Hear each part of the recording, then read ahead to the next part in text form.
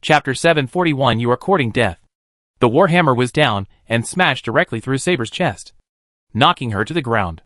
Saber widened her eyes in surprise and looked at Duanmu. Then the next moment, her body gradually turned into light particles and disappeared.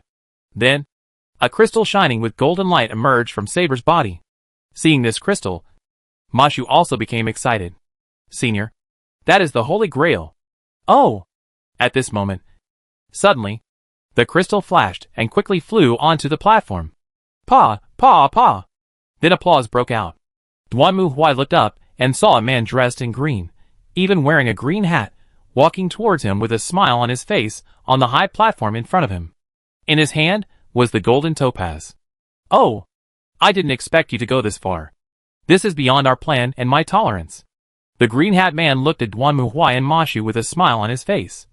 But his tone was cold.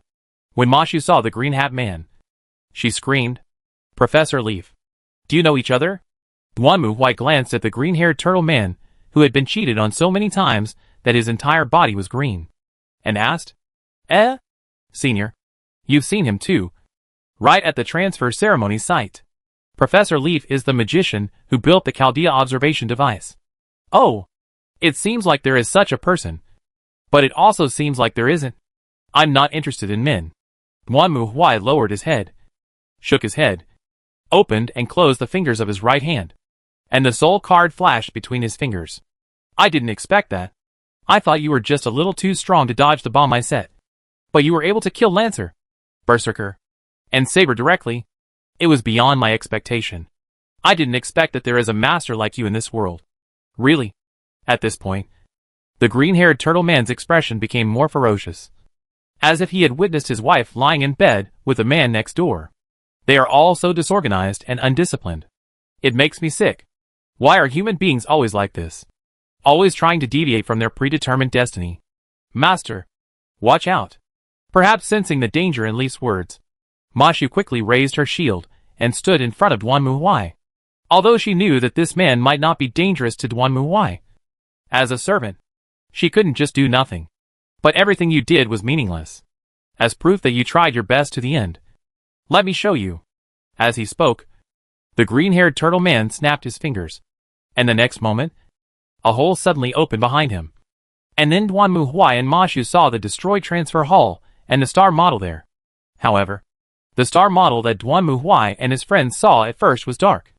But the star model in front of them was red all over, like a red-hot iron ball. What's going on? Seeing this scene, Mashu also cried out in surprise. Come! Take a good look. I used the Holy Grail to connect Chaldea out of kindness, so that you could witness this scene with your own eyes. This is the result of your foolish behavior. The blue color that represents the human survival reaction has disappeared, and only the blazing red remains. This is the consequence of your mission. Chaldea is no longer useful. At this moment, you humans have perished. At this moment, the cuckolded man looked very proud, as if he had finally caught his wife cheating in bed and could vent his anger, and raised his hands. Let me introduce myself again. My name is Leaf Lionel Floros. I am the person in charge of 2015 who was sent to deal with you humans. The ending is already determined. Your era no longer exists. Chaldea was only saved by the magnetic field of Chaldeas. However, the world outside Chaldea is now facing the same end as this city. How come? Hearing Leaf's words, Mashu's face turned pale and her body trembled slightly, while Leaf looked at her smugly, just like a cuckold who had been oppressed by his wife for a lifetime and finally turned the tables. He began to talk endlessly about how good he was to her, but she betrayed his confession. But this is also a meaningless resistance, as far as the time in Chaldea is concerned. As soon as 2015 passes, it will completely disappear from the universe. No one can change this outcome, because this is the existence of mankind denied by human history itself. That's right. It's not because of evolution reaching its end that we are beginning to decline. Nor is it because of war with alien races that we are destroyed. But because you are meaningless. Because you are incompetent. Because you have lost the favor of our king. Just like worthless waste paper. You will be burned to ashes. Hello. However, before the green-haired turtle man could finish his words, Duanmu raised his head and interrupted his accusation. So you are the culprit of all this? Right? Before he finished speaking, The soul card in Duanmu Huai's hand flashed with light. The next moment, Ma Xu felt a flash before her eyes. And then she was grabbed by Duanmu Huai and brought to the front of the green-haired turtle man. At the same time, Duanmu Huai punched the green-haired turtle man in the face. He was directly knocked into the hole connected to Chaldea. Boom! At this moment, the green-haired turtle man looked surprised, as if he saw Lao Wang next door jump off his wife's bed and knock him to the ground with a punch. His eyes were wide open, as if he did not understand what was going on at all. However, Duanmu Huai had no intention of making him understand. He didn't understand 8 out of 10 sentences this guy said. But it didn't matter.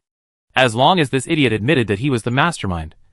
There was only one thing Duanmu Huai had to do. Destroy humanity. Huh? Boom.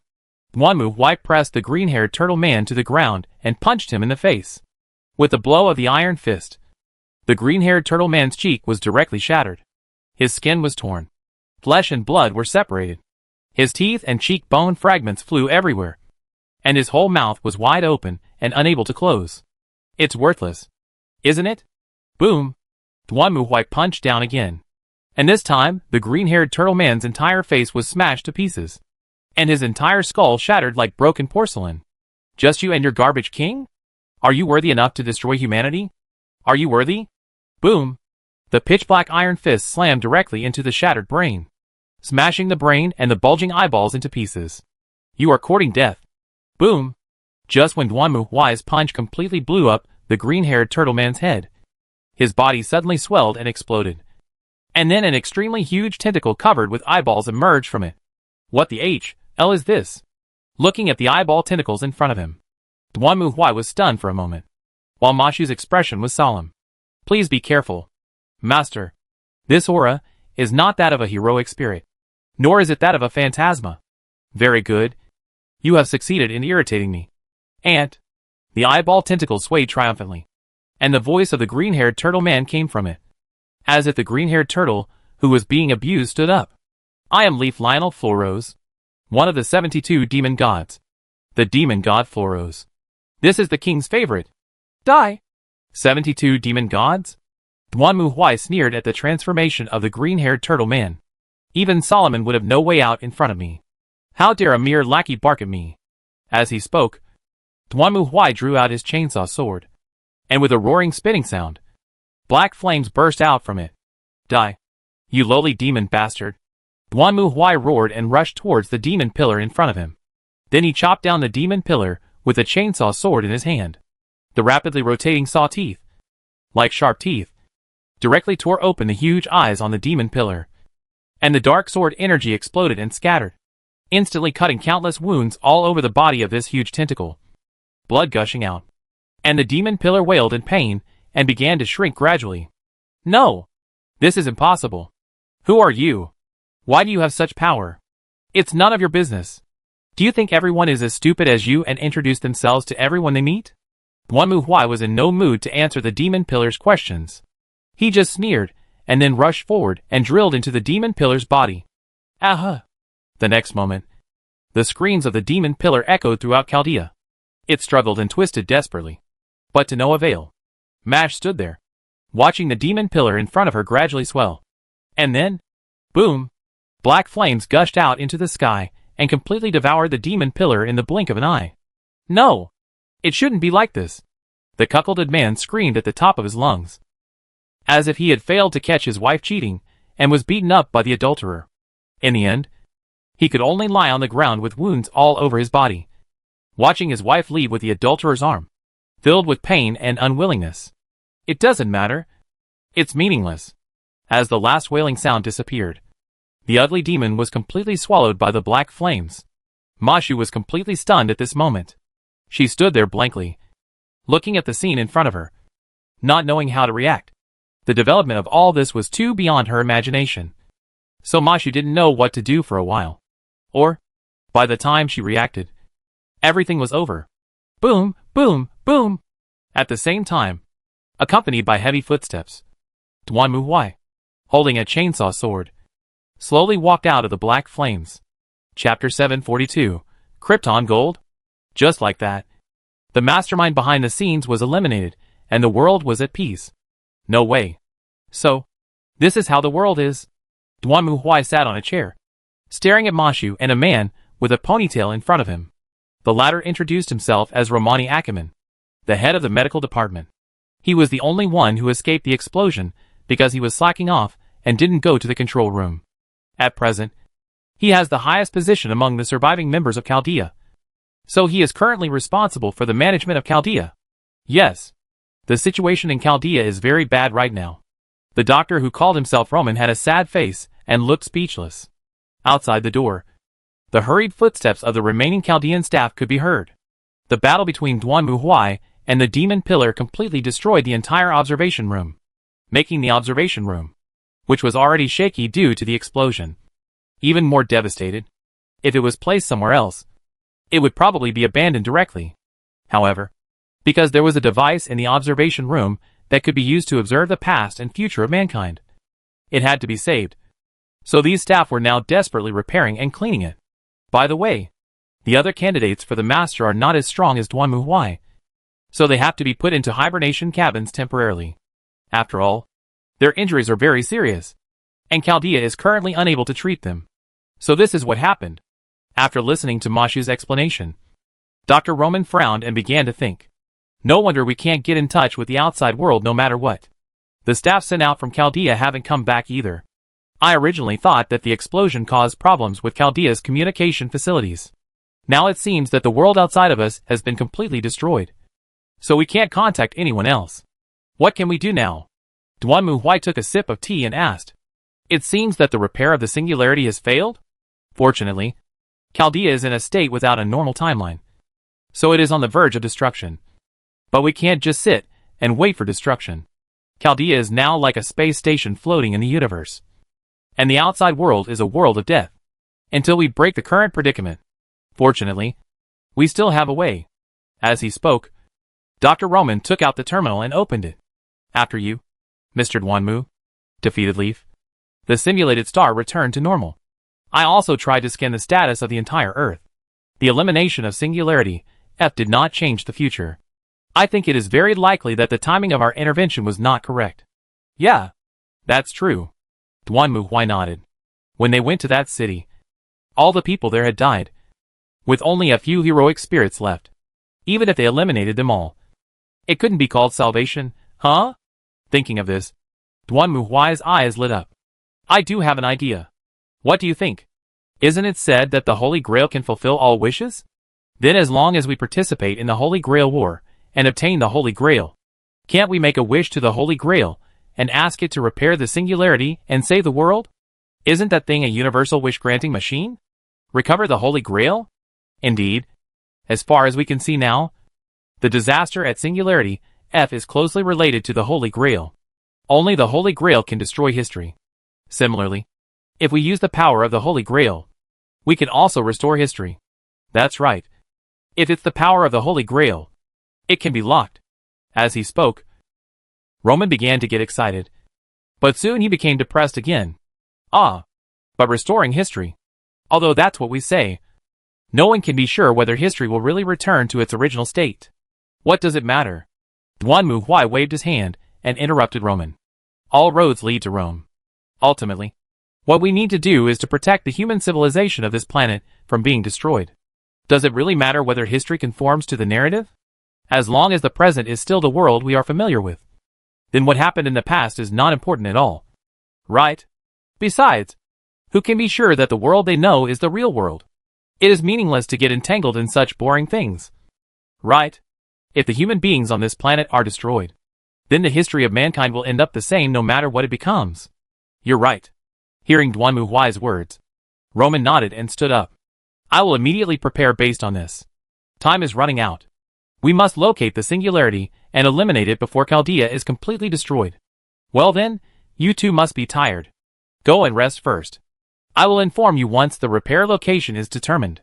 Since Roman said so, Duan Muhui had nothing to do, so he could only nod, then went back to his room, lay on the bed and yawned.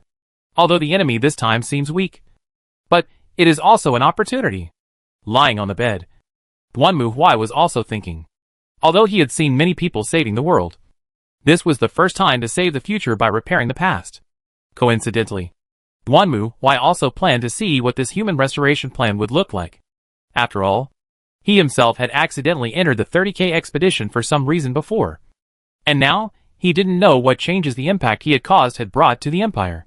Anyway, thinking of this, Duanmu Huai opened the system interface. And sure enough, the task prompt appeared. The second stage mission Humanity Restoration has been activated. Mission objective: repair the singularity and save the world. Mission reward: unknown. When he heard from Leaf that the world outside Chaldea had been destroyed, Duanmu Huai thought that the mission had failed again like in Neverwinter.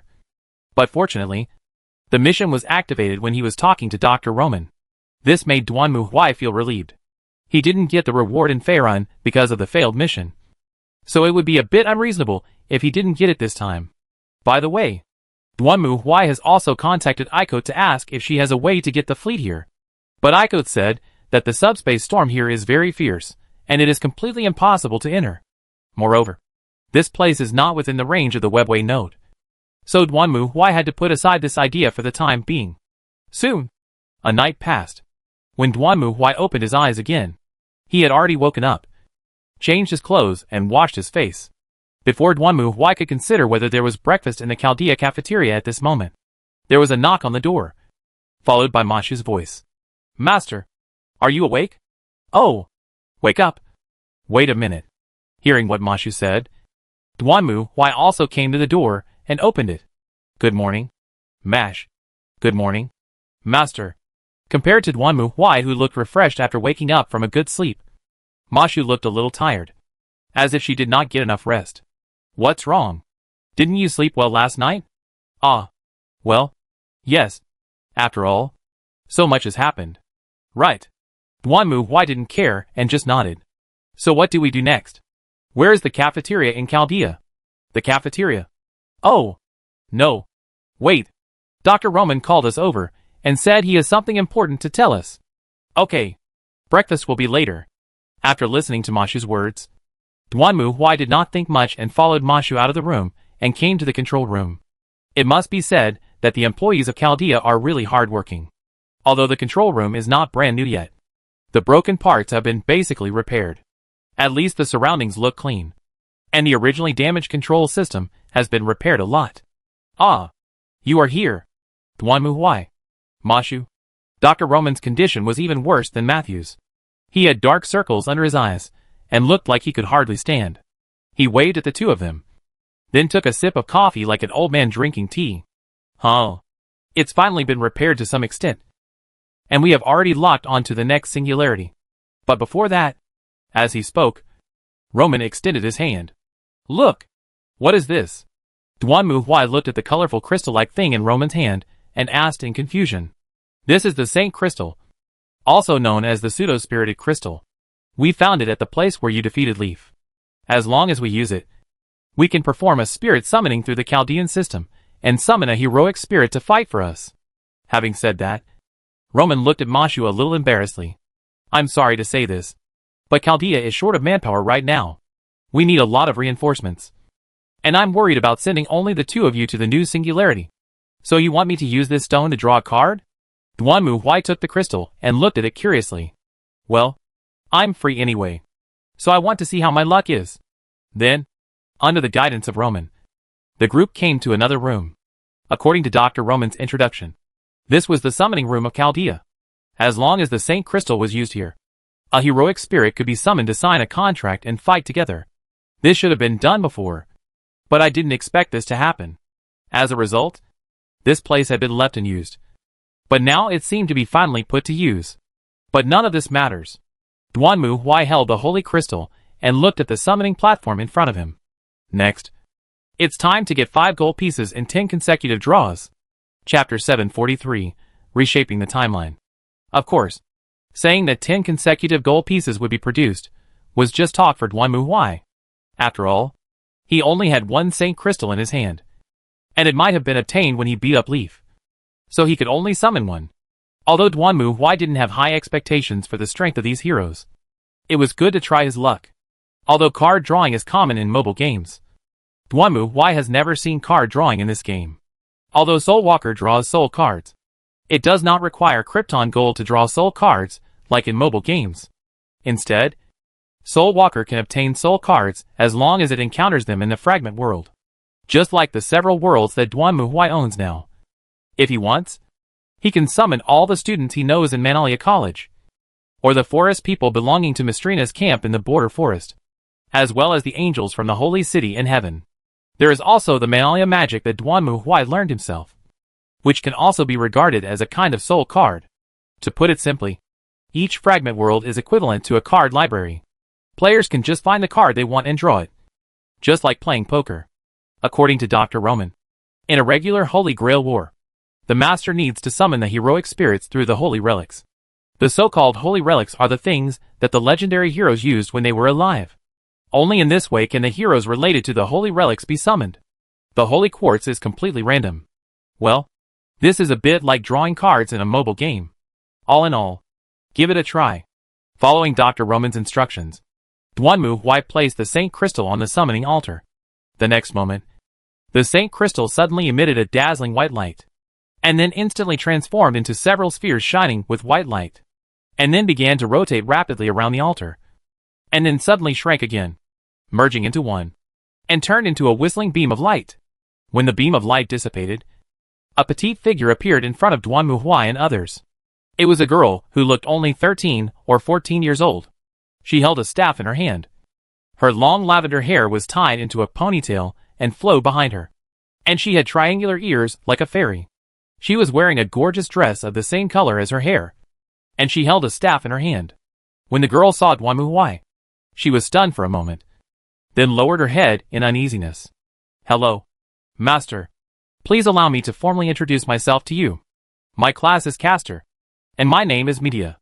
I am a disciple of the moon goddess Hecate, and as the head priestess of the temple, I am devoted to the practice of magic. So please treat me as a helper who can use magic, and please send me as you please." "Well, Castor, that's fine too." Looking at the girl in front of him, Duanmu nodded. To be honest, Duanmu was not very interested in servants of other classes. After all, Saber, Lancer, Rider, and Berserker combined could not beat him. Duanmu wanted an archer more. After all, his long-range attack was really hard to describe. But Castor is also okay? But the Shrine Maiden. A Shrine Maiden is a priestess, right? What type of magic are you good at? Yes, I am good at healing and auxiliary magic, but I am not so good at attacking magic. That's fine. For Duanmu, although the lack of large-scale attack magic was a little troublesome. It was just a little troublesome. After all, according to what he heard from Mashu, the so-called Holy Grail War was nothing more than a group fight between 7 heroic spirits. It was not a human wave battle like the Greenskins or the Tyranids. Therefore, it didn't matter if there was no AoE. After all, he was confident that even if 7 heroic spirits attacked together, they would not be his match. On the contrary, auxiliary magic is very useful to Duanmu. Both An and Gu Lia are good at attacking, but not good at assisting.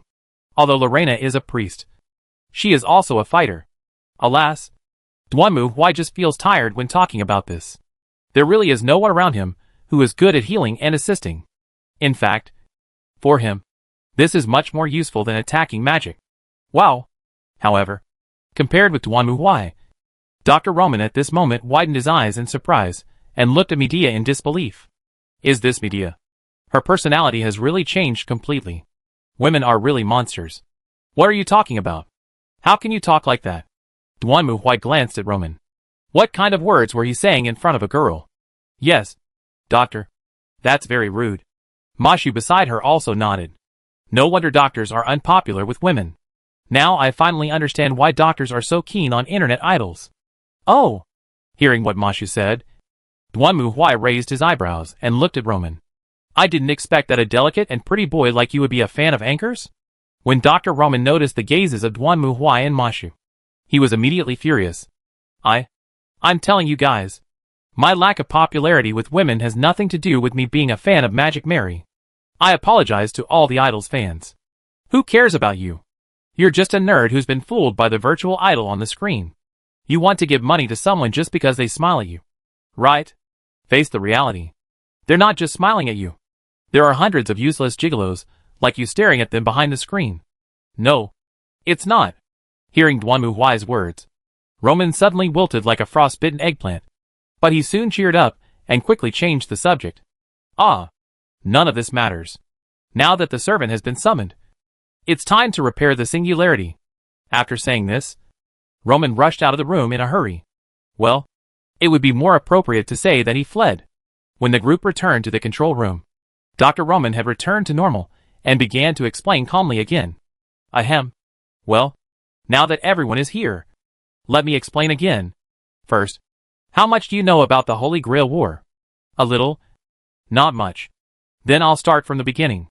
The so-called Holy Grail War is a ritual that summons heroic spirits at the top of the 7 attributes to fight each other for the Holy Grail. The singularity F that you saw before, that is, Fuyuki City, is the battlefield of the Holy Grail War. Of course, on the surface, the Holy Grail is just an omnipotent facility that can fulfill any wish.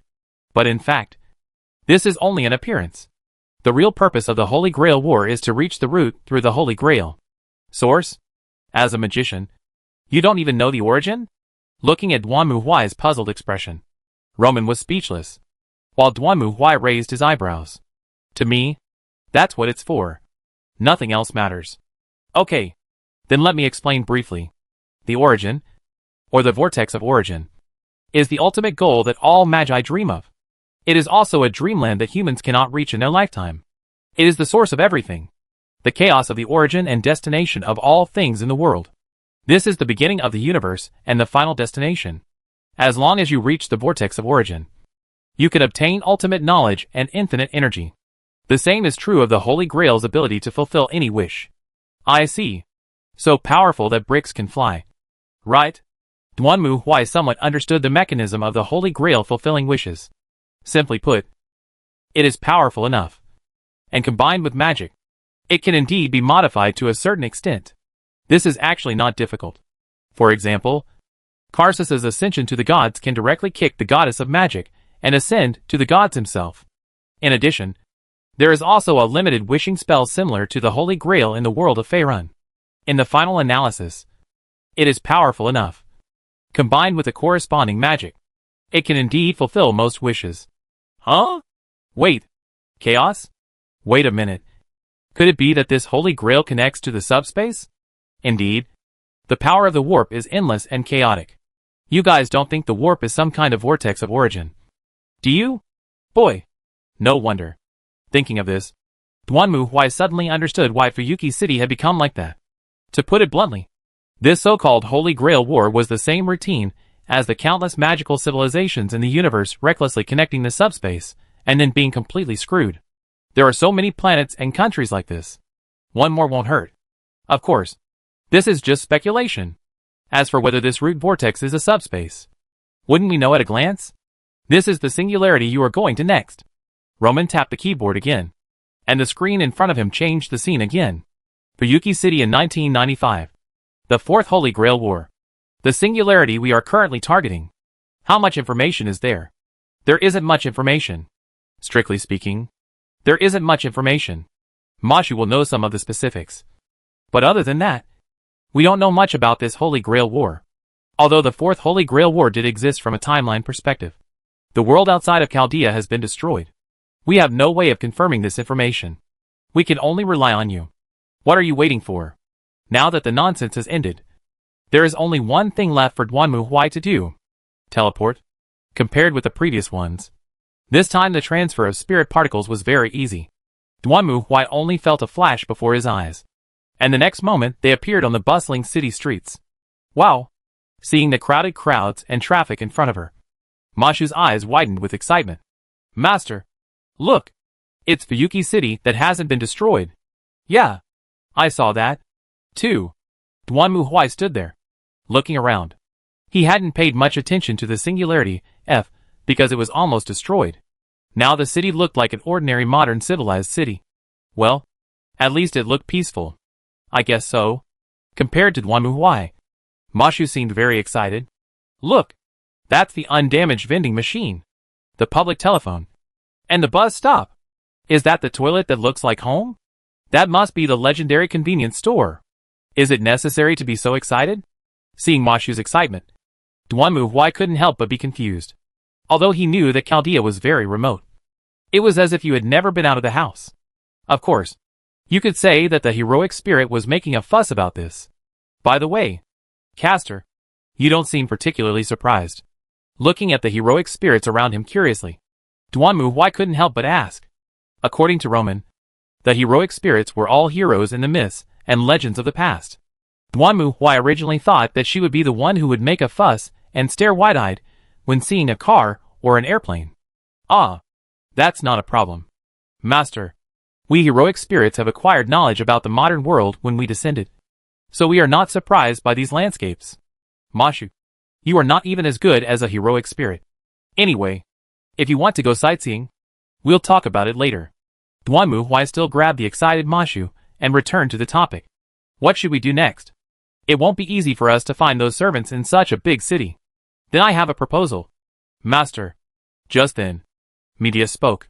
Generally speaking, those who can summon heroic spirits as servants are magicians. And most magicians have their own magic workshops. So I think as long as we can find the workshop of the magician lurking in this city, there should be a high probability that we can find the magician who can summon heroic spirits. At this point, it seems there is no other way. Duanmu Huai thought about it. Can you find these workshops? No problem.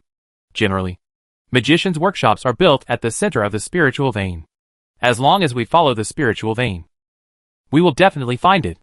It's decided then. In response to Medea's proposal, Duanmu Huai clapped his hands. Get ready for action. Chapter 744 Assault. To be honest, it is not easy to find the flow of spiritual veins in an unfamiliar place. Fortunately, Duanmu Huai and Mashu did not gain nothing in the Singularity F. Is this the Greater Holy Grail? That's what the blue-haired guy said at the beginning. That's right. Right now Duanmu Huai and Masashi are standing with Medea in front of the Holy Grail in the cave near Fuyuki City. Back when they were in Singularity F, the blue-haired guy brought them here to find Saber. According to the blue-haired guy, this is the gathering point of the Fuyuki spiritual vein and the location of the Holy Grail. In simple terms, it's like a magic reactor. At least that's how Duanmu Huai understands it. Duanmu Huai knows nothing about the magic theory of this world. And Mashu is not very proficient in it either.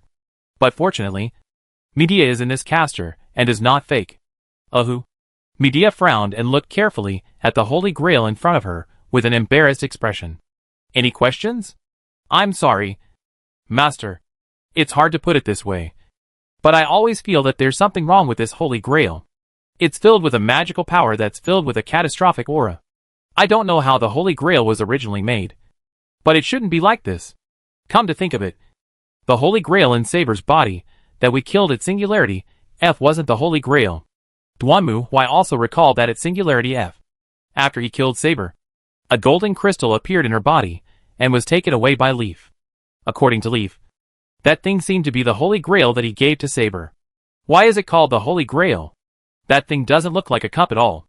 But having said that, I didn't expect that there wasn't even a gatekeeper in this place, Duanmu Huai said as he looked around. When they first decided to come here, Duanmu Huai was expecting a big battle. After all, isn't this Holy Grail the magic reactor of the Holy Grail War? So Duanmu Huai thought that this place must be full of traps and heavily guarded. As a result, apart from the illusion barrier at the entrance of the cave, no ghost could be seen. Just leaving this thing like this?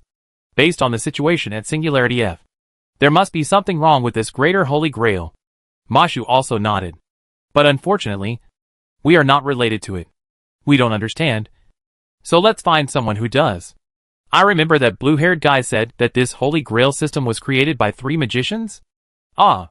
Yes. I remember it clearly. The Tasaka family provided the land. The Matsu family developed the command seals. And the Einsburn family created the Holy Grail system.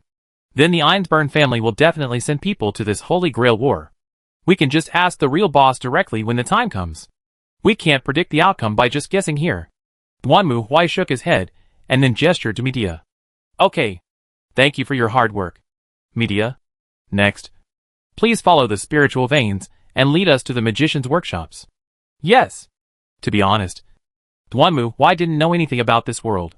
He had never heard of magicians, the Holy Grail War, or anything like that. But it didn't matter. He just had to convert according to the standards of the Inquisition. To put it bluntly, it is a group of spirituals who can use magic to try to open a passage to the Asian space by trying to use the heresy of the Holy Grail War. That's how to say. As a judge, it is just a heresy. Therefore, there is only one thing Duanmu Huai has to do. Open the door. Court of Inquisition. With a roar, Duanmu Huai kicked open the closed door like an angry bull and rushed into the quiet house in front of him. Although the house was surrounded by many magic barriers, Duanmu Huai didn't care about it. These barriers were basically removed at will in front of Medea. And then Duanmu Huai rushed in directly. Damned heretic bastards. In the name of the Inquisition. Where are the people? Duanmu Huai held a warhammer and looked at the empty hall. Why is there no one around here? Could it be that he knew I was coming and ran away? But it doesn't matter. If you can run away from the monk, can you run away from the temple? Medea, you said before that you felt an evil magical aura in this house. Right? Yes. Master. Where? It's right down there. Take us to see it. Yes. Under the leadership of Medea, the three broke through the barrier and door locks in the house, went down the stairs, and then came to a dark basement. Ouch. What's that smell? Pushing the door open and walking in, Mashu immediately covered her nose. And Medea also hid behind Duanmu Huai. This smell is so unclean and evil. Duanmu Huai said nothing, then reached out and turned on the light switch next to him. Alas! The next moment, the scene before them made Mash and Medea turn pale. In this cold basement, countless strangely shaped insects were crawling around desperately, forming a horrible shape that looked like a swimming pool filled with insects. Master! There's someone inside! At this time, Mashu seemed to see something and hurriedly stretched out her hand to point at the swarm of insects. Duanmu Huai turned his head and saw a little girl rising and falling in the swarm of insects, as if she was swept by the waves formed by the insects. Snort! Seeing this scene, Duanmu Huai's face darkened, and then a flash of fear suddenly appeared. The next moment, the insects let out a shrill scream, and then hurriedly retreated, trying to crawl back into the cave in the nearby wall. However, Duanmu Huai just waved his hand, and then a pitch-black flame broke out instantly, swallowing up all the insects in front of him and completely destroying them. Then, Duanmu Huai came to the girl and looked at her carefully. The girl's eyes were dull, and if her chest hadn't risen and fallen slightly, she would have been thought dead. Duanmu Huai grabbed her, and the girl's petite body in Duanmu Huai's palm was just as big as a toy Barbie doll. Even when she was looking at Duanmu Huai in front of her, she didn't seem to have any emotion. Medea, check on her condition. Okay, master. Hearing Duanmu Huai's order, Medea hurried to the girl and examined her carefully. Then Medea's expression became more and more gloomy. Really? I didn't expect this to happen. I had thought about it when I first sensed the aura. But this is too. Any questions? Yes, master. Although I don't know who it is. The other party is trying to change the body of this girl in front of me. To change her body and transplant those bugs into her body. Oh! Heresy indeed. Duanmu Huai's face looked slightly gloomy. Is there any way to save her? Of course. I can heal her by using my noble phantasm. Then use it. Yes. After getting Duanmu Huai's permission, Medea also stood up and raised the staff in her hand. It is the blueprint of the soul. With my lifeblood, I order it to be restored. To return. To trace back to the pain breaker. As Medea raised the staff in her hand, a ray of light shone on the girl the next moment. Although there seemed to be no special changes on the surface, it could be seen that the girl's originally lifeless eyes gradually closed, and her originally weak breathing also became much calmer. What now? Master? Mashu looked at the sleeping girl in front of her worriedly and asked. Well, anyway, let's find a place to settle her down first. As for this place, as he spoke, Duanmu Huai glanced around. Then he reached out and took out something that looked like a disc from behind him and threw it on the ground. Let's leave it to Messiah next. After saying this, Duanmu Huai turned around and left the dilapidated Western-style house with the others. About 2 hours after Duanmu Huai and his group left the mansion, a skinny old man was seen walking back slowly along the slope with a cane. When he saw the remains of the mansion in front of him, which looked like it had been forcibly demolished, the old man's eyes widened in surprise. Wait, what's going on? Why is this happening in my old workshop? Who is it? At this moment, The old man no longer had the interest to take a walk. He walked hurriedly into the house. However, the moment the old man stepped into the door, he felt as if his right foot stepped on something. Click. The old man lowered his head in confusion. And then he saw a round iron plate under his feet. That is, boom. The next moment, the melt-a-bomb exploded completely, and flames hot enough to melt the battleship's armor shot up into the sky, completely engulfing the old man and the dilapidated mansion. At the same time, Duan Muhuai and others have arrived at a guest house on the edge of Fuyuki City. Of course, they don't have the currency of this era. But it doesn't matter. When Medea rescued people just now, Duan Muhuai collected some money and currency from the mansion in the spirit of a thief who never leaves empty-handed, and temporarily rented this guest house. When the flames of the hot melt bomb illuminated the dim sky, Duan Muhuai and others were eating on the balcony of the B&B. What's that noise? Hearing the sound of the melt-a-bomb exploding, Mashu asked in confusion, while Duan Muhuai just turned around and glanced. Who knows? Maybe it was a gas explosion. Then he gave his answer with indifference. After dinner, the group gathered around the sleeping girl again, all speechless. What do we do now? Master? We can't possibly take her back to Chaldea? Of course not. Never mind. We can talk about it after the Holy Grail War is over. Duan Muhuai waved his hand. Putting aside the issue of timeline, it was impossible for such a young girl to go to Chaldea. What should we do now? Miss Medea has already sensed the aura of the heroic spirit emanating from the dock. Should we go and fight? But if we do this... Mashu looked at the girl in embarrassment. If they all went to fight, the girl would be left alone. If something happened, it would be bad. Duan Muhuai thought for a moment, then snapped his fingers. Yes. Wait a moment. As he spoke, Duan Muhuai's fingers moved slightly, and the next moment, a soul card disappeared from between his fingers. And then, accompanied by the shining holy light, Lorena appeared in front of Duan Muhuai. Ah, Sir Knight, what do you want me to do? These two are looking at Mashu and Medea in front of her. Lorena blinked curiously, while Mashu and Medea also looked at Lorena in surprise. Master? Who is this? Is she a servant too? I'll explain the details to you when I get back. Duan Muhuai obviously didn't have time to answer their questions one by one, so he said a few words to Mashu and Medea, then turned to Lorena and briefly explained the girl's situation. In short, we have to go into battle and don't have any extra people to look after her. So I'll leave it to you. No matter what happens, you must protect her. I don't want someone I finally rescued to be taken away again. This kind of plot is disgusting in a game. Okay, please leave it to me, Sir Knight. After listening to Duan Muhuai's words, Lorena nodded vigorously. I will definitely protect this girl. Chapter 745. Let's go together. According to Medea, the location where the aura of the heroic spirit was emitted was at the port, and the other party did not conceal it, which showed that it was a deliberate challenge. Although he did not know what the other party was planning to do, it did not matter to Duan Muhuai. If there was a trap, he could just step on it and collapse it. It was not a big problem. Didn't he? Then let's follow the plan. Duan Muhuai strode towards the dock and spoke at the same time. I'll be in charge of the battle. Medea, you'll assist me. And Mashu, you'll protect Medea. Is that okay? Yes. Hearing Duan Muhuai's order, Medea and Mashu both nodded. In fact, this is indeed a good supplement. Medea is good at auxiliary and healing magic, but not very good at attack magic. On the contrary, Mashu doesn't know what her treasure is yet, but at least she can defend. Duan Muhuai doesn't need Mashu's cover, but Medea does.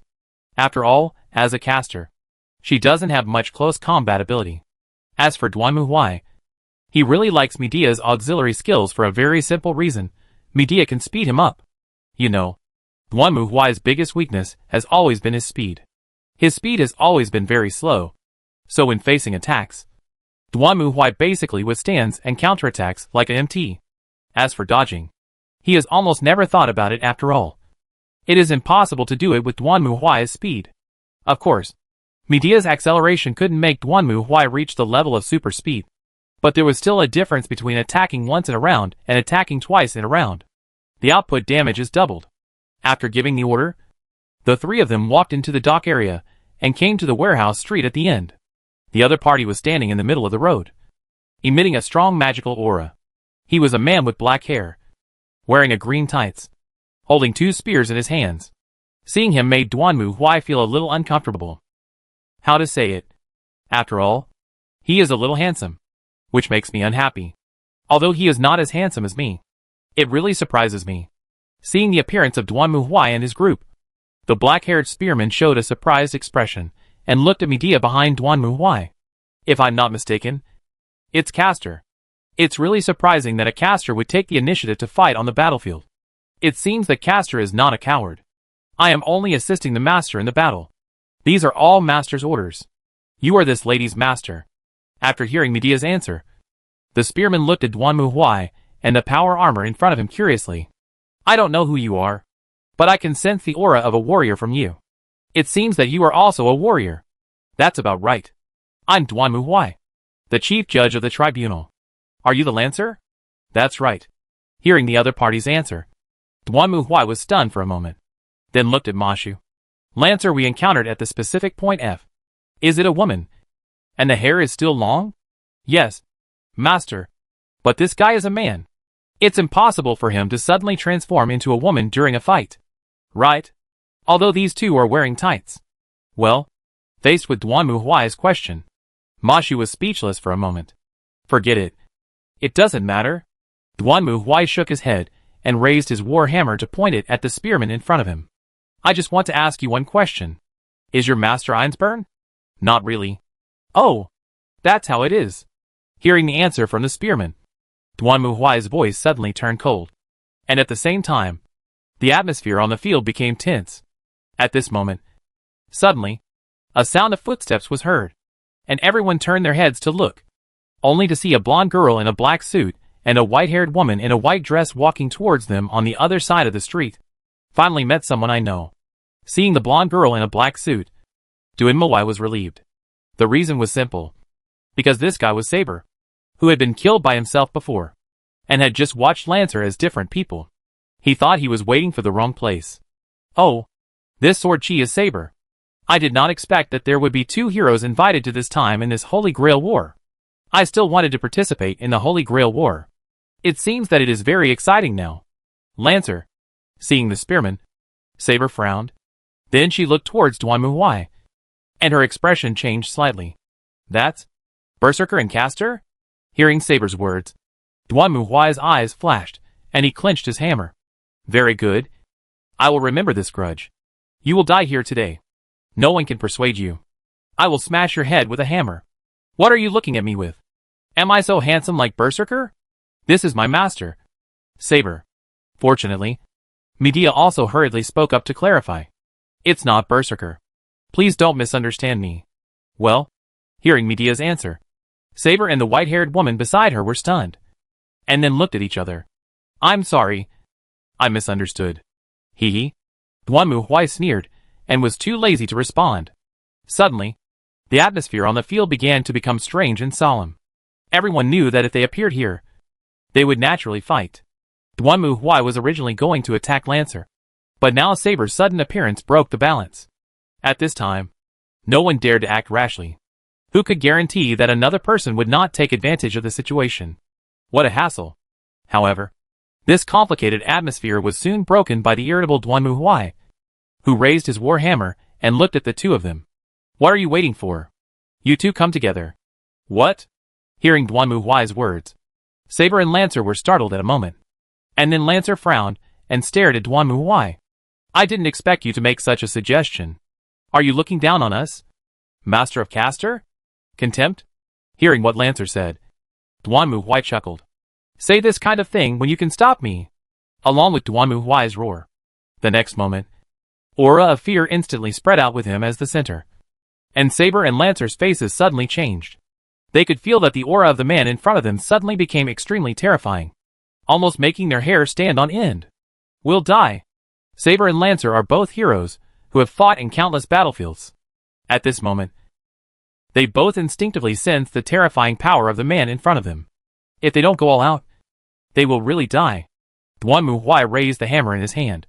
Black flames burst out from his body, and the breath of the god of destruction rushed into the sky. Even the heavy clouds began to twist and rotate. as if they were about to fall to the ground and press down on the port area. This scene made everyone's face change drastically. If Duanmu Huai was a heroic spirit, then it was not surprising that he did this. After all, heroic spirits have powerful and terrifying abilities. But Duanmu Huai is not a heroic spirit. But the master of Caster. Are all masters so good at fighting? Go to death in the name of the trial court. Duanmu Huai shouted, jumped high, raised the thunder hammer in his hand, and smashed it hard at the enemy in front of him, facing Duanmu Huai, who fell from the sky. Saber immediately armed himself, and Lancer quickly tore off the bandages wrapped around his double guns. They all knew that facing such a terrible enemy, if they didn't go all out, then there would be only one way to go. Death. Boom. Duanmu Huai fell to the ground like a meteorite. The entire port area shook at this moment, and the battle began.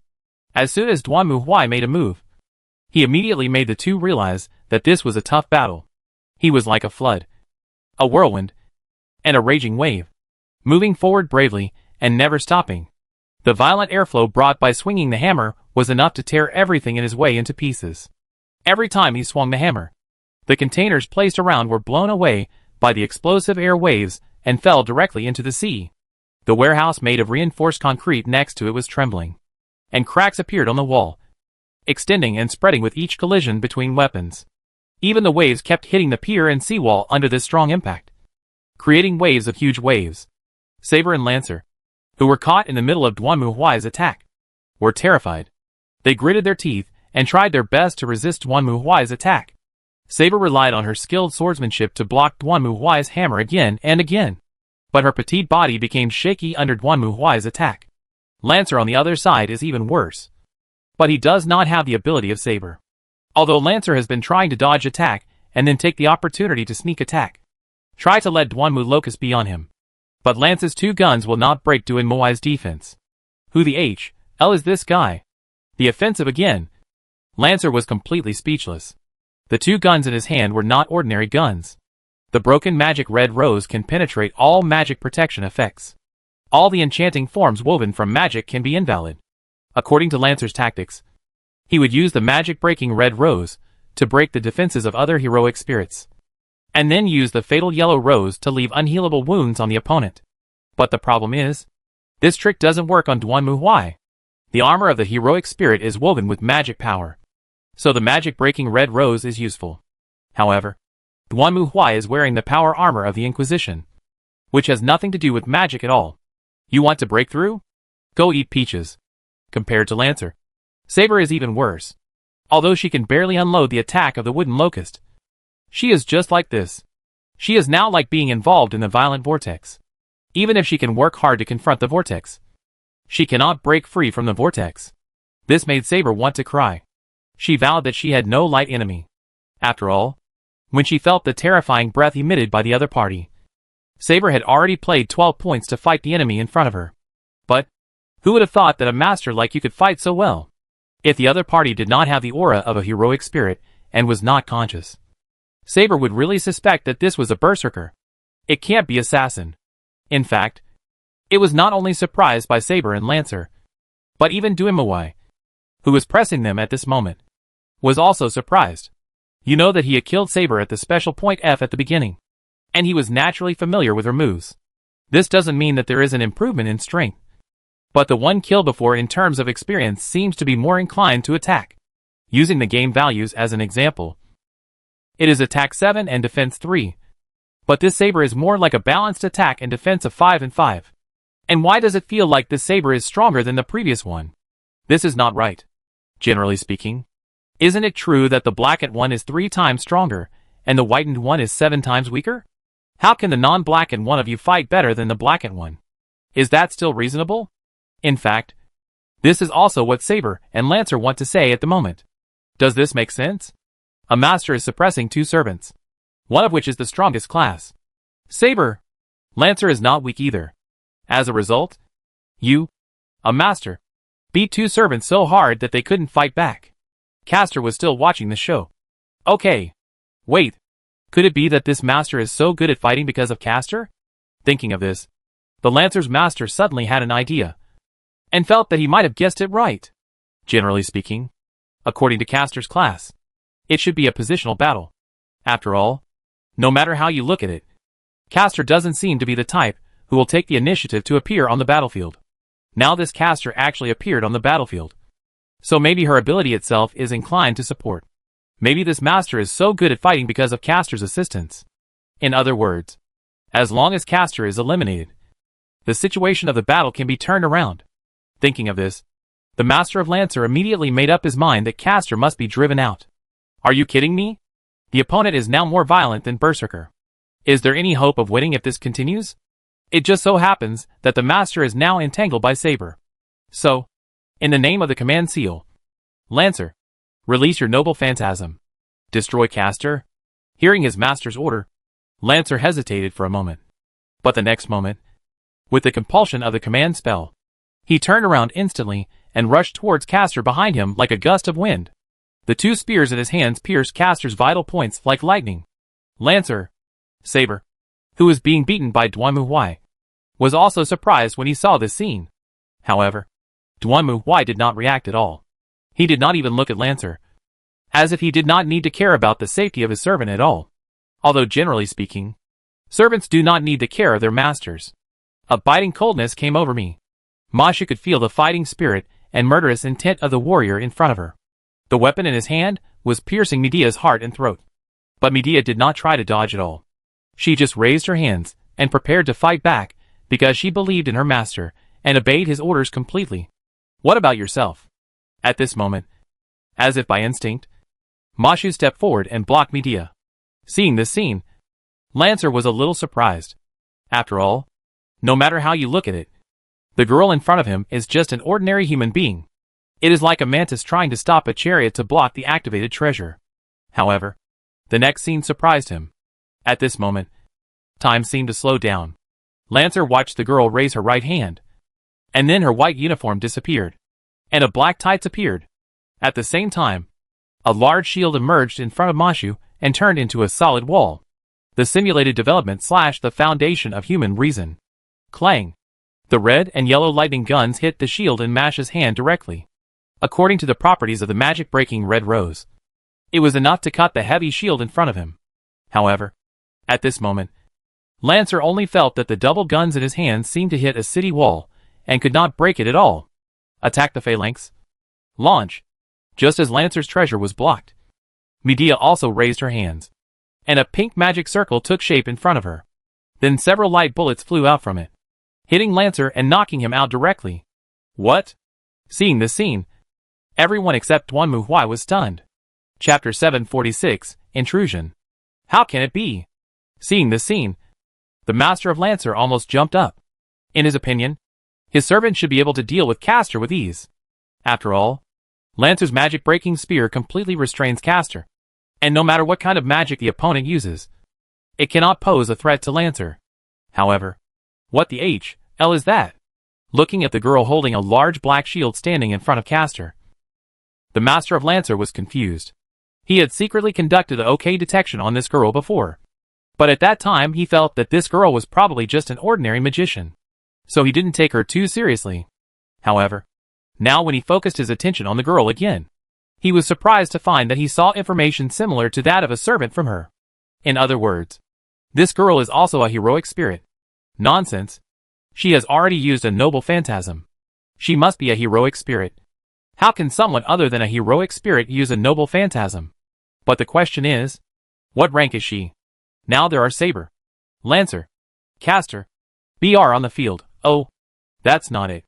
Could the girl be one of Rider, Archer and Assassin? Isn't this right? Which Rider holds the shield? And the Archer? Is this girl the Archer? Is she going to throw this shield at someone? As for Assassin, it's even more impossible.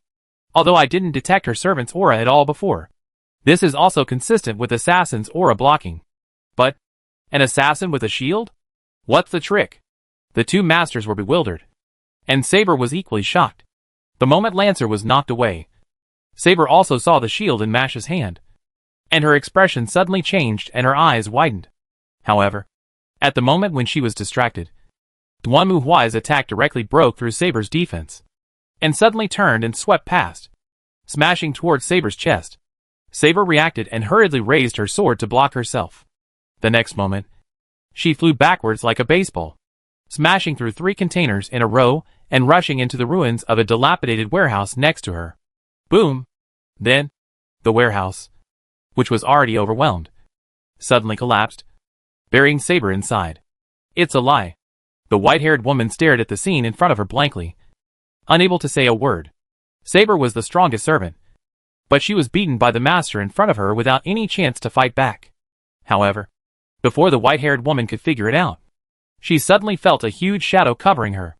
The woman looked up and was surprised to find that the tall master of Castor, who was wearing strange armor, was standing in front of her. By the way, I forgot to ask you something. Are you from the Einsburn family? Why? Hearing Duanmu Huai's question, the white-haired woman trembled a little. The strong aura of fear from the other party was really too much for even her to bear.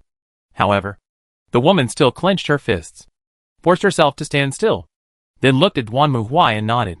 Yes, I am Irisville von Einsburn. May I ask what you want from Einsburn? Very good. Duanmu Huai breathed a sigh of relief after hearing the woman's answer. And then, he extended his hand. Come with me. I have something to ask you. Seeing the other person's hand, which was bigger than her head, reaching out to her, Alyssaville trembled. She clenched her teeth and forced herself not to collapse to the ground. She just looked at Duanmu Huai in front of her. Irisville. At this moment, perhaps sensing that his master was in danger, Saber suddenly jumped up and rushed towards Duanmu Huai at the fastest speed, swinging his sword at him, forcing Duanmu Huai to retreat, while he stood in front of Irisville, holding an invisible long sword in his hand, staring at Duanmu Huai. What do you want to do with Irisville? I'm not going to kill her. Get out of the way. Saber. Looking at Saber standing in front of him, Duanmu Huai also frowned. I just have something to ask her about the Holy Grail. However, to Duanmu Huai's surprise, when he mentioned the Holy Grail, Alice seemed to have noticed something.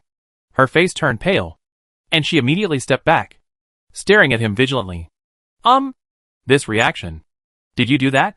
Duanmu Huai stared at Irisville, and suddenly, he was filled with murderous intent. Thinking about it carefully, this did make sense. Singularity F was controlled by Saber. So of course, as her master, Irisville couldn't be completely unaware of it. Could it be that Irisville was the culprit of this singularity? Be careful. Irisville. At this moment, Saber also clenched her sword again, staring at Duanmu Huai with a nervous expression. She could feel the blood and murderous intent in the other party. Even she was frightened by this terrifying momentum. She didn't know how many people this terrible man had killed to have such murderous intent and terrifying momentum. In that case, I will kill you, and then catch her and interrogate her. With Duanmu Huai's angry roar, the thunder hammer blasted down at Saber again. The momentum of this attack alone was enough to scare people. Even Saber became more alert when facing the attack. She raised the invisible sword in her hand, and a wild wind burst out from the sword. The surging magic power turned into the strongest attack, directly meeting Duanmu Huai's hammer. Boom! The pier made of reinforced concrete collapsed directly, and a large amount of seawater was blown away by the impact. Saber's figure flew out like a bullet, and then fell heavily on the ground. Her right hand hung limply, and her left hand held her sword. She was still holding Irisville, who was curled up in Saber's arms at this moment, staring at the huge shadow walking out of the smoke in horror. Hateful. Lancer also saw this scene, and for a moment, he didn't know what to do. Perhaps his master was also confused by the chaotic battlefield in front of him, and didn't know how to give orders. Now it seems that it is almost impossible to defeat Castor. The mysterious shield girl protects Castor behind her, not giving others a chance to attack. Although she doesn't look like she will attack, the terrifying murderous man is obviously different. He has obviously locked his target on Saber and his group, and took the opportunity to attack. There is a hammer, but it can't even break the armor. At this moment, Lancer was also in despair, and had no idea what to do. Boom boom boom. However, just as Duanmu Huai took a step forward and was about to attack, suddenly a bolt of lightning struck and directly blocked Duanmu Huai's attack. Then Duanmu Huai looked up, and saw a battlefield pulled by 2 oxen falling from the sky and crashing directly towards him. Alalalalala. The ox cart fell from the sky, passed by Saber like a missile, and then hit Duanmu Huai directly. The latter did not dodge or evade, but raised his war hammer with a roar and smashed it down at the oncoming ox cart. Boom! The thunder hammer smashed the heads of the 2 oxen directly, and the entire chariot also fell towards Duanmu. But Duanmu did not even take a step back, but clenched his left fist and swung forward, smashing the ox cart in front of him. Then, Duanmu saw a burly red-haired man next to Saber, and a thin young man standing next to him. "Oh, this is my favorite chariot." Looking at Duanmu, the red-haired man sighed helplessly, and then looked at Duanmu. "That's enough. Master Caster, you want to kill Saber here? I won't allow it. It would be a shame to let Saber die like this." "Rider?" Duanmu glanced at the dilapidated remains of the ox cart that had disappeared without a trace, and snorted coldly. "This has nothing to do with you. No one has the right to stop the Inquisitor from doing anything." "Oh, is this really okay? If you insist on continuing, then I will have no choice but to become your enemy. You probably don't want to be enemies with 3 heroic spirits at the same time." As Ryder spoke, the atmosphere on the field became subtle again. Although no one knew why Ryder appeared here and wanted to protect Saber, the situation had obviously changed. With the addition of Ryder, 3 servants stood opposite Caster. In this situation, even Caster would probably However, the next moment, Duanmu's laughter filled with ferocious murderous intent rang out. "That's perfect. It saves me the trouble of looking for them one by one." As he spoke, Duanmu raised his war hammer. "Come on. I'm the best at cleaning up together." Without the words, Duanmu strode forward, and he attacked the red-haired man in front of him. TSK. What a stubborn guy. Facing Duanmu's attack, the red-haired man's face changed slightly, and then he raised his hand. Then Duanmu saw a flash of light suddenly appear, and the next moment, endless sand and dust came in the face under the sweep of the strong wind. And in front of him, there was no one. Master. Not only that, Duanmu was surprised to find that Mashu Medea, who had been keeping a certain distance from him, appeared beside him at some point. Medea also held her staff tightly at this moment, her face solemn. "Please be careful. This is an inherent barrier." "Inherent barrier? What is that?" "This is a special space formed by the inner landscape of the releaser. It erodes the real world and traps the target in his inner world. I didn't expect Ryder to have such an ability." "So that's the spiritual space?" Duanmu pondered for a moment, then raised his war hammer. "It doesn't matter. Whatever it is, just destroy it." As Duanmu spoke, the power of the god of destruction began to tremble rapidly. And then Duanmu raised his warhammer and smashed it hard on the ground. Boom! The hard concrete road was smashed to pieces. When Duanmu looked up again, he saw that the desert had disappeared, and instead was the port area where he and his men had fought before. However, this time, Saber, Lancer and Ryder had all disappeared. It was obvious that they had taken advantage of the time when the Ryder had locked himself up with some inherent barrier and ran away. TSK, what a hassle. Duanmu smacked his lips, looking unhappy. These heroes didn't look like heroes at all. They just ran away as soon as they said they would. What a waste of his time. But it's not without gain. At least we know that Saber's master is Einsburn. So we just need to keep an eye on Saber. Let's go! Duanmu turned around without hesitation and walked to the other side of the road. Next, our goal is Saber and her Imperial Master. Chapter 747, Another Battlefield. Although he thought so, when Duanmu returned to the BNB and looked at the dilapidated house and the 2 people standing there, he was speechless. What is going on? Now, let's temporarily turn the time back to 2 hours ago. Just after Duanmu and others set out for the port, a staggering figure appeared on the dim street. Sakura, is she right there? A thin man, with a lot of ideas in his head, stared at the guest house in front of him fiercely. He was none other than the magician of the previously destroyed Metu family and the master of Berserker. He had originally hidden in the spirit vein to rest, but he unexpectedly learned the news that the Metu family was destroyed, and even the head of the Metu family, Metu Zoken, was missing. Metu Kariya didn't care about the old man's life or death, but he cared about Sakura very much. So Metu Kariya took his servants to look around, and perhaps he was lucky enough. He finally found the girl in this BNB. Xiaoying, I will definitely rescue you. Although he doesn't know who the other party is, or why he wants to kidnap Sakura, Metu Kariya is determined to get Sakura back no matter what. According to the investigation of the servants, Besides Sakura, there is only one girl and a squirrel in this guest house. Of course, Metu Kariya is not stupid enough to deliver himself to the door. Although he does not know the true identity of the other party. It can be seen from the fact that they defeated the Metu family that these people may be participants in the Holy Grail War. Metu Kariya will not risk negotiating with the other party.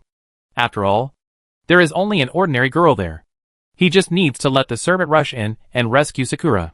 Thinking of this, Metu Kariya gritted his teeth and gave the order. Go, Berserker. At the same time, in the B&B, Sakura was playing with Foe under the care of Lorena. This white squirrel had been following Mashu before. And this time, considering going to the port to fight, Duanmu kept it. Sakura, who had woken up, also learned about the situation from Lorena. After all, Lorena was a priest and had some ability to persuade people. With the addition of the cute little white squirrel, Sakura relaxed a little and began to play with Foe. As for Lorena, she naturally sat nearby, watching over Sakura while reading the holy book in her hand. However, the next moment, Lorena seemed to have noticed something and quickly stood up to stand in front of Sakura. Sakura, be careful. There are enemies. Hey! Is Grandpa going to take me back? Hearing Lorena's words, Sakura suddenly became nervous and hugged Fu in her arms anxiously, while Lorena shook her head.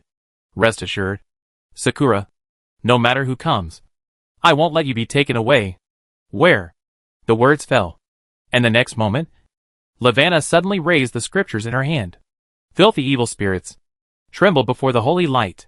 While shouting, Lorena suddenly swung the holy scripture in her hand into the air. Then, there was a bang and a dark figure appeared out of nowhere. It was knocked back by Lorena.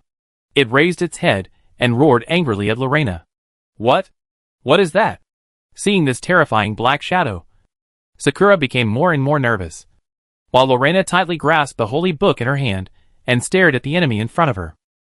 I can feel that it has an evil atmosphere on it. This must be the demon who attacked humans.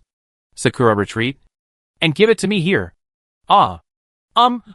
Hearing Lorena's words, Sakura nodded obediently and stepped back, but she still looked at Lorena with great concern. After all, in her opinion, Lorena was just an ordinary unarmed girl, although she had a book in her hand. But the dark monster opposite was covered in armor, and didn't look like she could be defeated.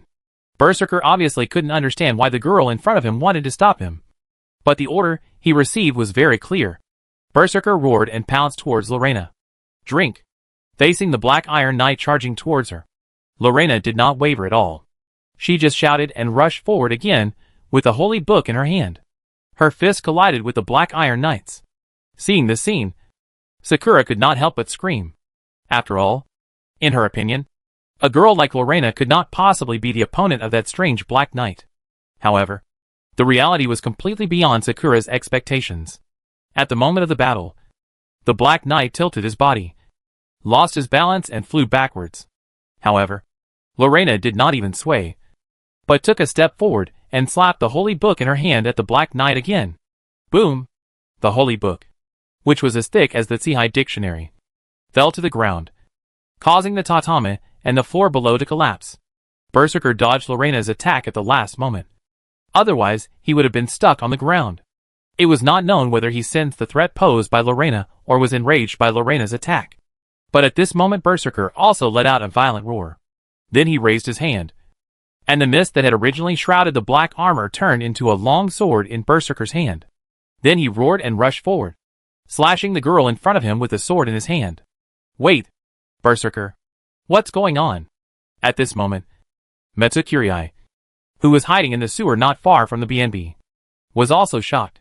He certainly didn't know what Berserker had encountered. But judging from the fact that the other party was madly absorbing his magic power, Berserker had encountered a strong enemy. How is that possible? There was clearly no reaction from the servant. Could it be an assassin? For a moment, Metsukurii even wanted to let Berserker leave. But considering that Sakura was there, if he couldn't bring Sakura back, unfortunately, Metsukurii didn't know that this was his last chance. Hey The black sword swung past, piercing Lorena with a gorgeous sword light, while the latter grabbed the holy book in one hand and rushed forward shouting. Then Lorena threw the holy book in her hand down and hit Berserker's black sword, knocking Berserker's black sword to the ground. At the same time, The girl took a step forward, clenched her right hand, and punched Berserker in the chest. In the name of God, purify the evil. Disappear. Evil soul. Boom. The moment Lorena's white and tender little fist hit Berserker's chest armor, Berserker's dark armor shattered and exploded like potato chips, and he let out a painful howl, directly crashed through several walls, and then turned into light particles in the night sky and disappeared completely. Amazing. Sakura opened her eyes wide, staring blankly at what was happening before her eyes. She simply couldn't believe her eyes. Amazing. Sister Lorena, how did you do that? Well, that's easy. Facing Sakura's excited question, Lorena spoke again. Just keep exercising. Exercise? That's right. Get up every morning. Pray 100 times. And punch 100 times. As long as you persevere, you will gain a healthy body and the strength to fight. Is that so? After hearing Lorena's answer, Sakura lowered her head to think for a moment, then nodded vigorously. I see. I want to get trained too. Very well. I will try my best to guide you. But, having said this, Lorena turned her head and looked at the homestay, which was leaking on all sides, had holes everywhere, and was crumbling. Let's get out of here first. As she spoke, Lorena held Sakura's hand and quickly left the ruins of the guest house that looked like it would collapse if the wind blew. How can it be? Matukariya suddenly spat out a mouthful of blood. His eyes widened, and he looked at the back of his hand in horror. The 3 command seals on it had completely disappeared. At the same time, he could also feel that his connection with Berserker was completely severed. In other words, Berserker was destroyed? How can this be? Before Matukariya could come to his senses, he suddenly felt a sharp pain in his heart. Then the unfortunate man suddenly opened his mouth and a mouthful of blood spurted out. Then he fell to the ground and was no longer able to make a sound. Duanmu didn't know that an unlucky guy had died quietly nearby, but he didn't care. After listening to Lorena's story, he sighed helplessly. So someone attacked you and that's why you're like this? Based on Ms. Lorena's description, I think the other party might be a berserker. As Mashu spoke, she looked at Lorena with a complicated expression. You know, even as a pseudo-servant, she was not sure she could defeat Berserker. But this girl who looked like just an ordinary human actually beat Berserker to death with her bare hands. Is this okay? Anyway, I can't stay here any longer. Duanmu looked at the dilapidated homestay in front of him and sighed silently. Fortunately, Medea had cast a barrier here before leaving. Otherwise the people who came to watch the fun would have surrounded the place in 3 layers. But now, Duanmu looked at Xiaoying, who was hiding behind Lorena at the moment, watching him quietly. When she saw Duanmu looking at her, she was so scared that she quickly retracted her head, looking terrified. No matter what, this broken house can no longer be lived in. It seems that now we have to find another place. Fortunately, Duanmu has been prepared for this. Anyway, let's find a place where no one is. Chapter 748, Go to the Door. For Duanmu, it was not difficult to find another place to live. After all, the magic prop he got from Neverwinter was specifically used for this purpose. So everyone simply went straight into the forest outside Fuyuki City. After Castor set up the barrier, Duanmu decisively opened the wizard's mansion. Wow! Walking into the wizard's mansion and looking at the magnificent halls and corridors in front of her, Medea's eyes lit up. Master, what kind of magic is this? A spell called Mage's Mansion. Specifically for people to live in. I want to learn too. Well, I'll see if there's a way for you later. Duanmu fully supports Medea's wish to learn the Mage's Mansion. After all, there is no mage around him who knows this spell. Mary has just started learning magic and has not yet touched the edge of advanced spells. So it is naturally impossible for her to learn the Mage's Mansion. But Medea is different. Her magical ability is first class. And since she appeared in the world with the class of Castor, she must have a deeper understanding of magic. Okay, now let's talk about that little girl. Lorena, did you find out anything? Sitting on the sofa, Duanmu quickly started the conversation. After all, when he left, he asked Lorena about the girl. Report to the Ninth Sama. This child's name is Tosaka Sakura, and she is the daughter of the Tosaka family. We are not going to the Tosaka family. Are we? Was she captured? No. Well, I heard that her father took the initiative to give her to the Matu family. Uh-huh. Hearing Lorena's answer, Duanmu Huai blinked. What's going on? What do you mean by giving it to the Matu family? According to what Lorena learned from Sakura Tosaka, the Tosaka family has 2 daughters. Rin is the elder sister and Sakura is the younger sister. They have always had a good relationship and lived happily with their parents. But not long ago, Sakura's father suddenly adopted Sakura to the Matu family. And the grandfather of the Matu family also told Sakura Tosaka that she no longer has a mother and sister. And she should just treat them as if they no longer exist. What the hell is this? It must be said that after listening to Lorena's explanation, Duanmu Huai was really confused. He originally thought that the little girl was a kidnapped victim. And he was thinking of waiting for her to wake up and ask her where her home was and then send her back. But the result was, what a mess. If you say that Sakura Tosaka was not liked by her parents since she was a child, so it is understandable that she was given away. But according to Sakura, it seems that this is not the case at all, which is really confusing. Tosaka. It seems to be one of the 3 families of the Holy Grail War. What is messy?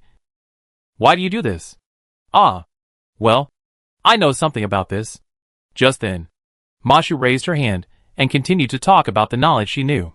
According to Mashu, Duanmu Huai then realized that in order to control their psychic powers, the psychics on this planet used a technology called magic marking. This magic marking can help the magician use his power better. And the magic marking also stores the magician's own research and technology on his special powers. More importantly, this magic mark can be passed down from generation to generation. That is to say, when the previous user of the magic seal dies, he can pass on his magic seal to the next generation through surgery or other means. The next generation of successors will also store their own knowledge and skills in the magic seal while using it, and pass it down from generation to generation. This is why magicians are very keen on families. Because the magic seal of an ancient family represents the crystallization of the common wisdom and strength of the magicians in that family for hundreds of years. And those new magician families can never compare to it. It's like the difference between being born into a wealthy family and being born broke. But this creates a problem. The magic mark can only be passed down to one person, usually the eldest son. So what you mean is that in order to avoid any disputes, you gave Sakura to the Matu family? My goodness. A magician is causing a dispute like that of a royal family. And the system of primogeniture is also true. But this is not right. If you say so, why do you have to give the baby away now? Wouldn't it be better to give the baby away directly when it is born? What is the logic behind giving it away after you raise it? No. I have to go and find out. Duanmu Huai thought it over and finally slapped his thigh and stood up. It just so happened that the Tosaka family should also participate in the Holy Grail War. So he just took the opportunity to go there. Medea, Mashu, let's go to the Tosaka residence. At the same time, the head of the Tosaka family, Tosaka Tokiomi, had no idea that he was about to face a disaster. But even so, Tosaka Tokiomi was also very serious, and was talking to others seriously. The object of their discussion was Duanmu Huai and his followers. No. Or rather, all the masters and servants tonight would definitely discuss this opponent. But for Tosaka Tokiomi, he was surprised and shocked in another sense. For the masters of Saber, Lancer and Rider, they didn't seem to notice anything wrong. But Tosaka Tokiomi knew that there was something wrong with Duanmu Huai and his group. As the master of the spiritual veins of this land, Tosaka Tokiomi naturally longed to win the Holy Grail War. So in order to gain an advantage, he deliberately staged a play. He asked his disciple Kodomine Kirai to summon Assassin, and then let him deliberately attack him, and then let Archer kill him, creating the illusion that Assassin was dead. But in fact, only a few people like Tosaka Tokiomi and Kodomine Kirai knew that Assassin had the ability to clone himself. And the one he killed before was just a clone, in order to make other masters think that Assassin was dead. In this way, he could let his disciples control Assassin and monitor the actions of other masters and servants. After all, no one would doubt a dead servant. However, this is where the problem arises. Saber, Lancer, Archer, Rider, Assassin who has faked his death, and Berserker who has been confirmed dead. Logically speaking, the opponent should only have one servant, Caster. But that man actually has two servants. That's right. Tosaka Tokiomi could be sure that Berserker was dead. The reason was very simple. after the explosion of the Metu residence. He also asked his disciple to control Assassin to check it out. And then, he targeted Metu Korea, who was frantically looking for Sakura at the time. In fact, when Metu Korea appeared at the B&B and sent Berserker to snatch Sakura, Assassin was staring at him next to him. It is also because of this that Tasaka Tokiomi knew that Berserker's invasion of Castor's workshop failed, and was even destroyed. So here comes the question. The girl holding the shield is neither a saber, lancer, archer, rider, nor a caster, assassin, or berserker. So what class is she? The girl must be a heroic spirit.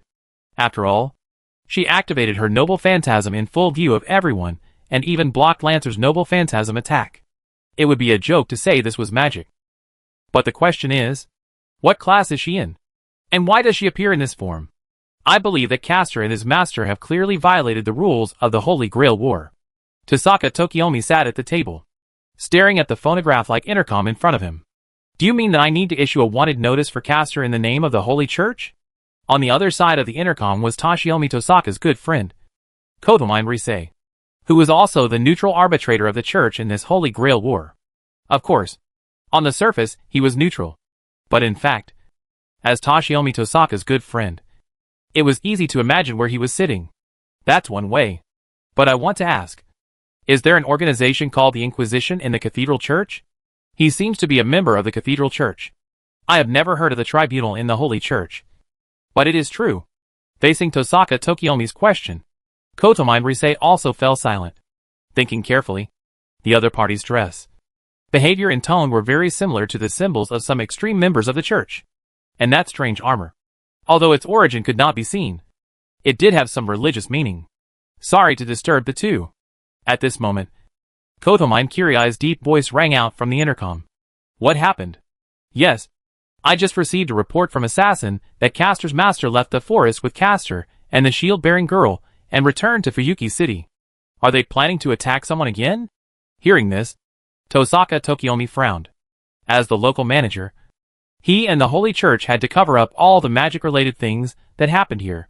The previous explosion of the Metu family and the battle at the port were also covered up by them with gas explosions. But you can't always explode. Yes, judging from the direction they are heading towards the Tosaka residence. Please be careful. Teacher, how did you end up eating the melon on your head? Fuyuki City was peaceful and quiet at night. There was not even a car to be seen on the streets. The Fuyuki bridge not far away seemed unusually quiet under the lights. Duanmu Huai took Medea and Mashu and walked leisurely on the streets as if they were taking a night stroll. By the way, I forgot to ask you. Mash. After taking a breath of the cold, fresh night air, Duanmu Huai turned and looked at Mashu. Yes. What's up? Master? When you blocked Lancer's attack earlier, you used your ultimate move. Right? Is that your noble phantasm? Do you know what your noble phantasm is? After Medea's education, Duanmu Huai had some understanding about heroic spirits and noble phantasms. So he was very curious about what Mashu's noble phantasm was. Sorry. I still don't quite understand this. They're all activated? Yes. Sorry. I don't really understand. It was just my body's instinct that made me use it. Didn't you call out your name? That was something I came up with on the spur of the moment. I see. As they were talking, the group arrived at the Tasaka family. The Tasaka family was located on the outskirts of Fuyuki City and occupied a fairly large courtyard and Western-style house, which looked very grand. TSK. TSK. TSK. It was said before that cultivating immortals requires money, companions, magic and land. Now it seems that this psychic is also similar. Looking at the courtyard in front of him, Duanmu Huai couldn't help but sigh. And Medea also raised her staff. There are many defensive magic here. Let me remove it. There's no need for that. It's too much trouble. Duanmu Huai waved his hand.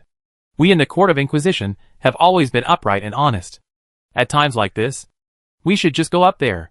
As he spoke, Duanmu Huai reached out and pulled out a hot melt grenade from his waist, gestured with it, and then threw it forward suddenly. Court of Inquisition. Open the door. Boom. Along with Duanmu Huai's roar, the hot melt bomb exploded instantly, and the bursting flames spread rapidly, completely igniting the entire courtyard in a moment. Chapter 749, Eliminate Heretics. Frankly speaking, Tosaka Tokiomi did not want to fight with Castor and his group, although he thought he had the strongest servant. After watching the battle at the port, Tosaka Tokiomi was filled with anxiety and fear towards that huge figure. According to Tosaka Tokiomi's idea, the best way was to let the other party and other servants lose both, and then he would take action. But they've come to your door, so you have no choice but to fight them. Looking at the burning courtyard outside, Tosaka Tokiomi's heart was bleeding. He was expecting an elegant duel, but now, Tosaka Tokiomi took a deep breath, then clenched his cane and walked out of the door. He then waved his right hand gently, and the flames burning everywhere gradually dissipated as if extinguished by a heavy rain. After a moment, the flames in the entire courtyard were extinguished again, and only the remains of the dark plants were still emitting wisps of black smoke. "Excuse me. What are you doing here?" "My lord." Tosaka Tokiomi held his cane, still trying to maintain his elegance. But deep down, he couldn't help but feel nervous. The reason was simple. That was the tall man in strange armor who appeared at the gate. Tosaka Tokiomi had thought about taking the initiative to go to the battlefield and fight the enemy. At that time, he was full of confidence, thinking that as long as it was a competition between magicians, he would not lose no matter what. But now, how to fight this? If it weren't for the family motto of the Tosaka family, which is to always maintain elegance, Tosaka Tokiomi would have wanted to curse right now. The opponent was a ruthless man who could beat Saber and Lancer at the same time without them being able to fight back. After all, he was just an ordinary magician. If he really fought with him, he would be so badly hit by that man's hammer that not even a bone would be left. So, fight with Castor? Tosaka Tokiomi's eyes turned to the cute girl standing next to the tall man. And then, he quickly looked away. What a joke. All the magicians who can be summoned to become heroic spirits are terrifying beings from the age of gods. Don't look at the cute girl in front of you. She might be a ruthless person who can slay dragons and demons in her time. Although I'm not being self-deprecating. In front of such magicians from the age of gods, all modern magicians are third-rate brats. They are not even good enough. Even if I try my best, it's hard to say whether I can break the opponent's defense. It's not a big deal actually. Duanmu Huai stepped forward and spoke. You must be Tosaka Tokiomi, right? I have something to ask you. Ask me. Yes. When we were eliminating a heretic, we found a murdered girl in his basement. Duanmu Huai said this while staring at Tosaka Tokiomi carefully. According to what the girl said, her name is Tosaka Sakura, and she is your daughter. At first, we thought she was captured by that heretic. But from what Sakura said, you took the initiative to give your daughter to that heretic? I just want to ask you, why did you make such a decision? Just for this? I have to say, when hearing Duanmu Huai's question, Tosaka Tokiomi really showed an expression of surprise. It was not a disguise. He was really quite surprised. Yes. Answer my question. Tosaka Tokiomi, why did you do this? Don't you understand? This really surprises me. I thought that as a magician, you would understand my thoughts. As he spoke, Tosaka Tokiomi opened his hands. It's actually very simple. I just hope my daughter can have a happy future. Facing Tosaka Tokiomi's answer, not only Duanmu Huai was confused, but even Medea and Mashu showed surprised expressions. Your definition of happiness is throwing your daughter into the basement to feed worms? Is there any generation gap between us and this era? Any magician who has twins will face this dilemma. They can only pass on the secret technique to one of them. This is a dilemma that will inevitably lead to one of the children becoming mediocre. You mean the magic seal? That's right. Tosaka Tokiomi nodded. Especially my wife. She is an excellent mother. Both Rin and Sakura were born with the same rare talent. For the future of one, the future of the other is taken away. As a father, no one would want such a tragedy to happen. Speaking of this, Tosaka Tokiomi became even more proud. In order to continue the talents of the two sisters, we have no choice but to send one of them away as an adopted daughter. As it happens, Old Man Metu made a request to me. Since there is no successor in the Metu family, he hopes to adopt one of my daughters to him. This is undoubtedly a gift from God. As a family that knows the existence of the Holy Grail, the possibility of reaching the root is higher. Even if I can't do it, there is still Rin. If Rin can't do it, there is still Sakura. There will always be someone who will inherit the long-cherished wish of the Tosaka family and reach the vortex of the root. I see. After hearing Toshiomi's answer, Duanmu Huai finally understood the situation. To put it simply, the Matu family had no heir. So there was no one to inherit the Matu family's magic seal. In this case, if Toshiomi adopted Sakura to the Matu family, it would mean that his bloodline would be able to obtain 2 magic seals at the same time. In Toshiomi's opinion, this was a sure win. Even though Sakura was adopted by the Matu family, the blood of the Tosaka family still flows in her body. So no matter whether the eldest daughter wins, or the youngest daughter wins, in Tosaka Tokiomi's eyes, the Tosaka family wins. Winning is numb. How can there be such a father? But for Mashu, what Tosaka Tokiomi said was simply incomprehensible to her. And even Medea frowned. The wife of such a man is so pitiful. Heresy is like this. Compared to Medea and Mashu, Duanmu Huai seemed very calm. After all, psychic heretics are anti-human. In the missions encountered by players, those psychic heretics did everything they could to open the subspace. Sacrificing a city, or even a planet, was a basic operation. Only Tosaka Tokiomi was just a little bit calm. At this moment, Duanmu Huai also withdrew his thoughts, and raised his war hammer. Okay. I've got the answer. So go to H.L., heretic. Are they really from the Holy Church? Hearing this, Tosaka Tokiomi's face darkened. The Holy Church had always regarded magicians like them as heretics. And the extremists among them would even kill all the magicians they saw. The murderous aura of the man in front of him was so strong that it was like a real wave. Even though Tosaka Tokiomi was mentally prepared, he couldn't help but take a step back. This is not an enemy that I can deal with. Please help me. Hero King. That man is not an enemy I can handle. Humph. You don't have to tell me. An arrogant voice sounded. And then Duanmu Huai saw a heroic spirit wearing golden armor, and with golden hair, who looked like a gangster, appear next to Tosaka Tokiomi. He raised his head proudly, and looked at Duanmu Huai. It's just a mad dog. Let me play with you. Bastard. You are just a lowly bastard.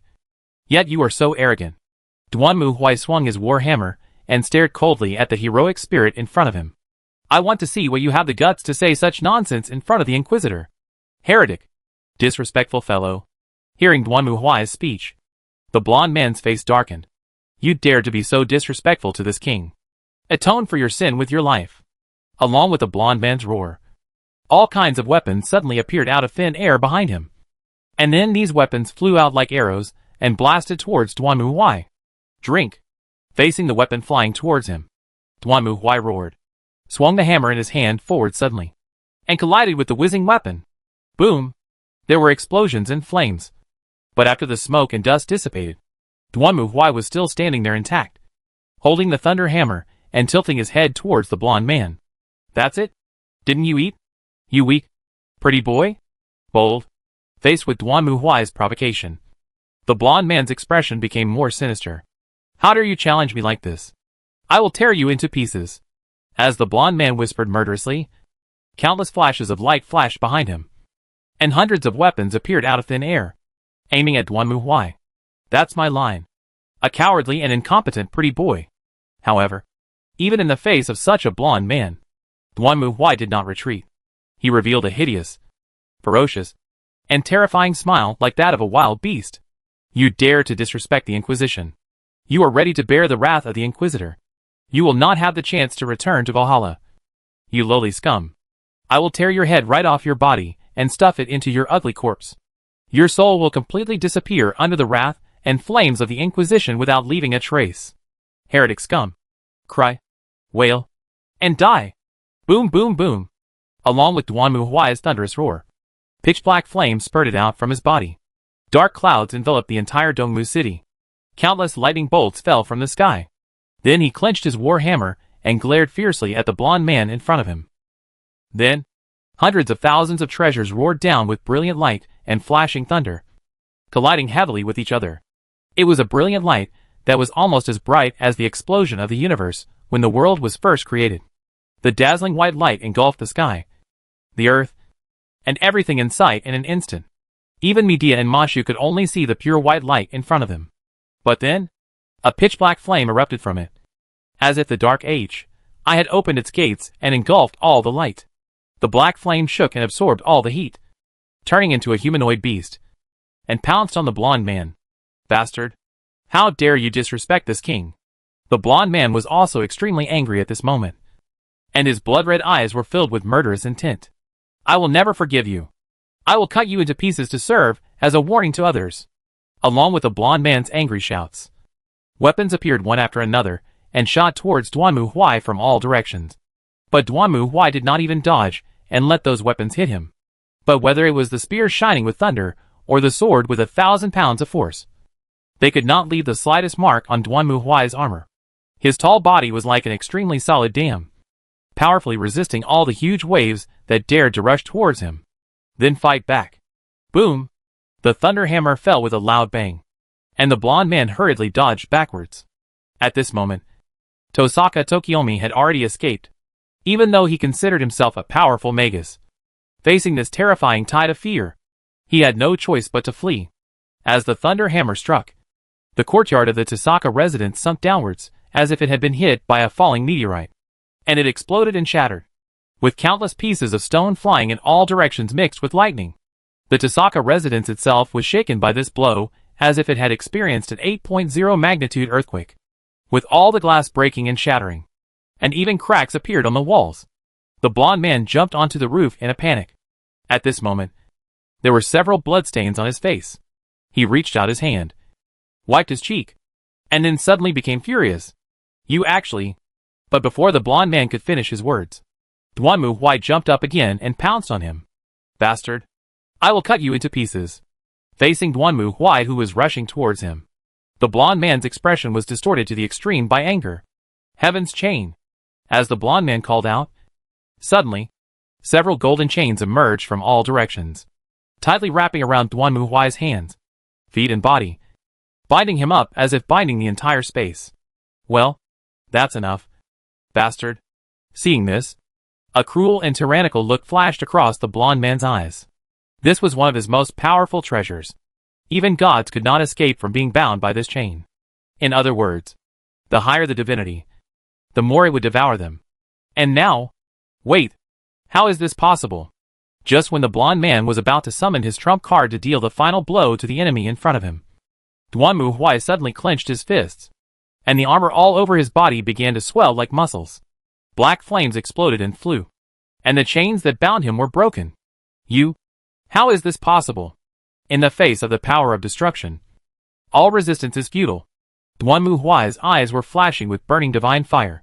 He indeed felt that this chain seemed to suppress his divinity. However, this was meaningless because he was the god of destruction. Anyone who dared to stand before him would be destroyed. Even if this broken chain could suppress divinity, it could not resist the power of the god of destruction. Boom! The sky chain broke bit by bit, and the blonde man was horrified. He subconsciously tried to retreat again, and summoned several weapons to aim at Duanmu Huai. But at this moment, the blonde man saw Duanmu Huai throw away the hammer in his hand, and made a gesture of holding the hammer in the air towards him. The next moment, gravity reversed. The blonde man seemed to fall into a bottomless abyss, and fell towards Duanmu Huai's hand. Before the blonde man could react, his head fell into Duanmu Huai's iron palm. But what followed was a nightmare. Duanmu Huai roared angrily, and exerted force with both hands. His thick index finger pierced through the blonde man's eardrum, and went deep into his skull. At the same time, his thumb pressed on the blonde man's eyeball, and pressed down hard. Then the blonde man's eyeball burst like a balloon, and Duanmu Huai's thumb was deeply inserted into his eye socket. Ah! At this moment, the intense pain finally made the blonde man unable to hold back and scream. But Duanmu Huai just held his head, and stared at him fiercely. Remember this pain? Heretic! This is the price of daring to defy the Inquisition. Becoming an enemy of the Inquisition. Your soul will be completely devoured by the flames of the Inquisition. And your fear of the Inquisition will be forever engraved in the depths of your soul. Die! Duanmu Huai shouted loudly, and suddenly exerted force with both hands, forcibly pulling the blonde man's head off his neck, holding it high up, and then smashing it down hard on the blonde man's headless body. Boom! The blonde man's head was bloody and unrecognizable, as if it was a bowling ball that was hit directly into his body by Duanmu Huai.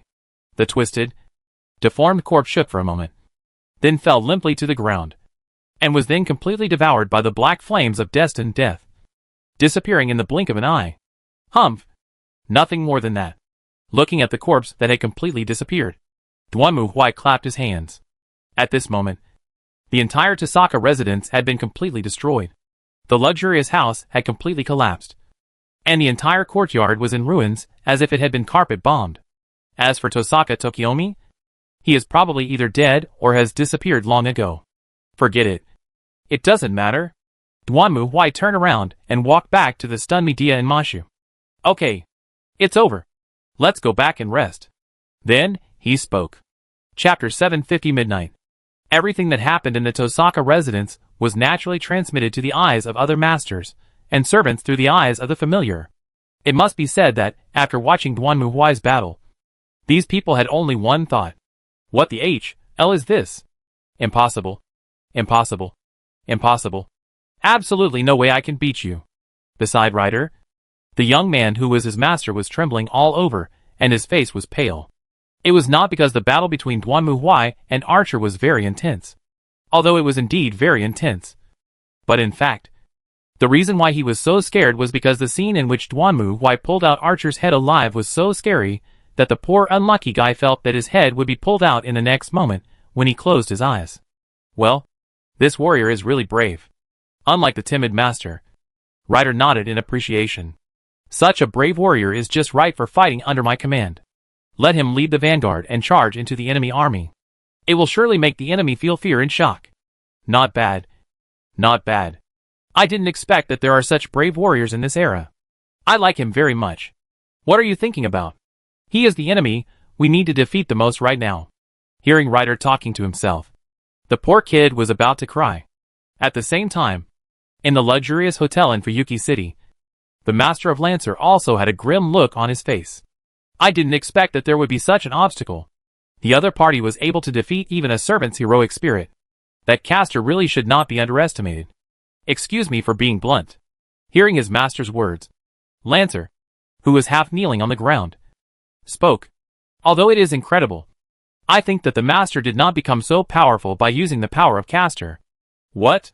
Hearing Lancer's answer, his master widened his eyes in surprise and looked at his servant. You sure? Yes. My magic-breaking red rose had almost no effect on him. If that warrior became so powerful because of caster's assistance, then when my spear hit him, it should have been able to break the magic from caster on him. What a joke. How could such a perverted monster exist in modern society?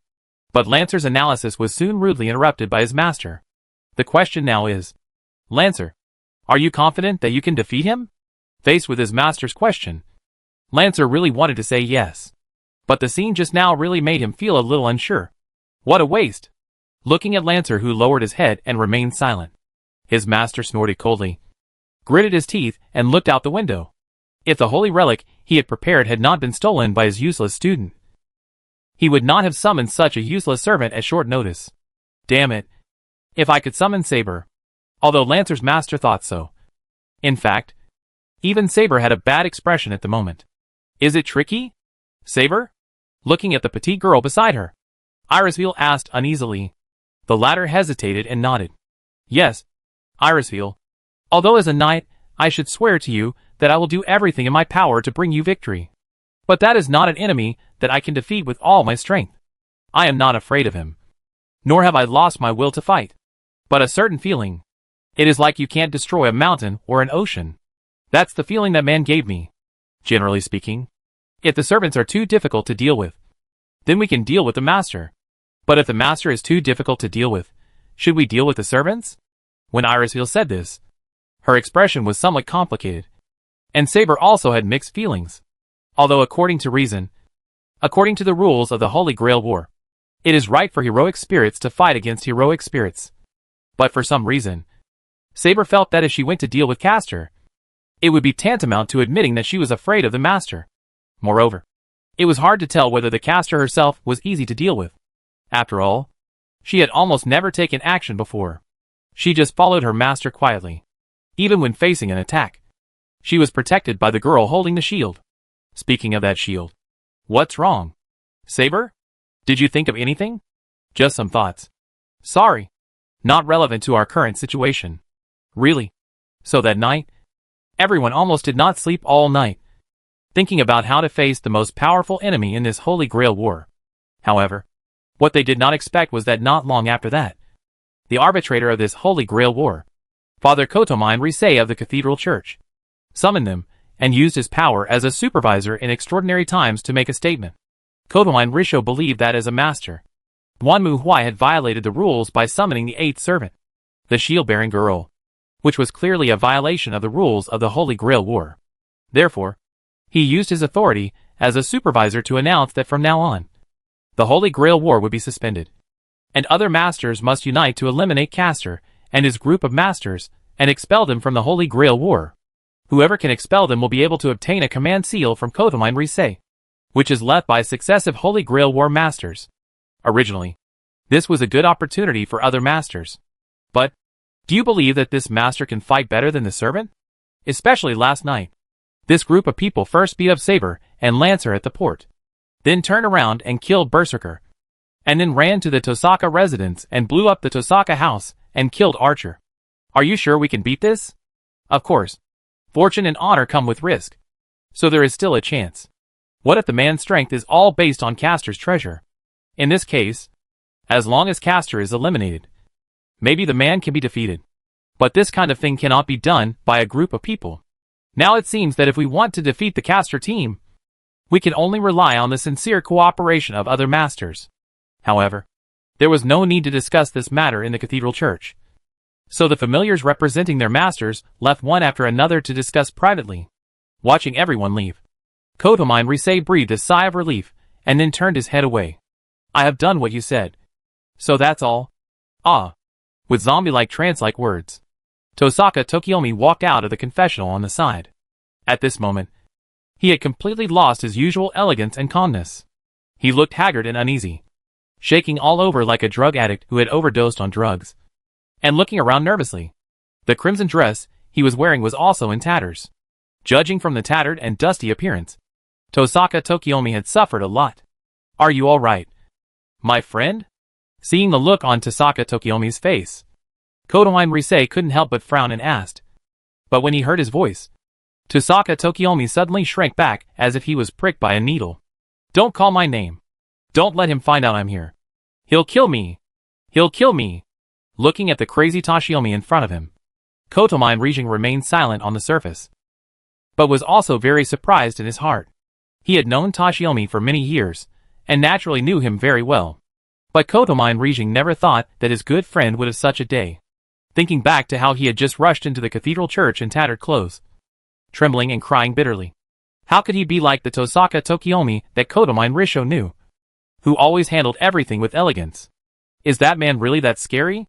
Tosaka Tokiomi did not tell Kotomine Risei that. In fact, when Duanmu Huai fully launched the aura of fear and fought against Archer, he already felt that his spirit was completely broken. That indescribable and extremely shocking fear was like the deepest destruction. And the dignity and honor that he once upheld, which were regarded by Tosaka Tokiomi as the foundation of his life, were completely broken like fragile glass. At that time, Tosaka Tokiomi completely lost his dignity. He was almost crying and followed his inner survival instinct to come to the cathedral church. At this moment, Tosaka Tokiomi didn't want anything anymore. He just wanted to survive. Well, in fact, Tosaka Tokiomi's current status is just a few lines of prompts in Duanmu Huai's system column. Tosaka Tokiomi witnessed the god of destruction. Tosaka Tokiomi is attacked by a fear aura and undergoes a sanity assessment. Identification failed. Tosaka Tokiomi loses 10 points of sanity. Tosaka Tokiomi is frightened. Tosaka Tokiomi falls into a state of madness. Tosaka Tokiomi gains the condition fear. Well, it was just a flash and Duanmu Huai didn't even notice him. I don't want to die. I don't want to die. I want to win. I want to win. Calm down, Tokiomi. Go and take a rest. You are just stimulated. Looking at Tashiomi Tosaka, who was mumbling to himself with his head down and a haggard face. Kotomine Rising also had a headache. But soon, Tashiomi Tosaka's disciple Kotomine Kirai came over and helped the mumbling Tashiomi Tosaka down, like helping an old man paralyzed by a stroke. Oh, I never thought it would turn out like this. Seeing Tosaka Tokiomi leave, Kotomine Risei also sighed. Although he had asked his son Kotomine Kirai to transfer his hidden assassin to Tosaka Tokiomi. Looking at him like this, Can he really win the Holy Grail War? As for Tosaka Tokiomi's current mental state, Kotomin Rise was very worried whether he could return to normal. By the way, is that man so scary? Chapter 751, Decisive Battle in Fuyuki. When Duanmu Huai woke up, it was already early morning. Yawning, Duanmu Huai walked out of the bedroom and came to the living room, only to see that Mashu and Medea had also woken up. Good morning, Master. Hey, good morning. Where are Lorena and Sakura? Ms. Lorena is taking Sakura out for morning exercise. They're nearby, so there shouldn't be any problems. Yeah, I guess so. Hearing Mashu's answer, Duanmu Huai nodded, then sat down on the chair. Medea also hurriedly brought him a cup of tea. Thank you, Medea. You are welcome. Facing Duanmu Huai's thanks, Medea smiled and sat aside. Mashu also came over at this time, looking at Duanmu Huai worriedly. Master, regarding Miss Sakura, what should we do? It seems impossible to let her go back to her home now. If it doesn't work, just take her back to Chaldea. Duanmu Huai sighed helplessly. According to that idiot Tosaka Tokiomi's idea, if he sent Sakura back, he would just find another family to sell her off. If that didn't work, he would have to take her to Chaldea. Anyway, the Chaldean family was wealthy and powerful enough to raise a child. Anyway, that's it for now. Let's go. Castor, tell me more about that inherent barrier. I want to practice it some more. Okay, Master. That's right. After being tricked by Ryder with the inherent barrier, Duanmu Huai also specifically asked Castor what the inherent barrier was. Then Ryder told him that it was a subspecies of magic similar to fantasy concretization, which replaced the real world with the user's mental landscape and wrapped the entire space in a small world egg. Of course, although the inherent barrier is a magic, it is not only used by magicians. For example, Ryder, a sturdy man who looks similar to Duanmu Huai, is obviously not a magician, but he can also use the inherent barrier. Right? After listening to Castor's explanation, Duanmu Huai suddenly had an idea in his mind. If that's the case, can I create a similar inherent barrier? After all, according to Castor, the inherent barrier is the scenery that a person remembers in his heart. In other words, as long as Duanmu Huai recalls his experience in the game, can he project the game into reality? Form an inherent barrier of the universe? If so, wouldn't it be more convenient to fight against the Chaos Evil God? After all, according to Castor, the biggest problem with inherent barriers is the consumption of magic power. In other words, as long as you have enough magic power, it is not a problem to create an inherent barrier the size of a solar system. Right? So, when I fight other enemies, can I summon a fleet of players from a galaxy? After all, Duanmu Huai was mainly a vanguard in the game, so he naturally knew many fellow players who were equally powerful and had super fleets.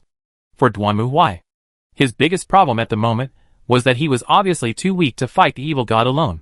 However, according to Castor, he could create an inherent barrier and copy all the players who had fought the evil god together. Wouldn't that make it possible? Although Duanmu Huai is not a professional player and has never participated in professional competitions, there are many strong players in the single-player team. Some of them are not worse than professional players. In fact, even Duanmu Huai's level would be considered first class if he were to play professionally. But not everyone likes to be a professional player. Duanmu Huai knew an Inquisitor player from the Mechanicus, whose skills were even better than the strongest Martian mechanical sage in the professional league at the time. But he was a wealthy second-generation player from a wealthy family. According to him, he was great at pretending to be cool in the game and could do whatever he wanted. So why should he go to the league and work for others? So the saying that the masters are among the common people is not just a saying. Especially in the field of games, many people have invested talents, energy and money that are not necessarily less than those professional players or professional teams. But they are unwilling to play games. According to them, playing games is leisure and entertainment. And I can play however I want.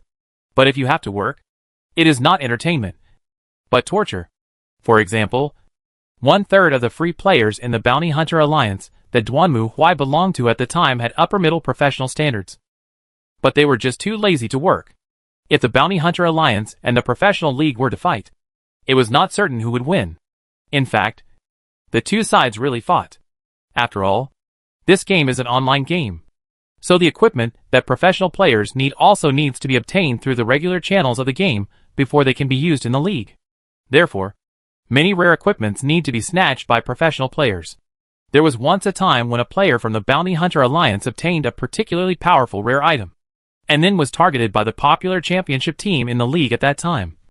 And then the boss of the team came forward and expressed his desire to purchase it. The players would definitely not give it to them. And then the professional team would be upset, saying, "I'm a professional, and asking you for equipment is a compliment. But you don't give it to me? Then don't blame me for stealing it." Then he was beaten up and kicked out on the spot. How could we tolerate this? After returning, the professional team issued a public relations statement, saying that the Bounty Hunter Alliance was ignorant of the overall situation and unwilling to contribute to the league. We wanted to buy his equipment with good intentions, but he refused to sell it. If we lose, we will have to blame a selfish player alliance and so on. Since the professional league was very popular at the time, many players also stood on the public relations side and denounced the Bounty Hunter Alliance for being ignorant of the overall situation. However, the Bounty Hunter Alliance was directly unhappy. "It's my stuff. I can sell it or not.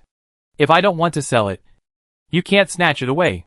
You are putting a big hat on me. Right? Do you really think I can't do anything to you?" Then after the professional team released the announcement, they felt that the time, place and people were all right, and that it was a sure thing.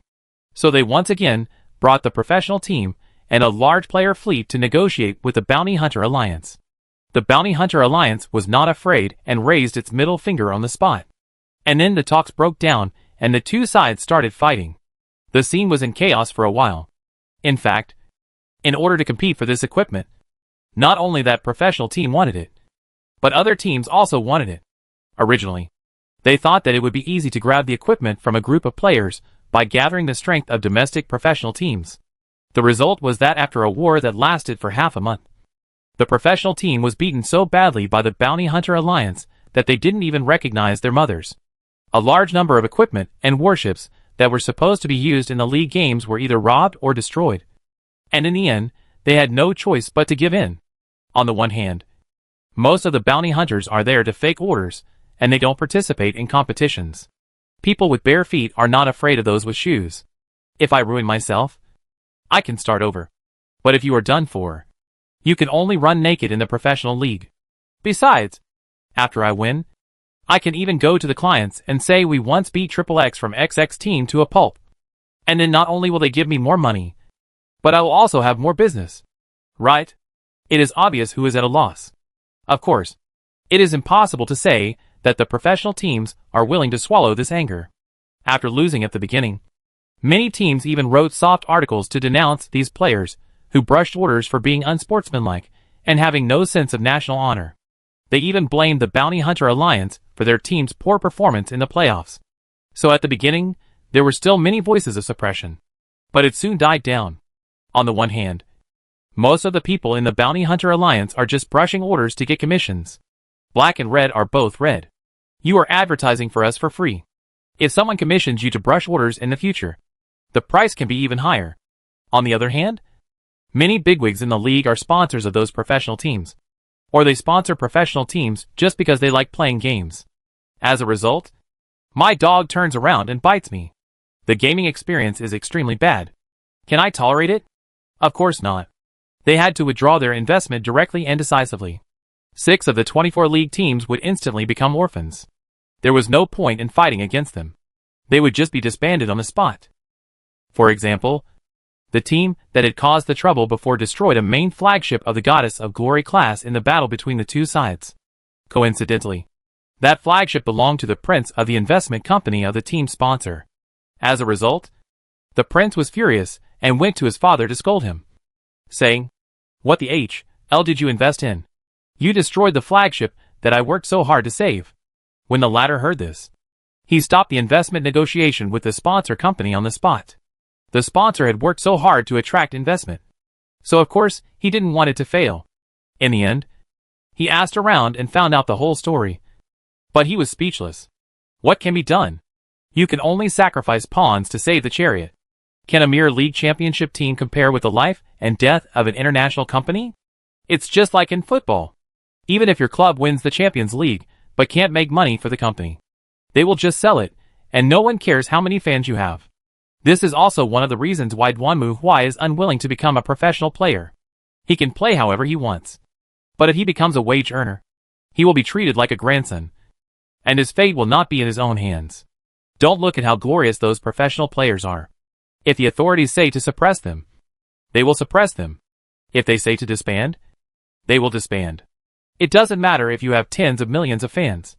After that, there has been no more such blatant robbery. Professional players have stayed away from the Bounty Hunter Alliance, fearing that they might provoke some powerful person and have their team's sponsorship stopped, or that their team might sacrifice themselves to save the chariot. So you see, being a professional player is not that easy. The later large-scale copies of the Evil God are all team battles. Dwanmu Hwai naturally knows a lot of strong people. If he can deploy an inherent barrier in the battle with the Chaos Evil God to replicate them in his memory, then the winning rate will at least increase by 20%. Right? It's better than dealing with the Chaos God alone. However, this inherent barrier is indeed rather troublesome. Dwanmu Hwai was discussing and experimenting with Castor. Fortunately, he had enough magic power. And Medea, as a magician from the Age of Gods, had sufficient knowledge reserves. So she solved the biggest problem without much effort. But theory alone is not enough. Whether the inherent barrier you build is the same as the inherent barrier of others must be determined after comparison. Fortunately, in this Holy Grail war, there happens to be a servant who also knows how to use the inherent barrier. Moreover, he did appear in front of Dwanmu Hwai. In the dead of night, Fuyuki City was as silent as ever. The whole city seemed to be closed off, and there was no one on the streets illuminated by street lamps. Dwanmu Hwai stood on the Dongmu Bridge, looking at the two-way lane in front of him. On a cold winter night, there was not even a single car passing by, as if all the people in this city had completely disappeared. But not long after, Dwanmu Hwai saw several figures walking towards him. Why? After seeing the figure opposite clearly, Mashu's eyes widened in surprise, and even Medea showed a surprised expression. The reason was very simple. That is, the servant who appeared in front of them was not the same, but three. Saber, Rider, Lancer. I didn't expect you guys would actually join forces. But it doesn't matter. Dwanmu Hwai picked up the warhammer and walked forward. Wait a minute. Master of Castor. However, at this moment, Rider suddenly stretched out his hand and signaled Dwanmu Hwai to stop. What's up? Rider? Come to think of it, I haven't introduced myself yet. Staring at Dwanmu Hwai, Rider grinned. My name is King of Conquerors Iskandar, and I am participating in this Holy Grail war as a rider. Master of Castor. Dwanmu Hwai, I admire your bravery. So I ask you, are you willing to give me the Holy Grail? If you give me the Holy Grail, I will regard you as a friend and share the joy of conquering the world with you. Conquer the world? You're not saying that you want to use the Holy Grail to achieve your wish of conquering the world, are you? Dwanmu Hwai blinked. To be honest, he hadn't heard such an old-fashioned wish for a long time. Of course not. How can I conquer the world with this broken cup? Conquering is my dream. I just entrusted this first step to the Holy Grail to achieve it. After all, even if we appear in the real world with magic power, we are just servants in the end. I am not satisfied with this. I want to regain my body, be reborn as a human, and then march towards the world with dignity to achieve my conquest. That is my way of the king. Not only Dwanmu Hwai was stunned, but even Mashu and Medea were stunned. Were those two persuaded by you? Dwanmu Hwai looked at Saber and Lancer beside the King of Conquerors, who hurriedly shook their heads. We will certainly not agree to this stupid and childish request. We are just temporarily on the same front now.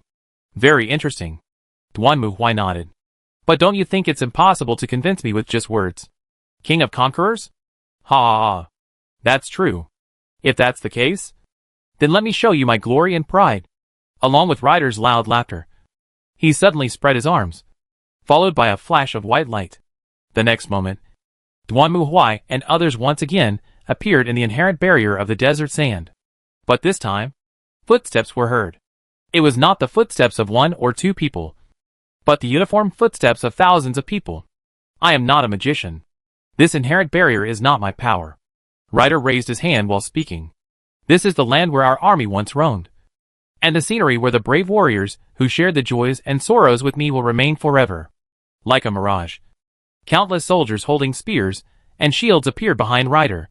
Seeing this scene, not only Duan Muhui, but also Saber and Lancer were stunned. These are all servants? Yes. The reason why this world can be recreated is because it is imprinted in the hearts of each of us. Look, this is my army. Even if their bodies are destroyed, their souls are still summoned. They are my most loyal warriors in the legend, and my eternal friends who traveled through time and space to respond to my call. They are my treasure, my kingly way. This is Iskandar's most powerful treasure, the king's army. It must be said that the scene before his eyes really shocked Duan Muhui. It was not simply because of the large army, but because of the principle of this inherent barrier, no matter life or death. As long as the king gave an order, his subjects would gather together without hesitation, accompany the king's footsteps, and move forward, without the slightest hesitation. The so-called king is the one who lives the most wonderful life, the one who fascinates everyone, the one who gathers the beliefs of all the brave men and guides everyone forward can be the king. Therefore, the king is not alone, because of his great ambition. It is the will of all his subjects.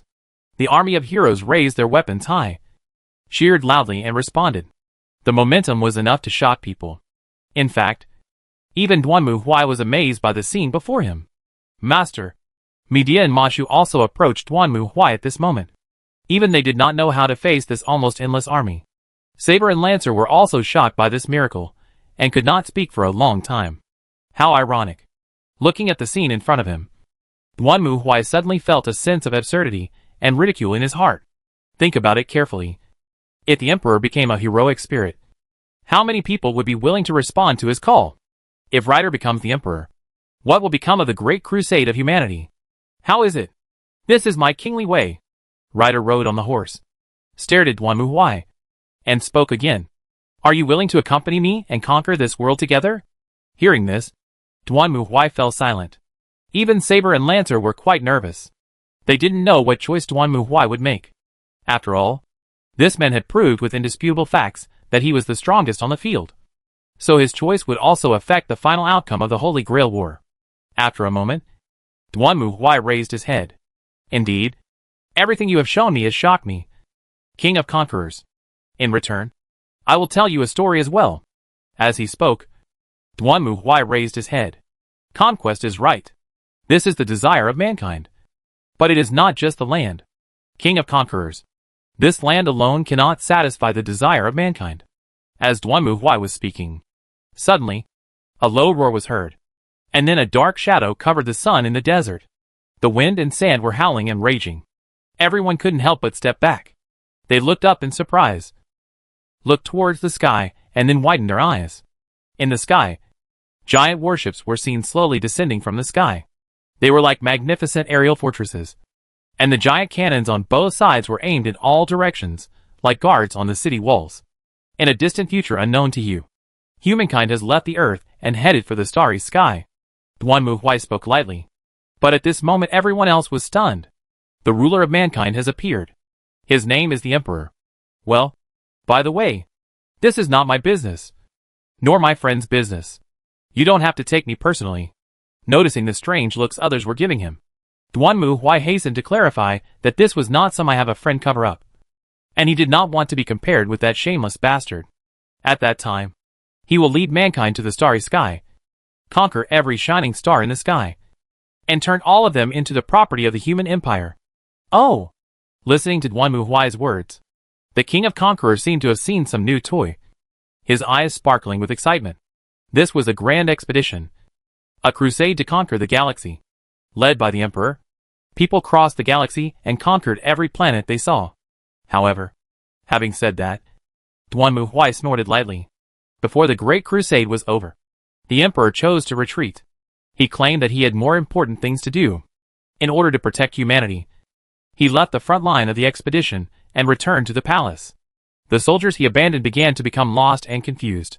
In the end, they started a rebellion, which ended the great expedition of humanity to conquer the galaxy. Duan Muhui looked towards the King of Conquerors. What do you think? King of Conquerors? What do you think of the Emperor's actions? I don't understand it at all. Ryder clenched his fists and showed an angry expression. Such a conquest is so exciting. However, he abandoned his lost subjects. He was intoxicated by his petty ideals with a holy attitude. He only saved his subjects but never guided them. Such a person is not worthy of being called a king. Wait, Ryder. How can you say that? Hearing this, Saber couldn't help it. If the Emperor really wants to protect humanity, then this is the right thing to do. Correct? Then are you the correct slave? Of course. Devoting oneself to one's ideals and protecting the people is the way of a king. Hee. Facing Saber's answer, Ryder laughed. My king who bears the name of a knight. Your justice and ideals may have saved the country and the people for a while. So your name has been passed down to this day. However, you must know what the consequences will be for those who were saved. You. After hearing what Ryder said, Saber's face turned pale, but she still clenched her teeth. If that's the case, isn't it the same for you, Ryder? The empire you built was eventually broken apart. Aren't you at all unwilling to accept this? Don't you want to start over again? Of course don't want to. Ryder waved his hand violently. If my decision and my subjects lead to such a result, then destruction is inevitable. I will mourn and shed tears, but I will never regret it. It would be nice if the Emperor could be as free and easy as Ryder. But unfortunately, the old pickled meat sitting on the golden toilet doesn't think so. Listening to the conversation between Saber and Ryder, Duanmu Huai closed his eyes and sighed. This was why Duanmu Huai had never thought of convincing the Emperor. It was very simple. The Emperor's will was that only he could save mankind. He did not believe in mankind. The Emperor firmly believed that only he could save mankind. And so did others. But Duanmu Huai is different. He never thought that the Emperor could save humanity, especially when he himself thought so. This is also the reason why Duanmu Huai raised the Gu. The only one who can save humanity is humanity itself. Even if there is no Emperor, someone will also start a new great expedition. Maybe it will succeed. Maybe it will fail. Maybe it will be more exciting than the Emperor's great expedition. The other human civilizations encountered by the human empire on the way also proved that it is not only under the leadership of the Emperor that humans can prosper. Even without the leadership of the Emperor, humans can still fight the warp and build a new civilization. Ultimately, the reason these human civilizations were destroyed by the human empire was not because the Emperor was right, but simply because the Emperor's army was stronger. But unfortunately, the law of the jungle is the nature of this world. In this respect, the Emperor is indeed right. Ahem. You too. I don't think now is the time for you to quarrel. Duanmu Huai coughed, interrupting the argument between Ryder and Saber. In fact, I really agree with Ryder's opinion. It is not a king at all, nor is it worthy of being called an emperor. But it is just a decaying old and stinky meat. But it doesn't matter. As he said, Duanmu Huai looked at Ryder. You show your sincerity. Conquering the king. I also show me. This is a star that once crossed the Star River and conquered the power of human beings. Now, use your king's way to try. How do you conquer it? Very good. Hearing Duanmu Huai's answer, Ryder smiled excitedly. If you want something, you must snatch it. This is my way of kingship. Just wait and see. Those interesting toys of yours will also become my spoils of war. As he spoke, Ryder drew out his long sword and pointed it forward. Attack! Following Ryder's order, the army of thousands of heroes rushed towards the enemy in front of them like a torrent. Shouting, Duanmu Huai just stood there, watching the scene in front of him. Above him, the macro cannons shifted their direction and aimed at the ground. Afterwards, Duanmu Huai gave the order in a calm tone. Fire. Chapter 752 The Battle of Conquest. This is a conquest.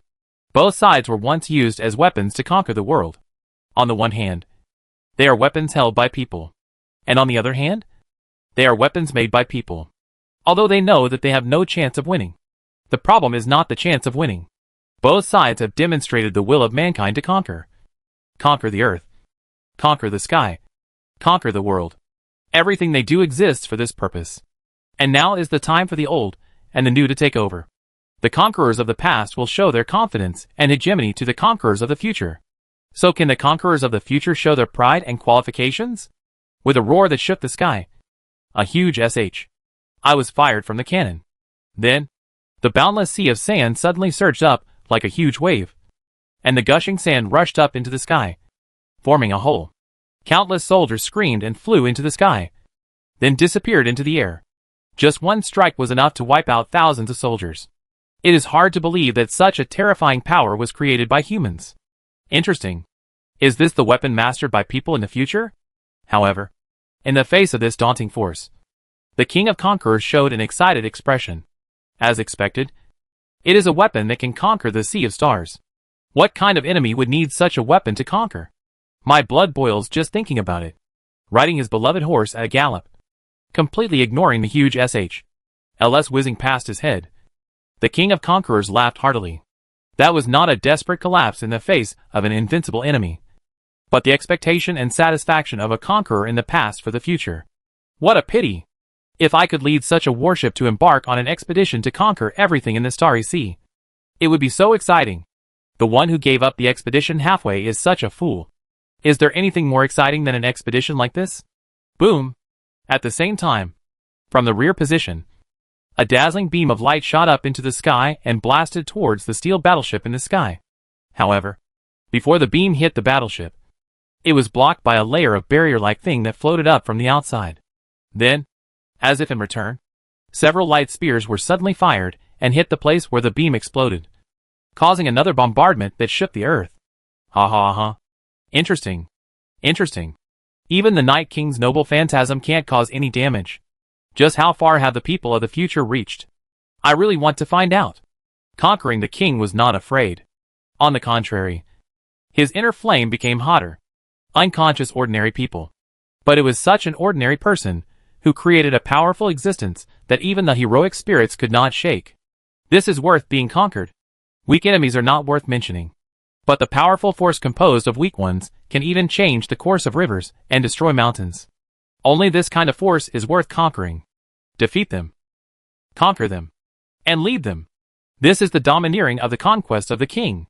Another volley of macro cannons was fired, and the battlefield was now completely covered by continuous artillery fire.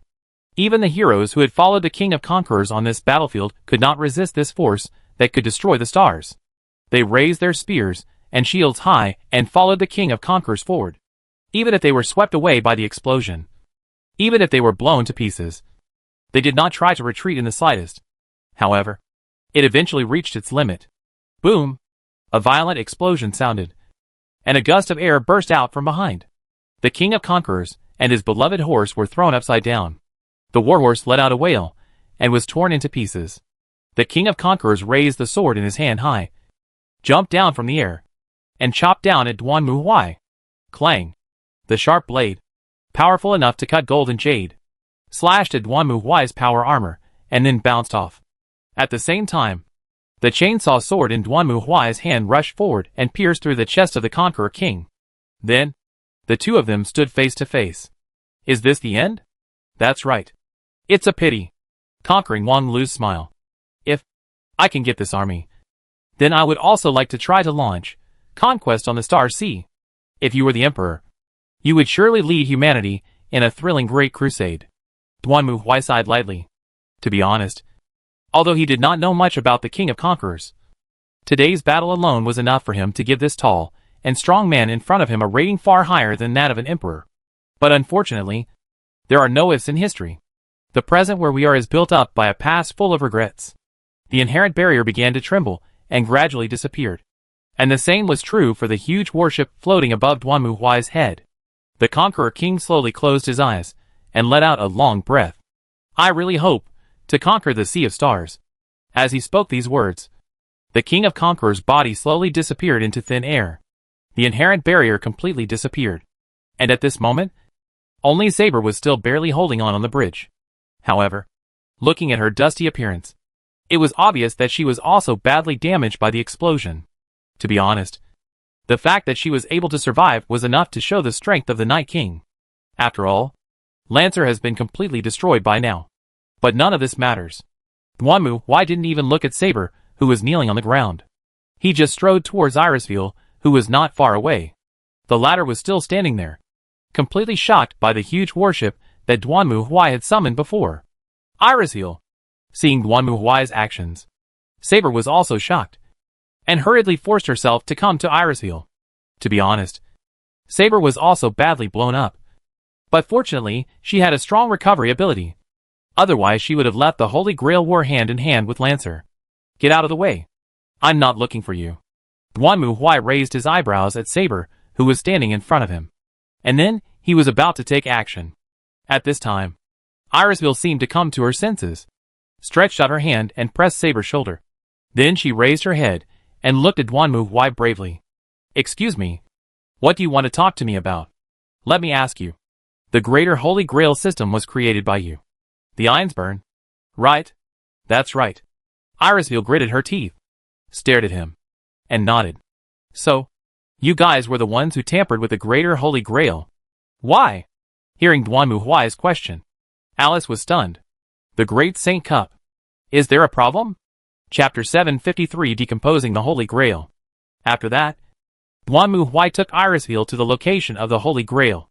And along the way, he also explained the origins of himself and others. I see. You guys are from the future. It sounds absurd. But I can accept it as it's unexpected.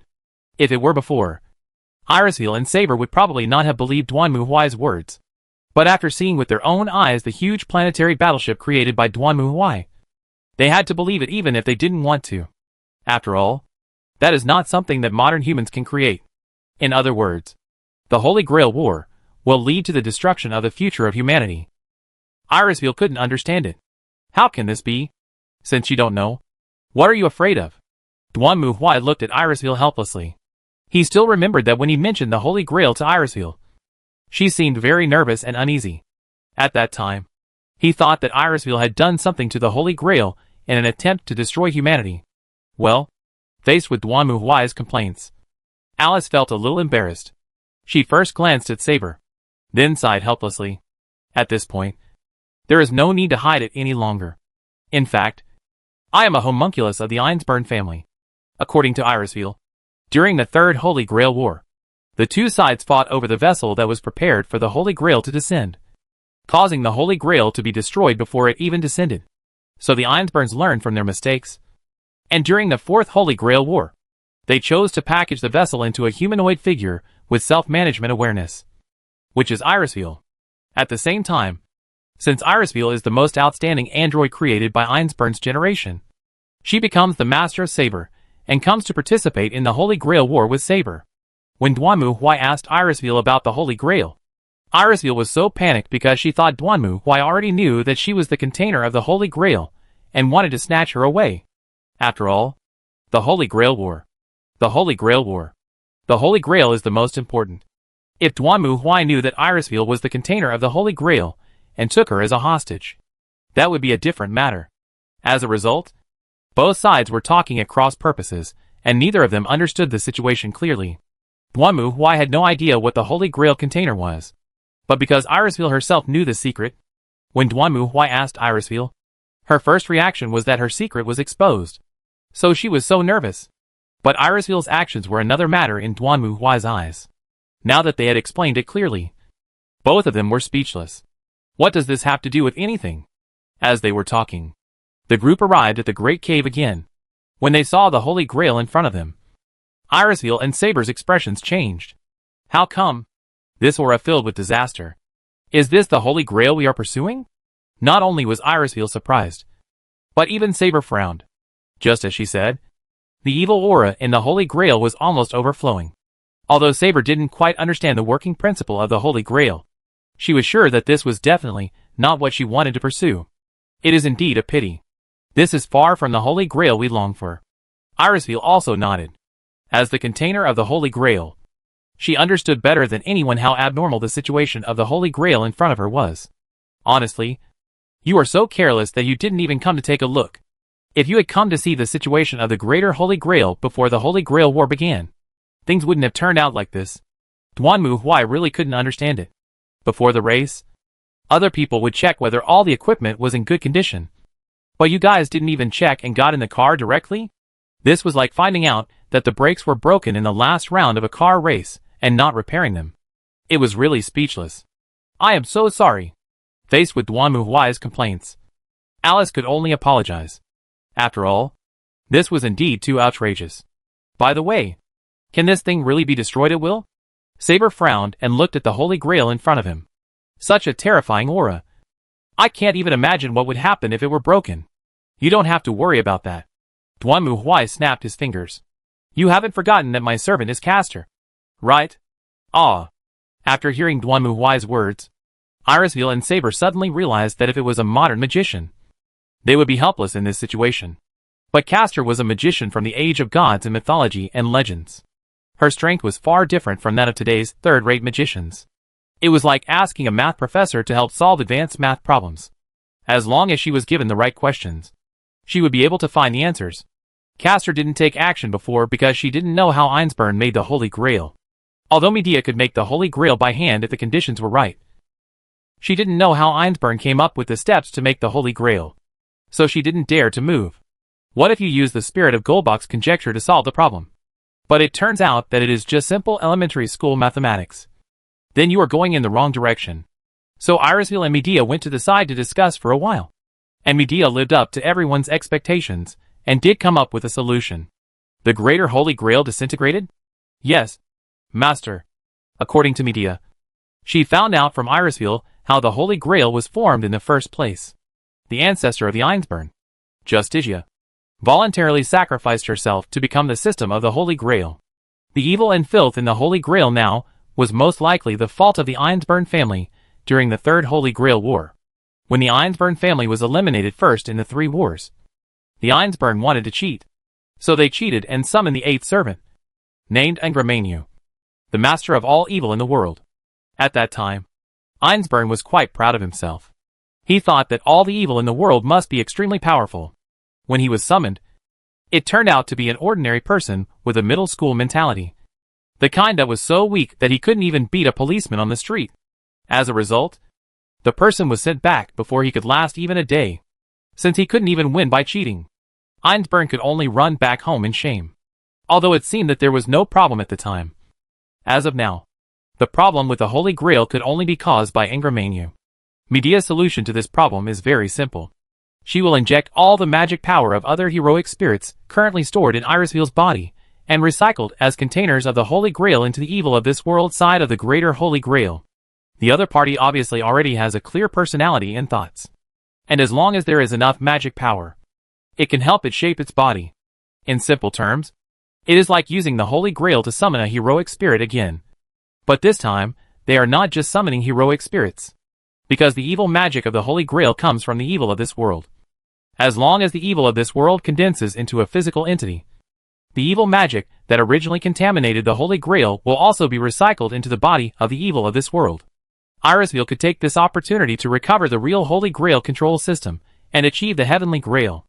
After all, she was a clone of Justitia, and the two could easily synchronize their magic and physical aspects. Of course, due to insufficient magic power, Irisville could not achieve the true third method, but only recovered the Holy Grail system. By the way, Duanmu Huai has also told Irisville about the dangers of the root vortex and the subspace, and strongly warned Irisville not to open the door to the subspace. Otherwise, if nothing goes wrong, it's fine.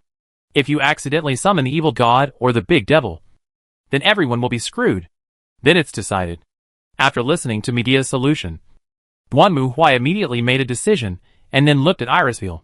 Are you ready? Yes, I am ready. Facing Duanmu Huai's question, Alice was a little nervous, but still nodded vigorously. There was a very important part in the whole disintegration process.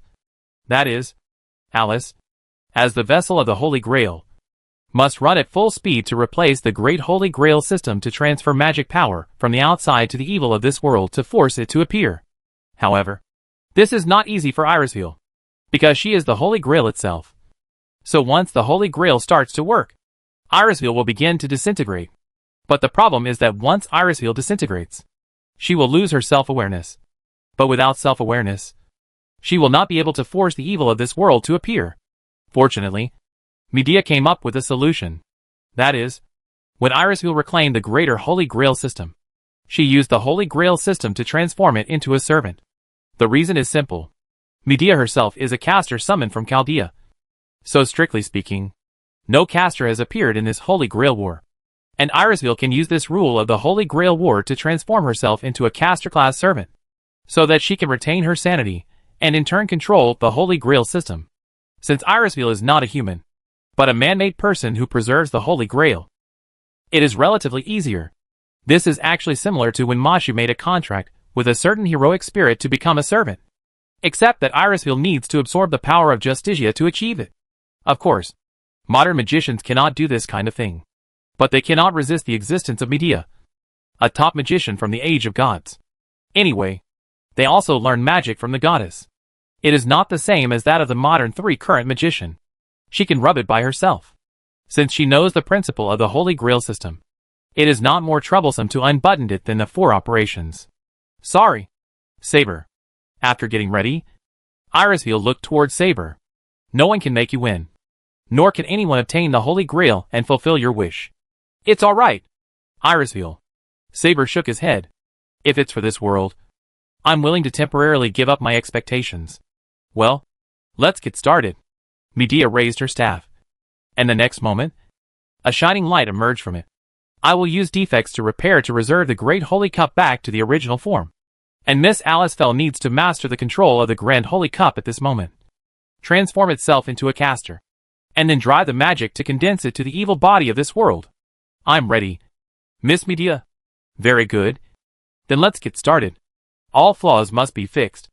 As Medea's noble phantasm was activated, the originally polluted Holy Grail, which was filled with a dark purple-red glow, began to tremble.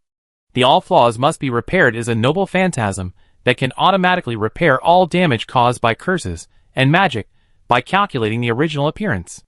The pollution of the Holy Grail is also considered a kind of evil curse of this world, so it will inevitably be eliminated under the effect of the noble phantasm. Just like now. Boom! Countless darkness, full of malicious magic, was directly forcibly excluded from the Great Saint Cup. Immediately after, the magic array that emerged from the Median staff instantly formed to wrap the two of them. At the same time, Aliceville also stepped forward to look at Dwanmu Locust. Please! Alright. Facing Irisville's gaze, Dwanmu Huai sighed and then stretched out his hand. It is announced that you will be sent to me, and my fate is on the Sword of Ru. At the call of the Holy Grail, I will respond to me if I want to follow the meaning of this righteousness. As Dwanmu Huai chanted, the command seal on the back of his hand suddenly emitted a shining red light. I swear here that I am the one who accomplishes all the good deeds in the world, and I am the one who conveys all the evil deeds in the world. Obey me, and my life will be entrusted to your sword. Facing the hand extended by Dwanmu Huai, Alice clenched her teeth and then extended her hand. In the name of Castor, I accept this contract. I acknowledge you as my master. The moment Alice's fingertips touched Dwanmu Huai, a shining light immediately emanated from her body. Then the winter clothes that Alice was wearing disappeared, and were replaced by a white robe with a crown-like hat and long sleeves, like a magician's robe. Next, in the name of the command seal, Irisville, banish the evil from this world. Yes, this is also part of the plan. By letting Irisville descend, the Holy Grail is transformed into a caster, and then the evil of this world is expelled by the mandatory restraint of the command spell on the Holy Grail. Boom! Along with the magic array of Medea, I saw that under the mandatory mantra, the Great Holy Cup completely rejected the evil that was trying to reintegrate, excluded it outside, as if the endless evil forces began to condense and turned into a round, like empty existence. The malice within it began to solidify and transform into some kind of human-shaped existence. Wow, wow! It was the baby's crying sound, like a new life coming to the world, crying at the birth. But this sound was full of unpredictable and evil feelings. Boom, boom, boom. However, at this moment, suddenly, a series of explosions were heard outside the cave. Dwanmu Huai raised his eyebrows, while Saber and Irisville turned their heads in surprise. Don't worry. On the contrary, Medea, who was manipulating the ceremony, seemed quite calm. It's just that a servant broke into my trap. It seems to have been eliminated for now. Well, yes, because Dwanmu Huai is too powerful, so that everyone has forgotten. Medea is a caster who holds position. For her, she wants to create a trap in the passage of the Great Saint Cup to avoid hindering. Servant? I have to say that the news is really expected by Saber and Aliceville. Ah! But soon, their questions were answered. A disheveled figure stumbled out from the end of the passage, accompanied by a wailing sound like that of an evil spirit. That person was none other than Tosaka Tokiomi. Chapter 754 Singularity? However, at this moment, Tosaka Tokiomi no longer had the elegance and grace he had before. His suit was tattered and in a mess. Seeing Tosaka Tokiomi in front of him, everyone was a little surprised. However, at this moment, Tosaka Tokiomi no longer had their eyes on him. He just stared at the greater Holy Grail with shining eyes. The Holy Grail. The Holy Grail is mine. Tosaka Shurchin was already mad at this moment. He took assassin to the place of the Great Saint Cup with the end of Muwai. Although he didn't know what these people came to do. Tosaka Toshin also guessed that they were afraid to get the Great Saint Cup. So Tosaka Shurchin also thought about the praying mantis to catch the cicada. Even if the Holy Grail comes, he still has assassin. Although assassin's combat effectiveness is not strong, the assassination is first class. As long as he can kill Saber's royal master and kill the caster, then the Holy Grail is his pocket. Well, Tosaka's thoughts are good. But unfortunately, at this time, his spirit was abnormal. He lost the SAN value and was infected with the ability of Tosaka, who was infected with his normal thinking. Then it was destroyed by the barrier set up by caster. Duimawai and Media are not stupid. In the game and movies, the protagonist is hard to win the treasure. And there are countless things that have been taken away by the boss. So as early as the beginning, Media set off a trap, and it was strictly forbidden to enter. Before that, Saber and Alice Phil could come in because Media temporarily lifted the magic trap. But how could she just open the door like this? The result was that Tosaka Tokiomi watched as the assassin he summoned appeared under the command seal, pounced forward under the command seal, and then disappeared. At this moment, Tosaka Tokiomi went completely crazy. The Holy Grail is mine. It belongs to me. If it was Tosaka. He ran away at this moment. As he said to Duanmu why before, he couldn't win. And his own daughter. As long as the blood of the Tosaka family continued. There was a day when he got the Holy Grail. But now Tosaka's reason is already abnormal. He longs for the Holy Grail. Even more because of fear. He couldn't forget that the night that killed Archer that night. At that time, his fear was completely outbreak. He couldn't forget that figure. As if he would be killed as soon as he opened his eyes. That's why he tried so hard to obtain the Holy Grail. Tosaka Tokiomi thought that as long as he could obtain the Holy Grail, he would not be afraid of being killed by Duanmu Huai. Therefore, when Tosaka Tokiomi saw his servant being killed, the tension in his heart broke directly. No! I'm not done yet. The Holy Grail is mine.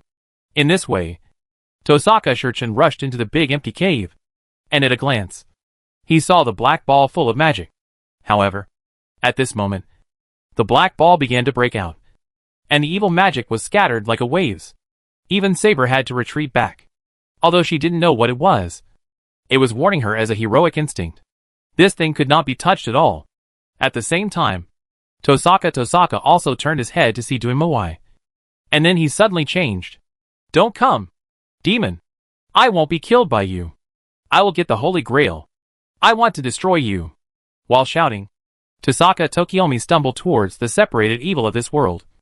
And the evil of this world seemed to have found a way out of a desperate situation. Rushing towards Tosaka Tokiomi at lightning speed, and completely swallowed him up.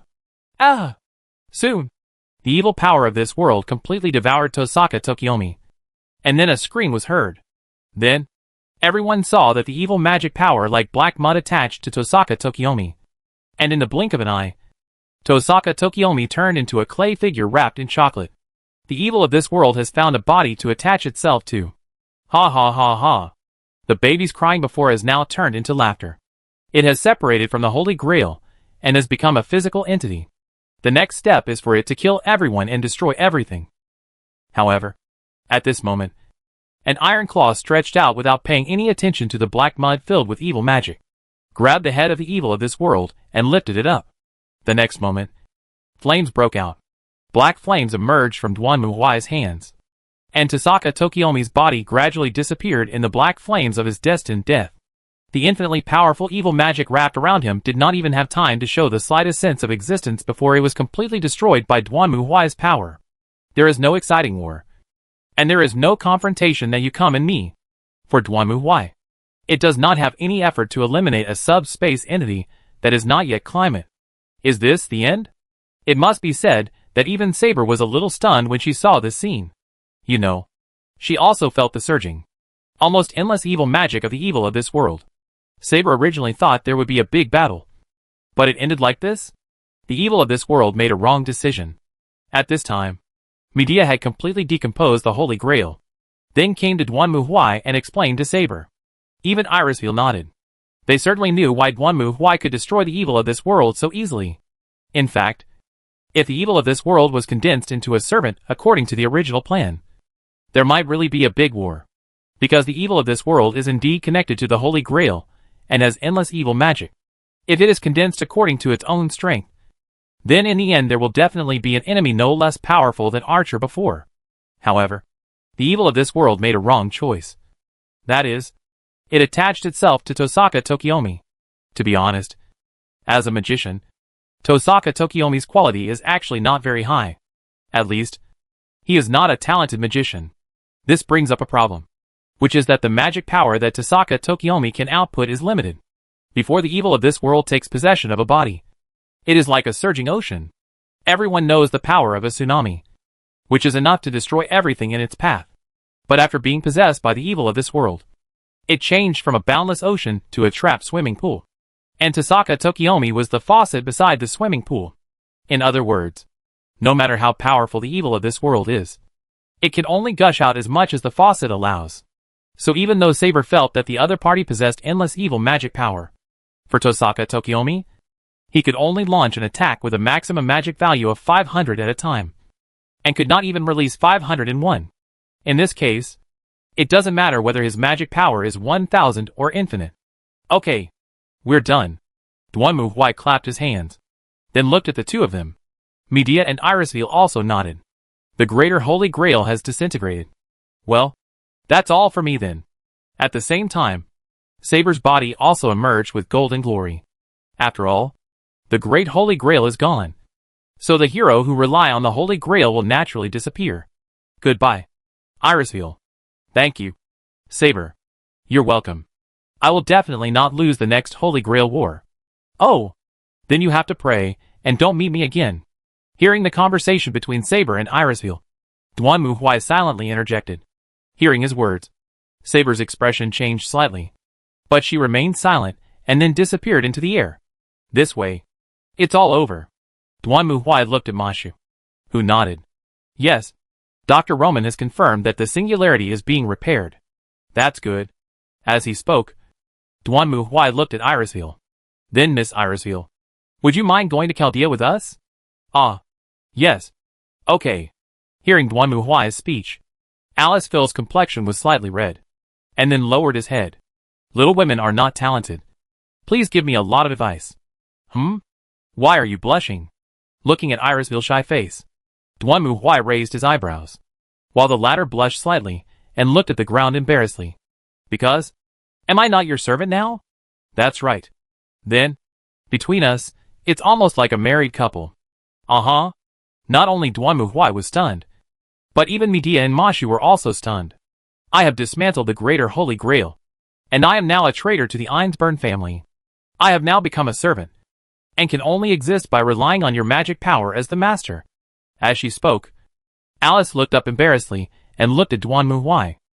In this case, I can only live for you. Right, master? Then, is our relationship the same as that of a husband and wife? Is there such a saying? Duanmu Huai turned to look at Mashu and Medea, and the former hurriedly shook his head. No. Not like this. However, Medea was dissatisfied with Aliceville. I was the first one to be with the master, so I won't give it to you. Oh, by the way, Miss Medea, you are also a servant of the master. Hearing this, Irisville also smiled and held Medea's hand. Then from now on, we will all work together as master servants. Well, of course you can. It's best when everyone loves each other. What the hell is this? Looking at the two men who held their hands tightly, they looked at each other, and Duanmu Huai was speechless. Anyway, let's go back. Although Duanmu Huai didn't know what the two were thinking, he just wanted to go back and talk about it. However, what do you mean? We can't go back? Looking at the communication video of Roman in front of him, Duanmu Huai looked unhappy. No, it's not. It's just that the system detected that there are still singularities behind you, so it can't be recovered. Is it Irisville? That's not the case. Roman shook his head. She is the Holy Grail. And recovering the Holy Grail is Chaldea's job. So it's okay for her to come to Chaldea. Who are you talking about then? You shouldn't be talking about Sakura. Right? Yes. Roman nodded. Although I don't know who that girl named Sakura is. According to the system, she is very important to the existence of this singularity. If she is not in this world, this singularity cannot be repaired. Just a little kid like this is connected to saving the world. Hearing this, Duanmu's wife frowned, looking unhappy. In other words, can't bring her back to Chalide? Yes. I'm so sorry. Okay. Stop apologizing. Duanmu interrupted Roman's speech unhappily. Then he frowned. It seems that I can only think of a solution. Chapter 755 Difficulty. To be honest, Duanmu didn't expect things to turn out like this. After he consulted Irisville, Duanmu realized that this matter was far more troublesome than the Holy Grail War. According to Irisville, Sakura's existence is indeed very tricky. Because according to the results of her and Medea's examination, Sakura's magic attribute is an imaginary attribute. A very rare magic attribute.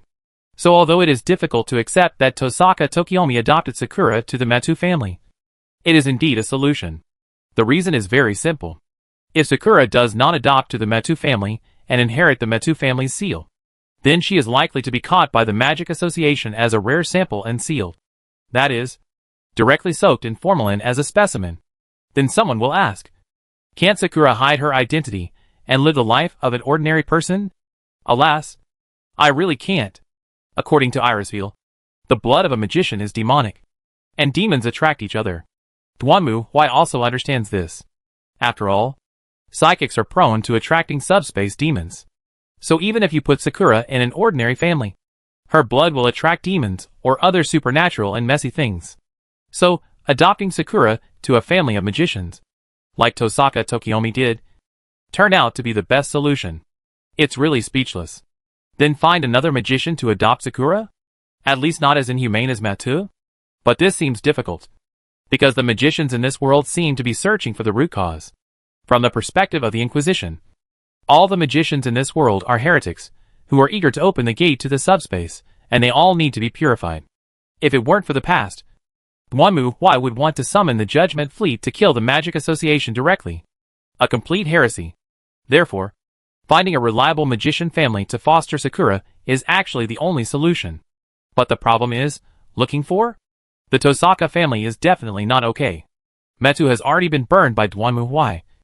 So the Einsburn is naturally not okay either. After all, Duanmu and others knew basically nothing about this world, and didn't know who to look for. However, Irisville does know two families of magicians. One is Chikeju in Eastern Europe, and the other is Aozaki Tuko, a magician who graduated from the Clock Tower and holds the title of Grand Master. Both of them had gone to Einsburn and met Irisville because they wanted to exchange the technical experience of doll making with the Einsburn family. So there is nothing more to say next. Anyway, let's go meet Aozaki Tuko first. Duanmu had no intention of handing Sakura over directly to Aozaki Tuko. But that's how the magician circle is. Even if Aozaki Tuko is not good enough, she at least knows other magicians. Of course, strictly speaking, Duanmu still hopes to keep Xiaoying in Japan. So he came to find Aozaki Tuko first. After all, Eastern Europe is too far away, and Xiaoying is only a few years old now. It is a bit too hard for a child to leave her hometown, so it is best to let her stay in her own country. Dr. Roman had no objection to this. The timelines of the past and present were separate, and Chaldea was able to avoid destruction precisely because it was outside of time. So no matter how long Duanmu stayed in the past, it was only a moment for Chaldea. If possible, Duanmu can also stay here until Xiaoying grows up. But, well, it depends on the situation. Duanmu has never raised a child. Generally speaking, it is not easy to find a magician.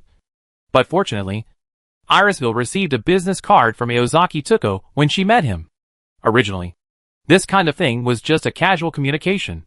But Irisville, who was serious and obedient by nature, still took it away solemnly. I didn't expect it would come in handy at this time. After making a phone call to Aozaki Tuko, Duanmu and his group arrived in Kanbushiko City in Tokyo. Well, Mashu, you and Lorena take care of Sakura. and I'm going to go meet that Aozaki Tsuko.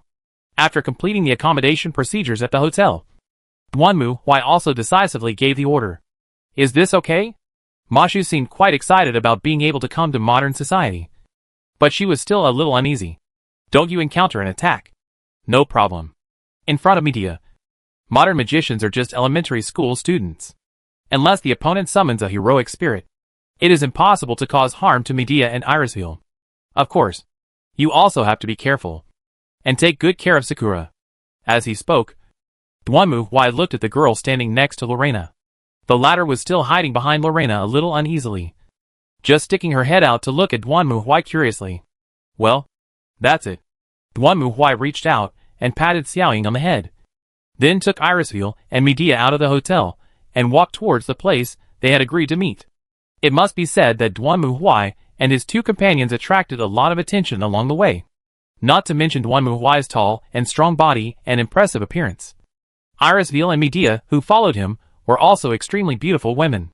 So much so that people often stared at them blankly along the way, and even staged such an old-fashioned drama as bumping into a telephone pole because they were too engrossed in watching. As for being approached by someone, don't even think about it. It's a good thing that you don't feel weak in front of Duanmu Huai. If you dare to approach him, you will be dead. The world outside is really interesting. Along the way, Irisville was also looking around curiously. Like MASH, she was very interested in places like coffee shops and convenience stores. You've never been out before. I'm ashamed to say that ever since I was created, I have been living in the Einsburn Castle. It is located deep in the mountains, and there is nothing around. At this point of view, it is almost the same as the canal. Do magicians like this kind of inaccessible place? But soon, Duanmu Huai's idea was challenged. Here? Duanmu Huai looked at the slightly shabby and abandoned commercial building in front of him. From the outside, it seemed to be just an ordinary commercial building, but it had been closed. There were few people on the surrounding streets. It looked like this place would be demolished soon. Yes, this is here. Irisville took out the business card and compared it with the address on it. And Medea nodded. I can also sense that there is a barrier set up by a magician here. This is truly a great man hiding in plain sight. I thought magicians would only practice magic in remote mountains and old forests where no one lives. Just as Duanmu Huai was sighing, a woman's voice suddenly came from behind him. I want to, but unfortunately I don't have that much money. Hearing this voice, Duanmu Huai turned around and saw a woman wearing an orange coat, red hair, glasses, and who looked quite neat. She was holding a cigarette in one hand and looking at Duanmu Huai curiously. She first looked at Irisville and said Hello. Hello. Miss Irisville von Einsburn. Long time no see. I never thought you would come to the Far East. It was a bit unexpected to receive your call. Then, the woman raised her head and looked at Duanmu Huai with narrowed eyes. What an impressive face. May I ask who you are? Duanmu Huai. Duanmu Huai nodded at the woman in front of him. Are you the oranges of Ozaki? Yes. Speaking of which, Aozaki Tsuko moved her gaze and looked at Medea. Then her eyes narrowed slightly. What are you?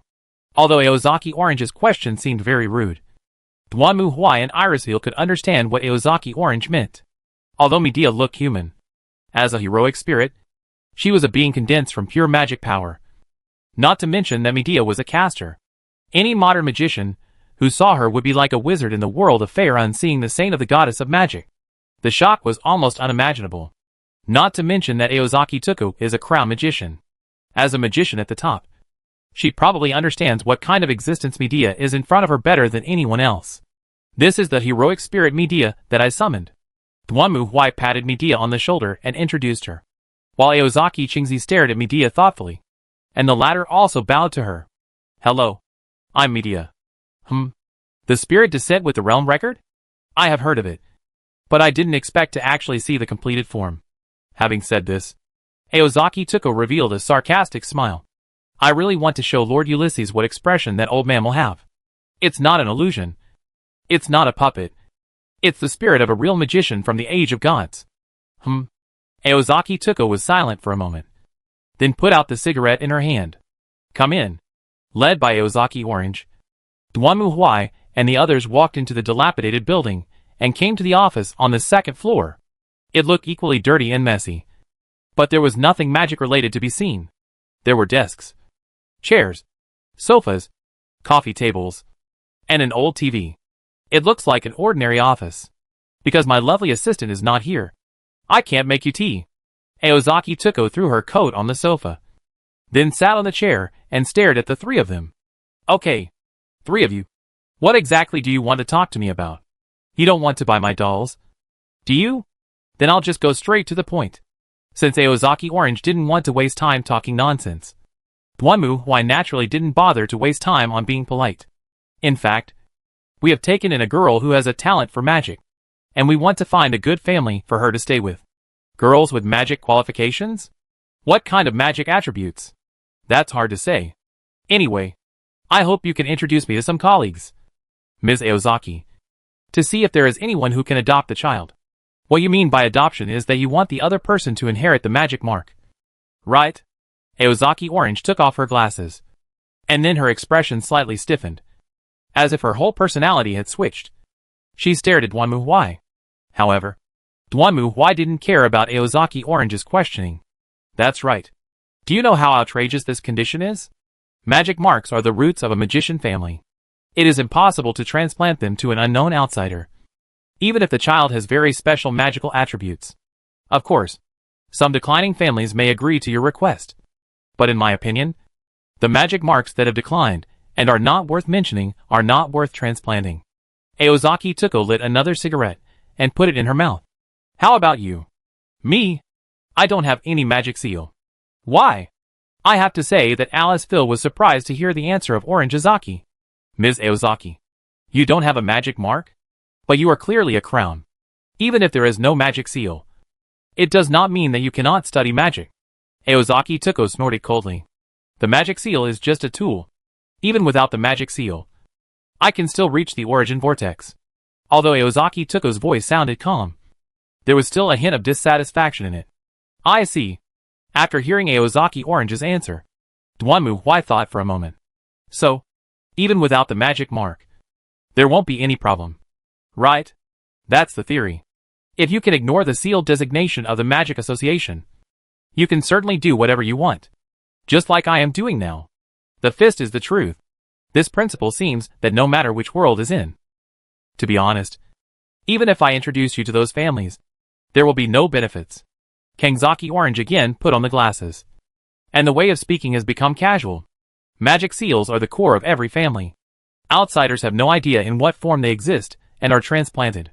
Moreover, your request is very unexpected. So, as a Grand Master Magician, can you give us some advice? Suggestion. Of course. It's not free.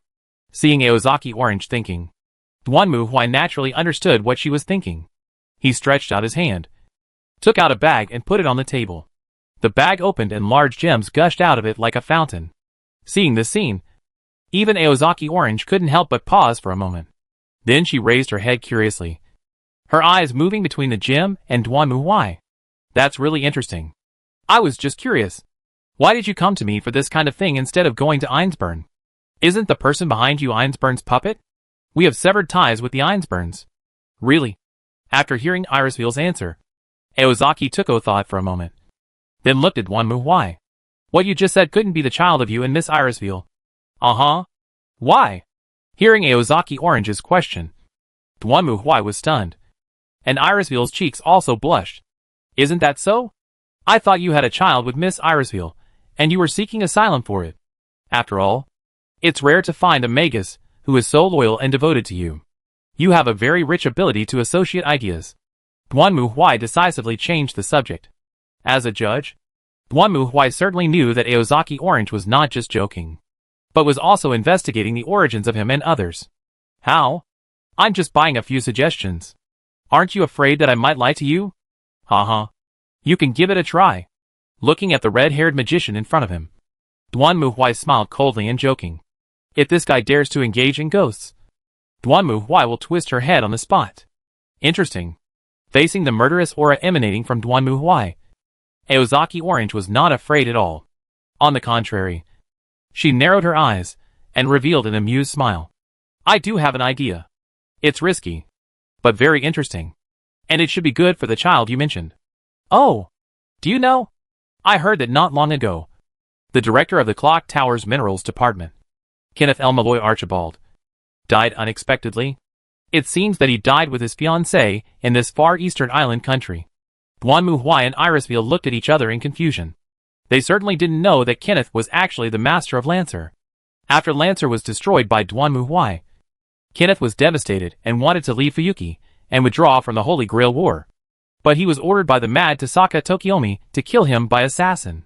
After all, Assassin had been monitoring every master since the beginning of the Holy Grail War. So Kenneth's whereabouts certainly did not escape Tasaka Tokiomi's eyes.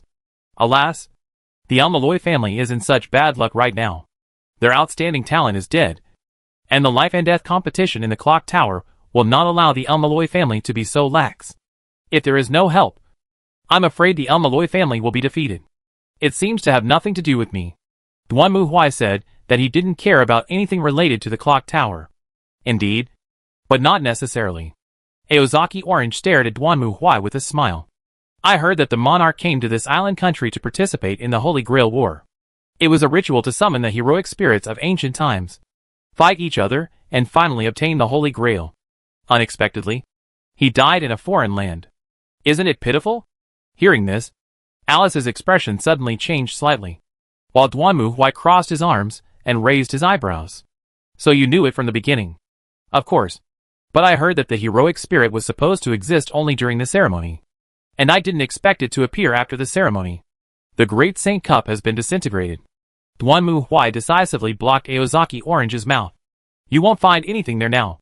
I have no interest in the Holy Grail War. Aozaki Tuko snorted and leaned back in her chair. Here's my advice to you. The clock tower has been trying to recreate ancient magic, and you happen to have a magician from the Age of Gods by your side. You mean? You want me to trade Medea and the clock tower? Yes. The Malloy family is in need of help. If you can take this opportunity to join the Malloy family and become one of the 12 monarchs, then you can make a deal with the clock tower. And your children can also receive formal magician education in the clock tower, and don't have to worry about being designated to be sealed. After all, the clock tower is one of the 3 major institutions of the Magic Association. I see. Hearing this, Duan Mu Huai nodded. So, what good does this do you? Of course, if you succeed, I hope you can help me remove my designated seal. After all, with this wanted order, even for me, a crown, it will be very troublesome to do things. That's your condition. Duan Mu Huai naturally understood what Aozaki Orange meant. Even though she was already a top-ranked magician, she still found it difficult to face the designated seal of the Magic Association. It was conceivable that if Sakura was designated to be sealed, things would only get worse. I'll think about it. After thinking for a moment, Duan Mu Huai nodded. Thank you for your advice. Chapter 756 Origin. After saying goodbye to Aozaki Orange, Duan Mu Huai returned to the hotel and contacted Roman. However, he had just told Roman the whole story when the latter clapped his hands vigorously. So that's it. And this? This? Which one? Looking at Dr. Roman opposite him, who was shocked, Duan Mu Huai was speechless. Hey! Mr. Duan Mu, don't you know the history of Chaldea? Dr. Roman was stunned for a moment. Chaldea was built by one of the 12 famous gates of the clock tower, the ruler of the astronomy department, Marispoli Animustia. Oh, so what? In fact, according to the news, this plan might have been shelved. At this point, Dr. Roman frowned, looking serious, because according to Lord Marispoli's theory, in order to observe the past, the reverse summoning known as pseudo-spirit transfer can theoretically achieve time travel. However, in order to maintain the stability of time travel, it requires at least the full assistance of the Atlas Academy, the secret arts of the monarch level of the clock tower, the construction of new facilities, experiments, astronomical expenses, and people with the qualifications to travel back in time. This is regarded as a fantasy in the clock tower. So much so that Lord Marispoli did not have enough resources to build Chaldea in the beginning. Wait, so you mean? After hearing what Roman said, Duan Mu Huai finally understood. The monarch of this timeline may not necessarily build Chaldea. If that is the case, when this timeline extends to our timeline, Chaldea will not exist. Without Chaldea, we will not go back in time to this singularity. Does that mean that the singularity repair will fail in the end? That's right. Dr. Roman nodded vigorously. although time itself may be corrected. No one is sure whether the correction of time will be as we expect. So, you want me to go to the clock tower and confirm Chaldea's construction plan, right? Duanmu Huai was not stupid. He had built the Inquisition and the Grey Knights in the 30K Great Crusade and returned to collect some believers. Therefore, he immediately understood what Roman meant. It was obvious that Roman wanted him to go to the clock tower to make sure that the construction of Chaldea became a reality. In this way, at least in this timeline, the existence of Chaldea in the future could be ensured. Okay, I'll give it a try. But there's no guarantee that I'll succeed. It must be said that what Roman said actually made sense. And Duanmu Huai did not want to cause any trouble because of it. Of course, according to the concepts presented in movies and novels, even if there was no Chaldea, there might be Normandy. But for people in the future, the more accurate the better. After cutting off communication with Roman, Duanmu Huai was silent for a moment, then looked at the people in front of him. Mashu, Medea, Irisville. In fact, I have something very important to tell you. Something very important? Yes. I think you may not know yet. I come from an organization called the Inquisition. Next, Duanmu Huai spent some time introducing himself to the three people, including the Inquisition, the Human Empire, the Subspace, the Universe and the Future. It must be said that after listening to Duanmu Huai's explanation, the three of them stayed where they were, stunned and silent. Why? Does that sound hard to imagine? No. The first person to come to his senses was Mashu. Indeed, no matter how you put it, Master, it feels like you are joking. But we have also seen that huge battleship with our own eyes. If everything Master said is true, then it is understandable. I never thought that we are the descendants of humans from the outer world. In contrast, Medea lamented this more. It's unimaginable. I'd never thought about it before. The source, is it the subspace? That's right. In response to Alice's question, Duanmu Huai nodded. To be honest, what you have been pursuing for hundreds of years is already a nausea for the Inquisition. Of course, as I told you, psychers are naturally attracted to the warp. So it is not difficult for you magicians to desire to reach the root. But for the Inquisition, once the warp is connected, it will only bring disaster. To be honest, if this world was not the world of the past, with the style of the Inquisition, all these heretics who tried to summon and connect to the warp would have been hanged to death long ago. Can't we warn those magicians about the dangers of the origin vortex? I don't think it's useful. In response to Mashu's question, Duanmu Huai shrugged. To be honest, if I can make them change their nature just by talking, then the Inquisition wouldn't have to hang so many psychers. Besides, words are not enough. Seeing is believing. What if they want me to open the gate to the warp for them? Could it be that Miss Lorena? Yes. She is a member of the Inquisition. So I was able to summon her here. Speak of the devil, and he will appear. We are back. Sir Knight. At this moment, Lorena also brought Sakura back to the room. Although she did not look blushing or out of breath, Sakura next to her was sweating profusely. Going out for a run again? Of course. Wouldn't it be nice to go out for a run and relax? Sakura is still young. Don't go too far. Duanmu Huai gave Lorena some instructions, but did not interfere too much. After all, in his opinion, it was better to let Sakura work hard on training like she was doing now, than to let her indulge in sadness and anxiety. Don't worry. I won't hurt Sakura. So, Knight-sama, what are we going to do next? We need to leave here first and go to England. Why? Hearing Duanmu Huai's answer, Xiaoying was stunned for a moment. And Duanmu Huai looked at Xiaoying. You can come with us, too. Is that okay? Ah, okay. Xiaoying nodded hurriedly. Or rather, given her current situation, she had no choice but to follow Duanmu Huai. At least in Sakura's opinion. These people who suddenly appeared and saved her were much better than the grandfather of the Metu family. She also knew that she could not return to the Tosaka family, although she also hoped to reunite with her mother and sister. Sakura was still afraid of the people of the Metu family. She didn't know what happened to the Metu family. But at this moment, Sakura was most afraid that after returning to the Tosaka family, she would be sent to the Metu family again. In comparison, she felt more at ease following Duanmu Huai and others. Everyone here was very nice to her, although Duanmu Huai looked a little scary. Sakura also found that he was a gentle person, and would not be violent towards her like the grandfather of the Metu family. But Xiaoying was also worried about where she would end up. She knew that Duanmu Huai and others were discussing finding a good place for her. But Xiaoying was really uneasy. She didn't know where she would go, or what she would face. At least now, she is still here. Going to the UK is not a difficult thing. For Duanmu Huai, any problem that can be solved with money is not a problem. And any problem that can be solved with a chartered plane is also not a problem. For Duanmu Huai, who had no connections in the clock tower, it was not easy to find someone from the Malloy family to negotiate.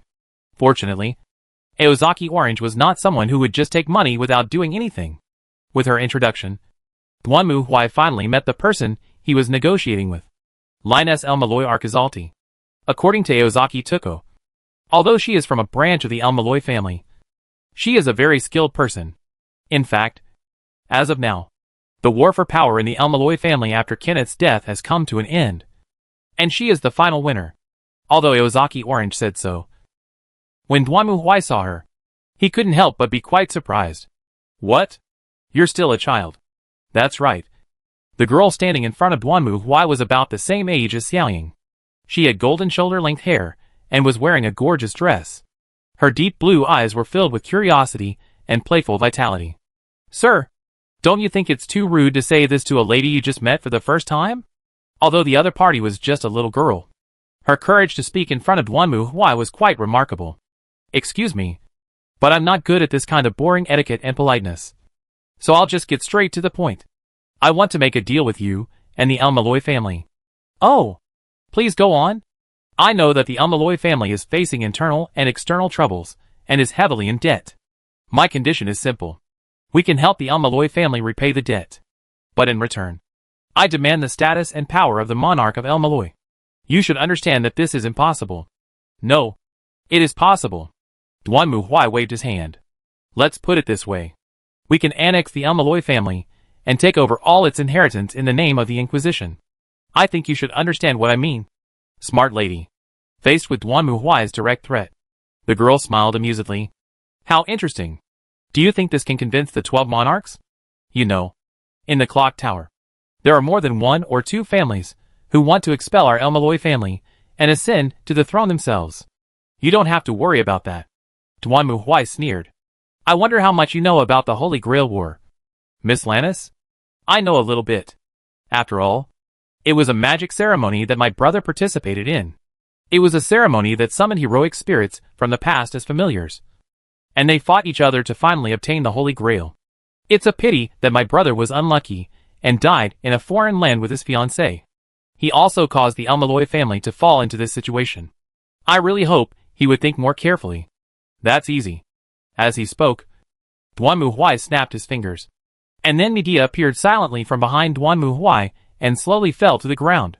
Seeing Medea's figure, Lannis widened her eyes in surprise, and her calm expression that had been calm since the beginning of the negotiation began to collapse. This is, let me introduce you. This is the heroic spirit I summoned. Castor Medea. I think you should know her legend. The Princess of Caucasus. Staring at Medea, Lannis murmured to herself as if she was cursing. Then she seemed to think of something and looked at Duanmu Huai. Do you want to? Yes. The magician of the Age of Gods will teach magic himself. I think this treatment should be enough for the clock tower to consider my proposal. This is indeed an exciting bargaining chip. Even Lainey's couldn't help swallowing her saliva when she saw Medea in front of her. In the modern times where magic from the Age of Gods had long been cut off and all mysteries had passed away, any relics from the Age of Gods were dizzying. Not to mention the teachings of the great magician from the Age of Gods himself. Lainey's could even imagine what kind of bloody storm would be set off in the clock tower for this.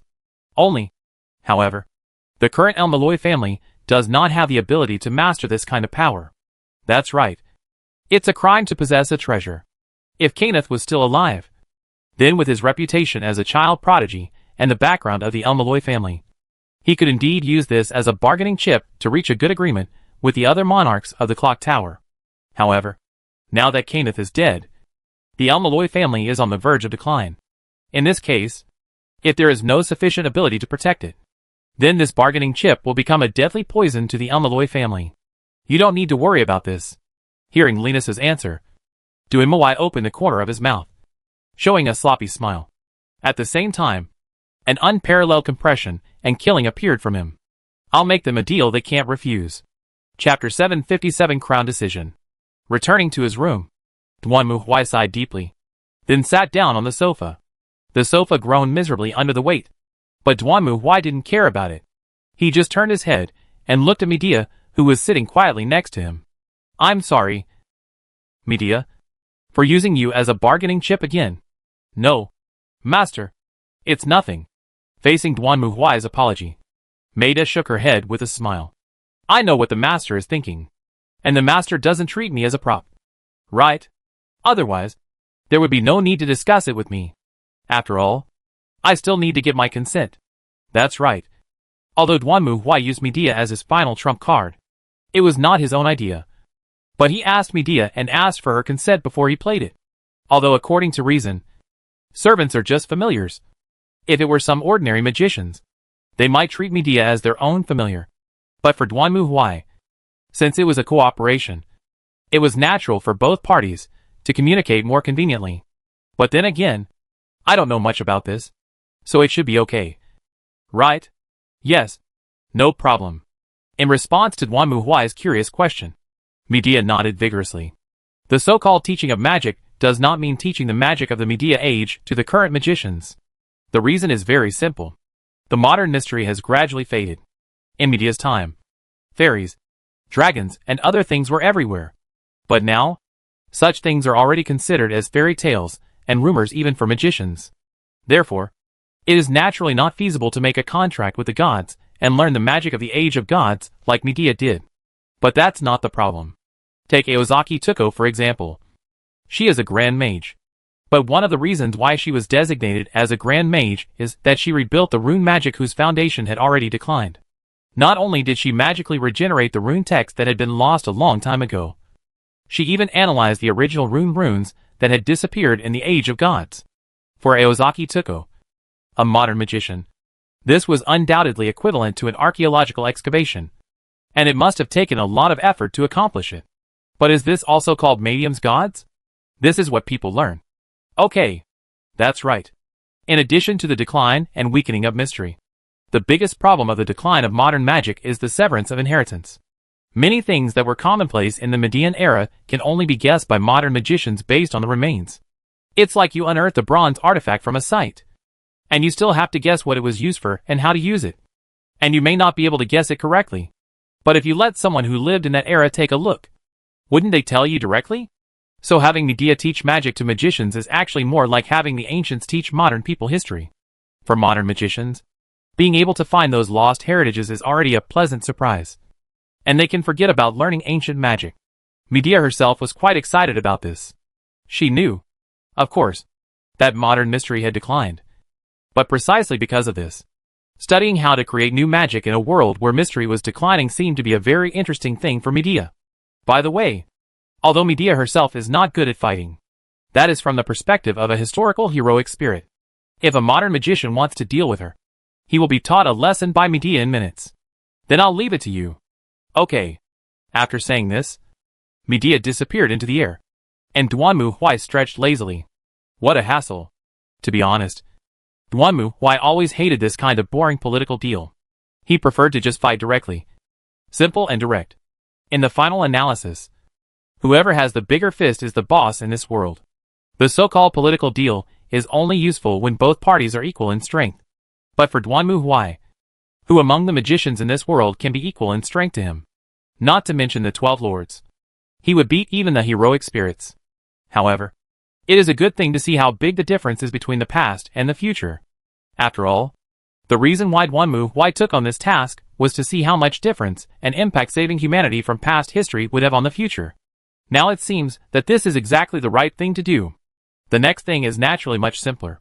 Duan Muhui was not short of money. The tribunal's assets were almost the entire universe, and the gems he carried with him were enough to pay off the debts of the El Malloy family. And Lannis also showed an ability beyond Duan Muhui's expectations. She looked about the same age as Sakura, but she was very comfortable in such political disputes. In the end, this young lady successfully obtained the inheritance rights of the El Malloy family just as Aozaki Tuko said. And after this, it was the most critical moment of life and death for the El Malloy family. Crown Decision. This was a meeting attended by the 12 monarchs of the clock tower to decide the future fate and direction of the clock tower. And this time, the meeting of the Crown resolution was naturally for only one thing. That is the question of whether the Malloy family should stay or go. Of course, although it was a meeting, the location for the grand decision was not some glamorous conference room. Nor was it in the clock tower, but underground. I have heard of it before, but this is my first time here. Led by the staff of the Magic Association, Lannis and Duanmu Huai came to a special building near the clock tower. According to Lannis, this department is called the Secret Corpse Anatomy Bureau, which is responsible for managing a huge corpse located underground in London. This is not an ordinary corpse, but the corpse of a dragon. Although it is unknown how this corpse appeared, there are some legends in the clock tower. It is said that when the mysteries were about to decline, the mysteries at that time chose to return to the other side of the world. But this dragon did not choose to return. Instead, it hid itself in the earth, waiting for the day to return. However, the mysterious decline was beyond the dragon's expectations. When it wanted to go back, the barrier between this world and the subspace made it impossible for it to return to the other side. So the dragon had to choose another way, which was to move forward towards the underground where the mystery still remained. As a result, he was digging and digging. He was digging and digging. He died just like that. The huge corpse of the dragon, which was as big as a mountain range, was buried here and was later discovered by the magicians of the clock tower. In fact, there are rumors that the reason why the clock tower was built in London instead of being far away from the world, like the Wandering Sea or Atlas Court, was because of this dragon corpse.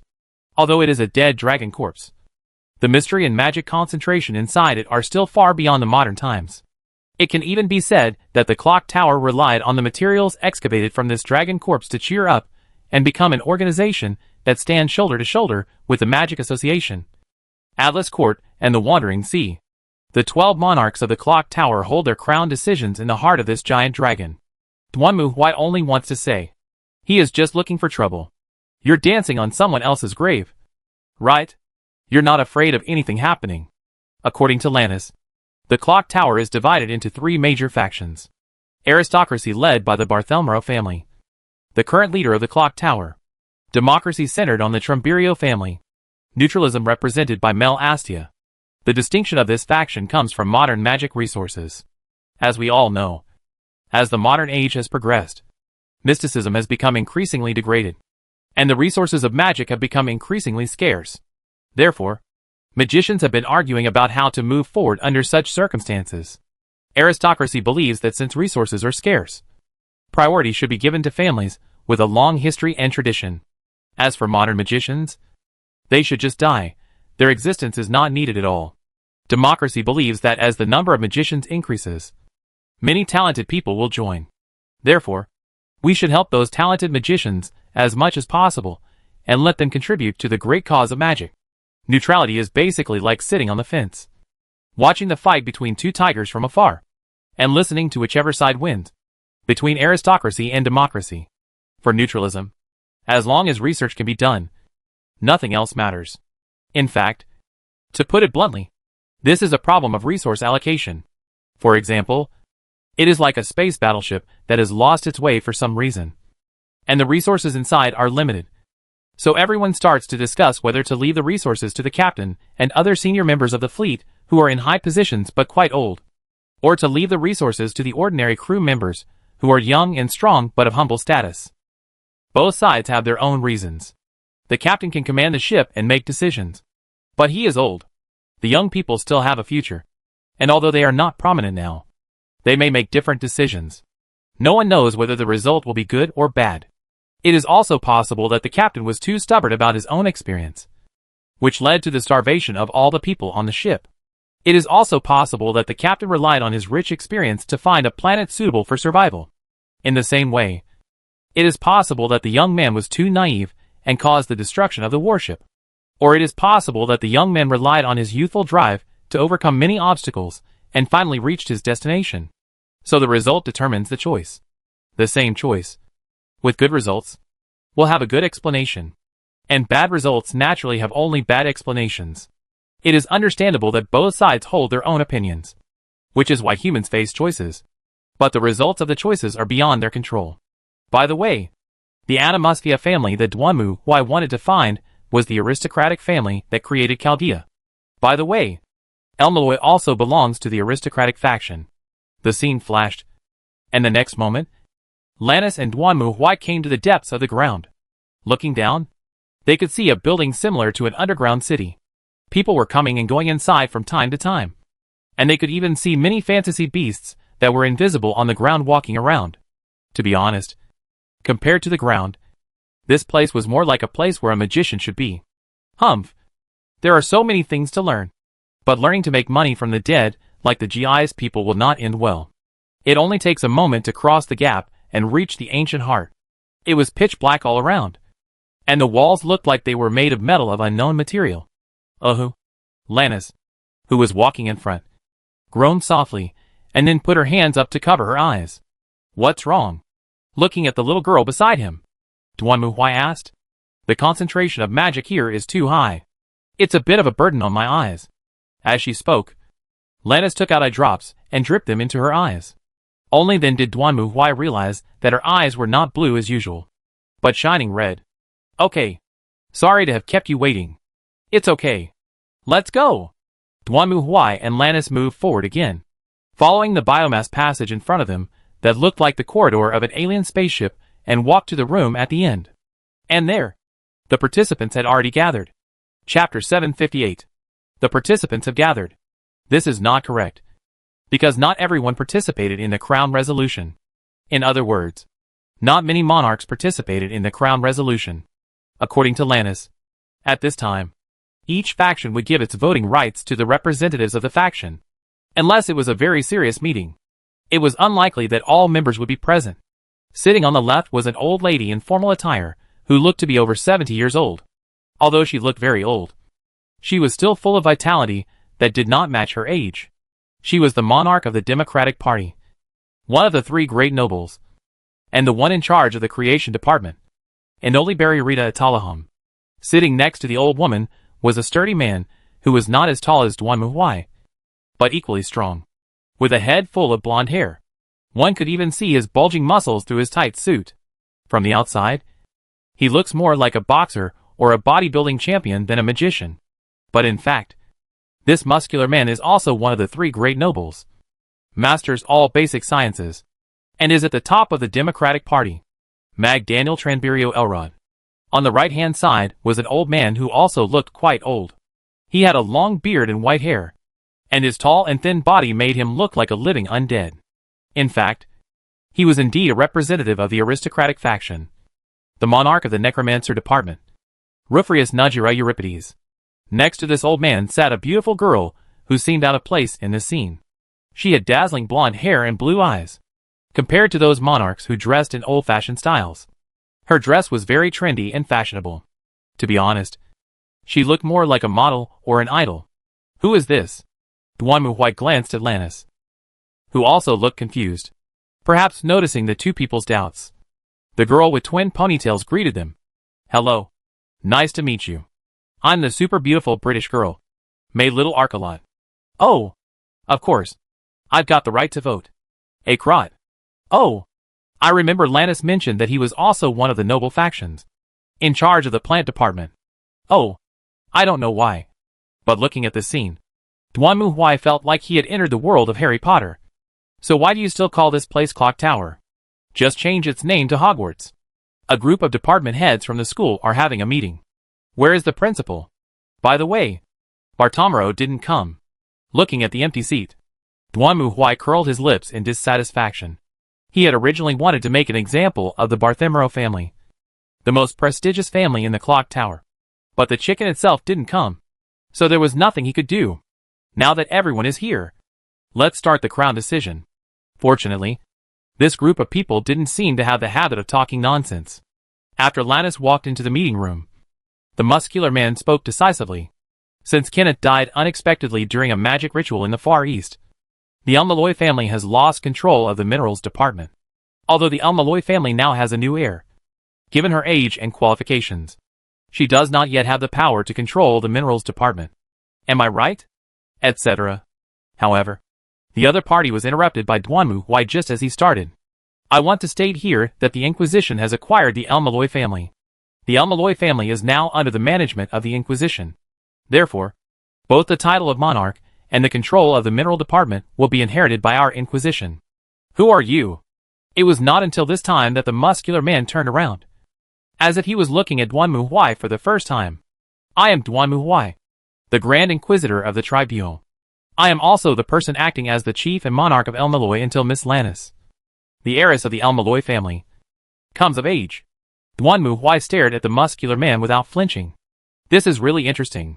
Hearing Duanmu Huai's answer, the muscular man sneered. The Inquisition? I've never heard of this organization. Although I don't know where you are from. I don't have time to waste on you. So I'll just say it straight out. Duanmu Huai simply waved his hand to interrupt the muscular man's speech. Although the other party was one of the 12 monarchs of the King's Clock Tower, he did not take the other party seriously at all. If you are willing to recognize the agreement between the Inquisition and the El Malloy family, then I can make concessions to a certain extent. Of course, we are not completely unprepared. As he spoke, Duanmu Huai snapped his fingers. Come out, Caster. Following Duanmu Huai's call, everyone saw Medea quietly emerging from behind Duanmu Huai and landing on the ground. Seeing the appearance of the girl, the four people present all changed their expressions. Even Elrod, who had a cold expression before, now widened his eyes in surprise. Sitting on the other side, the backbone of the aristocratic faction, the old man Ulysses, trembled all over, as if he couldn't believe what he saw. Greetings, everyone. Please allow me to formally introduce myself. My class is Caster, and my name is Medea. I am a disciple of the moon goddess Hecate, and as the head priestess of the temple, I am devoted to the practice of magic. It's our first meeting, so please take care of me. Medea, holding a magic wand, faced everyone with a smile and said okay in a neither humble nor arrogant manner. After all, she was the princess of Kolsky, so she was naturally good at etiquette. This is a realm record tape? Even the monarch of the clock tower changed his expression when facing Medea at this moment. The replica of the heroic spirit that left its name in human history. The servant. No matter how extraordinary the magician's abilities are, they cannot be compared with the mystery they possess. Not to mention that the one who appeared in front of everyone was Caster, who was proud of magic, the famous witch in history, and Medea, the princess of Kolsky. Everyone present was trembling with fear. No, it might be said that it was because they, as monarchs, had witnessed too many mysteries, so they knew better than anyone how unusual the existence of the heroic spirit before them was. It was a completely different thing from modern magicians. A powerful, terrifying, and unparalleled embodiment of the unreasonable. Using the Holy Grail as a carrier, the heroic spirit descended. Has Zorjan Mercury's fairy tale-like thesis become a reality? Euripides, the ruler of the spiritual school, was holding the armrest of his chair tightly, staring at Medea with wide eyes. His voice was like a ghost from underground. At this moment, the ruler of the spiritual school had completely lost his usual calmness, and his whole body was trembling slightly. Let me introduce her to you. She is my servant, Caster Medea.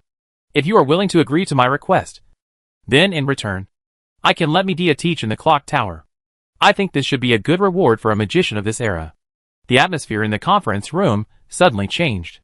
For modern magicians, the teachings of the magicians from the age of gods were enough to bring them unimaginable gains, even if they only received a little guidance from the magicians from the age of gods. However, a magician from the age of gods taught him personally. As you can imagine, this is enough to make all the family members in the clock tower freak out. Since it was a class, the number of students was definitely limited. Not to mention that the other party was one of the most famous witches in myths and legends. No matter what faction they were from, they naturally hoped to get guidance from this witch. So what if we object? Taking a deep breath, the muscular man stared at Duanmu Huai coldly. In response to the muscular man's question, Duanmu Huai laughed and made a gesture. Then Medea disappeared again, and Duanmu Huai looked at everyone present. Immediately afterwards, unparalleled murderous aura and terrifying power burst out from his body. Then, there is no need for the clock tower to exist. Duanmu Huai stood there, staring at the four people in front of him. The terrifying power emanating from him was as if it were tangible, and it easily defeated the protection of those magicians. Lannis could even see the magical light on their bodies flash by, and then completely shattered. At the same time, everyone's face was pale. They could clearly feel the horror of this powerful force. That is the terrorist power that can be imagined even as a magician. The power is full of every corner, and it is almost difficult to breathe. Can't help the fear of explosion of lava. This is an ultimatum. Duimawai stared at everyone and said indifferently, "The Inquisition does not allow refusal or objection. If you disagree, I will have to obliterate the entire clock tower in London. There will no longer be a clock tower. And even this country will sink completely to the bottom of the sea. If you don't believe me, you can try to see if I can do it. I can guarantee that no magician family in this country will be able to escape. Even if Bartholomew comes in person, he will die." As he spoke, Duanmu twisted his mouth into a hideous and terrifying smile. At this moment, everyone fell silent. They understood why Duanmu did this. The surging magic power that made them tremble, and the fear that almost made people's spirits collapse completely. And then, they heard Duanmu's voice, like a beast's roar. "Well, make your choice. Everyone. To borrow the words of Hamlet. To be or not to be. That is your question." Chapter 759 Negotiations established. The car drove forward along the street. And inside the car, laughter like silver bells echoed. "Ha ha ha ha. I never thought I'd see the clock tower monarch make such an expression. You're really worthy of being my brother. Whips and candies are both necessary in negotiations. But isn't it too much to hold a nuclear bomb in one hand and a lollipop in the other?" The one who laughed was Lannis. At that moment, the girl was swinging her legs from side to side on the chair with an excitement befitting her age. Like an excited child who had just finished watching a movie. "I just made them a deal they couldn't refuse." Sitting in the back seat, Duanmu seemed very calm. Generally speaking, a car as small as this one would not be able to accommodate him. However, the clock tower seemed to have used some kind of magic, so that the car did not look as small as it looked from the outside, but rather quite spacious. "I didn't expect that space magic could be applied to this level. It seems that if I practice more in the future, I may be able to drive." But even so, those monarchs were livid at the time. It was a relief that they finally accepted your proposal. "Brother. After all, nobles generally would rather die than give up their glory." Having said that, Lannis certainly understood why those monarchs were willing to agree to Duanmu's request. Even she could feel that at that time. Duanmu had already stimulated the spiritual veins of the entire Britain. He did not rely on some kind of magic costume or special magic array. Just the aura emanating from him caused the spiritual veins of the British Isles to vibrate. This was equivalent to Duanmu being able to completely destroy everything on this land in a single thought. As he said, even if the entire British Isles sank into the sea, it would not be impossible. This is obviously beyond the scope of human beings. And even the wrath of the gods may not be more than this. In any case, Duanmu has already demonstrated his power. So the other monarchs of the clock tower no longer have much choice. But you have to work hard. After all, time is limited. "I know." Lannis nodded. The monarch of the clock tower did agree with all the requirements of Duanmu unconditionally, including the wanted to suspend the seal of the Korzaki Orange. "By the way, clan, you are such a wicked man. My lord, if you do this, won't the others hate us? Magicians are monsters that cling to the past. After you leave, the Almaloy family will surely suffer a violent revenge from the other monarchs. That's your problem." Facing Lannis's complaint, Duanmu shrugged his shoulders. By the way, Lannis regarded Duanmu as her sworn brother as part of the formality. After all, Duanmu was currently the agent of the Almaloy family. Even if he was an agent, it would be easy to have problems if it was someone else who had nothing to do with the family. Originally, Lannis had expressed her willingness to get engaged to Duanmu, but Duanmu was not interested in this kind of little brat, so she simply treated them as brother and sister. By the way, Duanmu actually had no intention of following Roman's idea and supporting the monarch of the astronomy department. After all, for him, as long as he accomplished the two things of creating Chaldea and finding Olga Marie as the director, he could be sure of the future. If that's the case, then it doesn't matter who builds Chaldea. Right? What matters is that Chaldea was built. And that is enough. This reminded Duanmu of a movie in which the protagonist went back in time, fell in love with the heroine, and then died to protect her. And the heroine gave birth to the protagonist. Is this a time-locked loop? The bottom line is that Duanmu Huai is not familiar with the establishment of Chaldea. He is like a transfer student who transfers to another school midway. How can you expect him to know anything about the new school? So if Dr. Roman came to this era, he might try to do it according to his memory. But for Duanmu Huai, I just need to build Chaldea for you. And I don't care about the rest. Anyway, that's pretty much it. Let time fix the rest. Of course, this doesn't mean that Duanmu Huai is a fool. Simply put, the reason why he doesn't like to use conspiracies and tricks is that Duanmu Huai is not good at it. And on the other hand, he is wary of treacherous tricks. If you use tricks too many times, it's easy to be fooled. In contrast, it's much easier to solve everything with fists. Even if there is a problem, it's easy to figure it out. However, this does not mean that Duanmu Huai will not use some tricks. Without Lannis's reminder, Duanmu Huai knew that these monarchs would not give up so easily. They would definitely observe him secretly and look for his weaknesses, so as to reach a deal or some kind of exchange with him. If Duanmu Huai had just obtained this position and started to prepare for the construction of Chaldea in a big way, he would definitely be seen through by others. So he also has his own plan. After all, as the art of war says, the real one should be made empty, and the empty one should be made real. In short, let's see first whether the monarch of the astronomical department will still build Chaldea according to historical records. If he is unwilling, it will not be too late for Duanmu Huai to take over. It's not bad anyway. That's right. Time.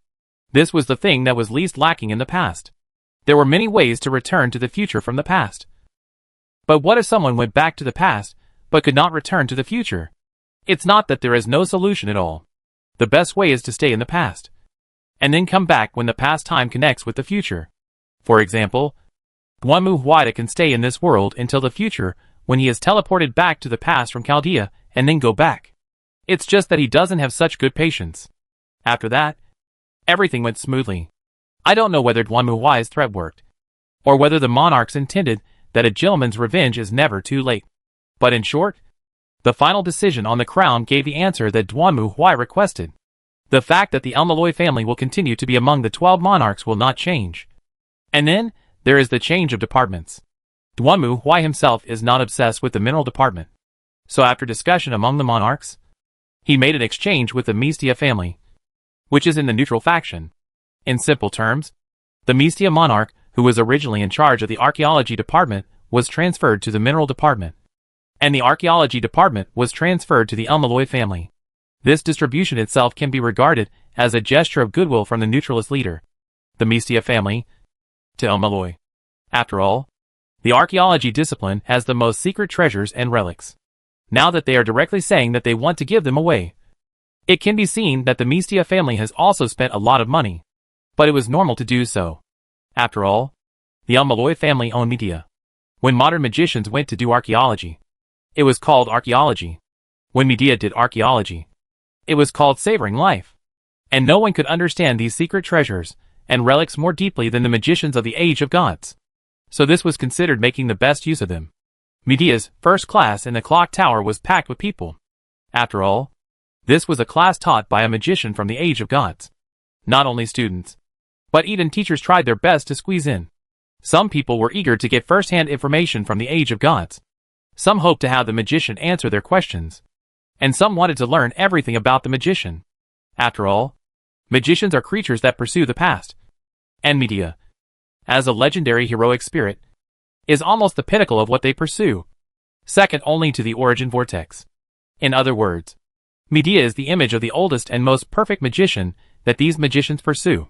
Therefore, many families turn to Elmaloy, using various methods and means to hope to enter the archaeological discipline and receive guidance from media. Duanmu Huai directly handed these boring political transactions to Lannis, although he didn't know how much the Elmaloy family got after that. Seeing Lannis's floating walking at that time, he knew that the Elmaloy family really made a lot of money. By the way, Sakura also joined the Elmaloy family because of this.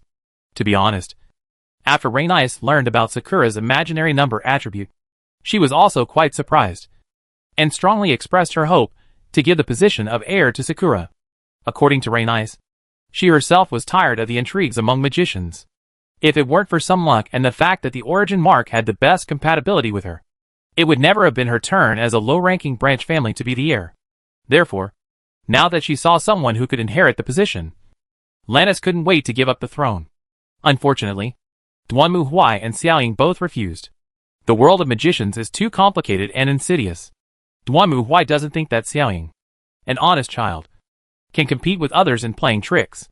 However, the relationship between Lannis and Xiaoying is good now. Although Lannis likes to tease Xiaoying on the surface, the two feel like sisters with good feelings. After all, with the protection of the Malloy family, Sakura can live normally in the magic world without the magic mark. And for Lannis, Sakura, who has the attribute of imaginary numbers, joining the Malloy family is itself a trump card. Moreover, Sakura has also received the teachings of Medea, and can be considered as Medea's apprentice. The magicians of the Age of Gods are more familiar with the imaginary attributes than modern magicians. Moreover, the imaginary attributes originally refer to substances that are possible but do not exist in the material world, which is almost comparable to mystery itself. Therefore, compared to ordinary magicians, Sakura is actually closer to the magicians of the Age of Gods. Moreover, he can perform magic of the Age of Gods without signing a contract with the gods. For Duanmu Huai, this is just the beginning. And what comes next is the highlight. Chapter 760 Clock Tower. A figure flashed by. The slender figure rushed over the wall quickly, like a master of Qigong, and rushed towards Duanmu Huai, and at the same time punched Duanmu Huai in the back. However, Duanmu Huai roared, and then stepped hard on the ground with his right foot. A violent shock wave suddenly exploded with him as the center, and then several figures flew out and fell heavily to the ground amid wailing. Okay, that's it. Duanmu Huai stood up and spoke, and in front of him, dozens of young men and women were lying on the ground, groaning in pain. However, they still stood up despite the pain and respectfully bowed to Duanmu Huai. If you have nothing else to do, then dismiss the get out of class. Remember the key points I taught you. Duanmu Huai stretched his body and spoke, and the young magicians in front of him lowered their heads again. His teacher. Then they turned and left. Huh? I didn't expect this to be so interesting.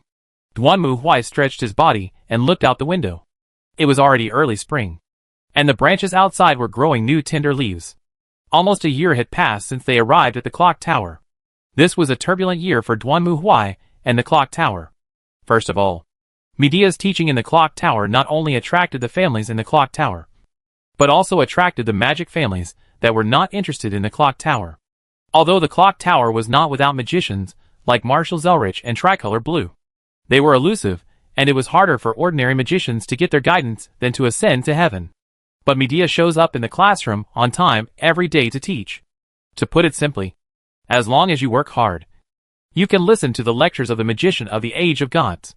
What could be more impressive to a magician than this?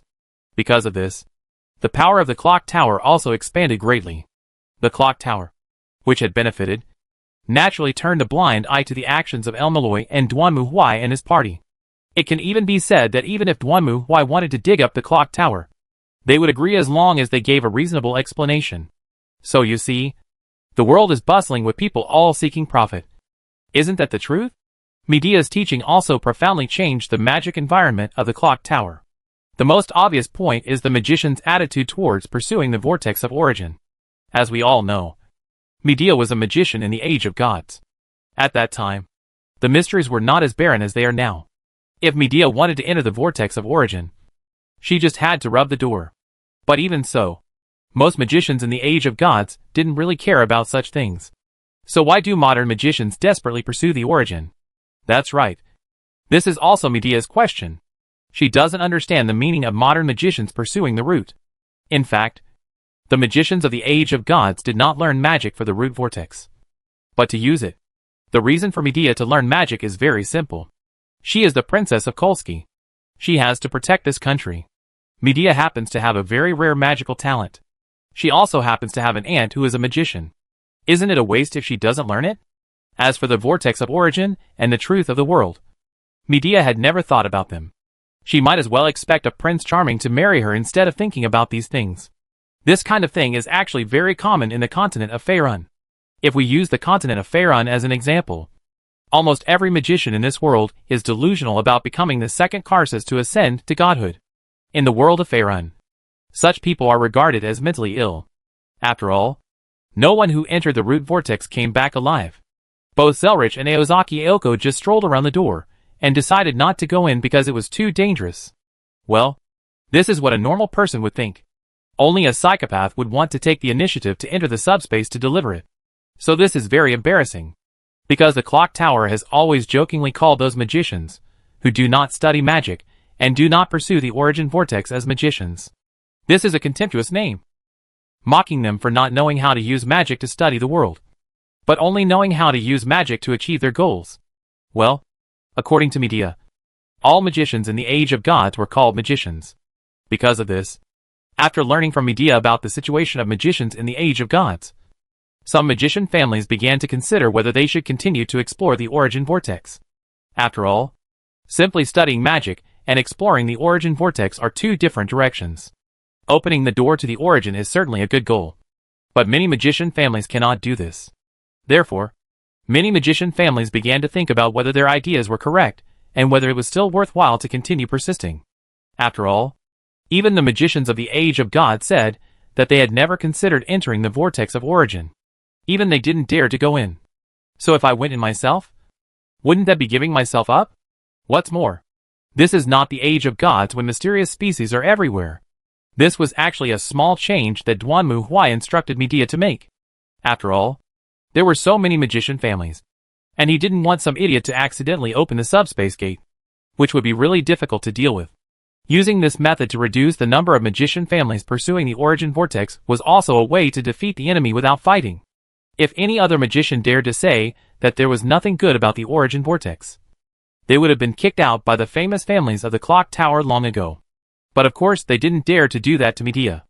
On the one hand, the world of magicians has always been proud of antiquity, and media's existence is older than those famous magic families combined. In addition, she has the strength of a magician of the Age of Gods, and the benefits she brings to the clock tower. Only a fool would be stupid enough to cause trouble in front of media. On the other hand, for those families whose sunk costs are too high to give up, this is also a good idea. If a family of magicians gives up on searching for their roots, it means they have one less competitor. Right? By the way, Duanmu Huai really wanted to make trouble for the Barthamero family to make an example of them. But the other party was like a coward and refused to show up. According to Lannis, the Barthamero family did this to ensure the dignity of their family in the clock tower. As long as they did not show up, there would be no possibility of failure, and they would not lose their reputation as nobles. I have to say, this coward is really speechless. Duanmu Huai is certainly not idle. He does not have as deep an understanding of magic as media. However, after looking through the class schedule of the clock tower, Duanmu Huai discovered that these magicians actually teach close combat. Well, that's good. Seeing this, Duanmu Huai immediately praised these magicians. Loyal close combat is the best way to fight the enemy. Modern magicians learn close combat skills, which is also a kind of self-defense. Although these magicians are thin, after they open the magic circuit and strengthen their bodies, their physical fitness is much stronger than that of ordinary people. Of course, they still cannot be compared with heroic spirits. But in terms of pure numbers, they are already at the level of mid-level adventurers in the continent of Faerun. The kind that can compete with mountain giants in close combat. That was easy. Duanmu Huai decisively found the clock tower and expressed his desire to teach melee combat. The clock tower naturally did not dare to neglect this monarch. Not to mention that this subject itself was only auxiliary, and not exclusive to any family. So Duanmu Huai easily got the teaching position of this subject. This shows that no matter what world we are in, physical education teachers are not valued. Professor Duanmu Huai's close combat course is also very popular among students. At the beginning, many students were persuaded to leave, but those who stayed were all determined. And to be honest, the magicians in this world learn close combat skills not just for physical exercise. In the clock tower and even in the magic circle, assassinations, conspiracies, and betrayals are everywhere. If you are good at close combat and can strike before the opponent performs magic, you will definitely have a better chance of winning and survival. Not to mention that some magicians perform bestial magic in which they transform themselves into animals, which places great emphasis on actual combat and naturally requires more training and learning. After more than a year of teaching, Media and Duanmu Huai, one a scholar and the other a warrior, became famous in the clock tower. Medea was not to be mentioned. And Duanmu Huai was not a pushover either. During this year, anyone who wanted to cause trouble for him was directly crushed to the ground by Duanmu Huai. So that everyone knew that the two people from the Malloy family were not easy to deal with. But Duanmu Huai is still quite popular. Well, although not as popular as Medea. Back in his office, Duanmu Huai sat down on a chair, and Mashu hurriedly handed him a cup of tea. Tea. Please, master. Well, thank you. Mash. Duanmu Huai nodded to Mashu, who had already adapted to this era. She was now Duanmu Huai's disciple.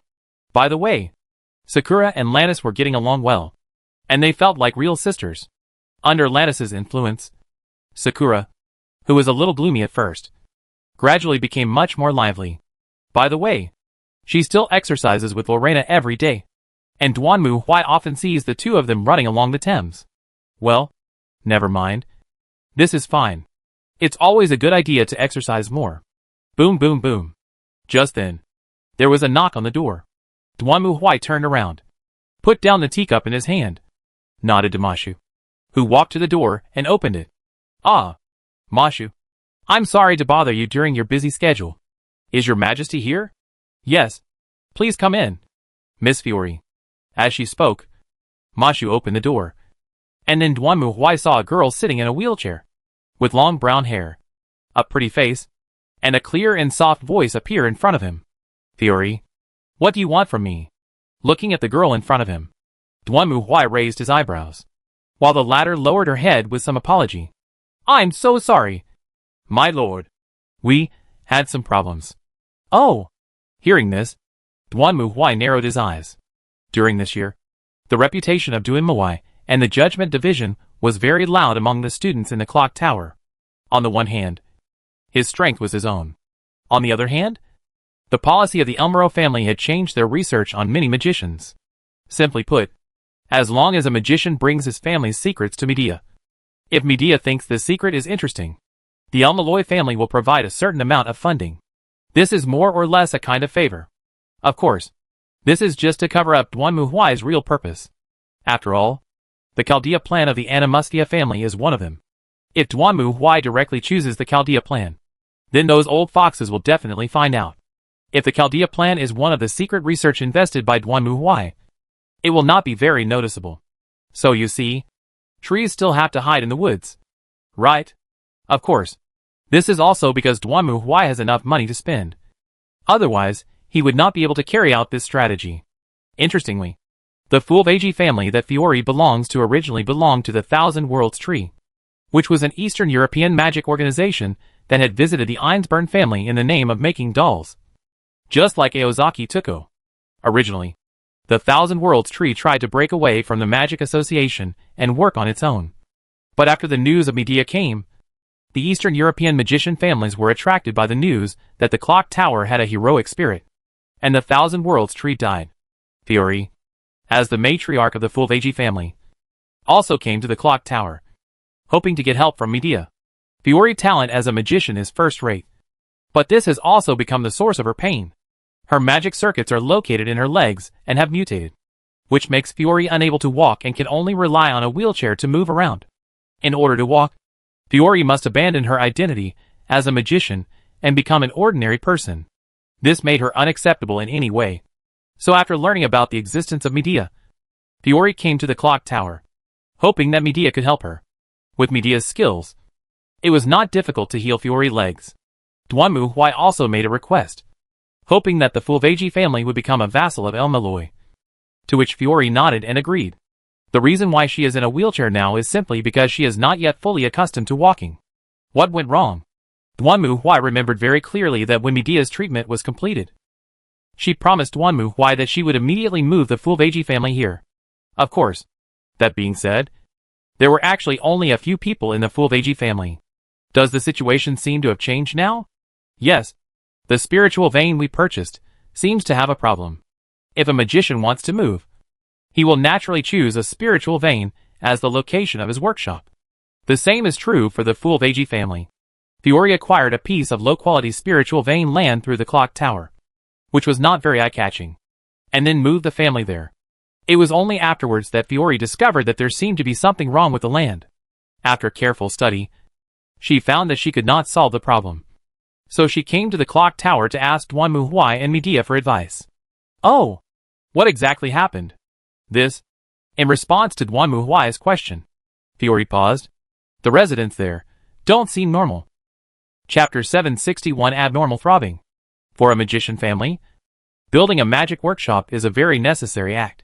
After purchasing this spiritual vein through the clock tower, the Fulveji family did the same. To use architectural terms, they need to first fix the spiritual vein like laying a foundation, so that it is easier to introduce the power of the spiritual vein into the magic workshop. Then the workshop can be strengthened and used through the spiritual vein. However, the result is that this first step is stuck.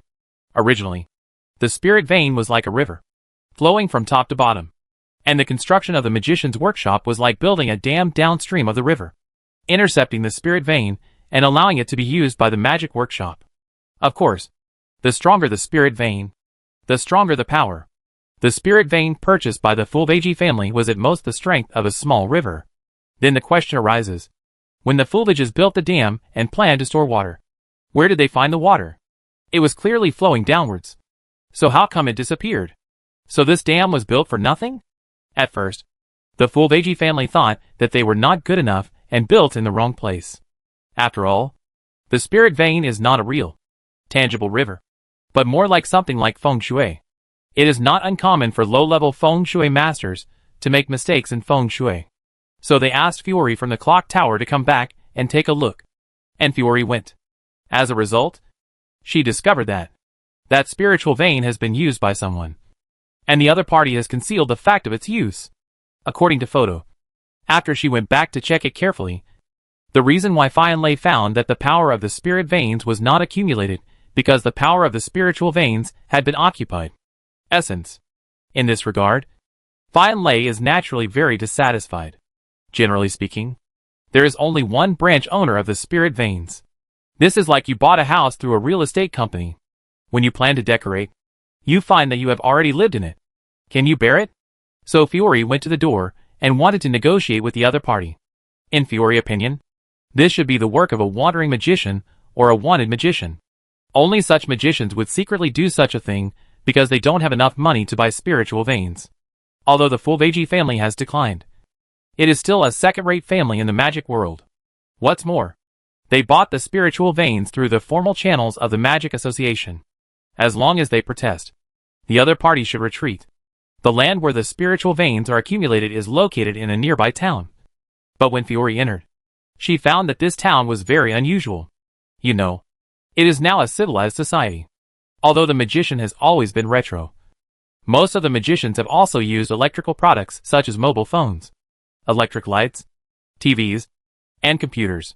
However, the town, the feeling of giving it seemed to be living in the Middle Ages. People there were carriages, and they used oil lamps at home, and they could not even see any sign of modern civilization. Of course, this cannot be explained. Even in modern society, it is normal for the original backwardness of the villages to be elated from the world. Not only that night, Fiore and others were attacked by the residents of the town. It was an unprepared attack. At that time, Theo Lei and others also discussed how to find out the magician in a hotel in the town. As a result, they saw the fire outside. And then they found that the people in the whole town surrounded the hotel and tried to catch and kill her. As a magician, Fian Lei is naturally not afraid of these ordinary people. She originally wanted to talk to the other party. As a result, these people rushed over as if they were stimulated. Fiore, who escaped from the town, became more and more angry. After all, she was the patriarch of a magic family, and she was driven out by a group of people like that.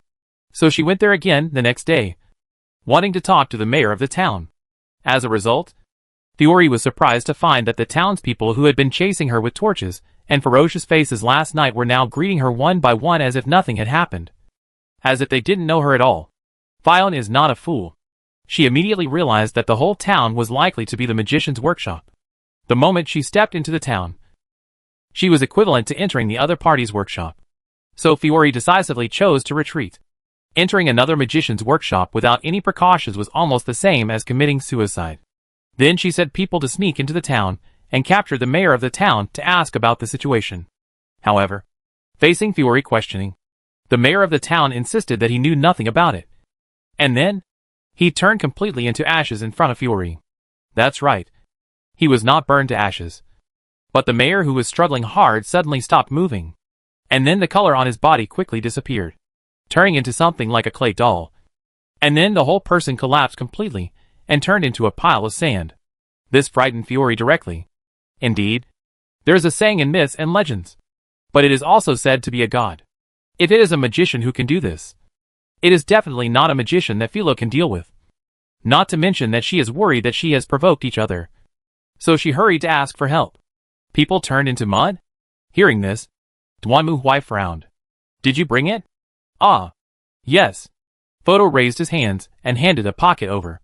Duanmu Huai stretched out his hand and opened his pocket. Sure enough, he saw that there was a clay-like thing inside.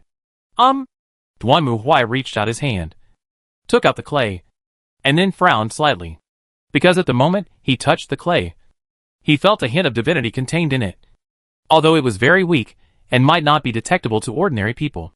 However, as a god, Duanmu Huai would certainly not be surprised by such a breath. But, do gods still exist in this era? This is not Faerun. The gods have long become legends. It seems interesting. Duanmu Huai thought for a moment and looked at Fiori. I will deal with it. Duanmu Huai said so, and did this. Indeed, the clay possesses a rather strange divine aura. Lying on Duanmu Huai's chest, Maida raised her head curiously, and her white face was still a bit of halo. The purple length that always became a ponytail divergent, covering the body of the two. Are you interested in this? Duanmu Huai stretched out his hand, touched Maida's head softly, and touched her pointed ears at the same time, while the latter narrowed his eyes comfortably like a cat. Of course, Master, the mysteries of this era have faded, but the ingenious ideas of magicians are really interesting. It is really interesting to see that the inheritance of magic is still vibrant in an era of declining mystery. I am also very interested in this matter. At this moment, Duanmu Huai felt a hot and soft touch coming from his arm. He turned around and saw Alice sitting up and looking at him curiously. Then let's go together. Always idle and idle. As he said, Duanmu Huai sat up. At this moment, the early morning sunshine had shone from outside the window. Okay. Ready? Yes, Master.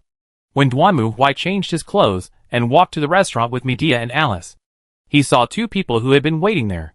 Ah, brother. Good morning. When Xiaoying saw Duanmu Huai, she hurriedly greeted him. And Lorena next to her also waved. Good morning, Sir Knight. Morning. Duanmu Huai nodded to the two. Every morning, Lavanna took Sakura to exercise in the morning, so it would not be surprising that they would appear here. Hey. Good morning, brother. Every time I see you holding flowers in your hands, I can't help but be jealous. Did you have a good night last night? At the same time, Linus walked into the restaurant with a smile and laughed, watching Duanmu Huai and Madia and Alice Phil standing behind him, and said, Don't talk about these things in the morning. Kid, you are still young. Duanmu Huai glared at Lannis, but the latter didn't care. As Lannis said, in this year, the relationship between Duanmu Huai, Medea and Irisville had already gone beyond the ordinary, which was also normal. As Irisville said, they were servants, and connected to the master, so they were almost like a couple. If that's the case, then it's only natural for both parties to do some things between husband and wife. Right?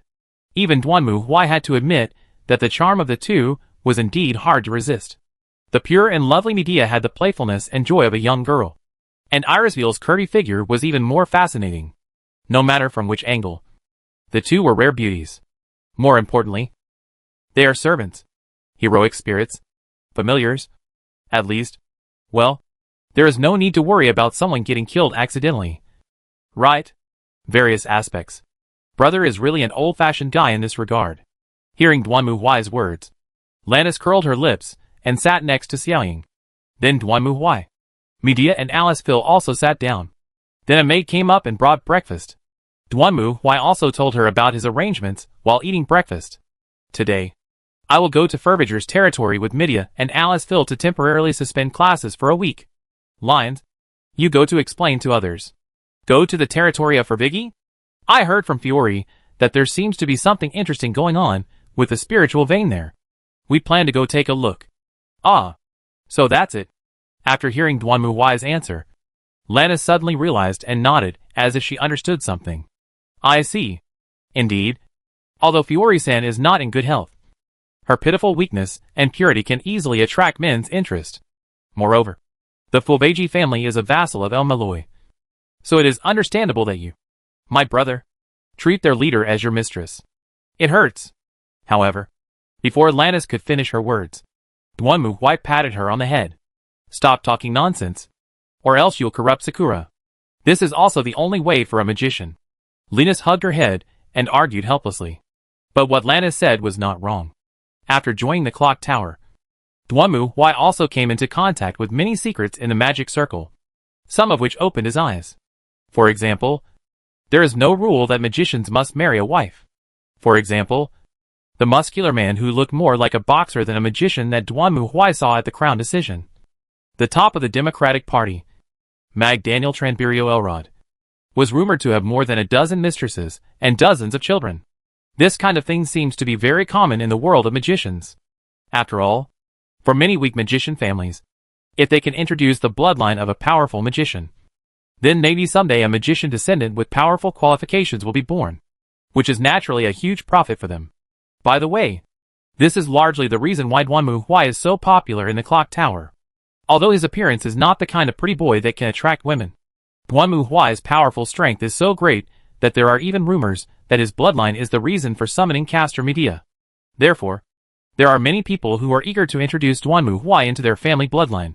But they did not shot. This is not because he is afraid of Duanmu Huai. What you want to say? It's just that the legend of Medea is too scary. Thinking of this, Duanmu Huai looked at Medea, who was having breakfast next to him. He had also read the legend of Medea. But in Duanmu Huai's opinion, wasn't the culprit the idiot Cupid? If he hadn't cursed Medea, Medea wouldn't have followed Jason so wholeheartedly. Right? At least now. During the days he spent with Medea, Duanmu Huai didn't think she was like the kind of person with a strong possessiveness in the legend. And she got along very well with Irishiel. What is this called? What kind of sisters? Never mind. Anything goes. Duanmu Huai withdrew his thoughts and looked at the breakfast in front of him again, although he didn't want to say it. But, for Duanmu Huai, this was his biggest dissatisfaction. Do we have to eat fish and chips every morning? Chapter 762 Phantom.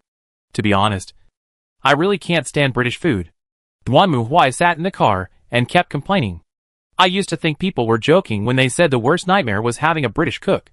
But now I understand it's a sad fact. Looking at the scenery outside the car, Duanmu Huai sighed. Well, Duanmu Huai admitted that he had made a mistake. There's nothing hacking to eat in England. Take fruits for example. There are many fresh and juicy fruits in the world, but you can only buy sour fruits in supermarkets. It is not difficult for this country to import delicious fruits, but you can only buy unpalatable fruits in any supermarket. It's not just the fruits. The same is true for the ingredients themselves. This explains why the British can't cook delicious meals. The ingredients themselves are like rotten dead meat. No matter what, it's impossible to make delicious grilled steaks. Right? Over the past year or so, Duanmu Huai ate the most fast food, such as hamburgers. Sadly, he just couldn't eat the British main meals. For example, you drink soup from a plate. Don't you have bowls at home? And the plate is like a UFO, with a ridiculously long rim. So why would you use that for soup? Wouldn't it be more convenient to use a bowl? Are you crazy? Duanmu Huai felt that the people of this country had a distorted concept of food. He remembered that a magician once spared no effort to create a Caucasus delicacy using completely traditional methods in order to please Medea. For this purpose, he even hired farmers, found ancient plant seeds, cultivated them in ancient ways, picked them in ancient ways, and even transported them using carriages and boats in accordance with ancient methods. Medea, who received the food, told him with a complicated expression that she still thought the fruit cake in the street cake shop was more delicious. This is also normal. How can the food thousands of years ago be compared with the food now? I guess the heroes didn't even remove the fishy smell when they ate wild boar meat. It's like an ancient person traveled through time to the modern era and was feasting on sweet steamed buns made from fine flour. And then you specially made a bran and mixed grain cake for him to reminisce about the past. The other party probably wants to curse. Duanmu Huai is actually not the kind of person who is particularly particular about food. Most of the time. As long as it can be eaten, it is fine. So the fact that he could complain like this shows how bad the food in this country is. It's better to destroy such a past. Master? Just make a joke. Okay. We should be here. As Duanmu Huai spoke, the shadow of a small town appeared at the end of the road. Strictly speaking, it's not even a road. That's right. There is no asphalt or flat. It looks like the ancient road that is naturally formed by the ancient carriage. For this car, it is almost a torment. Duanmu Huai can even hear the moaning when the chassis is bumpy. Boom. However, at this moment, something collapsed before the chassis, accompanied by an explosion. Duanmu Huai only felt the car body tilt, then slide on the ground for a moment, and stopped crookedly. Hey! What happened? Irisville, sitting in the driver's seat, held the steering wheel and looked around curiously. It's a flat tire. Duanmu Huai rolled his eyes silently. Okay, let's get off first. Obviously, the car in front of him is just as Duanmu Huai said, and the front wheel on the left is completely exploded. The evidence is... Woo! Ma Shu staggered out from the passenger seat, knelt on the ground with her back to everyone. And then, there was a series of wah sounds that were difficult to express. Oh my! It seems that this journey is really a torment for Ma Shu. Alice Phil looked at Ma Shu's sympathy, while Duanmu Huai looked at her sympathy. I think you should be more aware of your driving skills. To be honest, if Duanmu Huai wasn't in a condition that made him unfit to drive, and Medea and Mash could easily be mistaken for minors if they drove, it would never be Irisville's turn to show off her driving skills here. To be honest, as far as driving itself was concerned, Irisville's skills were actually pretty good. At least she could get people from here to there. But other than that, just look at Ma Shu. Fortunately, Medea is a heroic spirit and has already transformed into a spirit body by now. But Ma Shu, as a pseudo-servant, was not so lucky and could only suffer. Fortunately, Philo Lei did not follow. As the owner of this spiritual vein, Fiore should have come along. But her legs and feet were really inconvenient. So Duanmu Huai didn't bring her along. What about this car? We can only throw it here. What else can we do? Let the Fuldig family send someone to recycle it. Duanmu Huai shrugged his shoulders, and then walked towards the town in front of him, while Madia and Alice Phil disappeared. And only Matthew followed the shaking footsteps behind Duanmu Huai. There was still some distance from the accident site to the town. But fortunately, when the two arrived at the entrance of the town, Ma Shu had finally recovered from the painful motion sickness after walking all the way. Is this the town Miss Fiore was talking about? It does look quite different. Oh, yes. Hearing Maliu's emotions, Duanmu Huai nodded. Generally speaking, some remote mountainous areas are not very developed because of long-term isolated from the world. In the past, quite lively. How to say it? This reminded Duanmu Huai of the film and television city he had visited in China before, because they were going to shoot a costume film. All the buildings there were ancient, and most of the pedestrians were wearing ancient costumes. At first glance, it was like going back to ancient times. This town now gave Duanmu Huai this feeling. They seemed to have accidentally walked into a large costume film set. Everyone around them looked like actors in the costume film, but the two of them looked completely out of place, like tourists who had accidentally barged in from outside. The reason is that after Duanmu Huai walked into the town, almost no one looked at him and Ma Shu. They acted as if there was nothing particularly different between the two of them, and just ignored them like ordinary people. No one was even curious enough to look at them more. So much so that Ma Shu suspected that these people couldn't see her at all. But fortunately, these people still knew to give way to Duanmu Huai and Ma Shu, which means they are not blind. Where are we going next? Master? Ma Shu came to Duanmu Huai and asked in a low voice, while Duanmu Huai glanced around. Anyway, let's follow Fiore and the others' lead and go to that hotel. The town itself was built very simply, with a cross-shaped main road dividing the east, south, west and north, and the houses on both sides were built along the four main roads. The hotel was located at the intersection in the middle, and Duanmu Huai and Ma Shu found it without much effort. And then Duanmu Huai pushed open the door and walked in. The doorbell rang, but the waiter sitting behind the counter had no service spirit at all, just lying there sleeping. Duanmu Huai walked to the counter, stretched out his hand and pressed the bell, which woke the waiter up. "Welcome." The waiter, who woke up, yawned, stretched widely, and then looked at Duanmu Huai and Mashu. This was an old man, who looked to be in his 60s or 70s. His eyelids were half closed, and he looked half asleep, as if he had no reaction to Duanmu Huai's appearance. "What's the matter?" "Stay in a hotel." "How many rooms?" "2. "Okay. Please register. The room and board fee is 10 pence. Hearing the old man's words, Duanmu Huai raised his eyebrows, then took out a banknote from his pocket and handed it over. The old man took the banknote, put it in the drawer without even looking at it, then grabbed a handful of coins and handed it to Duanmu Huai along with a key next to it. "The rooms are on the second floor, 201 and 202. Don't go the wrong way." After saying this, the old man seemed exhausted and fell asleep on the counter again. "Is it really okay to do business this way?" Mashu looked at the sleeping old man worriedly and complained helplessly, while Duanmu Huai picked up the key. "Let's go!" Coming to the room on the second floor, Duanmu Huai opened the door. The decoration inside was as old and shabby as the town itself. It was hardly a good place to live. This place is really, although Miss Fiore said so, it's still unexpected. Looking at the oil lamp, the shabby chair and the bed in front of her, Mashu couldn't help but sigh. At this moment, she turned her head and saw a little boy standing at the door. So Mashu hurriedly greeted him. "Hello. Are you the innkeeper's child?" Facing Mashu's greeting, the boy silently shrank back, then quickly turned and left. Seeing this scene, Mashu felt somewhat disappointed. But at the same time, Duanmu Huai also looked at her. "What's wrong? Mash?" "Ah, nothing." "Well, close the door and let's have a small meeting." "Okay." After Mash closed the door, Irisville and Medea appeared out of thin air and landed on the ground. "What did you find?" Duanmu Huai's ability to observe is average. In the queer world, he relies on the bell girl to investigate the clues. Now he can only rely on Aliceville and Medea. Irisville? To be honest, I don't see how these townspeople are puppets or artificial people being manipulated by others. Irisville, who came from an authoritative family of androids, quickly gave her answer. "In my opinion, their souls are very stable and well matched with their bodies. They can be regarded as simple, ordinary people. At least that's the way I see it." According to Irisville, the Einsburn family's androids themselves have very weak personalities. This may be because they are androids.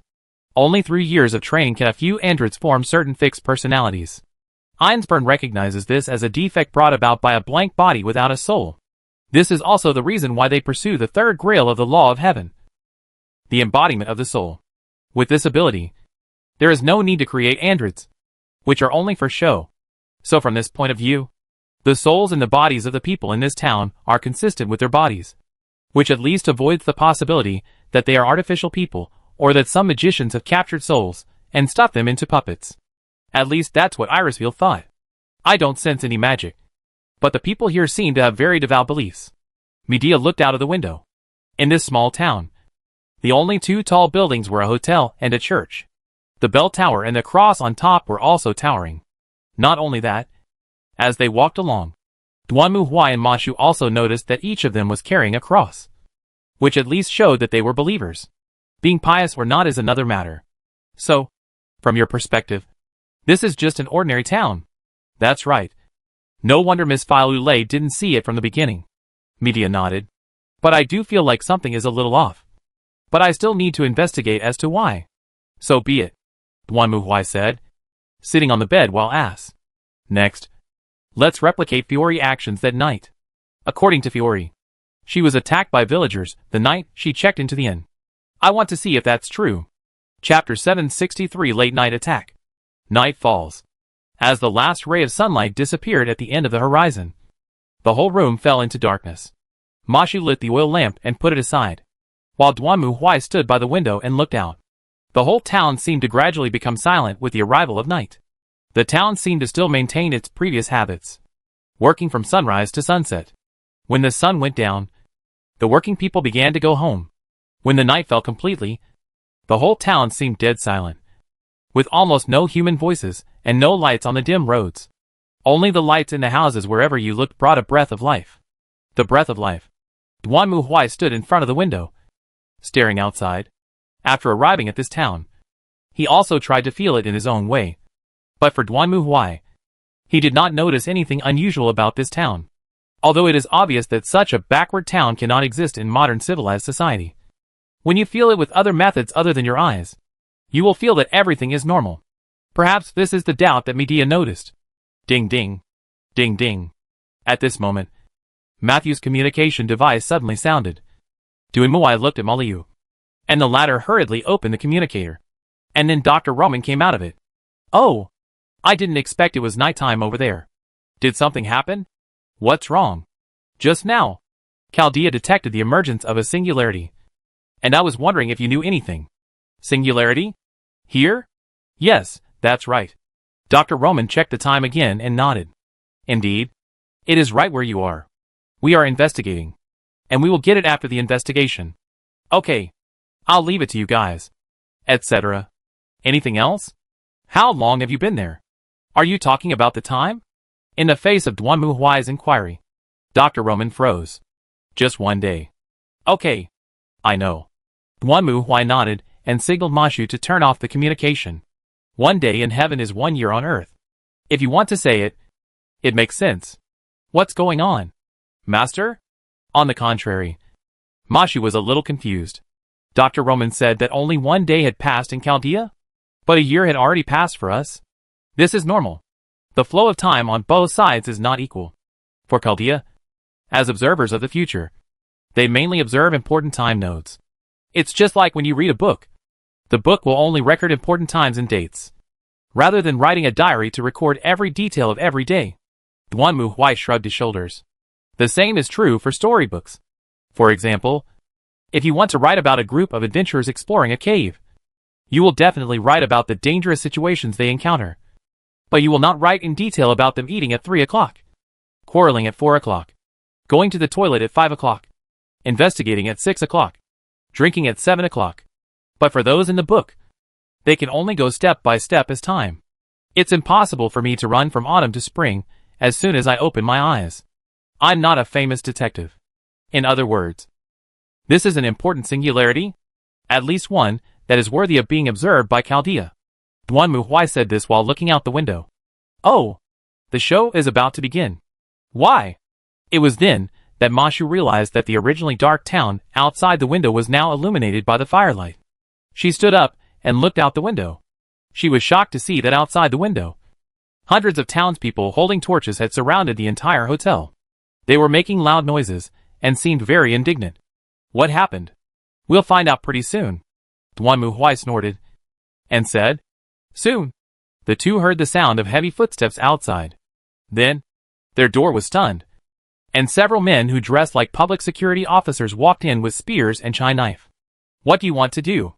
Looking at the townspeople staring at her, Mashu couldn't help but feel fear. It wasn't because she couldn't beat them, but this kind of unfounded fear of the unknown was the most disturbing. Damn witch. However, the leading man clenched the pitchfork in his hand and roared with gritted teeth. You killed my child. I want you to pay with your life. Kid? Wait. What are you talking about? Mashio took a step back, and Duanmu Huai just embraced his arms and stood beside him curiously. At this moment, another man dressed as a pastor stood out, and he stared at Mashio and said, No need to pretend. Which? We already know everything. Did you meet a child today? You mean the boy? Hearing the man's question, Mashu was stunned for a moment. Then she remembered that when she entered the room, she saw a little boy outside the room looking at her. I just said low to him. Shut up. Evil witch. You infected him with your curse. Now the child is seriously ill and will not live long. All this is because of your curse. Why? I have to say, Mashu was really shocked. No, I have not. Shut up. Witch. Your temptation has no effect on us. The Lord will destroy your evil soul. But before Mashu could finish her defense, she was interrupted by the townspeople. They looked at Mashu indignantly, holding the crosses high in their hands. Faced with these people's crazy actions, Mashu could not help but step back and turn to look at Duanmu Huai uneasily. Master? Haha. This is really interesting. Duanmu Huai also came out at this time and stared at the people in front of him. You keep saying that Mashu is a witch who can bewitch people and cast curses. Then how dare you show up here to deal with her?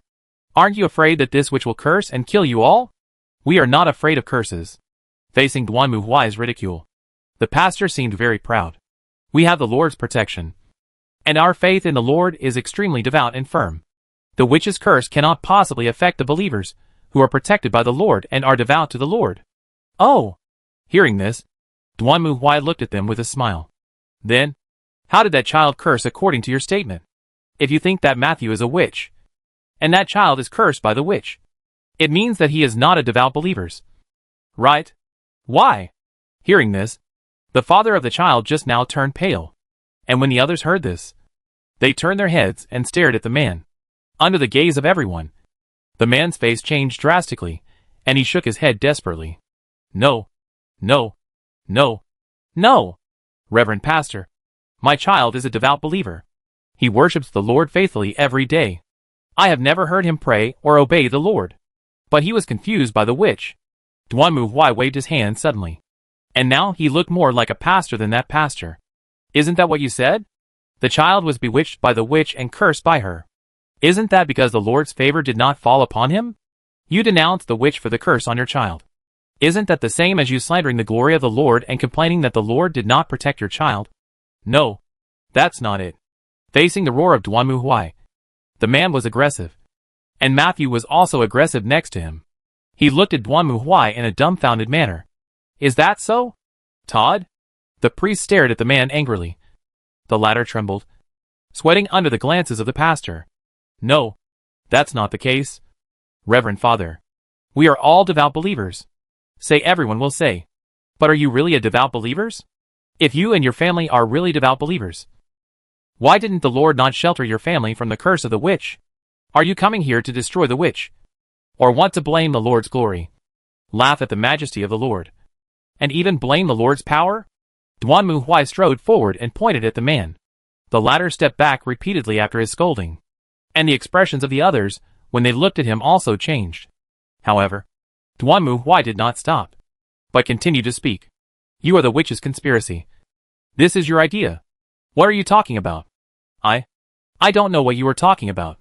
Facing Duanmu Huai's scolding, the man had trembled at the moment. You deliberately invited the witch to destroy the faith here, and deliberately let your child be cursed, just to show others the weakness of the Lord. Right?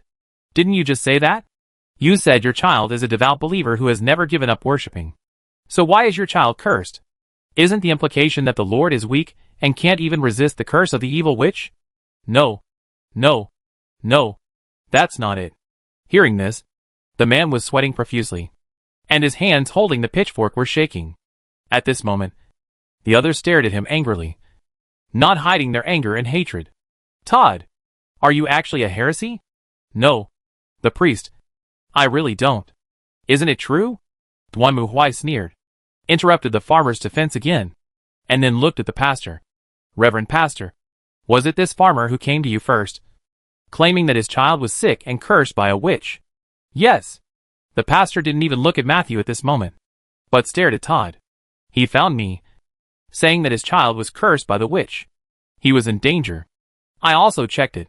Indeed, his child had a high fever and kept talking nonsense, saying that it was the curse of the witch.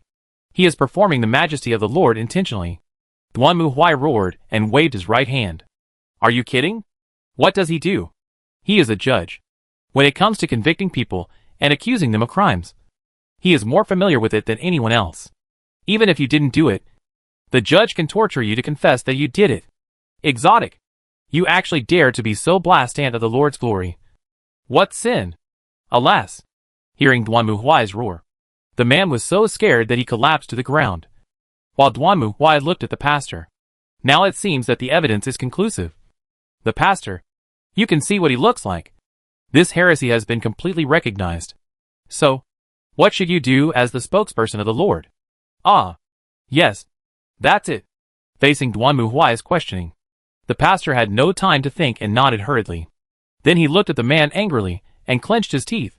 Todd, I never thought that a heretic like you could hide under our noses for so many years. But now, your conspiracy has been exposed. You will be punished for your heretical behavior. Come, take him away. Wait. No, I'm not a heretic. Reverend, Following the priest's order, the others immediately grabbed the unfortunate farmer, tied him up, and took him away. After a while, the people around me also walked down, and only Duan Muhuai and Ma Xiao still stood there. Master? Is this? It seems that their faith is really devout. Looking at the people who had left in a hurry, Duan Muhuai laughed and then made a gesture to Ma Xiao. Okay. It's nothing about us here. It's slippery. Why? Chapter 764. The Spiritual Foundation of Faith. Madoka and Lycoris have collaborated. Master, what on earth is going on? After walking out of the town, Ma Xiao was still confused, while Duan Muhuai snorted. What? Didn't what I just said make sense? No. I still don't understand. It's called a sophistry. Ma Xiao was completely speechless. Sophistry? Maybe it is sophistry. But at least it is certain that they are not humans in the ordinary sense, but more like puppets. Doll? That's right. Don't say anything else. You see that they are not afraid of seeing me. Is this like an ordinary person? It has to be said that after hearing Duan Muhuai's analysis, Ma Xiao was speechless. Indeed, with Duan Muhuai's face, it would be good enough if he was not scared to death by these country folk. But they actually ignored Duan Muhuai. Besides, I have finally figured out the logic of this group of people. Duan Muhuai snapped his fingers. Logic? Yes. Do you know why you are being targeted? This. You've heard of witch hunting, right? Hearing this, Ma Xiao suddenly understood. Historically, witch hunting first started in Europe and then spread to America. Of course, there are many different opinions about the reasons for witch hunting. In my opinion, it all comes down to the abnormal climate at the time. So they had to find someone to take the blame. And so the women of lower status at the time were unlucky. Only a group of barbarians would do such a stupid thing. At this point, Duan Muhuai sneered. His country had experienced natural disasters in history, but people at that time would not be stupid enough to use women as scapegoats. Basically, the emperor was the unlucky one at this time, because natural disasters meant that the emperor was punished by God because he was unworthy of his position. In other words, the emperor should get out, and a new dynasty should be established. In contrast, the barbarians in Europe were servile, and only dared to attack the weak, and did not dare to cause trouble for the church and the king. So there was witch hunting. If you have the ability, why don't you also revolt? In the end, they only dared to kidnap a few women to vent their anger. This shows that these barbarians have always been bullying the weak and afraid of the strong from ancient times to the present. In this case, the defense measures of this town are very clear. It is obvious that the actions of these villagers are to exclude female magicians. It was the same when Fiori came before. Both you and Fiori are magicians, and witches are women who can do magic. Otherwise, you see that there are two of us in the house. And those guys only go after you, and don't take me seriously at all. This is abnormal no matter how you look at it. Isn't it? That's true. Ma Xiao had to admit that Duan Muhuai's analysis made sense. To be honest, when she and Duan Muhuai were in the same house, everyone would generally think that Duan Muhuai was the bad guy. Huh? But according to what you said, Master, they didn't catch me in the end?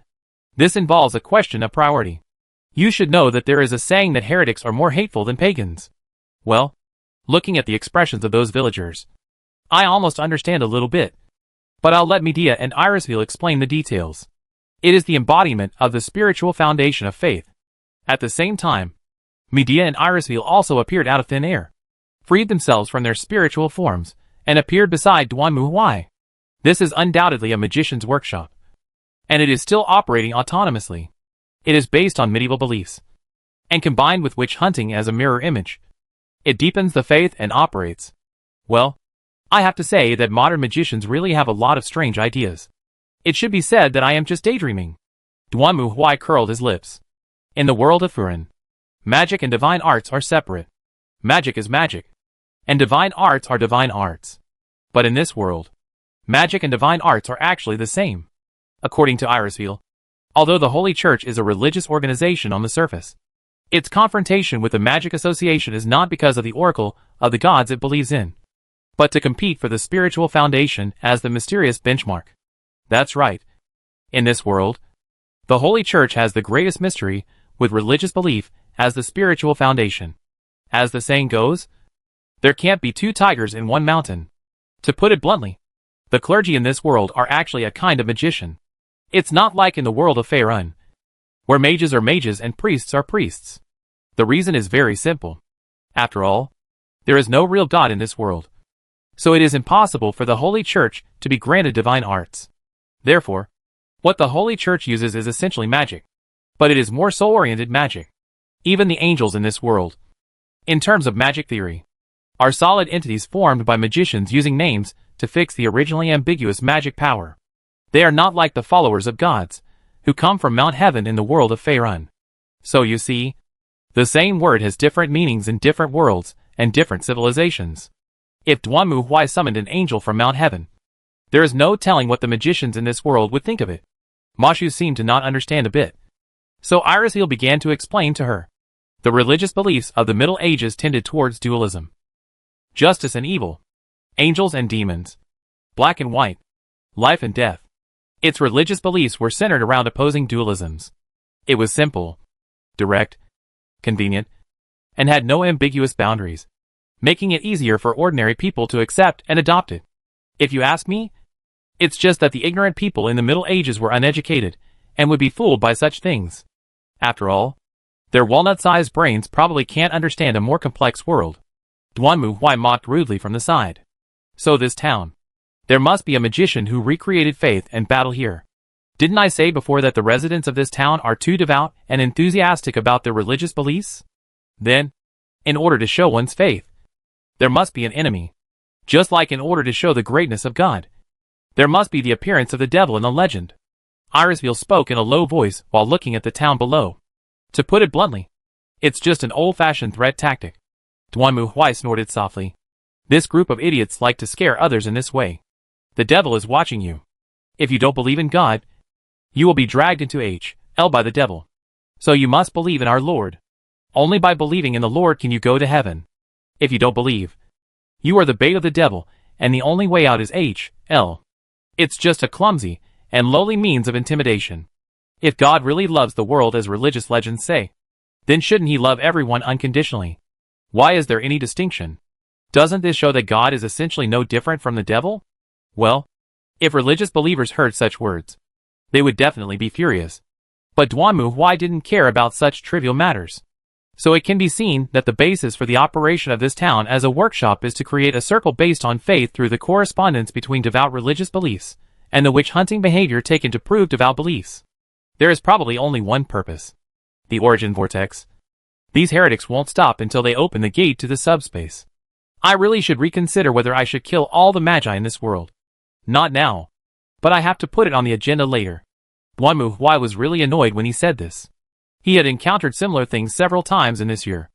According to the Inquisition, it was all caused by the heretics trying to open the subspace gate.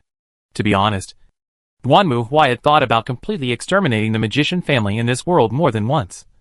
But unfortunately, this was the world of the past. And he still needed to rely on these magicians to stabilize the past, and then connect to the future Chaldea. Forget it. It won't be too late to issue an extermination order against these magicians after saving the world. If my guess is correct, even if we didn't come here, someone would be hunted by the witch tonight.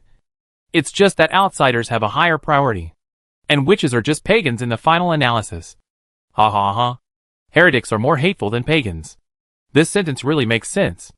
In the final analysis, religious beliefs need enemies. Christianity needs the devil. And Buddhism needs demons. Only in this way can they establish their image as saviors in front of mortals. And witches are a very good tool. It is impossible to verify how many people died in the witch hunting in the Middle Ages. But it is estimated that none of them are true. Just like Duanmu Huai said, if the witch was really that powerful, how dare these fools, who only knew how to wield pitchforks and sticks, go up and cause trouble? They would all be killed with a wave of the other party's hand. So, in the final analysis, this is just a ritual. A ritual to prove that God is greater. Well, for the Inquisition, this method is something they are very familiar with. Therefore, this ritual requires prey that is the opposite. Pagans, witches, heretics. Well, as expected, heretics have the highest priority. So after Duanmu Huai pointed out that the man was a heretic, the direction of the entire town began to change. Just like artificial intelligence. because a higher level threat was discovered. It changed its priority and put the witch aside. Okay, that's about it. Can we just destroy this place? I don't think so. Medea shook her head. The other party's workshop is already entangled with the spiritual vein. Forcibly destroying the town will cause irreversible damage to the spiritual vein, and will also affect a large area of land here. The best way is to go deep into the core, completely shut down the workshop, and then clear the spiritual vein again. So I have to go out? Duanmu sighed silently. Okay, let's go to the town again tomorrow to check the situation. Hopefully, this idiot core will be easier to find. Chapter 765, Fighting Poison with Poison. The next morning, Duanmu went to the town again. But this time, his outfit was completely different from before. How do you think I look like? Duanmu stood in front of Mashu, proudly showing off the clothes he had asked the Fulvig family to make overnight. Simply put, this was just an ordinary set of priest clothing, with a robe and a cross, and it looked no different from a priest's uniform. But, I think it's okay. Mashu looked at Duanmu and was speechless for a moment. This clothes made a clergyman look like a clergyman, but when worn by Duanmu with sunglasses, he looked like a gangster boss in the movies. But master, do you really want to do this? This was also the result of Duanmu discussion with the other 3 people last night. It is not easy to dig deep into the ground in such a small town to find the core of this singularity. But Duanmu can do the opposite and intensify the changes in this town. Just like when a washing machine rotates, the vortex will drain water to both sides to expose the bottom underneath. Accelerating the transformation can also make this town produce a similar reaction, thereby exposing the core actively. This is naturally not an easy task. But Duanmu is familiar with this method. Are you kidding? Who is he? He is the Grand Inquisitor of the Inquisition. The targets of the Inquisition are heretics, aliens and demons. Duanmu has been fighting aliens and demons for most of this time, and rarely encounters real heretics. But this does not mean that he does not know how to deal with heretics and judge heretics. And this is what Duanmu is going to do in this small town. He will initiate a heresy trial in this town in the name of the church. That's right. Witch hunting and heresy trials are 2 magic weapons for stabilizing society in the Middle Ages. In fact, contrary to what people think, witch hunting mainly originated from the people, and the religious courts basically didn't care much. This is why Duanmu mocked that if witches really had the ability, they would have killed all the farmers long ago, because most of the witches were burned by civil courts, except for Joan of Arc, which involved high-level politics. The Inquisition is the essence of religious inquisition. After all, heretics are more hateful than pagans. Compared to the more simple witch hunting, the Inquisition is actually more terrifying and has a wider impact. Witch hunting is primarily limited to women, and there must be evidence. Just like the farmers who accuse Mashu of having a high fever after their children came into contact with Mashu. In simple terms, this is like a criminal case. No matter how bizarre it is, you must have a victim to prove the existence of witches. In other words, witch hunting does require some evidence. No matter how unreliable the evidence is, at least you have to have it, rather than just accusing others of being witches out of thin air. The Inquisition, however, was something completely different, because the Heresy Inquisition tried thoughts and words. It did not require physical evidence. As long as you opened your mouth to speak, that was evidence. What is heresy? Heresy is a view that goes against mainstream thinking. So the question is, how do you know that you go against mainstream thinking? In fact, believers are often no different from fans. They always have their own thoughts and opinions on the stories told by religion. No matter if they are shepherds, millers, or beggars on the roadside, they all have different opinions on the same story. It's actually quite normal. In modern times, everyone has different understandings of a movie, a novel, or a comic. It's just that we have the internet now, so it can be spread. In the past, the circulation was narrow, and it could only circulate locally. So the question is, how can a farmer in a remote rural area of Italy know what the mainstream thought of the Roman Catholic Church is? Of course he came here whatever he thought made sense. As the saying goes, there are 1,000 hamlets for 1,000 people. To put it in an extreme way, all these 1,000 hamlets are heretics, especially since the people in this town are particularly devout. The question becomes even more interesting. Most people think that fanatics are puppets. But in fact, the more devout the believers are, the more they have their own ideas. On the contrary, it is the people who are not so devout in their beliefs who will follow the mainstream ideas. After all, it doesn't matter what they say. He doesn't care. On the contrary, the fanatical believers will not recognize this. They are just like the fans in the anime. As long as you don't understand the background setting to their liking a little, they will accuse you of being a heretic, a newbie, and an idiot who knows nothing and can only follow the trend. After all, no one understands XX better than them. Right? Even the chefs would quarrel with each other. And the quarrels would be even more fierce. The same principle applies to religion. If religion is compared to an animation, then most believers are casual fans, and fanatics are die-hard, fanatical and brain-dead fans, and they are the kind that will take action offline. This is why heresy trials are basically accepted by massacre. You can change a person's behavior, but it is difficult to change a person's thoughts, especially for this religious mad believers. His belief is equivalent to his life. If you can change his thoughts, it is basically no different from killing him. So there is no need to waste time. Just burn it and be done with it. It is simple, convenient, fast and pollution-free. Well, it seems to still be a little polluting. For Duanmu Huai, his purpose was to turn this small town into a crematorium. Then I will go. Please be careful, Master. The two previous operations were caused by Fiori or Mashu.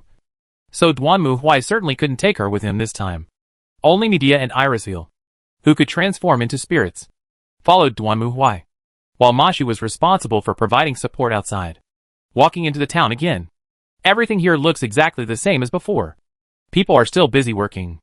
But in Duanmu Huai's eyes, it's just like the NPCs in the towns in the sandbox game. When the player enters the town, they also walk around, giving the player a feeling that the city is very prosperous. But in fact, where did these NPCs go? That depends on whether the production team really put their best efforts into it. Duanmu Huai raised his eyebrows, then retracted his gaze, followed the street to the central square at the intersection, and then walked into the church gate. Hello, stranger. As we entered the church, the pastor in front of us came over. He was the pastor who led the team last night. But looking at him now, it seemed as if he didn't know Duanmu Huai at all. What can I do for you? I am an inquisitor from the Inquisition. Duanmu Huai walked forward as he spoke and took out a letter of appointment from under his cloak. This was of course a forged one. For a magician, it was no problem to forge an appointment letter from hundreds of years ago. The Inquisition received a report that a heretic was hiding here, and I was ordered to come here to investigate the matter. This kind of thing was actually very common in the past, because the communication was not well developed at that time, and the traffic was not developed. Therefore, it took capital to go to the church to sue. Heresy? Sure enough, when the pastor heard this word, he panicked.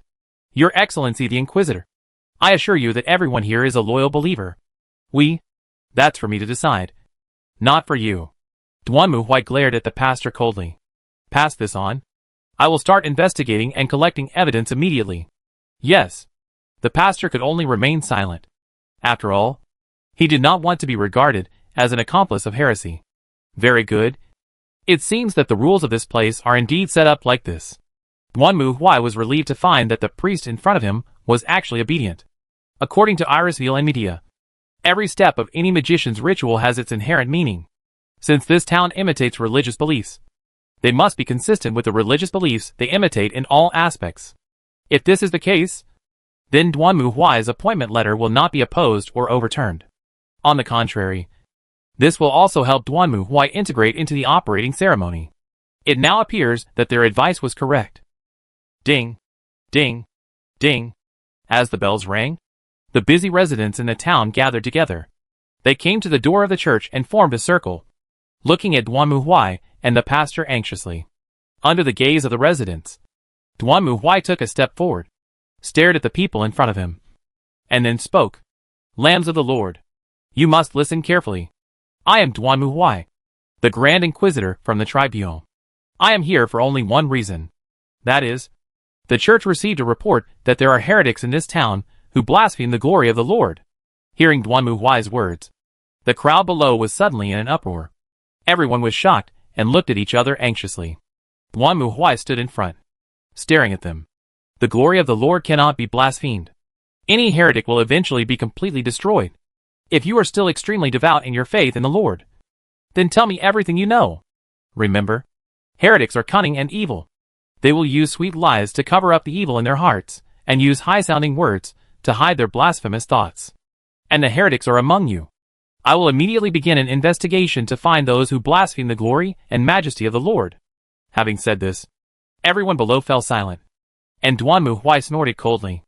Anyone who has any clues can come to the church to find me and report to me. Remember, even a single word of clue is fine. The sooner we can find the heretic, the sooner we can restore the Lord's grace and glory to this town. After saying this, Duan Mu Huai turned and walked into the church.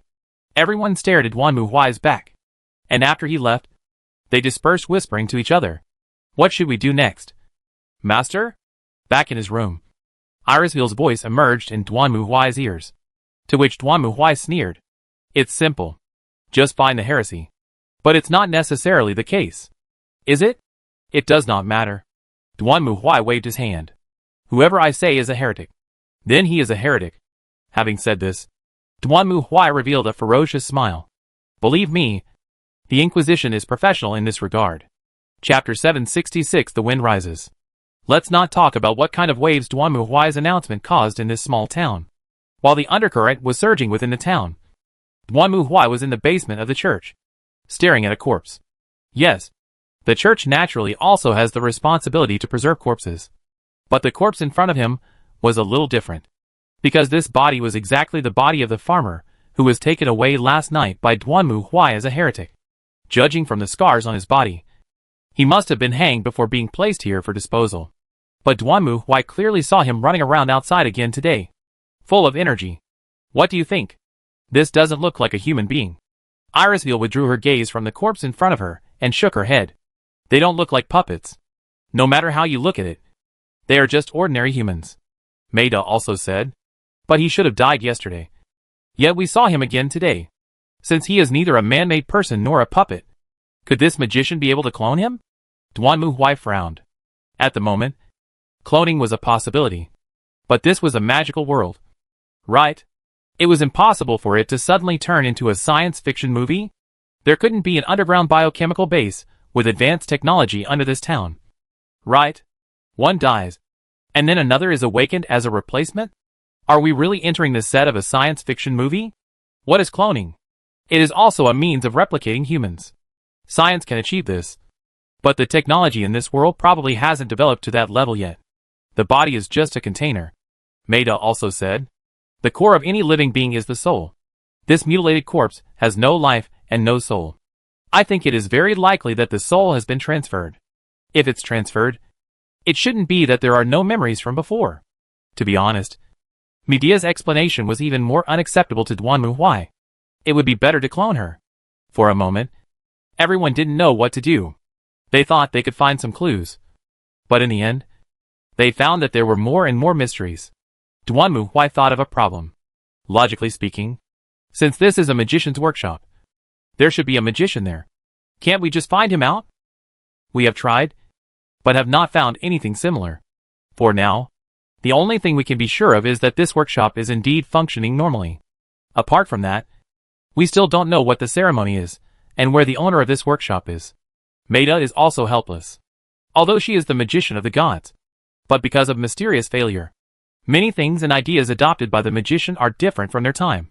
Although it is not difficult to solve this magic workshop with Maida's ability.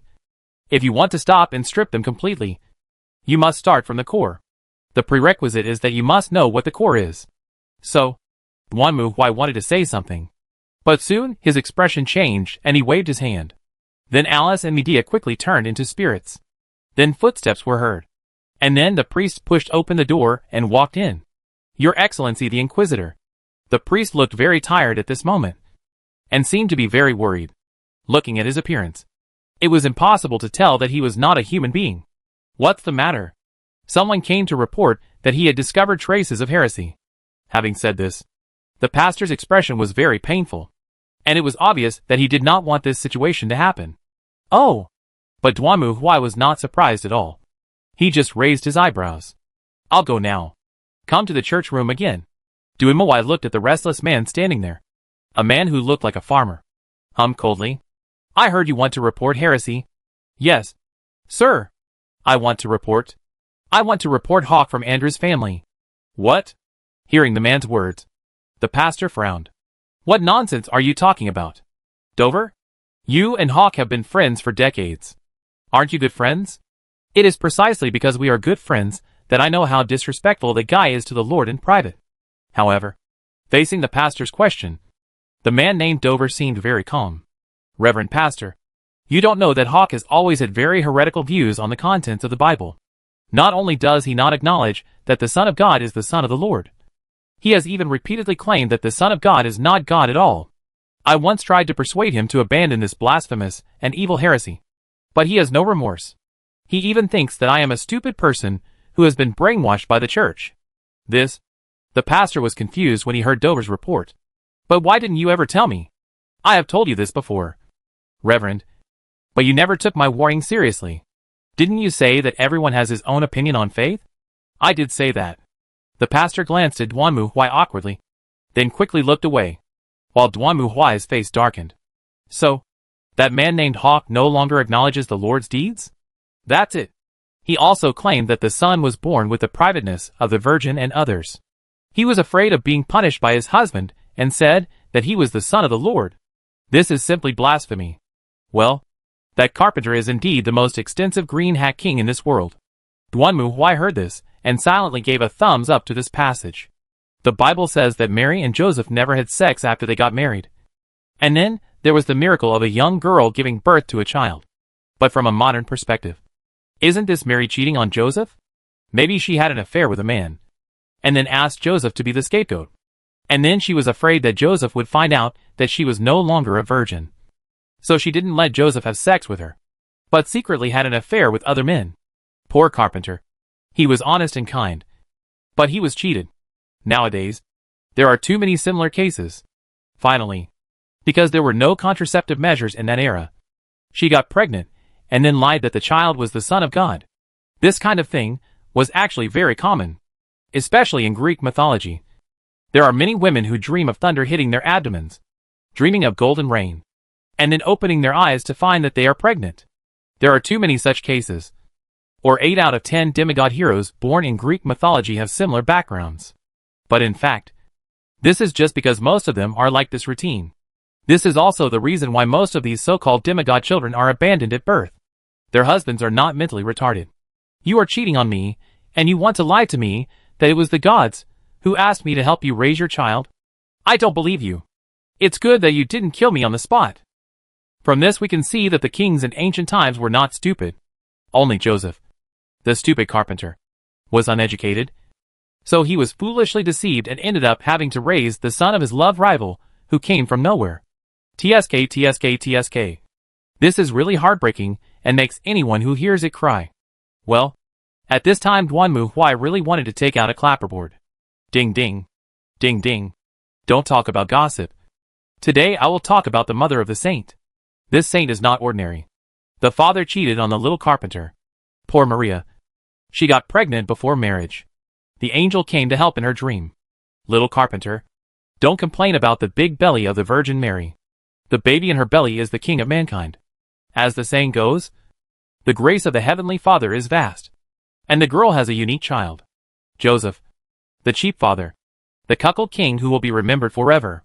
Of course, Duan Mu Huai was complaining madly in his heart. But on the surface, he looked solemn. No matter what.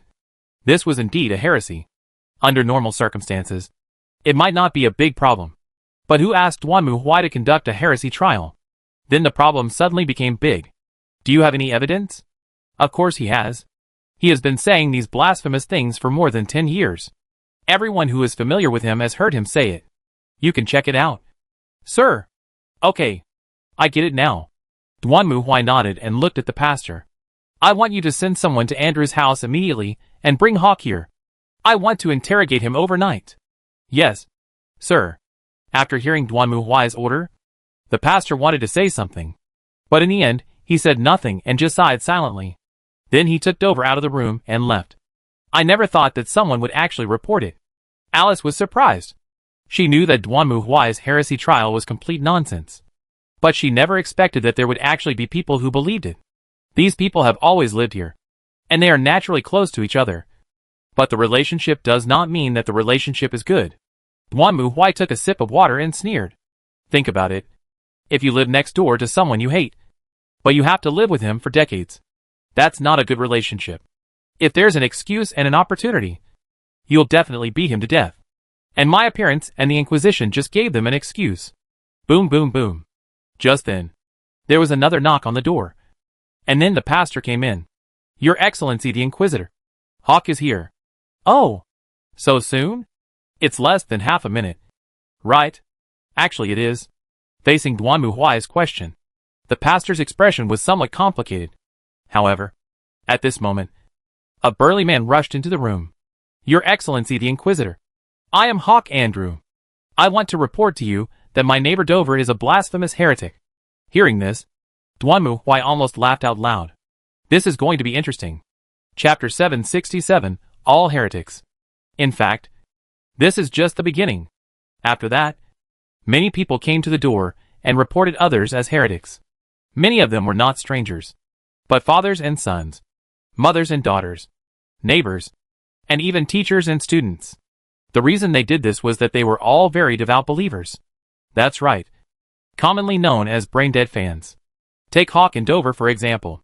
They have completely different views on the passage in the Bible about the Virgin Mary giving birth to a child.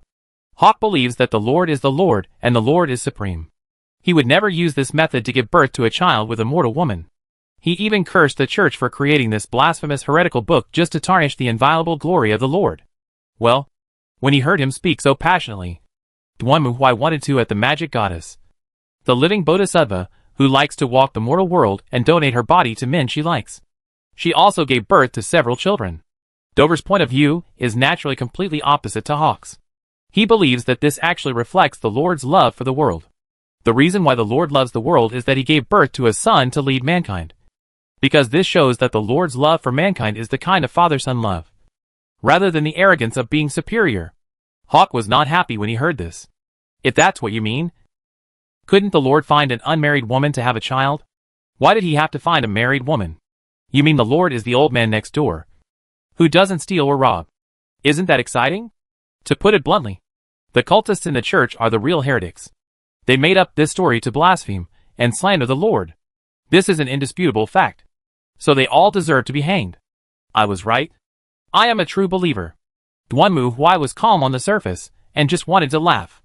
The problem of this town was that these believers were too pious to accept others' opposition to their ideas. Similar situations also occurred to other people. So in the end, almost everyone in the town accused each other of being heretics. And the atmosphere in the whole town became extremely tense. But for Duanmu Huai, this was a good thing. Because Medea and Irisville were sure that since the start of the heresy trial, the magic array in this town was gradually expanding. Obviously, in the hunting of heretics, people's fanatical belief further accelerated the ritual. This is the downside of piety. If most of the people in this town were ordinary believers, then this kind of argument would not develop to the point of life and death. But fanatics, or brain-dead fans, are not like this. Not only do they believe in it, they also require others to accept their ideas. Once they have different ideas from their own, they will think that the other party is a heretic. But it is precisely because of piety that the anger generated during the confrontation becomes more serious. However, Duanmu Huai did not make a judgment immediately. He listened to each person's accusation in detail, then nodded, said that he would investigate the matter, and then sent the person away. After everyone had filed their complaints, Duanmu Huai issued another order, stating that a trial of heretics would be held in the church and requiring all parties involved to be present. So everyone came to the church again with excitement. When Duanmu Huai and the pastor walked to the podium, the atmosphere below was already extremely sinister. Everyone below was glaring at each other, full of anger. They all thought they were right, and the other party was an evil blasphemer. As for father and son, mother and daughter, it didn't matter. They even gave their lives to the Lord. So why should they care about their blood relatives? It seems that everyone is here. Duanmu Huai picked up the list in his hand, called out the names, and after confirming that everyone was present, he nodded with satisfaction. Then he raised his head and looked at everyone.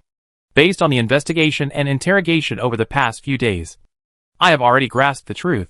I have to say that the prevalence of heresy here is truly unimaginable. After hearing what Duan Muhuai said, the people below glared angrily at those they identified as heretics.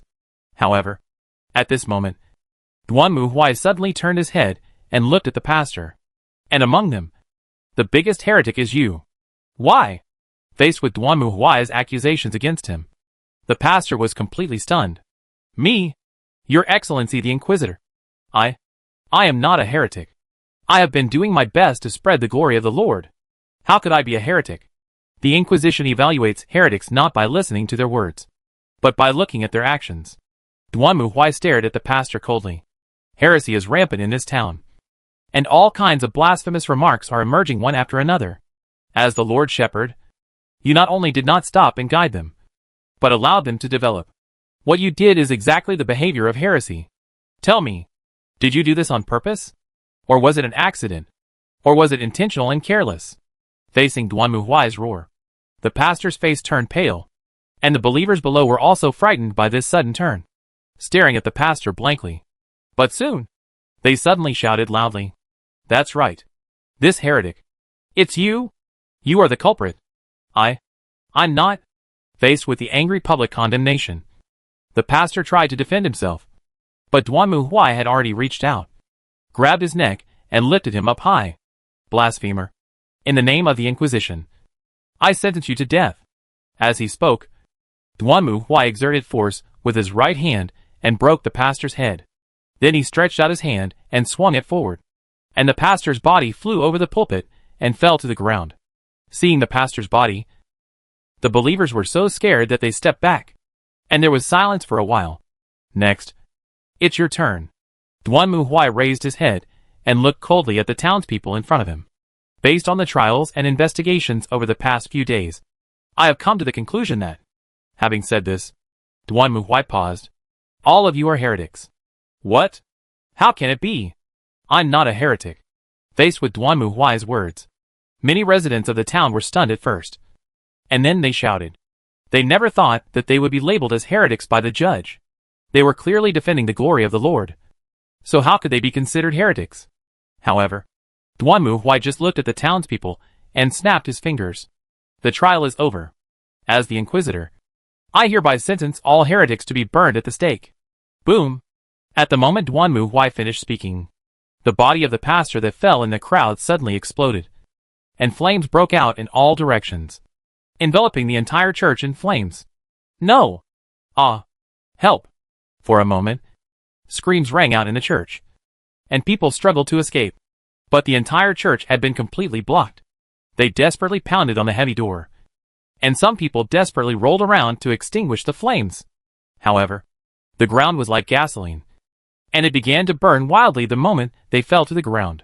In a moment, the entire church was engulfed in flames. Duan Muhuai, who was originally on the podium, had disappeared without a trace at this moment. Boom! The church completely collapsed and turned into a huge bonfire in the blazing flames. Duan Muhuai stood in the square, with his hands behind his back, watching the scene in front of him. At the same time, Medea and Irisville appeared behind him. The ritual has reached the brink of acceleration and is about to collapse. Master, get started. Yes. Upon hearing Duan Muhuai's order, Medea and Irisville immediately raised their hands, and then a shining magic circle began to take shape with them as the center. As the faith base accelerated to the limit and was about to collapse, Medea's magic power also penetrated into it. Boom, boom, boom, boom. The ground began to tremble, and the original surrounding buildings collapsed. Then, from the ground, the pillars condensed like crystal came out of the ground, and the most noticeable was the crystal glass on the center of these pillars. In the crystal glass, one can clearly see a blonde girl imprisoned inside. She closed her eyes tightly, as if she had fallen into a deep sleep. But it's not over yet. A surge of incomparable magical energy burst out as the crystal pillar emerged and wrapped around the girl. Master, that girl is the core. This town, everything is built around her. At this moment, Medea also quickly analyzed and gave the answer. This is a self-circulating magic circle. The girl was sealed in the crystal and became the core of the workshop. The townspeople we met were all recreated based on her memory. With the help of the spiritual power of the spiritual vein, everything here was recreated. However, Now, Duanmu Huai's report on Media has disappeared. He looked at the girl in front of him with a serious look. Damn. No wonder Chaldea reported that they found a singularity. It turned out to be this damn thing. Hey! Master? Leave here immediately. This is not something you can handle. Medea and Irisville were both a little surprised by Duanmu Huai's order. Leave? But master. No time to explain. In the name of the command spell. Irisville. Medea. Return to El Malloy Castle. Leave this to me. As soon as the words fell, before Medea and Irisville could react, they disappeared into the air. Duanmu Huai also summoned the Warhammer in power armor, staring at the blonde girl in front of her. Of course he didn't know the other person.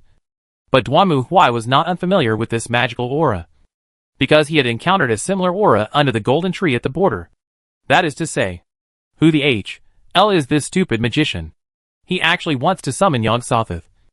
Are these people mentally retarded? Duanmu Huai started cursing directly. That's right. This magic power comes from the outer gods. For Duanmu Huai, who is an old god, he can now clearly feel how terrifying the existence of this power is. Uxos is about to connect with this world through this blonde girl. In other words, the purpose of this magic workshop is to summon foreign gods? No wonder he had sensed a trace of divine power from those collapsed soil fragments before. But Duanmu Huai didn't think about it in this direction at the time, and thought it was the local indigenous gods of this world. Unexpectedly, these magicians were not good at it, but they had great ambitions. Even if you summon the Chaos God, I wouldn't be that panicked. Damn it! The rich magical aura was enough to destroy everything. Duanmu Huai gripped the warhammer tightly, jumped towards the crystal in front of him, raised the warhammer high, and smashed it hard at the girl sealed in the crystal. Boom! The thunder hammer swung down, but was blocked by a purple magic circle that appeared out of thin air. At the same time, the blonde girl slowly opened her eyes, and on her forehead, a hole like a keyhole appeared. Click! Click! The crystal began to crack. Cracks appeared and spread, and then with a bang, the entire crystal exploded. Purple magical aura overflowed from the keyhole on the girl's forehead. At the same time, the blonde girl began to change. Her dazzling golden hair turned pale, and even her skin turned bloodless. Like a vampire, the clothes on her body began to decompose, and indescribable shadows surged and began to condense. No solution anymore. Seeing this, Duanmu Huai's face darkened. At this moment, the blonde girl was already connected to Yuga. Destroying it now would only expand the passage. If it were a magician, he might be able to come up with a way to seal it again. But for Duanmu Huai, he had a better way. You, Yog-Sothoth, are powerful. But I, Duanmu Huai, am also an old god. Duanmu Huai did not hesitate and struck out with his hammer again, directly smashing the girl's protective formation. Then he stretched out his hand, and the next moment, dozens of tentacles emerged from behind Duanmu Huai and pounced directly on the girl's body.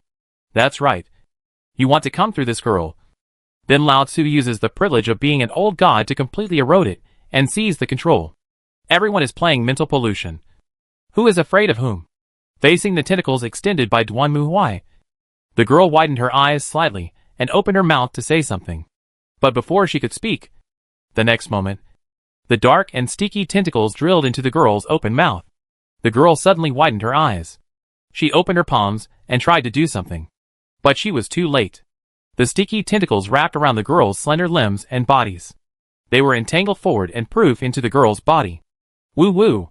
Duanmu Huai looked solemn as he looked at the trembling body of the girl. He could feel the incomparable, galaxy-shaking power connected to the other side of the girl's soul. That was not something that could be compared to the existence of treacherous trickery.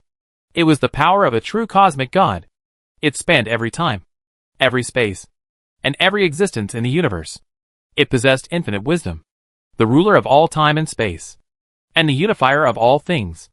It is the door key, that is, the gatekeeper. The past is in him, the present is in him, and the future is also in him. Frankly speaking, Duanmu Huai is no match for Yog-Sothoth at the moment. Fortunately, Yog-Sothoth's real body is far away from here, while Duanmu Huai is right in front of him. If both of them control each other from a long distance at the same time, Duanmu Huai will definitely lose. Fortunately, he was now operating the terminal face-to-face. which offset some of the outer god's advantages.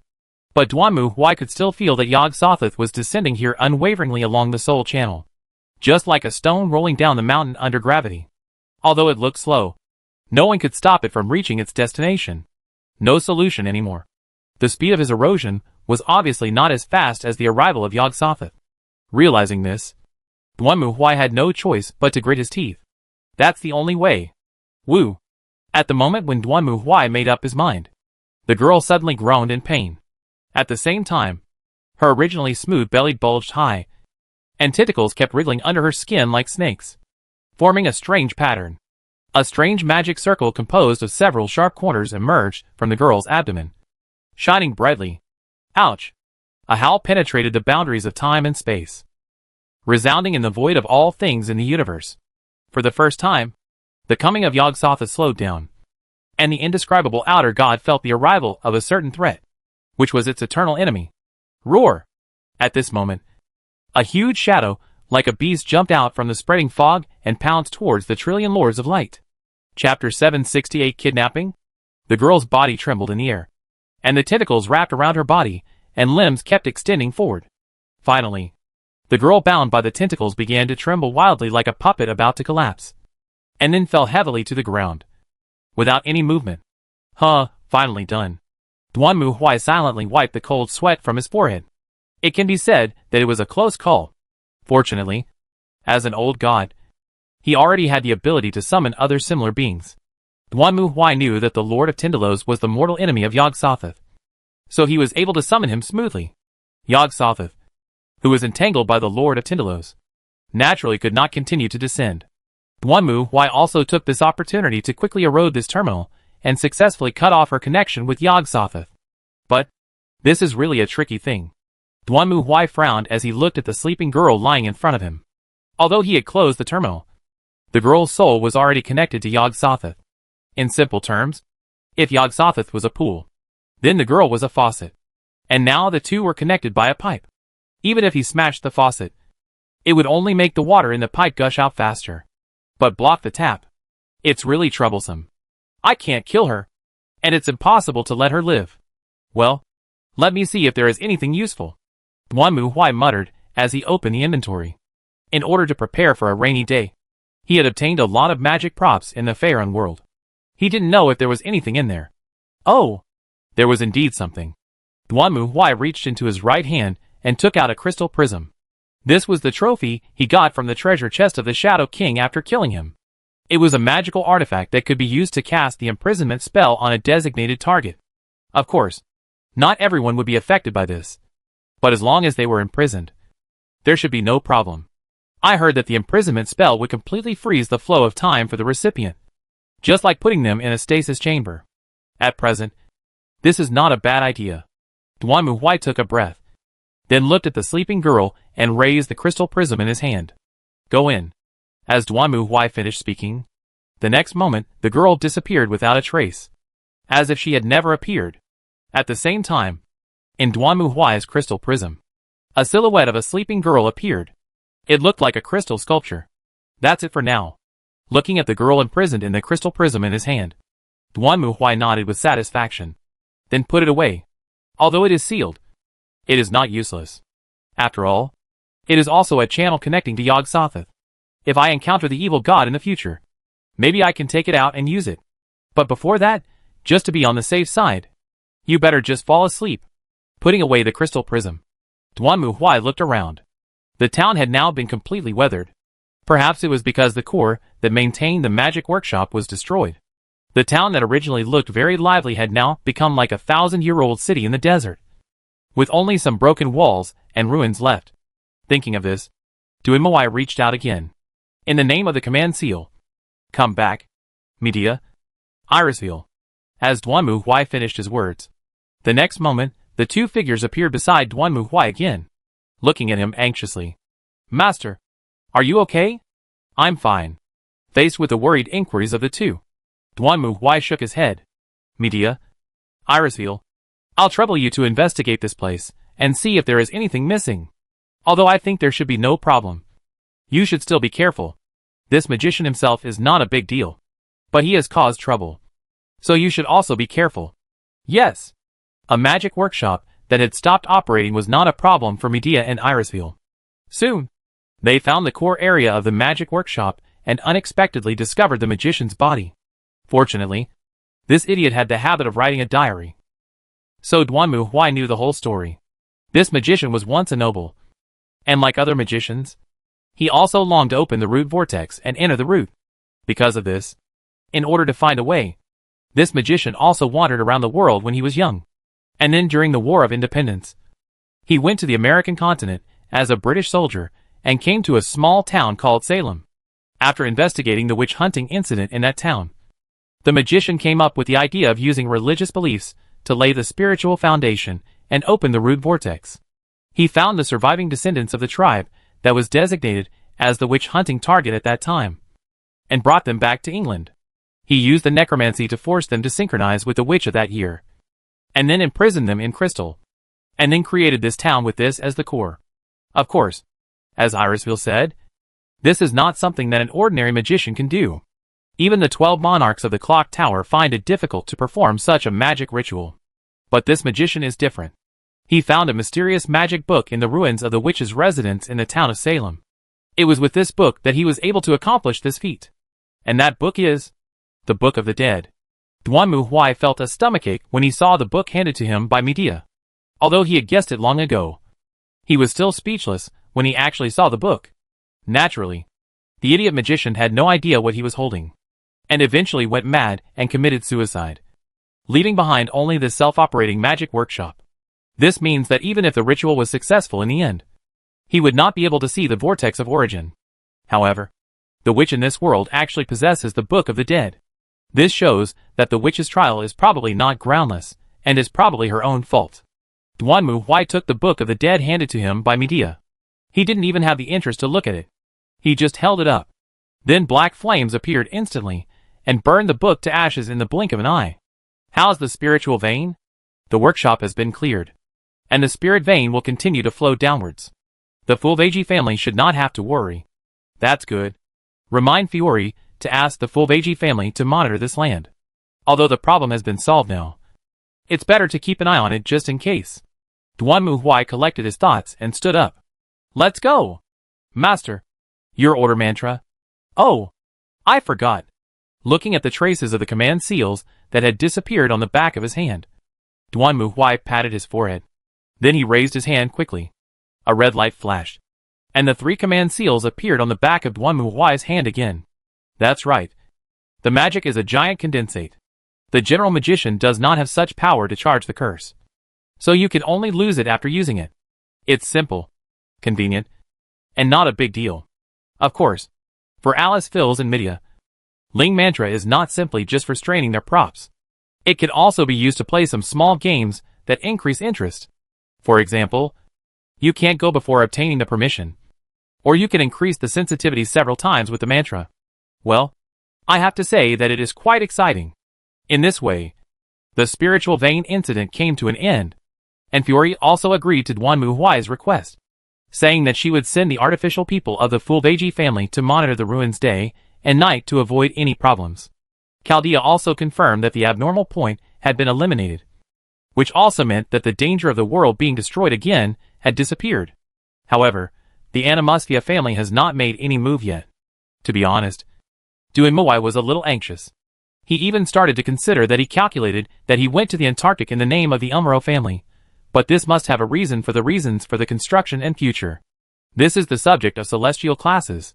What about the consent of the bell tower? Just when Duanmu Huai was thinking about these questions, he received a call from Lannis. When he followed Lannis to the room, he unexpectedly found that a thin young man was hanging upside down from the ceiling, swaying from side to side. When did you start learning kidnapping again? Oh, brother growing up. This is not a kidnapping. I just invite him to be a guest. This isn't kidnapping. You've already left him hanging here. So who is he? Oh, I thought Brother Sama would know him. I know him. Hearing Linus's words, Duanmu Huai frowned. Then he turned around, walked in front of the young man, lowered his head to look at him, and the latter saw Duanmu Huai, and his face was pale and trembling. Duanmu Huai looked at it carefully, and then shook his head. I don't know this long-haired pretty boy, But he does look familiar. Oh! So what about this? As she spoke, Lannis gestured, and then a servant next to her reached out and covered the young man's hair. This time, looking at this useless face, Duanmu Huai seemed to have finally thought of something. He stared at the young man carefully, then clapped his hands, as if he had finally remembered. You are? Writer's Master? Chapter 769, The Four Singularity. To be honest, Duanmu Huai was not very interested in men, and he didn't remember many men. The reason why he thought this was Writer's Master was because, well, Irisville reminded him. Otherwise, Duanmu Huai really wouldn't have remembered such a person. Instead, it was Ryder itself that impressed Duanmu Huai. Just as Duanmu Huai had said before, if Ryder could become the emperor, it would definitely bring about a shocking expedition. What? You said that after Iskandar's death, the empire was torn apart by the War of Succession. That was better than Horus' rebellion. This shows that the emperor is not much stronger than Iskandar. Therefore, it is also a good choice to make Ryder instead of the emperor's opening of the emperor. At least when others are alive. There is no rebellion. It is still the split caused by the last words before death. But unfortunately, as he said to Ryder, there are no ifs in history. But, why did you capture him? Do you know him? This was all Duanmu Huai could think of. Oh, that's not true. In fact, he was one of the murderers who caused the death of my cousin, Kenneth Elmalloy Archibald. Oh, there is such a saying? Hearing this, Duanmu Huai immediately became interested. After Lannis's explanation, Duanmu Huai finally understood what was going on. It turned out that this young man, Weber Velvet, was a disciple of Kenneth, the original ruler of the mineral department. Kenneth once opened an Elmalloy classroom to teach other magicians, and Weber was one of them. In fact, the relic that summoned Iskandar was originally found by Kenneth. But Weber intercepted it halfway, took the relic and ran to Fuyuki City to summon Ryder. Kenneth then had no choice but to use another relic to summon Lancer. Of course, for Duanmu Huai, it would be useless even if Kenneth summoned Ryder, and he would still be beaten up by himself. So why did you come to him? Did he kill Kenneth? Duanmu Huai didn't know how Kenneth died. He only learned from Aozaki Qingzi that Kenneth and his fiancée died in the Holy Grail War. And Aozaki Qingzi also got the information secondhand from other places. When it came to Duanmu Huai, it was third-hand. But at that time, neither Duanmu Huai nor Aozaki Qingzi cared about how Kenneth died. No, not me. Hearing Duanmu Huai's words, Weber immediately shouted, I didn't kill the teacher. Duanmu Huai didn't care about Weber's statement. The suspect said he didn't kill anyone. So he turned directly to Lannis and asked her with his eyes what was going on. Alas, I didn't come to him for revenge. In fact, after he came back, he chose to inherit the Elmalloy classroom. Although he is only a third-level lecturer, I heard that his teaching method is very good and has attracted many New Age students. It can be said that he is doing a great job. Elmalloy classroom? How come I didn't know about this? Because Miss Medea's class is in the field of archaeology. The Elmalloy classroom was originally a private teaching classroom run by Brother Kenneth. To be honest, I was really surprised. At first, I thought that he would fall soon because he had no power. But I didn't expect that he could maintain it for nearly 2 years. That's why I wanted to talk to him. Brother, you also said that the Elmalloy family must strengthen its strength. I think a good helper like this should not be wasted. If you think it's okay, then do it as you wish. Duanmu Huai didn't care much. In fact, there was nothing wrong with Lannis's approach. After all, Duanmu Huai was the ruler of the Inquisition, and Lannis's Elmalloy family was currently affiliated with the Inquisition, just like Fiori Fulvich family was affiliated with Elmalloy. Therefore, it is not unreasonable for Lannis to want to recruit people to increase the strength of her family. This is also good news for Duanmu Huai. So, you plan to let him temporarily serve as the chief of Elmalloy? Yes, if you have no objection. My lord, I have no objection. In fact, if you agree, I intend to give him the responsibilities of the monarch as well. Why?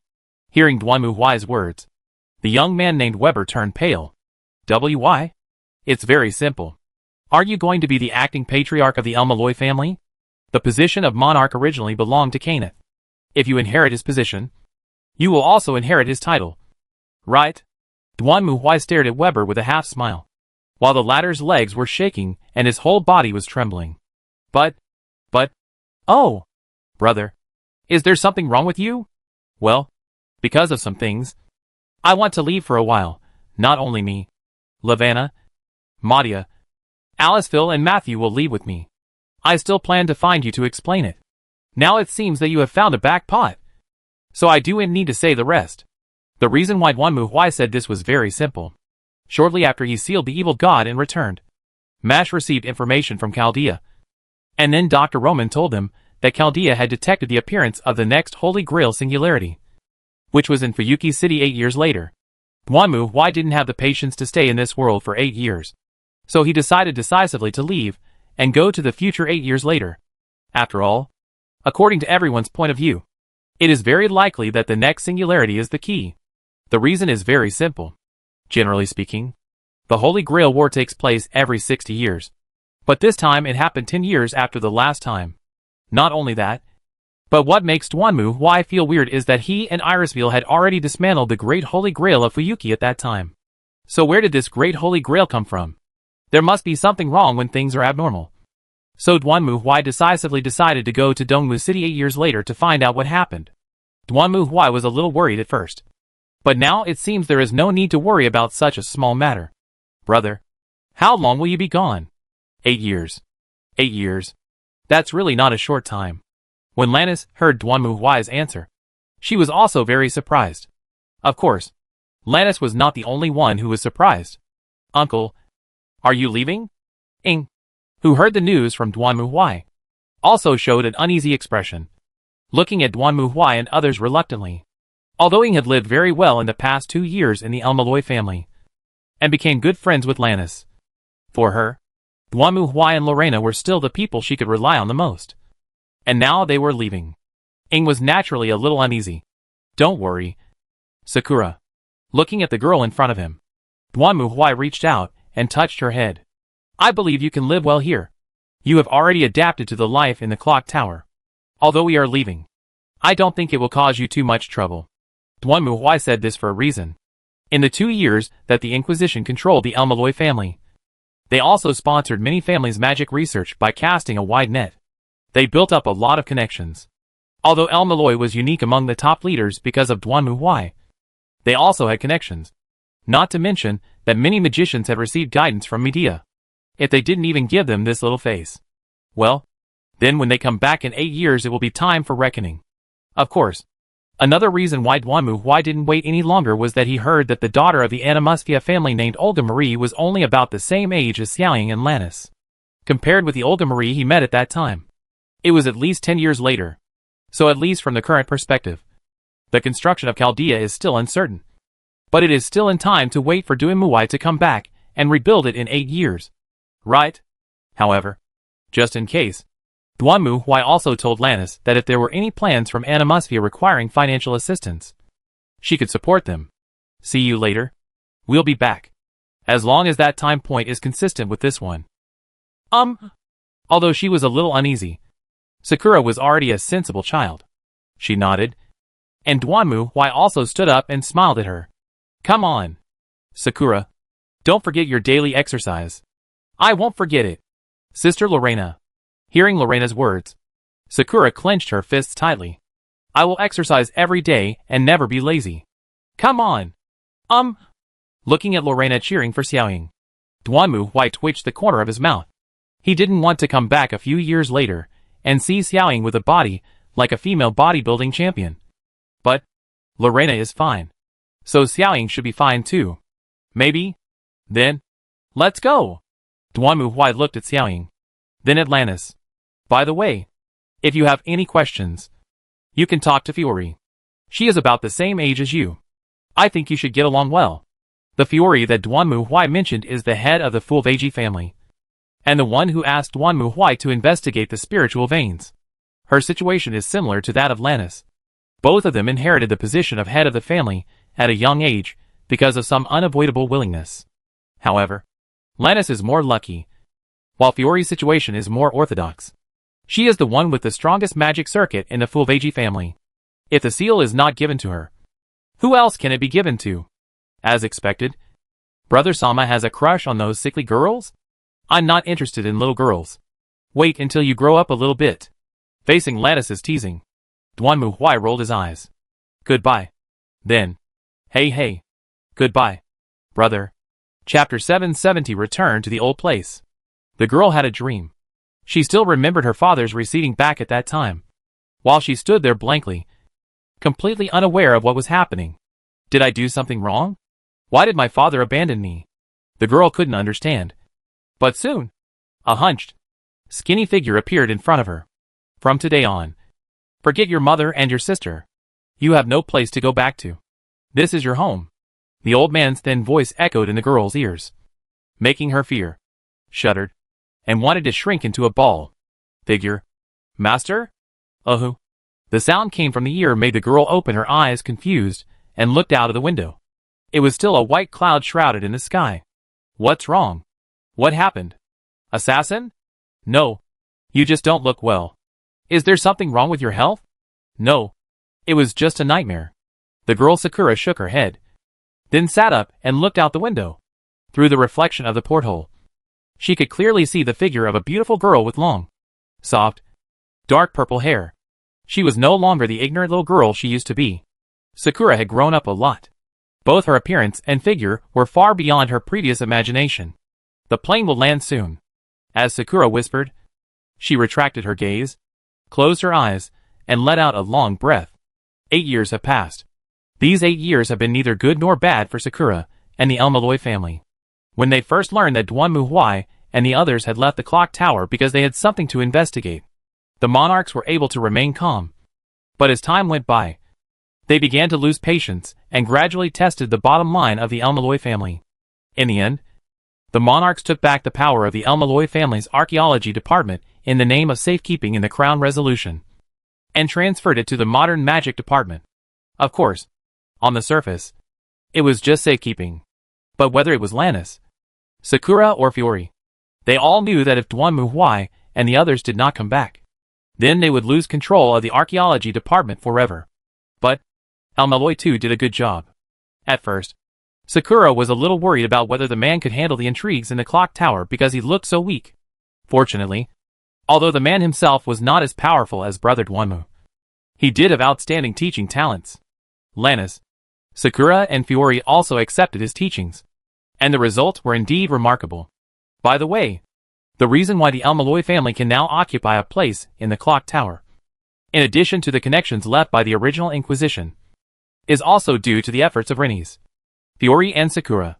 Phylum Lei has the ability to not be less than that in the clock, and Sakura has also had the ability to be color because of its extremely rare virtual number attributes, coupled with the careful teaching of Maeda. Although Linus has the lowest qualifications among the three of them, no one in terms of political negotiations is not right. But it is still too difficult to fight against the monarch, and they are waiting for Duanmu Huai's return. After all, the other party will return after 8 years, and Sakura also hopes to show his growth in front of Duanmu Huai and Lavanna. But some unexpected things happened. Thinking of this, Sakura Wong sighed helplessly to the order of the back of her hand. On the one hand, for Sakura, this is also an opportunity to make peace with the past. On the other hand, she also wants to investigate what happened, because Sakura remembers clearly that Duanmu Huai once said that he and Medea dismantled the Holy Grail in Fuyuki City. After that, according to Lannis's investigation, because of Medea's existence, the Magic Association did send people to Fuyuki to investigate and see if they could copy the ritual of the Holy Grail to summon the heroic spirit. But they returned empty-handed. Logically speaking, this should mean that the Holy Grail has been disintegrated. So why did it reappear after 10 years? This is also the focus that Sakura intends to investigate. After all, she is no longer the powerless girl of the past, but a rare color position magician in the clock tower. In fact, in the eyes of the clock tower, Sakura is already a more talented person than the Elmaloy monarch Kenneth. After all, when Kenneth arrived in the 20 years when he reached the color position, Sakura was only 16 years old. With her age and special virtual number attributes, coupled with the disciple of Maeda, it was not completely impossible to reach the highest crown in his lifetime. Of course, Kenneth was also a color magician. But he died in the Holy Grail War. In fact, at the beginning, Lannis and Fiori wanted to accompany Sakura, but Sakura declined their kindness. On the one hand, as the heads of the Elmeloi and Fulveji families. They could not leave the territory for a long time. On the other hand, in Sakura's view, this was her own private matter, and she was embarrassed to let her friends follow her on a life-and-death adventure. After all, not only did Kenneth not come back, but his fiancée Sonia also didn't come back. Sakura herself is just a guest in the Elmeloi family, so it doesn't matter. But if something happens to the heads of the Elmeloi and Fulveji families, it will be useless for Duanmu Huai to come back. By the way, I heard that Elmero too also seemed to want to participate in the Fifth Holy Grail War. I didn't understand Sakura. After all, the other party had participated in the Fourth Holy Grail War, although they were persuaded by Sakura not to come along. The two still prepared a lot for Sakura. Fiori prepared the Ring of Imaginary Numbers, and Link enhanced defense costume for Sakura.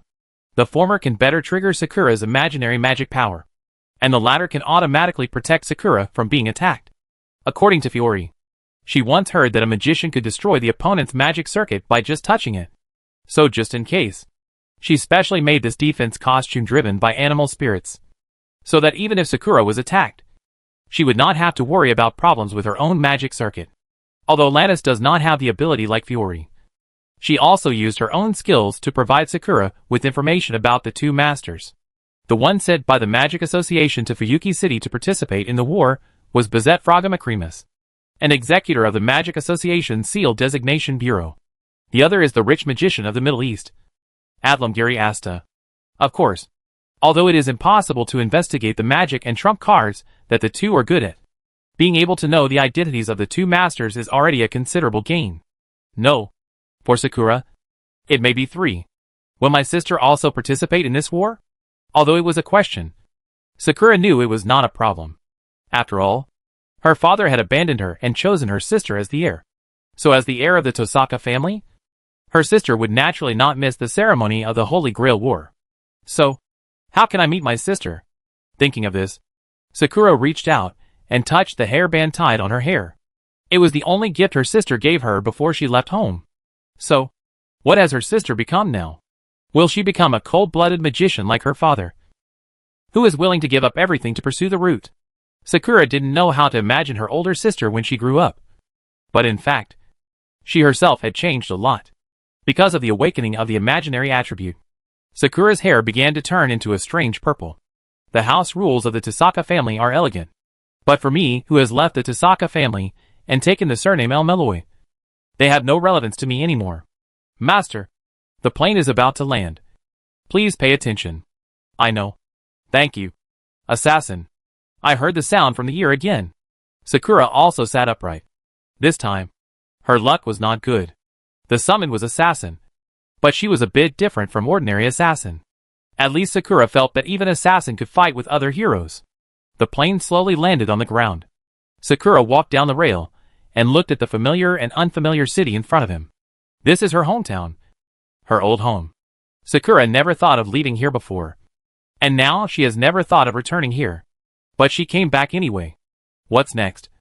Master? First, secure the base, and then, go check on the Holy Grail. I'm really curious. How did the Holy Grail, which had been disintegrated, reappear? In fact, many people in the clock tower said that Medea did not leave, but disappeared. This also means that the spirits summoned by the Holy Grail also have limits. But whether this is true or not, even Sakura does not know, because she remembered that when Duanmu Huai told her and others that they were leaving, their tone was relaxed as if they were going on a long journey. If something happened to Miss Medea, he probably wouldn't have such a simple expression. Thinking of this, Sakura withdrew her thoughts and looked forward. Let's go! After saying this, Sakura pulled her suitcase and set foot on the land of her hometown. Chapter 771, Fuyuki Land. Fuyuki City. Looking at this familiar land in front of her, Sakura seemed quite calm. She originally thought she would be more excited, but when she really returned to this land, Sakura found that she did not seem to be as sad or painful as she imagined, although she also had some bad memories here. But, after all, that was in the past, and she also had a new life. Of course, Sakura secretly asked someone to investigate the affairs of the Tosaka family. Her father, Tosaka Tokiomi, seemed to have died in the Fourth Holy Grail War, and her mother died of grief afterwards.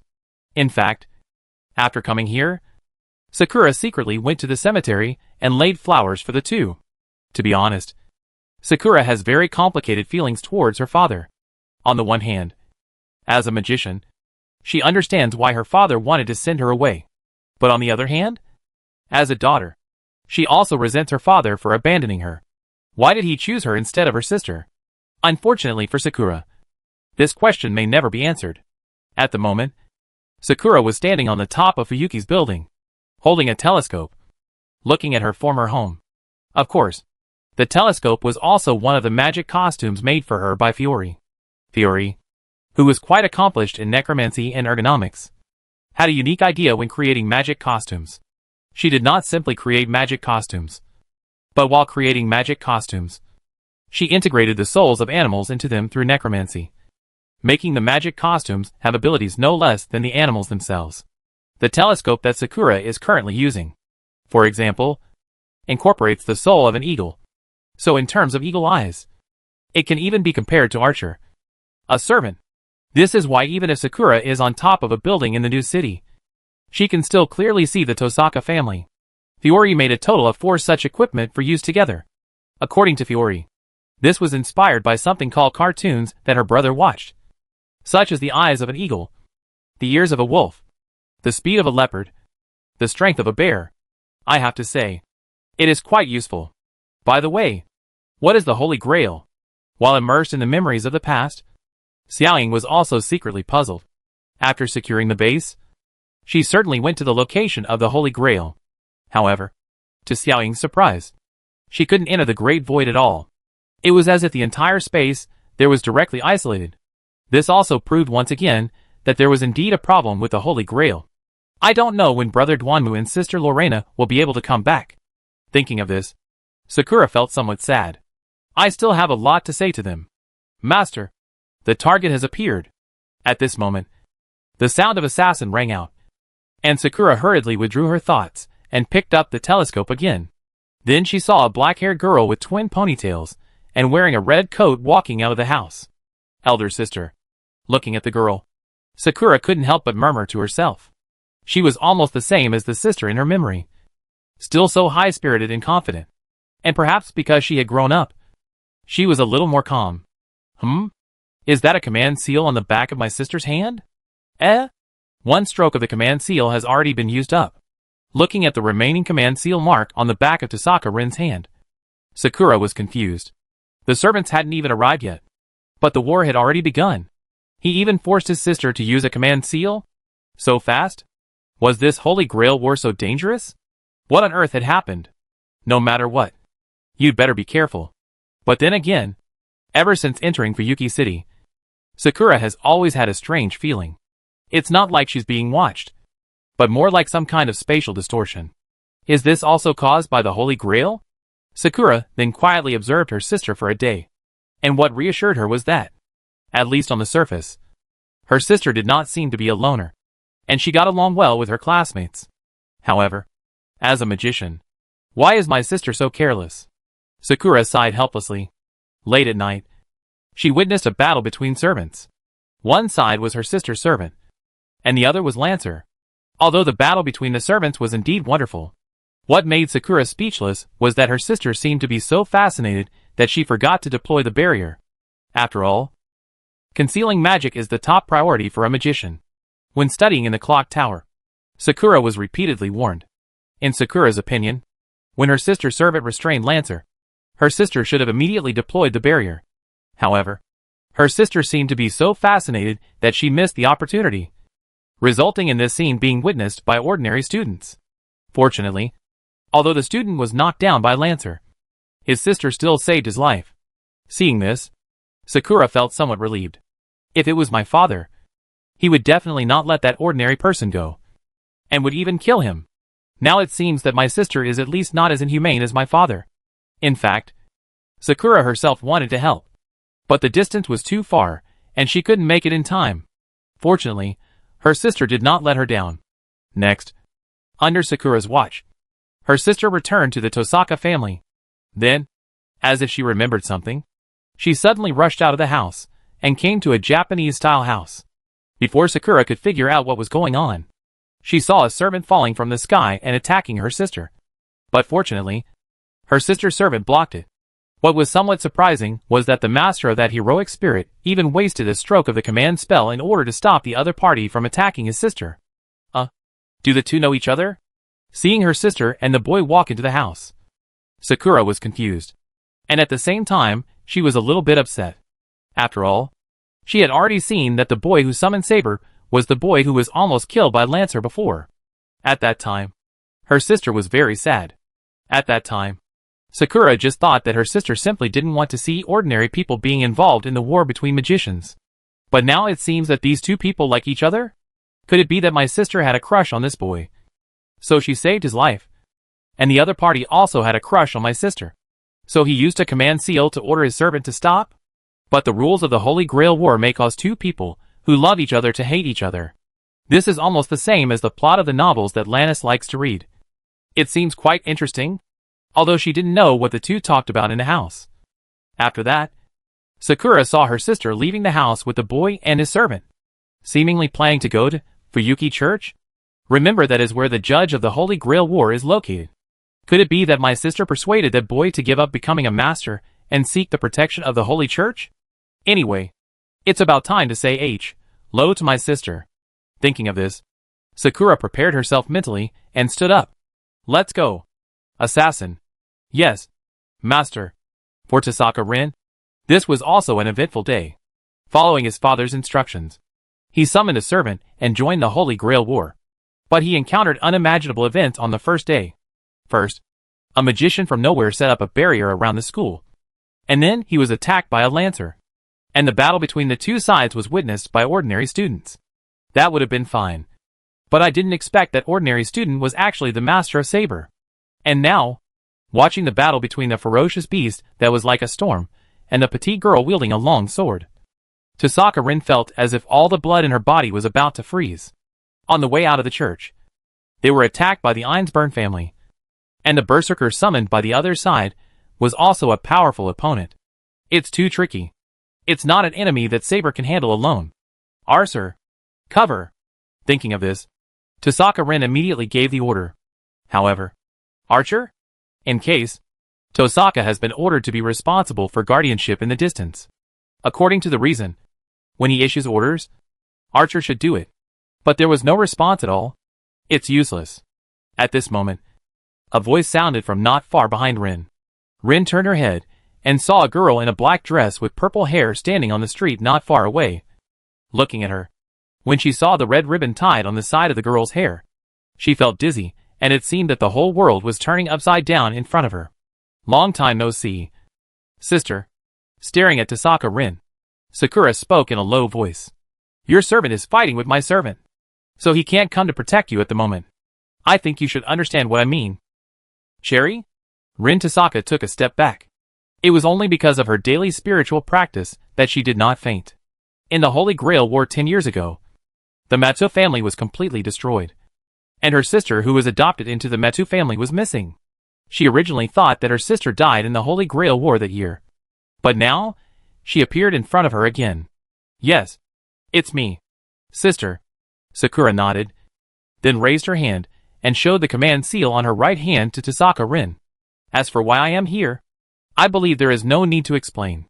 Isn't this the reason why my father abandoned me? Hearing what Sakura said, Tasaka Rin clenched her teeth, not knowing what to say. But before that, I have a question. Why do you want to participate in the Holy Grail War? Sakura stared at Rin and asked. Are you pursuing the root vortex like your father? No. Tasaka Rin shook her head. My purpose in participating in the Holy Grail War is simply to win. Because the battle is here, and as the heir of the Tosaka family, I must win gracefully, even if my opponent is you. Sakura. Really? Sakura closed her eyes and remained silent for a moment before looking at her sister again. Well, let's get started. Sister. At the same time, in the deep mountains not far away, there were also several figures watching the battlefield below. I never thought Sakura has grown this big. Duanmu Huai also shook his head and sighed. So we really came to 8 years? To be honest, I didn't expect Sakura to grow like this. I think this is great. It doesn't look like Sakura has suffered any injustice. It's just great. Lorena also breathed a sigh of relief. She came to Fuyuki this time to settle her family's affairs. So let her do it herself. Having said this, Duan Muhui looked at Alice. By the way, that person over there is your successor. Right? Hey. I think so. Irisville nodded and looked at the petite girl with white hair and red eyes standing on the hillside in the distance. It seems that Grandpa Hod has decided to use androids to fight this time as well. Go talk to her. It's good to relax. Okay. Master. Chapter 772 Chaotic Battlefield. On the other side of the battlefield, Tosaka, Rin, and Sakura were also looking at each other. The sisters, who had not seen each other for 11 years, had a lot to say at this moment. Where have you been all these years? Where I went has nothing to do with you. Sister. Sakura stared at Rin and answered. Anyway, there's no way I can go back to the Tosaka family. Right? Rin fell silent at Sakura's response. But Sakura simply continued. To be honest, now that I have become a magician, I have understood why I was abandoned. I don't hate my sister. After all, we were all children at that time, and we could not resist our father's decision. However, I hate my father. So one of the reasons why I came here is for revenge. Revenge? Rin frowned when he heard what Sakura said. But father has already. I know he has passed away. I even laid flowers at his and mother's graves. But the revenge I mentioned may not be as bloody as you imagine. To put it simply, it's just my own temper. After all, although father saw our qualifications, he still chose sister to inherit the Tosaka family. Didn't he? At this point, Sakura frowned as if she was upset. That is to say, in my father's eyes, my sister is still better than me, more suitable to inherit the Tosaka family, and more suitable to achieve the Tosaka family's sad wish. And I am just a backup choice. For my father, my sister is the successor he expects. Right? Father. Rin instinctively opened her mouth to defend herself. But she had to admit that Sakura was right. From a Magus's perspective, her father might really think so. So, this is my little revenge. Sakura stared at Rin and spoke. I will defeat my sister here, and then make her withdraw from the Holy Grail War, and then destroy the Holy Grail. I don't know why the Tosaka family is so obsessed with the Holy Grail War, but it is this obsession with the Holy Grail that caused me to be abandoned by my father and separated from my sister and mother. If that's the case, then I don't need this obsession anymore. Sakura's voice became more determined as she finished her speech. So, I will destroy all of this. Free the Tosaka family from the hundreds of years of the Holy Grail curse, and completely and utterly destroy the Holy Grail. Then she smiled. If my father heard what I said, he would definitely stop me at all costs. What about you? Sister? As the heir of the Tosaka family, will you follow your father's path? That has nothing to do with it. Sakura. Rin shook his head. I just said that it doesn't matter what my father thinks. Since I have participated in this war, I must win. So, if my sister loses, she will quit. Right? That's hard to say. As he said, he raised his hand and aimed at Sakura. Let me see. Do you have this ability? Gander! As Rin yelled, several black curse bullets quickly burst out from her fingertips and shot towards Sakura, facing Rin's attack. Sakura did not dodge or evade, but just stood there. Then the next moment, she gently waved her hand, and an unbelievable scene appeared. The cursed bullet flying towards Sakura disappeared in front of her without any warning, just like raindrops falling into a pond. What kind of magic is this? I have to say, this really surprised Rin. It would be fine if the other party had performed some magic. But just now, Rin just saw Sakura wave her hand lightly, and her cursed bullet disappeared? This is just a practice match. Sis. Sakura waved her hands and looked at Rin with some disappointment. You are not still worried about me, are you? This is the Holy Grail War, and we are both magicians. If you don't try your best, wouldn't that be looking down on me? You don't think I'm a child who will quit the Holy Grail War as long as I cry after being hit by a cursed bullet? Sakura tilted her head when she said this. Or is it that my sister is unable to use her special skills? What do you mean? I have also conducted some research on the Tosaka family.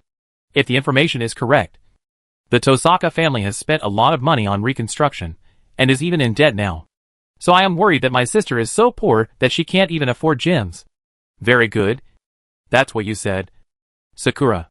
At this moment, Rin's face turned pale and veins popped when she heard what Sakura said. In fact, just as Sakura said, after the Fourth Holy Grail War, the Tosaka family was almost completely destroyed.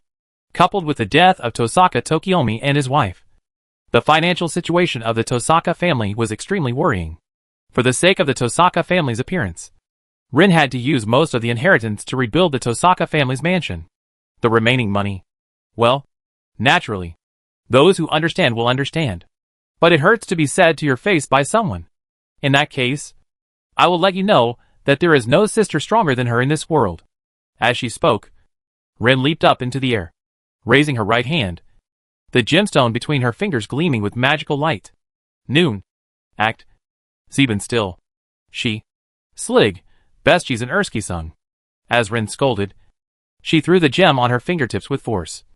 And then it turned into a huge hail, whistling towards Sakura. At this moment, Rin Tosaka was no longer Sakura's sister, but attacked Sakura as a magician Rin Tosaka. Sure enough, is this my sister's true strength? Looking at the hail rain coming towards her, Sakura's face froze slightly. But she is no longer the crying kid. Coordinates are fixed. Horizontal axis unlocks space to expand. As Sakura chanted, a black barrier like a curtain suddenly appeared in front of her the next moment. And the hail that was powerful enough to destroy the ground smashed into the black curtain and was completely swallowed up by it, disappearing without a trace. What is this? Imaginary space? That's right. Sister, you still remember my attributes. If I didn't have this kind of power, I probably wouldn't have been sent away by my father. But now there is no point in talking about the past. So please, sister, see my power. As soon as she finished speaking, Sakura raised her hand and swung it at Rin. Then, a black blade of light like a beast's claw whizzed out from her hand, sweeping across the ground and attacking Rin. Rin also hurriedly stepped back, dodging the impact that was enough to tear the earth apart at the critical moment. However, the next moment, a scene appeared that Tosaka Rin had not expected. Whoosh! Just as the black sharp blade passed by her, several curse bullets suddenly appeared. Faced with this sudden attack, Tosaka Rin was caught off guard and was hit directly, rolling backwards and flying away. Woo! Lin rolled on the ground for a few times and then stood up, although she still forced herself to stay calm. Her body was still burning with pain. I never thought you had this ability. Didn't you just say that cursed bullets were just children's toys? It has nothing to do with me. But Sakura shook her head. Those were not cursed bullets I cast, but the attacks you launched against me just now. Sister, I just returned them to you intact. What? Hearing Sakura's answer, Rin was stunned for a moment, and then suddenly remembered something. She remembered that the properties of imaginary space were. So what follows is a piece of advice. Sister, if you don't dodge, you will die. Just as Sakura's voice reached her ears, Rin seemed to have noticed something and hurriedly looked up. Then she saw whistling hail falling from the sky and rushing towards her. That was exactly the magic she had just used on Sakura. But, at this moment Tosaka Rin was also shocked, and hurriedly threw out the gem, which turned into a barrier in front of herself, and finally blocked this wave of her attack. Meanwhile, Rin finally figured out Sakura's magic. Imaginary space manipulation. Imaginary numbers are an extremely rare attribute among magicians, and imaginary space is even more so. Unlike other magic, imaginary space cannot be observed. Anything trapped in imaginary space will stop in time until it is released. The most amazing thing about imaginary space is that it can hold anything, whether it is a living thing or a dead thing. Even magic can be swallowed up. It is obvious that Sakura's magic is to manipulate the imaginary space to swallow other people's magic and then release it again. This is bad in itself. I never thought there would be such a magic trick. Thinking of this, Rin gritted her teeth, then took out the gem, swung it forward again, and threw it towards Sakura. Soon, the gem turned into a torrent of magic bullets, whizzing towards Sakura. Sakura raised her hand again and opened up the imaginary space, swallowing Rin's attack. But this was within Rin's expectations. After emitting the gem magic, she jumped up and took advantage of Sakura's distraction to pounce on her. At this moment, Tosaka Rin's magic circuit was fully activated, and the enhanced magic was activated. Then she rushed in front of Sakura at an unimaginable speed and hit Sakura's chest. But Jiquin, the principle of hitting with elbows and thrusts. For Lin, this wave is a sure win. However, it's no use. Sister, just as Sakura's voice reached Rin's ears. Rin was surprised to see Sakura clench her right fist and punch herself. Boom! The next moment, Lin felt as if he was hit by a hammer. He flew backwards and hit the electric pole next to him heavily. Even the electric pole was completely broken and fell to the ground with a loud bang. Fortunately, Tasaka Rin's enhancements were all over her body. Otherwise this blow would have been enough to make her unable to get up on the spot. But even so, Rin felt a burning pain on her body. I'm afraid 2 or 3 ribs are broken. Covering her chest, Rin stood up and clenched her teeth. While at the same time, Sakura in front of her clenched her fists and stared at her. Punch 100 times. Pray 100 times. And punch 100 times every day. You're not the only one who can fight in close combat. Sister. Great. This is fun. Staring at Sakura, Rin smiled and got into position again. Originally, I was thinking that as an older sister, it would be bad to bully my younger sister. But now it seems that I don't need to show mercy. This is the first time I know that my sister is so unwilling to admit defeat. Sakura clenched her fists as well and stared at Rin. The two sides looked at each other for a moment. Then the battle resumed. Chapter 773. Is this also possible? The petite figure stood on the hillside, watching the battle between Berserker and Saber below. Her bright red eyes showed no surprise or uneasiness, but full of confidence. In her opinion, even Saber was no match for her Berserker. Just then, footsteps came from behind her. Is it the foolish magician who wants to fight himself? Thinking of this, the girl showed a smug smile. And at the same time, a soft voice sounded from behind her. Are you the representative of the Einsburn family sent by Grandpa Hod to participate in the Holy Grail War this time? Why? Hearing this familiar voice, the girl's whole body seemed to freeze even with her blood. She widened her eyes in surprise and turned her head like a broken doll, only to see Irisville standing in front of her, staring at her. Mother? Why? Irisville was also stunned when she heard the other party suddenly call her mom. Who are you? Mom? Don't you recognize me? Seeing the puzzled expression on Irisville's face, the girl felt extremely heartbroken. She took a step forward and stared at Irisville. It's me. Mother. I'm Ilya. Ilyasville von Einsburn. Ilyasville. Hearing this, Irisville was even more confused. She really had no impression of this name. Seeing Irisville's confusion, Ilya seemed to have thought of something, and her eyes suddenly became sinister. Was it Kiritsugu? Did he do this? Mom? Kiritsugu. Sorry. I don't know the person you are talking about. Who is Kiritsugu? As for Irisville, she looked at the girl in front of her and was completely confused as to what she was talking about. At this moment, Ilya seemed to understand something, and her expression suddenly became extremely sinister. I see. Is this an attack on me? Whoever it is who dares to do this to me, I will kill you. As she spoke, Ilya reached out her hand and pulled out 2 strands of hair. Then the 2 strands of hair turned into 2 little birds in her hands and quickly rushed towards Irisville. Shapius Laban. Faced with the opponent's sudden attack, Ilisaville hurriedly stretched out her hand. The silver thread danced in her hand, and then turned into an eagle, rushing towards the 2 birds, blocking Ilya's attack. Why? Why? Seeing the magic performed by each other, Irisville and Ilya were both surprised. Why would you use my magic? Why do you use Mom's magic? It is true that the alchemy of the Einsburn family is to give life to artificial objects, but not everyone can do this. As the strongest artificial human of the Einsburn family, it is a unique skill that only Irisville can perform, weaving magic through 2-bar chanting and manipulating metal to create artificial objects on the spot. However, this girl who calls herself Mother can actually do it. The one who was as surprised as Irisville was of course Ilya. This kind of magic could only be performed by the Einsburns androids. But even if they were androids, in fact only she and her mother could use this kind of magic. Since the other party could perform the same magic, it meant that the other party was not an illusion, but a real android of the Einsburn family. For a moment, both sides seemed to fall into a strange silence. After a moment, Irisville coughed lightly. Ilyasville? It seems there is some misunderstanding between us. Could you please explain what kind of person I am as you know me? The mother I knew. Ilya was also looking at Irisville hesitantly at this moment. She did not sense any murderous intent from her, and no matter how she looked at it, she was her beloved mother. But she really didn't seem to recognize herself. I understand. I will explain. Soon, Ilyasville told her about the situation of Irisville that she knew, and Irisville frowned. Because I was incompetent, the Einsburn family summoned a magician killer named Amiya Kiritsugu to marry me, and then gave birth to you. Then, Amiya Kiritsugu and I summoned Saber to participate in the Fourth Holy Grail War together, and never came back? That's right. Grandpa said that she had betrayed Einsbellen and abandoned me. At this point, Ilya also exuded a hint of anger and murderous intent. She would not blame Irisville, because as the master of Einsburn, Irisville knew that no matter whether the Holy Grail War was won or lost, her mother would not come back. That being said, Ilyasville, my experience was not like that, because in the Fourth Holy Grail War, I summoned Saber, and we went to participate in the Holy Grail War together.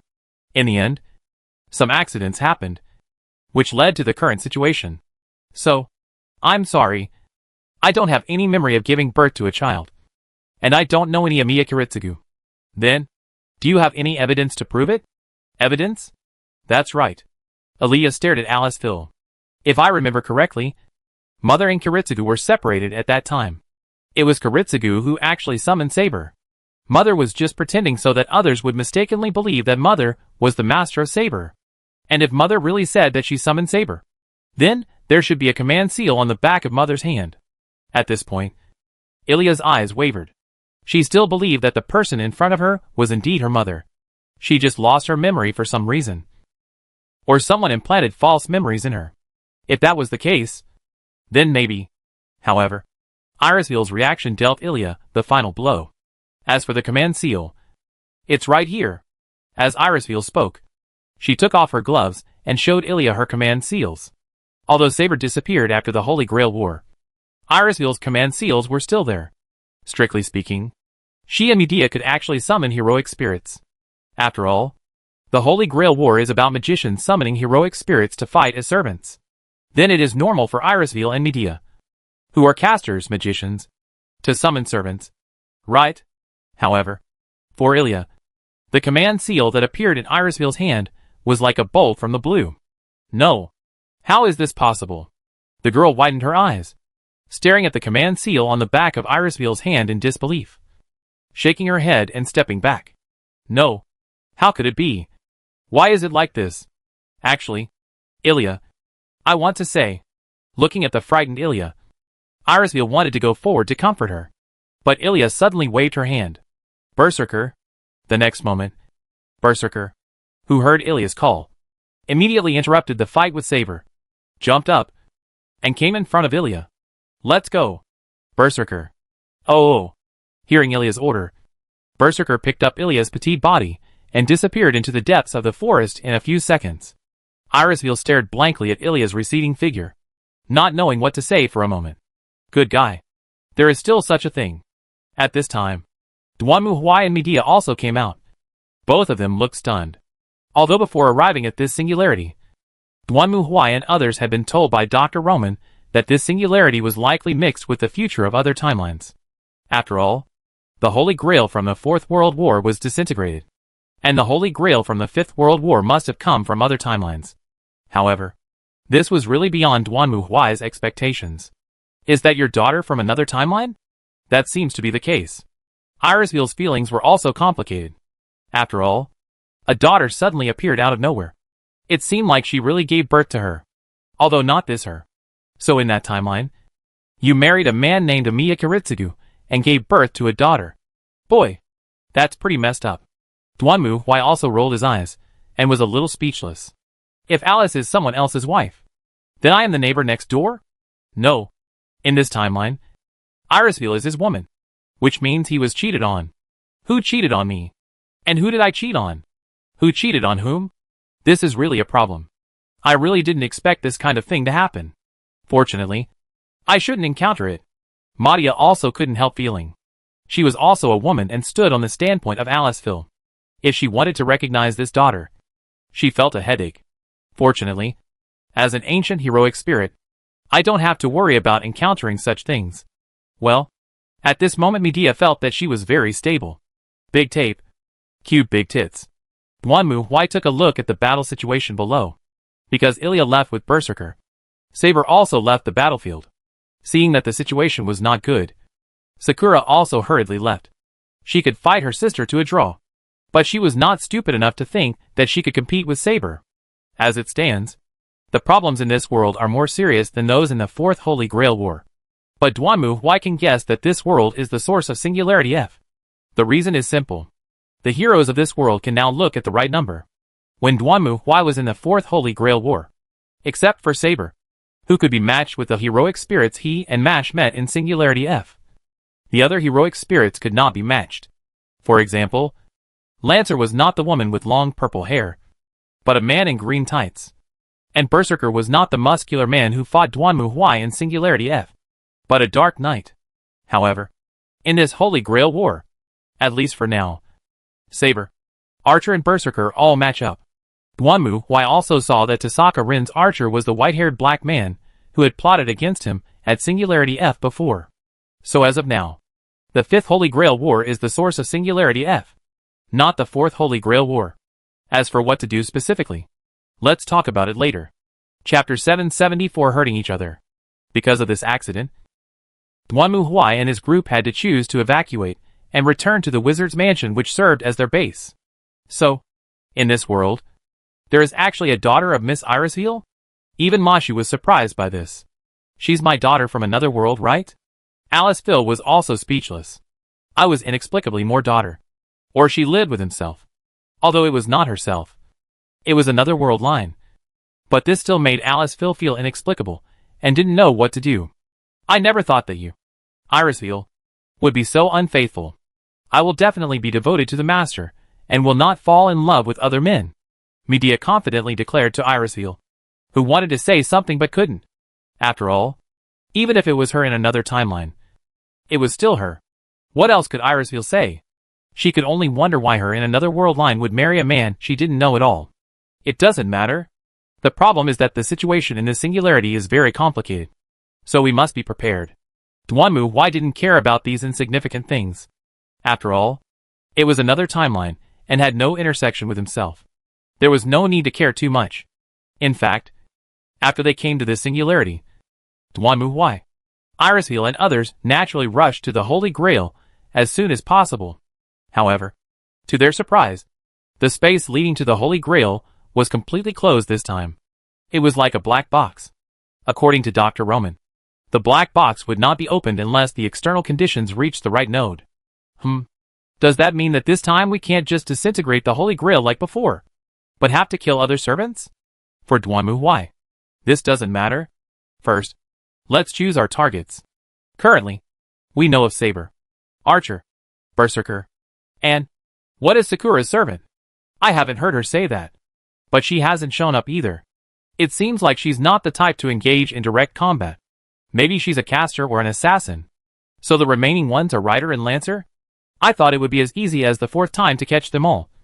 But in the end, there were only two who actually fought. It was really boring.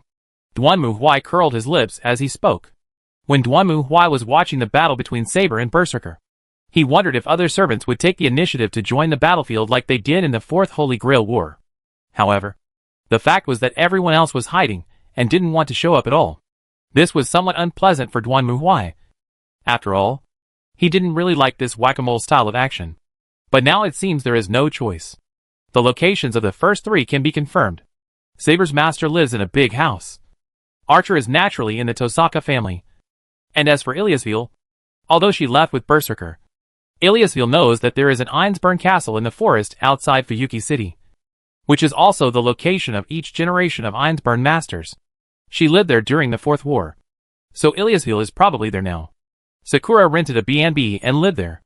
Well, I don't know if it was a coincidence, but the B&B she rented was exactly where Duanmu originally placed her during the Fourth Holy Grail War. Next, we just need to confirm the locations of the three masters before we can start taking action. In Duanmu's opinion, the situation is actually very simple. They will come forward to kill the other servants. And then Sakura will fight with her sister. The winner will obtain the Holy Grail to open the Big Void. And then, they will go in to check the situation and eliminate the singularity. Simple, convenient and fast. But before that, the most troublesome thing is to know the location of everyone. Where is the next target reservation location? Duanmu looked at Medea, who nodded. In Ryuta Temple, there is a barrier set up there to exclude heroic spirits, and you can only enter through the main gate. And I can feel that a lot of magic power from Fuyuki City is constantly flowing in. Obviously, an evil magician is using this method to enhance the power of his servants. Then let's start there. Duanmu Huai made a decision and stood up, ready to go. The Ryuto Temple was dead silent in the middle of the night. Walking up the long staircase, there was no sound around. As she walked along, Medea's expression became more sinister. This is not an ordinary magic workshop. This is a battlefield. Master, this time we are going to deal with a caster. Caster? Are you sure? Well, I am sure. I am very familiar with the method of making this kind of temple. It should be a magician from the same origin as me. No matter who it is, he can do such an evil thing, and he must be unforgivable. As she spoke, Medea waved the staff in her hand vigorously. As they were talking, the group had already arrived at the mountain gate. And just as they walked into the mountain gate, a voice suddenly rang out. I never thought someone would come in so brazenly. It seems I was underestimated. Huh? As she spoke, suddenly, several beams of light whizzed down, and Medea hurriedly raised her staff. Be careful, Master. In an instant, the barrier was deployed, and the whistling beam of light was blocked. As the dust dispersed, everyone looked up and saw a witch wrapped in a robe and holding a staff floating in the air. From her appearance, it was clear that she was definitely not a magician. That is, she was a servant. At the same time, the witch also saw Duanmu Huai and others clearly. When she saw Medea, she was stunned. You evil magician. How dare you hurt innocent people? I will never forgive you. As she spoke, Medea raised her staff, and soon, the same magic circle appeared behind her, turning into a beam of light that blasted towards the witch in the air, who also attacked again. For a moment, purple magic beams crossed and collided with each other. Wow! Miss Medea is amazing. At this moment, Duanmu Huai and others have stood aside, and Mashu raised her shield and looked at the battlefield in front of her in amazement. Medea has always said that she is not very good at fighting, so Mashu also thinks so.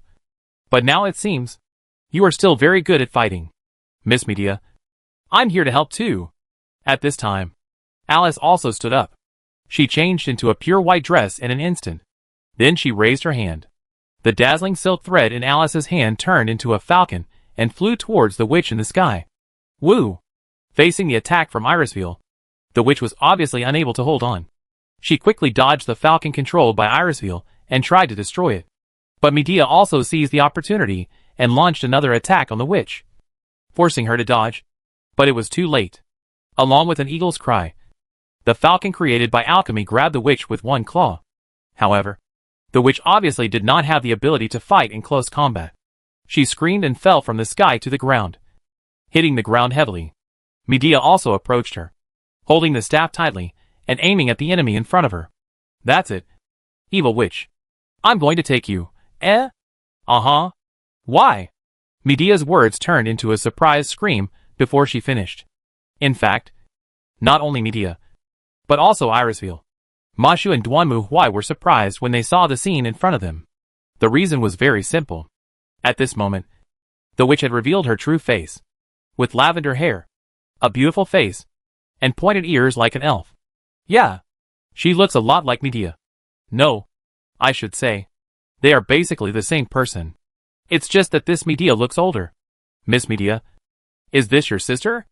Mashu asked doubtfully, while Medea looked confused. I do have a younger brother, but he's not a girl. Who are you? Why do you look like me? Do you even need to ask this? At this moment, the witch also stood up and glared at Medea fiercely. I am you. I never thought that there would be such a connection in the Holy Grail War. I would be here and see a young and ignorant me. It really makes me angry. You? What are you talking about? Is that even a question? Another me. In response to Medea's surprised question, the witch snorted coldly. You should know what happened to you later. The result of being betrayed by a man. That is my existence. Do you understand? Wow. Duanmu Huai couldn't help but whistle, although he knew that the heroic spirit was a record taken from the realm record tape, not the real person. For example, the one he summoned was Medea in her teenage years.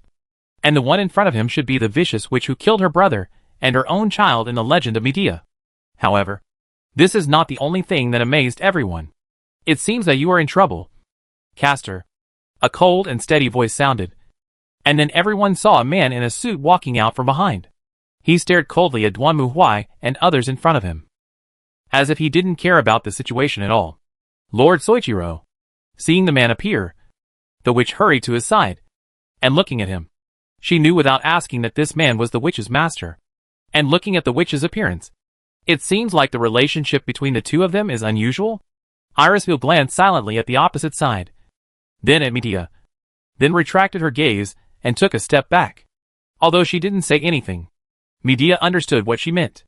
You just said that you were devoted to your master, but you ended up hugging another man in front of your master? But that's not me. At this moment, Medea felt as depressed as if she had been hit by a boomerang. She finally understood how Irisville felt just now. It was clearly not her. Yet it was clearly her. Why should this responsibility fall on her? This is simply too. Medea doesn't know what to say. So she gritted her teeth and pointed at the witch opposite. You actually chose such a man as your master. It seems that your taste is not very good. Huh? What are you talking about, kid? Hearing Medea's angry rebuke, the witch immediately became unhappy. You have no idea how kind Soichiro-sama was to me. He accepted me when I had nowhere else to go, so I served him wholeheartedly. That's right. What do you know when you haven't experienced the pain of love? What kind of love troubles are you talking about? Aren't you asking for it? But Medea obviously would not be defeated like this. As a magician, you couldn't even tell Cupid's curse and foolishly fell for it. I don't know what you were thinking when you fell in love with Jason. Isn't it because you were young and ignorant that you were deceived? As a result, when it came to this, the witch also jumped up and down. At that time, she said that she must find a Prince Charming, go through some adventures, and then get married. That's why she was deceived by Jason's sweet words, stole her father's golden sheepskin, and even ran away from home with that man. I've already said that it was Cupid's curse. I won't do such a thing. Even if my father is a mediocre fool, a mediocre good-for-nothing who can only show off his golden sheepskin, I still respect him very much. Hearing this, Duan Muhuai, Mashu and Irisville all looked at Medea silently. How can you be respectful? You're talking about me. But you're not much better. You chose such a man as your master. Didn't you say you wanted to find a handsome man? Why are you with a man who looks more fierce than Hercules? Master is not the kind of person you said. Master is very strong and gentle. He will protect me and respect my will. That man over there must have been manipulated by you to become a puppet. Really? Because you lost your love due to a failed choice. You used this method? I don't think this is love. Don't you think you're scolding yourself? Prince Charming. True love. Huh. It's just an illusion of youth and ignorance. Just drown yourself with your ideals. What should we do now? Master? Mashu and Irisville were also dumbfounded at this moment. Especially Irisville, who was relieved in her heart. Although she married and had children with someone else in that world, she was dead after all. If the two sides met and had a quarrel, it would be really miserable. Looking at Medea, who was quarreling with her now, she felt that her previous depression didn't seem to be a big deal. Just watch. What else can we do? They are quarreling with each other, and there is nothing we can do about it. Right? Duan Muhuai spread his hands helplessly. He summoned the witch Medea, and the witch Medea was opposite him. The witch Medea was indeed young, but when she was summoned, she also read the legend about herself. Medea didn't care about it. As she said just now, it was just because she was careless that she was cursed by Cupid. You know, she is a witch who learned from the moon goddess Hecate, and she is also the head witch of the temple. As long as she is careful, she will be able to prevent this curse. So in the eyes of the witch Medea is just one of her possible futures. She will not become that kind of possessive crazy woman. Wouldn't it be nice for everyone to live in harmony? But for the witch Medea, in front of it is the wrong black history made by his young and ignorant, which must be eliminated. Then, I will let you know how painful it is to be betrayed. Die! I will never become a crazy woman like you. Watch out. Sure enough, it was fighting. Duan Muhuai sighed silently, feeling tired. Let's go! Chapter 775. There is nothing much to say about the battle itself. After all, even if Castor and her master were combined, they would not be a match for this side. The witch's master seemed to know some martial arts. But it was of no use to Duan Muhuai. Although the man named Soichiro's power increased greatly because of the witch's blessing, Duan Muhuai didn't care. Just kidding. He was the god of destruction. A truly powerful divine power. There was no way he could be knocked down by a human with his bare hands. In fact, for Duan Muhuai, the opponent's attack was like hitting a tank with bare hands, which was a completely suicidal act. Therefore, Duan Muhuai took the blow directly, and then threw a punch, knocking the unlucky man dozens of meters away, smashing him into the wall and killing him completely. The caster who saw his master being killed was also in a state of panic, and Medea and Irisville seized the opportunity to chase him relentlessly, and finally died screaming in unwillingness. I curse you. You will also face the same end of betrayal as me. In the cursing of the witch, her remaining figure disappeared. Huh? I'm not as stupid as you. Medea, who killed herself, obviously didn't take it seriously at all. Master won't betray me, and I won't betray Master. You think everyone is like you. Is it fun to scold yourself? Looking at Medea, who was sulking there, Duan Muhuai shook his head helplessly and walked to Medea's side. Master? Seeing Duan Muhuai coming over, Medea's expression was a little uneasy. She raised her head carefully and looked at Duan Muhuai like a child who had done something wrong. Duan Muhuai reached out and touched Medea's little head, then looked at Irisville next to her. All right, both of you, stop thinking too much. This is you in another world. Not you. Don't think too much. Let's go back. Yes. Okay. Master. Hearing Duan Muhuai's words, Medea and Irisville's expressions brightened. They nodded vigorously, then followed Duan Muhuai and left Ludong Temple. At the same time, in the Winter City, the hidden Holy Grail war continued. Ayah! The hard steel spike pierced into his chest and ruthlessly tore his body apart. The young man with kelp hair widened his eyes in surprise and looked at the tall woman standing in front of him. Why? Rider, aren't you my servant? Why? The boy could not understand why his servant would attack him without any warning. Because I already have a master who is more worthy of serving. Facing the boy's puzzled question, Rider answered calmly. Impossible. I am your master. If you dare to resist me. Oh! I don't think you are still her master. At this moment, a brisk voice sounded, and the kelp-haired boy seemed to be attracted and instinctively looked behind Rider, where the voice came from. Then, he was completely stunned. Clearly, his chest had been pierced and the intense pain was tearing his body and mind apart. But the moment he saw that figure, he just felt as if he had been struck by lightning. Just like he was experiencing his first lovely love for the first time. That's a girl. She looked to be in her teens, with dazzling blonde hair that was incredibly cute and sparkling like an elf, and blue eyes that shone like gemstones. Just looking at her made the boy feel as if everything had disappeared. You? Hello. My name is Age. Then, I will be your servant. The girl smiled sweetly, and this was the last smile the boy saw. The next moment, his consciousness completely fell into endless darkness. Puff. Blood splattered on the ground, and the boy's mutilated body lay on the ground, while the girl named Ai Good just watched it all with a smile on her face. Just like a guest enjoying a drama. She was not affected by the joys and sorrows of the actors on the stage, but just watched it all objectively and indifferently. Master. Rider knelt in front of the girl without even looking at the body of his former master. Hey, have you decided to pledge your loyalty to me? Rider? The girl's voice was kind and cheerful, as clear and bright as a bird's. Yes, if it will enable you, Master, to realize your wish. Rider raised her head. Even with a blindfold on, she could still see the light emanating from the girl's body. It was an incomparable and dazzling light. The light that all heroes should pursue. It came from the beginning of everything and the end of everything. It was an incomparable existence. So, Master, what is your wish? Me. Hearing Rider's question, a hint of shyness suddenly appeared on the girl's fair face. Just like a girl in love. I want to see Saber. Saber? Facing the girl's answer, Rider was a little surprised. She remembered that Saber was. You mean the previous battle with Berserker? It's not that kind of vulgar fake thing. The next moment, the girl's expression quickly became as cold as ice, and her tone seemed to freeze the air around her. That's my prince. My lover. I'm willing to do anything to fulfill his wish. However, fate played a trick on me and brought me here. separated from my saber. Not only that, a fake of him appeared in this world.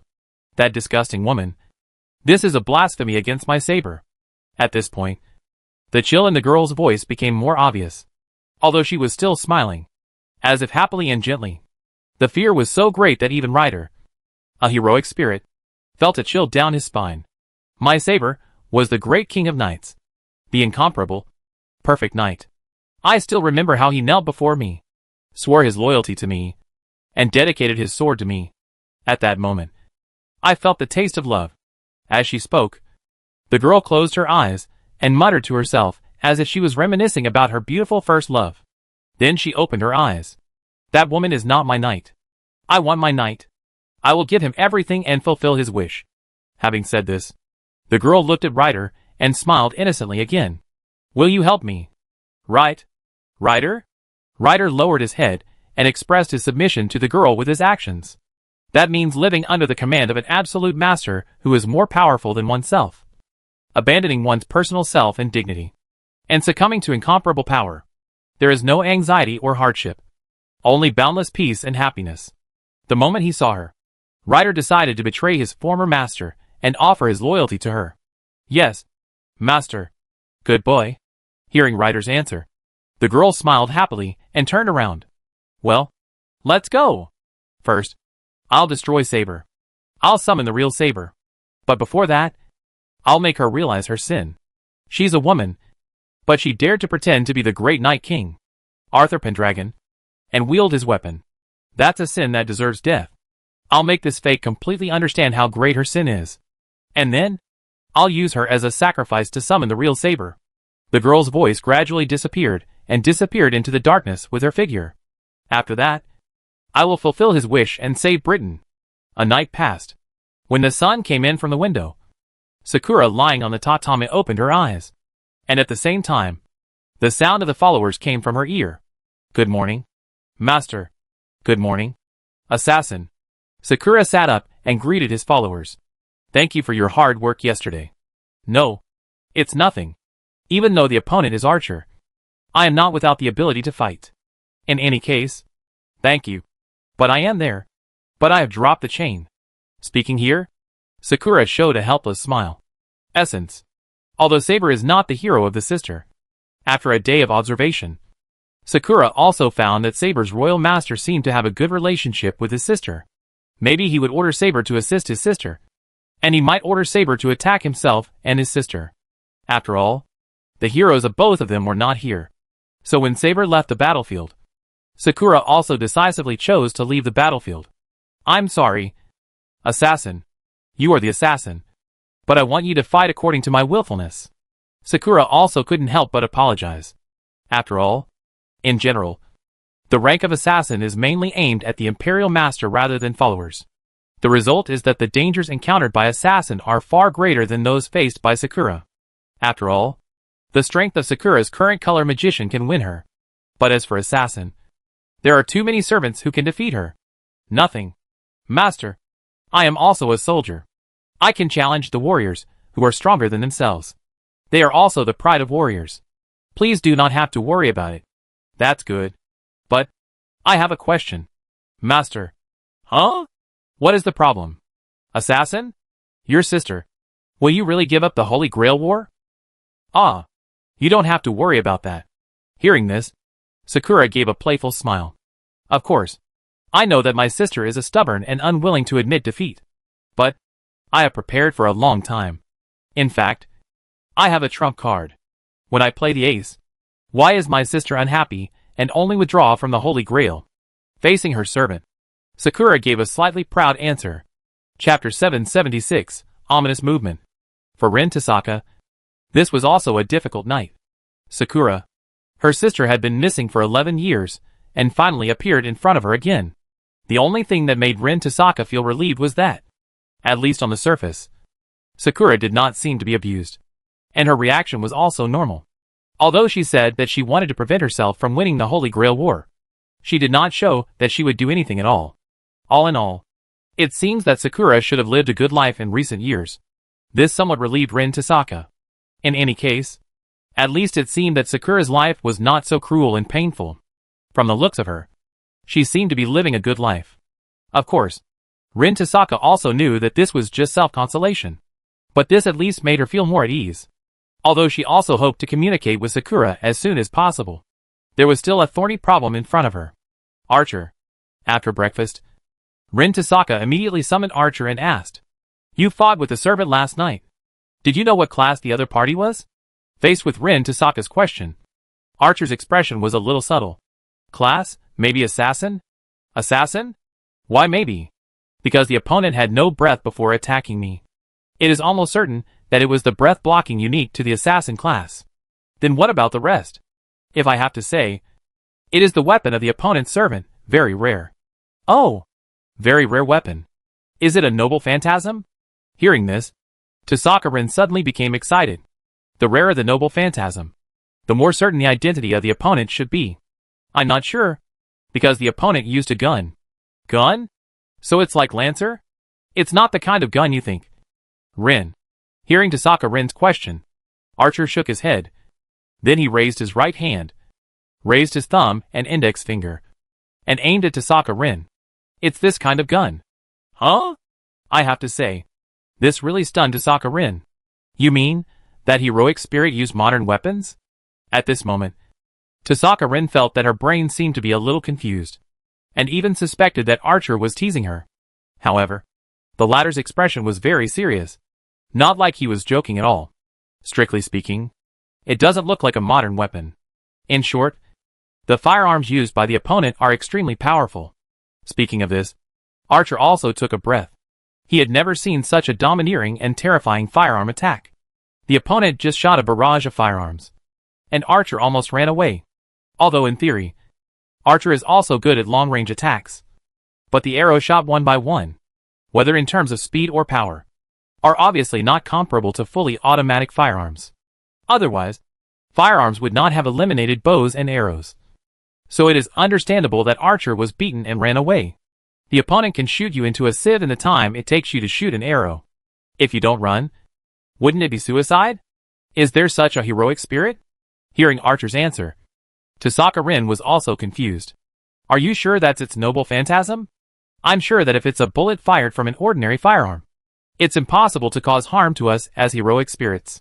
The only flaw of the opponent is probably that the range is relatively short, and it can't shoot at a long distance. In this regard, Archer still has the advantage, but not completely, because his opponent is assassin.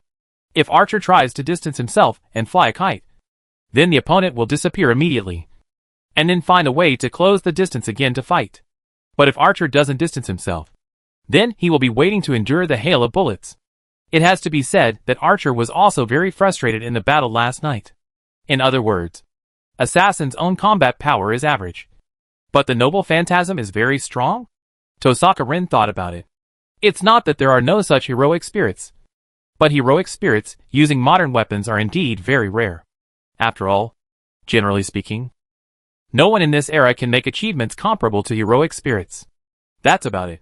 After all, Assassin was originally the weakest one among the servants. If it weren't for the fact that the opponent's guns were really tricky, I wouldn't have chosen to retreat. Speaking of this, Archer was a little unwilling. Just as he said, according to reason, modern weapons can't hurt the heroic spirits at all, even if a missile is thrown at them. It's the same, because heroic spirits are ghosts after all, and using physical means to deal with ghosts is putting the cart before the horse. However, if missiles have the power to cause damage to heroic spirits, it would be terrifying. This is why guns and tanks will eliminate bows and cavalry. Heroic spirits should be an exception. It seems to be really tricky. Hearing Archer's answer, Tosaka Rin also gritted her teeth. She is not stupid. After listening to Archer's explanation, she immediately understood Sakura's tactics. Obviously, the opponent is a very orthodox heroic spirit versus heroic spirit, magician versus magician tactic. But this is very abnormal for Sakura, because her servant is assassin, and assassin is generally used to assassinate the master. So Sakura's fighting method is obviously abnormal. But it's okay. After all, this way Rin Tosaka can concentrate on dealing with her sister.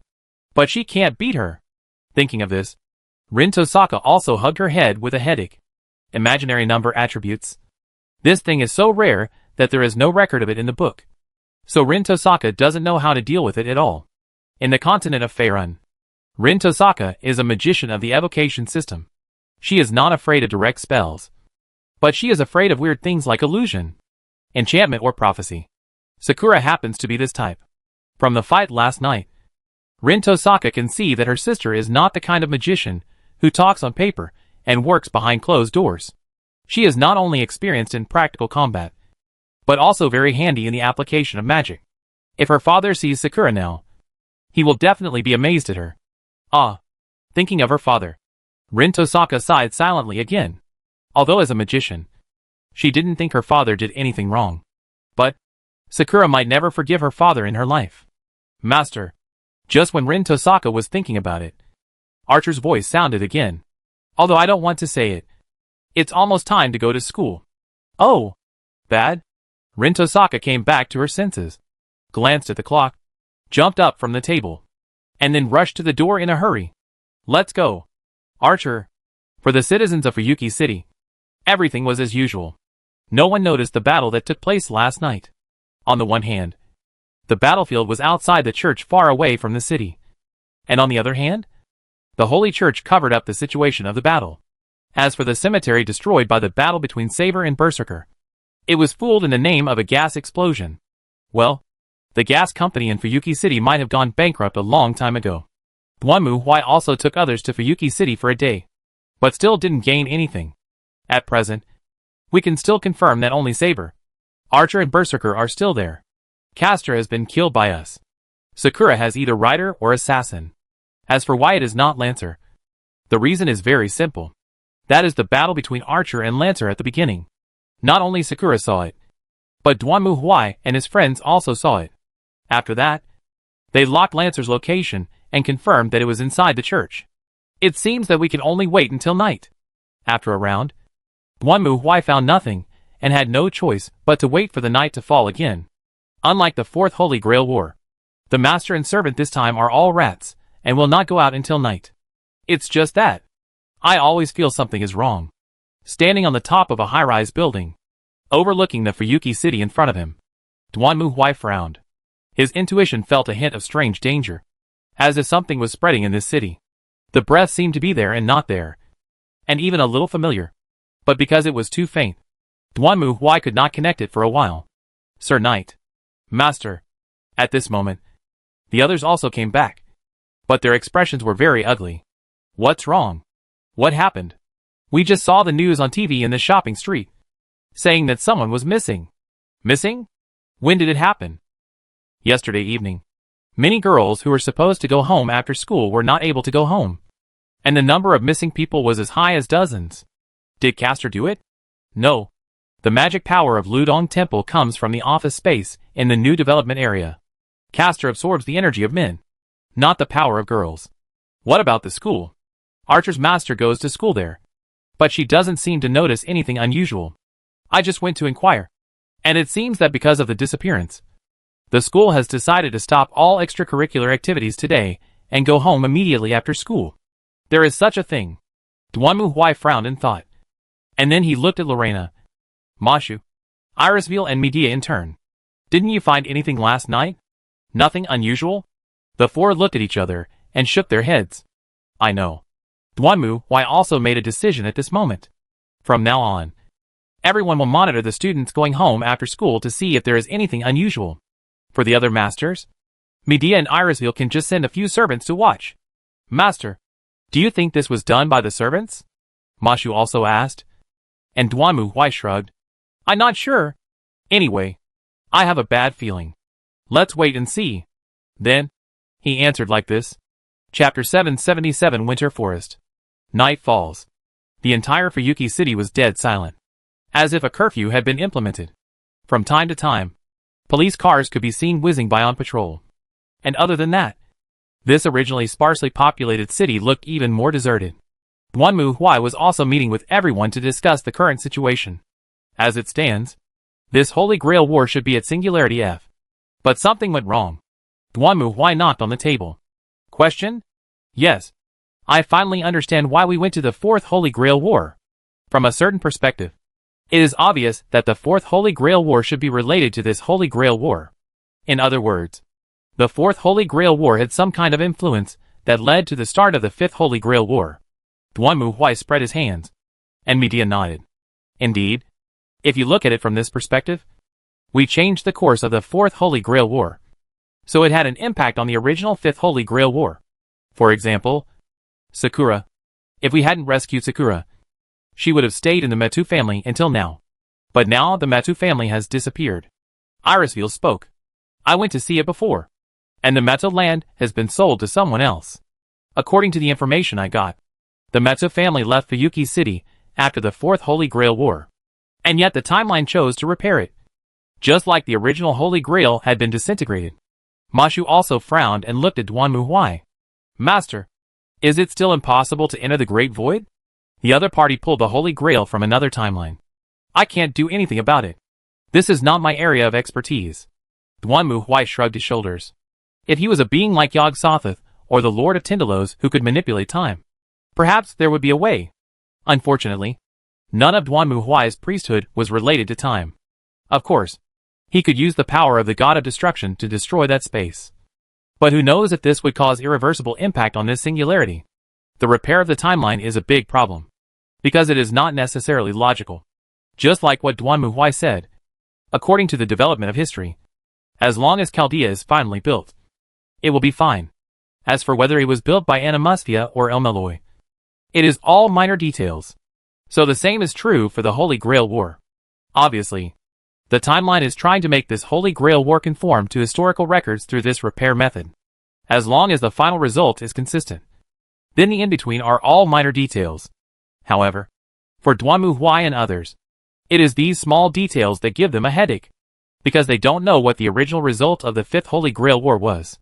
Although Singularity F has shown that the Holy Grail War led to the destruction of human history, and turned heroes such as Saber and Berserker into black bodies, it is still unknown how this situation evolved. Moreover, the caster I met in Singularity F has now become a Lancer. Is this a distortion from the past? Or is it a correction from the future? Frankly speaking, this is a real problem. As for the actions of other masters, the masters of Saber and Archer seem to have joined forces to investigate the disappearance. This is also normal. After all, this land nominally belongs to the Tasaka family, and Tasaka Rin naturally has the responsibility to investigate the matter. As for how she pulled the Master of Saber on board, no one knows. But since they are willing to investigate, it is naturally a good thing for Duan Mu Huai. Let Medea send her servants to follow them. If these two people happen to come across some clues by chance, it would be a good thing. Right? Well, then, what's next? Just when Duan Mu Huai was about to formulate the next battle plan, Alice suddenly trembled and stood up. What's wrong? Master, that child. Ilya is in danger. Ilya? Hearing this name, Duan Mu Huai recalled something. Your daughter from another timeline? Yes. She is now facing a tough enemy, and Berserker is no match for him. As she spoke, Irisville looked at Duan Mu Huai with a complicated expression, although she knew that her request might be a bit excessive. But, no matter what, she didn't want to see Ilya being killed like this. Who is fighting with her? It is the archer of Tosaka's family. Tosaka? Isn't that guy investigating the city? Not him. Irisville shook her head. It was summoned by the Tosaka family during the Fourth Holy Grail War.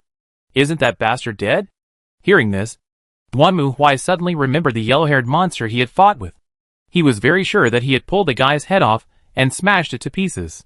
How the I could this guy survive? Or is the timeline correction? Call the yellow hair of another timeline? Forget it. It doesn't matter. Let's go! Duan Mu Huai also stood up and made a decision decisively. Regardless of the timeline, he saw it once and killed it once. In the castle in Einspellen, the battle has reached a hot state. The dark, huge figure rushed forward without fear, standing in front of the girl who was trembling with fear, and launched a violent attack on the enemy in front of it. However, the attack of this huge figure has no effect, and countless treasures shone through the battlefield and penetrated its body. The blond man in the distance. But that's it. The chain appeared out of thin air, and he wrapped the giant's body, which prevented his further action. Berserker. Watching her obedient disappear, the girl murmured to himself. No. Berserker. The girl ran towards her servant while shouting. The man sneered at this scene, raised his sword towards the girl, and then swung it down. Boom! Suddenly, a figure appeared in front of the girl and blocked the man's attack. Irisville gritted her teeth and raised her hands. The silver thread turned into a shield and blocked the sharp blade. Oh! Seeing Alice in front of him, the blond man showed a surprised expression. But when he opened his mouth and wanted to say something, suddenly the ceiling suddenly broke and burst, and then Duen Moai fell from the sky like the meteorite, rushing towards the blond man. Go to death. You are cheap. Ruafu crazy. Hearing Duen Moai's roar, the blond man raised his head immediately, and the scarlet eyes were murderous. But, clang! It is enough to penetrate the followers. And the weapon that he killed without can leave the slightest scar on Duen Moai's power armor, and was directly bounced away. How can it be? Seeing this scene, the blond man widened his eyes in surprise, and at the same time, Duen Moai had already reached him. Your scrap metal means nothing to me. You lowly bastard. Prepare to face your own death. Bold. The blond man obviously did not intend to give up. As he shouted, the chains that bound the black giant burst out again and entangled Duen Moai's limbs. However, unlike the black giant, Duen Moai grabbed the chains with his backhand, and then pulled them hard. A dark flame instantly ignited, turning the chains wrapped around his body into fragments. This kind of junk color also wants to stop me. Delusion! How dare you say this about my king? At this moment, the blond man's anger was beyond the sky. But it was useless. Duen Moai punched it on the blond man's face, and crushed the blond man's cheekbone. His face, that could be reluctantly watched, was directly depressed under Duen Moai's blow. But this is just the beginning. Ola! The next punch is the chest. The ribs are directly intended to open back, and the blond man's body looks like a shrimp. And even the spine cannot bear the impact of this extent from his back. And the broken rib fragments directly run through the blond man's body. Ola! The next punch is to the lower abdomen, shoulders, arms, and head. Ola ola ola ola ola. The violent bombardment hit the blond man, tearing his skin, breaking his bones, piercing his muscles, and smashing his internal organs. Under Duen Moai's continuous bombardment, the blond man didn't even have the strength to resist. He swayed back and forth like a punching bag. His skull was completely broken. His face had collapsed like a pit, and his limbs had been broken. It was impossible for bones alone to block Duen Moai's iron fist. Ola! In the end, Duen Moai's right hand was clenched, and he poured a blond man's chest. On his right hand, he held the heart of the blond man, who couldn't help but beating. However, Duen Moai tilted his head in confusion. This time the fighting feels a little better than last time? It's just that Duen Moai's doubts ended here. I hope you can make me beat you better next time. After saying this, Duen Moai didn't even look at the blond man, and clenched his right hand directly, crushing his heart. And then Duen Moai exploded. His right hand muscles rose, and suddenly trembled, and then saw the corpse of the blond man's body that was rushed into the 7-8-8-8-8-8 full, tearing into pieces. Looking at the scene in front of her, the girl opened her mouth and wanted to say something, but the next moment, she had a dark eyes and fainted to the ground. Is she okay? Duen Moai walked over, glanced at the girl, and Alice shook her head. It's okay. It's just because I consumed too much magic power and suffered a blow. That's fine. Let's take her back first, and then we'll talk about it. Okay. For Duen Moai, this matter has come to an end. But the late-night battle did not end. What is it? Tosaka Rin gritted her teeth, endured the pain, stood up from the ground, and stared at the servant opposite her, while the latter remained silent and just stared at her. The attack was expected by Tosaka Aya. She joined forces with Saber's royal master to run in Winter City, and want to find the black hands behind the disappearance. In the view of Tosaka, this must be the master or follower. In any case, as the manager of this land, she must not let go of this behavior. Originally, Tosaka Rin thought that relying on her own archer and the opposing saber, she would be able to fight even if she encountered an enemy. But this was not the case. Just a face-to-face saber, who was the main combat effectiveness, was defeated. No, Tosaka was not even sure what happened to her. This servant itself is not difficult to deal with. But why? Why do I have such an ominous feeling? Cold. Just as Rin was thinking about how to fight the enemy, Archer suddenly spoke without turning his head. Give me here. You evacuate immediately. Archer? The other party is not the enemy we can deal with now. You also feel it. That powerful magic. Tosaka clenched his teeth and said nothing. Of course. She knew what Archer meant. They are now trapped in this office building. And the other party has arranged the enchantment. They have been completely trapped. Careful. At this moment, suddenly Tosaka heard Archer's voice. And then she was pushed away by Archer in the next moment. At this time, Tosaka was surprised to find that a black tentacle like a strap struck herself from the side. And she was about to penetrate Archer's body now. Bang, bang, bang. However, at this moment, a series of gunshots suddenly rang out. And the bullets shining with fire shattered the glass and concrete walls. The ribbon-like black shadow also shattered and exploded. For a moment, the whole room was filled with smoke and dust, covering the vision like a smoke bomb. Oh! Rin raised her hand instinctively. But at this moment, a hand suddenly appeared and grabbed Rin's arm. At the same time, a voice that Rin did not expect appeared in her ears. Go! Hearing this voice, Tosaka Rin was stunned for a moment. But she also knew that now was not the time to hesitate. So she hurriedly followed the instructions and stepped back. Then, Tosaka Rin felt as if her body was immersed in cold sea water and trembled suddenly. When she opened her eyes again, she found that she had left the strange office and came to a nearby mountain, while Archer was holding a double blade in his hands, blocking her way. Call. At this moment, Tosaka Rin also breathed a sigh of relief. Then she turned around and looked at the girl behind her, who was also her sister. Thank you. Sakura. Chapter 778 The Long One Night. Although Tosaka Rin had imagined many scenarios of her and her sister meeting again, she had to say that this was the most embarrassing one. By the way, why are we here? Tosaka Rin coughed and looked around. She was very familiar with Fuyuki City, and could tell at a glance that this was near the old residential area of Fuyuki City. But she was in an office building in the new city area just now. This is the characteristic of imaginary number magic. I can open a channel from any space and then teleport. Because I was watching my sister the whole time. I was able to rescue her so quickly. Yes. Thank you. Although Rin Tosaka asked casually, Sakura quickly gave an answer. But after hearing this answer, Rin Tosaka's heart sank. You know, teleportation is already a magic close to the level of magic among modern magicians. I didn't expect Sakura to be able to perform this level of magic so easily. It must be said that it was a great shock to Rin Tosaka.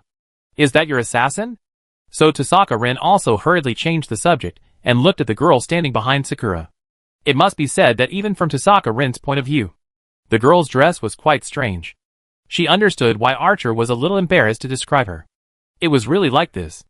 I really didn't know how to say it. Behind Sakura was a girl who looked slightly older than Sakura, with blonde hair and red eyes. She had long, dazzling blonde hair and ears that looked like wings. Of course, for a heroic spirit, this wasn't that strange. But the strangest thing was not her appearance, but her clothes. The girl was wearing a one-piece swimsuit-like outfit with a holster on her waist and a huge gun in her hand, combined with a long-sleeved jacket and black beret she was wearing. She looked more like a soldier. In addition, what makes Tosaka Rin even more confused is that there are skull and hammer patterns engraved on the girl's clothes. Is this the mark of some religion? If you say it is an ancient religion, isn't this equipment a bit too modern? Ha ha. Hearing Tosaka Rin's question, Sakura scratched her cheek embarrassedly. Actually, there is something wrong. Question? Yes. When I summoned the servant, perhaps the medium I used was wrong, causing the servant's spiritual base to become abnormal, which is why it turned out like this. What medium did you use to summon such a servant? Hearing Sakura's answer, Tosaka Rin was also dumbfounded, while Sakura smiled bitterly and shifted her gaze. In fact, the medium Sakura used to summon servants was not an ancient holy relic. Although the Elmaloi family also came into contact with many holy relics when they controlled the archaeology discipline, Sakura did not use those ancient relics. Instead, she chose the amulet skull and hammer cross that Duanmu Huai left for herself, Lannis, and Fiori before he left as the medium. Perhaps it was because Sakura didn't care much about the Holy Grail War. She just wanted to try and see if she could use this medium to summon servants. I didn't expect to summon a servant like this. Anyway, thank you for saving me. Rin Tosaka did not ask too much. After all, this was Sakura's servant. And if she asked too much, she would inevitably be suspected of prying for information. Of course, Sakura was not surprised at all why she found Rin Tosaka. Because she had an assassin who was the best at tracking. And it was possible that assassin had been following her while she and the others were exploring. By the way, what is that black shadow? Sister, do you know? Sakura also withdrew her gaze at this moment and looked at Tosaka Rin seriously again. And Tosaka Rin shook her head. No, I have never heard of anything like this appearing in the Holy Grail War. But I can be sure that it is definitely not a servant. That's right. As masters, both Rin Tosaka and Sakura can be sure of this. The boiling, turbid black mud that seems to have self-awareness is not a servant's treasure, but more like some strange and mysterious life form. Anyway, it seems that the thing that attacked humans in Fuyuki and caused them to disappear was that thing. Obviously, it should be related to the Master of Rider. Tosaka Rin's investigation was not in vain. Dozens of students were missing, but there was no information or clues. After witnessing the attack of the Black Shadow, Tosaka Rin suspected that the Black Shadow was the mastermind. After all, even the servants could not escape its devouring. So ordinary people would probably be completely eaten by the Black Shadow before they could react. What on earth is that? Tosaka Rin didn't know. And Sakura didn't know either. But it was obvious that this was no longer the time to simply fight each other for the Holy Grail War. Well then, Sakura. Tosaka Rin took a deep breath, looked at her sister and spoke. I hope to sign an alliance contract with you temporarily. Stop fighting for a while. Fight against that shadow and rider. And eliminate the threat. What do you think? In response to Tosaka Rin's request, Sakura answered without hesitation. I reject. Perhaps it was because Sakura's refusal was too straightforward that Tosaka Rin and Archer were a little dumbfounded for a moment. Sister, are you saying this as the head of the Tosaka family? The manager of this land? If that's the case, then I won't agree to your request. I hate the Tosaka family that abandoned me. So if you're saying this as the head of the Tosaka family, then no matter what you say, I won't agree. Sakura stared at Tosaka Rin quietly. Although her voice was not loud, Tosaka Rin could feel the firm will contained in that soft voice. It was obvious that Sakura really hated the Tosaka family. Of course, from her perspective, Tosaka Rin could understand it. However, if you are asking for help as a sister, then I can consider it. Sakura said this and blinked at Tosaka Rin, who closed her eyes and was silent for a moment. Then took a deep breath, opened her eyes again, and looked at Sakura. So, can you lend me your power? Sakura? Certainly. This time, Sakura smiled and answered quickly. I'm happy to help my sister. Then she spoke. At the same time, Duanmu Huai and his group left the Einsburn Castle and returned to Fuyuki City. How is Ilya doing? Looking at Alice Phil, who came out of the room, Duanmu Huai asked. And Alice Phil's expression was a bit heavy. Ilya is indeed my child. What are you talking about now? Duanmu Huai was confused by Alice's sudden words, while Alice shook her head. To be honest, I have always thought that maybe Ilya is not my daughter. Maybe this is just a memory that Grandpa had forged in order to control her. After all, when most artificial people are created, their memories are blank and they can be easily manipulated. But that child, she is not an artificial person, but a child who was born as a human and has been transformed. I see. Hearing this, Duanmu Huai nodded. So what you're saying is that because Ilya has been modified, she can't be a cyborg, right? Alice Phil nodded because it was designed before the artificial man was created. So there is no need to retransform. The child's body has been severely modified, and her lifespan is very short. Fortunately, Miss Medea is here. At least her body can be restored to most of its original state. However, I'm afraid it will be difficult for her to grow again in the future. What does it matter? Ilya is only in her teens. She hasn't reached puberty yet. She might even grow up in the future. The child is already 18 years old. I have to say, this really stunned Duanmu Huai. Are you kidding? He only looks 10 years old. Because of the Einsburn's transformation, her body stopped growing. That child will probably have to live like this for the rest of her life. My goodness. This is the child fairy of Tianshan. Duanmu Huai silently complained in his heart. And at this moment, Alice looked at Duanmu Huai with a serious expression again. Master, there is one more thing I want to tell you. We have discovered the anomaly of the problem. Oh! Hearing what Irisville said, Duanmu Huai immediately perked up. Real? Yes. I learned this after communicating with Ilya. According to Irisville, when Ilya woke up, she and Ilya had a brief conversation. At that time, Ilya told Irisville puzzledly that she had not recovered the souls of any servants. So Ilya wanted to ask if Irisville had recovered these souls. This naturally surprised Irisville. She was not surprised that Ilyasville was the lesser Holy Grail. But the problem was that from yesterday till now, if nothing else, at least they had killed Castor and Archer with their own hands. As the lesser Holy Grail, Ilyasville should have recovered the souls of 2 servants at least. However, Ilya said that she didn't receive any, and thought that Irisville had taken them away. But Irisville knew that she had not recovered the souls of her servants. So here comes the question. Where did the souls of Castor and that golden archer go? Could it be that it has returned to the greater Holy Grail? After listening to Alice's report, Duanmu Huai frowned and asked. But Alice shook her head. Absolutely impossible. After the Third Holy Grail War, the greater Holy Grail's functions were partially lost. That's why starting from the Fourth Holy Grail War, I was used as the vessel of the lesser Holy Grail to recover the souls of the servants. Logically speaking, the souls of the servants defeated in the Holy Grail War must be recovered by me or Ilya. If neither of us receives them, then it means there should be another lesser Holy Grail in this Holy Grail War. My goodness. Is this stuff sold wholesale or retail? Do you have any clues? No. Irisville shook her head. Only the Einsburns have the technology to make the small Holy Grail. And it takes time to adjust the artificial Holy Grail. It is impossible to complete it in a short period of time. Frankly speaking, if Ilya and I had not recovered our souls, I would not even think of this possibility. Now what? Absorbing souls will definitely produce aura. I plan to work with Miss Medea to conduct a full scan of Fuyuki City from this aspect. If we can find any abnormalities. I see. Since Alice already has a solution, Duanmu Huai will naturally not stop her. Then just go for it. After all, he just needs to concentrate on being a thug. And he should leave the thinking to others. Chapter 779 Blood Temple. If possible, Tasaka Rin would also like to take it slow and steady. But the fact is that she doesn't have time. Because during the investigation, Tasaka Rin discovered a horrifying fact. The other party was creating a huge barrier. To say how huge this barrier is, it almost covers the entire Fuyuki City.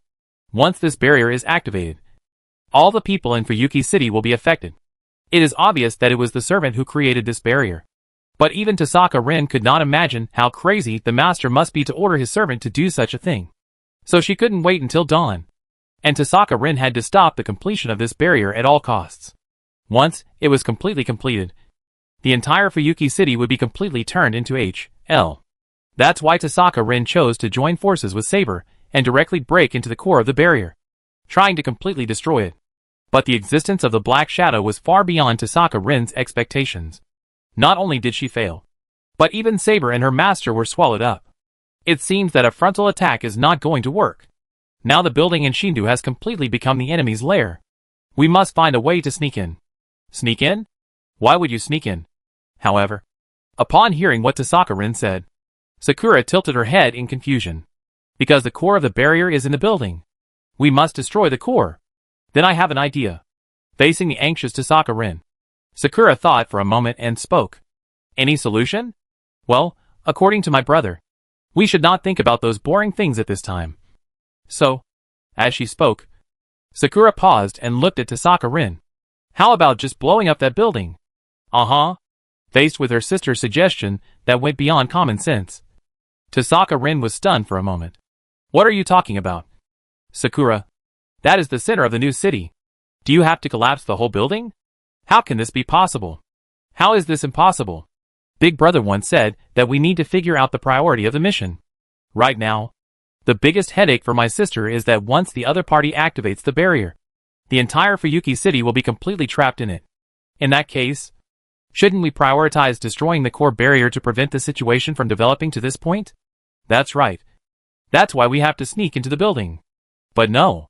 However, Tasaka Rin's defense was also calmly interrupted by Sakura. The opponent is very strong. Even Saber is no match for him. I don't think we can completely defeat him with Assassin and Archer. For my sister, this is simply a gamble. Maybe our end will be the same as before. But as long as we blow up the building, we can be 100% sure that the core can be destroyed. Right? There is a means to achieve the goal 100%. But you have to take the risk of probability. I can't understand my sister's thinking. At this moment, you look a bit like a magician, looking at Sakura in front of her. Tasaka Rin sighed silently. Since there's no one in the building, I think this is the best way. That's what my big brother taught me. When you encounter danger, you should first prioritize, then decide on the priority, and finally just go for it. Nothing else matters. My sister may be constrained by the Magus's requirement to stay hidden, but this is putting the cart before the horse. Besides, it's just a building. There are countless excuses to come up with. And if all else fails, you can say that a gang fight blew up the building. Is this even possible? Hearing Sakura's answer, Rin was completely dumbfounded. If she thought about it carefully, it was just like what Sakura said. As a magician, Rin's first consideration was the first requirement of magic, which was concealment. In her opinion, blowing up a building was obviously a very conspicuous act. But if she thought about it carefully, once the barrier was deployed, the people of the entire Fuyuki city would be in trouble. In comparison, blowing up a building doesn't really seem like much. At this moment, Sakura's voice once again reached Tasaka Rin's ears. Or do you want to save Saber's master? Hearing this, Tasaka Rin trembled and said nothing, while Sakura lowered her head. Although I'm not sure about the relationship between you and Saber's master. In my opinion, saving the citizens of Fuyuki City is more important than saving Saber and its master. Do you want to let the residents of Fuyuki City fall into danger for the sake of one or two people? Facing Sakura's question, Tasaka Rin was a little at a loss. But at this moment, suddenly, Archer, who was standing next to her, chuckled. Oh, that's interesting. So, Master of Assassin, according to what you said, in order to save the majority, the minority can be sacrificed. Is that what you mean? That's right. Sakura nodded without hesitation. I am a member of the Inquisition. The Inquisition's duty is to protect humanity at all costs. So I will also work hard for this goal, even if that small part is an innocent person. Is it the same? Could it be that you want to be a partner of justice? I never thought of it that way. Archer. Sakura shook her head. I understand what you mean. Indeed. I thought so when I was little. Aren't heroes the ones who save humanity? And aren't heroes the partners of justice? But my big brother told me that it's not like that. Oh! Archer raised his eyebrows when he heard Sakura's answer. How to say? My elder brother said that the goal of the Inquisition is to protect humanity, and to protect the survival of humanity at all costs. Nothing else matters. Maybe in the eyes of others, I will be regarded as a hero who saves humanity and a partner of justice. But no matter what, I can't look at myself in this way. Why? Archer seemed very interested at the moment. He stared at Sakura curiously and asked, to save humanity, to save everything. Isn't that a very beautiful wish? To fight for others. Such an ideal. This is not my ideal. However, before Archer could finish his words, he was interrupted by Sakura shaking her head. Guarding human beings is the responsibility of the trial court. Not ideal. Archer, when you regard yourself as a partner of justice, you project your view of good and evil on other people. If you think you stand on the side of justice, then you will still protect human beings? If humans are evil in your opinion, will you still guard them? Or will you destroy them? Archer frowned and stared at Sakura, remaining silent. So, Big Brother said that the Inquisition is not a partner of justice. For us, it doesn't matter whether humans are good or evil. What we are protecting is the human civilization and race. No matter what, we cannot let humans be destroyed. Having said that, Sakura reached out and grasped the skull pendant on her chest. This is the philosophy of the Inquisition. It doesn't matter whether humans are evil or good, noble or lowly, stupid or smart, because we protect humans themselves, not projecting our own views of good and evil onto others, and distinguishing between justice and evil. This is meaningless to the Inquisition. Meaningless? That's right. Sakura nodded. The concepts of good and evil are not static. For example, as Sakura spoke, she looked towards Tasaka Rin. Take my sister for example. Why? Tasaka Rin, who was resting nearby, was also stunned when she found herself lying down with a gunshot wound. In ancient times, it was not allowed for my sister to dress like this. In fact, even in modern times. In some civilizations, wearing a shameless miniskirt like my sister is also considered immoral, evil, and dirty. I don't know why. Tosaka feels like her sister was stabbed fiercely by her sister. You're in great shape. These are the only legs I have left. So, are their ideas evil? From their perspective, they think our ideas are wrong. Becoming a partner of justice means eliminating what you think is evil. But everyone has a different view of justice. Even if we are all fighting for justice, everyone has a different view of justice. And the results will be different. Sakura said this and shook her head. Justice, freedom, these are all the same. My elder brother said that it is meaningless to fight for ambiguous slogans. All that is left is emptiness and betrayal. Therefore, what the Inquisition pursues is the extremely realistic choice of protecting humanity. As long as humanity does not perish, it means that we have fulfilled our responsibilities. On the other hand, once humanity perishes, no matter what excuses we use to cover it up, it will only prove our failure in the end. It is that simple. Interesting. After hearing Sakura's answer, Archer was silent for a moment and sneered. In other words, what's important to you is saving the citizens of Fuyuki. So you don't care about the lives of Saber and her master. Right? That's true. But you can understand. Sister.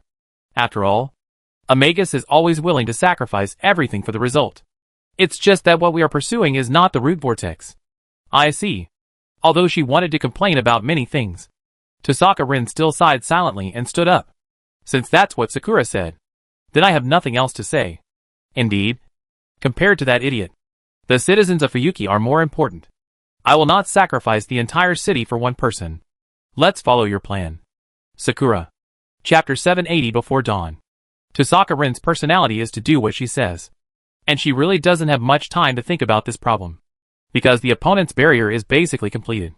If she doesn't attack immediately, she might be taken advantage of by the opponent.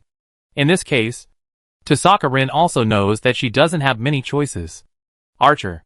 Standing on the hillside, Tosaka Rin gritted her teeth and stared at the buildings in the new urban area. At this moment in the dark night, the entire building was dark and looked like a huge tombstone. But when she thought about what she was going to do next, Tosaka Rin felt a headache. Although it can be covered up by using a gas explosion as a cover-up. But, how much money will this cost? We are ready and able to act at any time. Master. Very good. Hearing Archer's answer, Tosaka nodded and looked at Sakura standing not far away. Essence. To be honest, Tosaka Rin is very curious about what Assassin's noble phantasm is. But, now is not the time to talk about that. So, however, just as Tosaka Rin was about to give the order, suddenly, something strange happened. The originally pitch-black night sky turned red. At the same time, Tosaka Rin felt a strong pressure suddenly emerge, as if her whole body had turned upside down. Her stomach was constantly wriggling, and her whole body was hot as if she had a high fever. However, that was not the temperature from the outside world, but it was as if her own blood was evaporating. No, it's not a metaphor. Even a magician like Tosaka Rin can feel her magic power being squeezed out of her body. She feels like a fruit in a juicer, being twisted and crushed to extract the juice. Is it too late? Archer. Do it. Gritting her teeth, Tosaka Rin hurriedly gave orders to Archer, who silently raised the longbow in his hand, aimed at the Shinto building, and then shot an arrow. The spiral arrow, with a blue glow, streaked across the sky like a meteor, and flew towards the Shinto building. However, the next moment, a shining red magic circle suddenly appeared outside the building, followed by a burst of fire and a violent explosion. But it was completely unable to break the red barrier. The other party is draining the magic power of all the residents of Fuyuki City. Sakura also clenched her teeth and looked at Tosaka Rin. Ordinary attacks will have no effect. Sister, use the command spell. Hearing what Sakura said, Tosaka Rin gritted her teeth, looked at the only 2 remaining command seals on the back of her hand, and then raised her right hand. In the name of the command seal, Archer, completely destroy the new Capitol building. As Tosaka Rin called out, another command seal on the back of her hand flashed a bright red light. At the same time, Archer straightened his chest again and looked forward. He raised the bow in his left hand and stretched out his right hand. Then, a long sword emitting dazzling light emerged from his hand out of thin air. Then Archer bent the bow, aimed at the building in the distance, and shot another arrow. This attack was completely different from the previous ones. If the arrows shot by Archer before were like meteors, then the sword of light that burst out this time was more like a torrent of impact. A beam of light flew forward from the longbow, spreading, as if it was about to cut the world in half, and heavily hit the bright red barrier guarding the new Capitol building. Then, a shining light almost swallowed up everything. A light like a nuclear explosion shot up into the sky, completely destroying the Shindu building and the surrounding buildings. The solid reinforced concrete building had no resistance to this natural disaster-like force, and it was easily decomposed, shattered, and turned into ashes like a castle made of sand. And this time, the bright red barrier was finally unable to withstand Archer's all-out attack mixed with the command spell. After resisting for a moment, it was completely shattered and then turned into ashes. Seeing this scene, even Tasaka Rin's eyes widened in surprise. She knew her Archer was very powerful, but she never thought he was this powerful. As the flames disappeared and the smoke cleared, Tasaka Rin could clearly see that everything within a radius of dozens of meters around the Shinto building was completely destroyed. Not even a trace of man-made objects was left. Only a huge circular pit remained, which looked like it had been attacked by a nuclear bomb. Through Sakura's imaginary number spell, the group directly crossed to the edge of the pit and looked around. The scorching heat made it almost impossible to breathe. At least for now. Everything here seemed to have been destroyed. There was nothing left around, whether it was a rider or anything else. Wait! Be careful! At this moment, Archer seemed to have noticed something, and as he shouted, the ground began to tremble. And then, everyone was surprised to see that a dark, oil-like substance suddenly gushed out from the center of the explosion, rushing straight into the sky like a fountain. So, is that the real Black Shadow? Looking at the black water gushing out in front of her, Rin Tosaka trembled all over. At the moment when the black water erupted, the high temperature that had originally enveloped this place was swept away, and turned into a cold air that was almost as cold as an extremely cold place, enough to freeze even the soul. Not only that, Rin Tosaka could also feel the terrifying malice in this strange black water. Just looking at that malice made people feel a burning pain in their heads, as if they were cursed. In other words, its very existence is a curse. However, even more surprising things are yet to come, as the black water flows and spreads. For figures slowly emerge from it. Rin Tosaka recognizes three of them: Saber, Lancer, and Berserker. However, the three people at this moment had completely lost their original appearance. They were all black. Their eyes were red, and they were filled with the aura of evil spirits. The remaining woman was wrapped in a cloak. Rin Tosaka did not recognize her, but she was sure that she should also be a heroic spirit. But now, they are more like evil spirits. In the name of the command spell. At this moment, Sakura's voice suddenly rang out, breaking Tosaka Rin's thoughts. She turned her head and saw Sakura raising her right hand high. Assassin, release the treasure. Spread the spiritual power. Understood? Master. Hearing Sakura's order, the girl beside her jumped up, and wings made of light appeared behind her. The girl flew into the air with a gun in her hand. Then the next moment, her figure suddenly became illusory.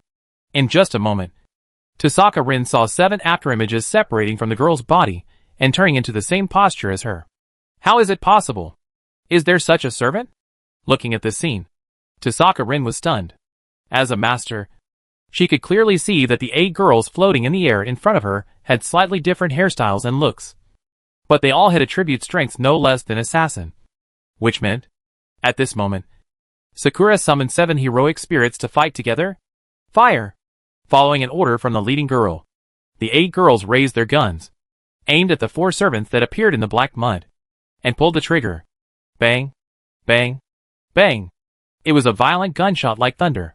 Even though Tosaka Rin subconsciously covered her ears, she could still hear it. Countless bullets turned into a hail of bullets, completely covering the 4 servants. But this is clearly not enough. The first one to go crazy was naturally Berserker. It roared, jumped up, and flew towards the girls in the air with a huge axe in hand, not caring at all about the bullets hitting itself. At the same time, Saber and Lancer also held weapons, and cooperated with Berserker on the left and right to attack the girls. Fully isotopic, completely synchronous, facing the enemy rushing towards them. The girls quickly formed a circle and increased their altitude again. At the same time, a beam of light emerged from their bodies and connected to each other to form a circle. Final attack. Sky Spear Light Wheel. A shining spear of light emerged from the center of the halo and slammed heavily downwards, instantly knocking the 4 servants to the ground again. Another explosion occurred once again, swallowing up the servants and the black mud together. As early as when Sakura activated the Noble Phantasm, Tasaka Rin was pulled back by Archer. Even so, she almost felt the explosion and impact of this powerful spear of light head-on. It was almost as powerful as the Noble Phantasm used by Archer just now. Or even better. Is this assassin? Tasaka Rin took a breath and looked ahead with a pale face. Where is this kind of assassin? Are you kidding? Being able to summon 8 at a time. If it were to deal with a heroic spirit, it would simply be a group fight. If it were an ordinary servant, it would have been destroyed in this wave of attacks. But, boom, the black water gushed out again, tearing apart the shining light of the spear of light.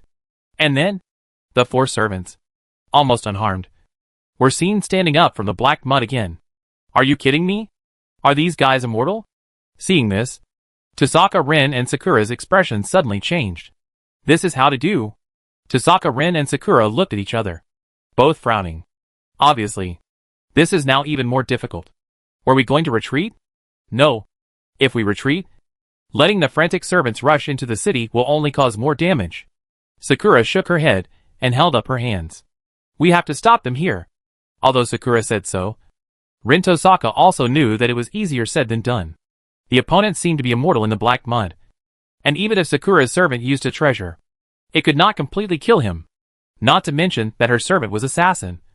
And the opponent had warriors like Saber, Lancer, and Berserker. How could she fight? Woo! Once again, Berserker raised the stone axe, turned into a hurricane, and rushed towards Tasaka Rin and Sakura. Seeing this scene, Tasaka Rin gritted her teeth. Archer, get ready.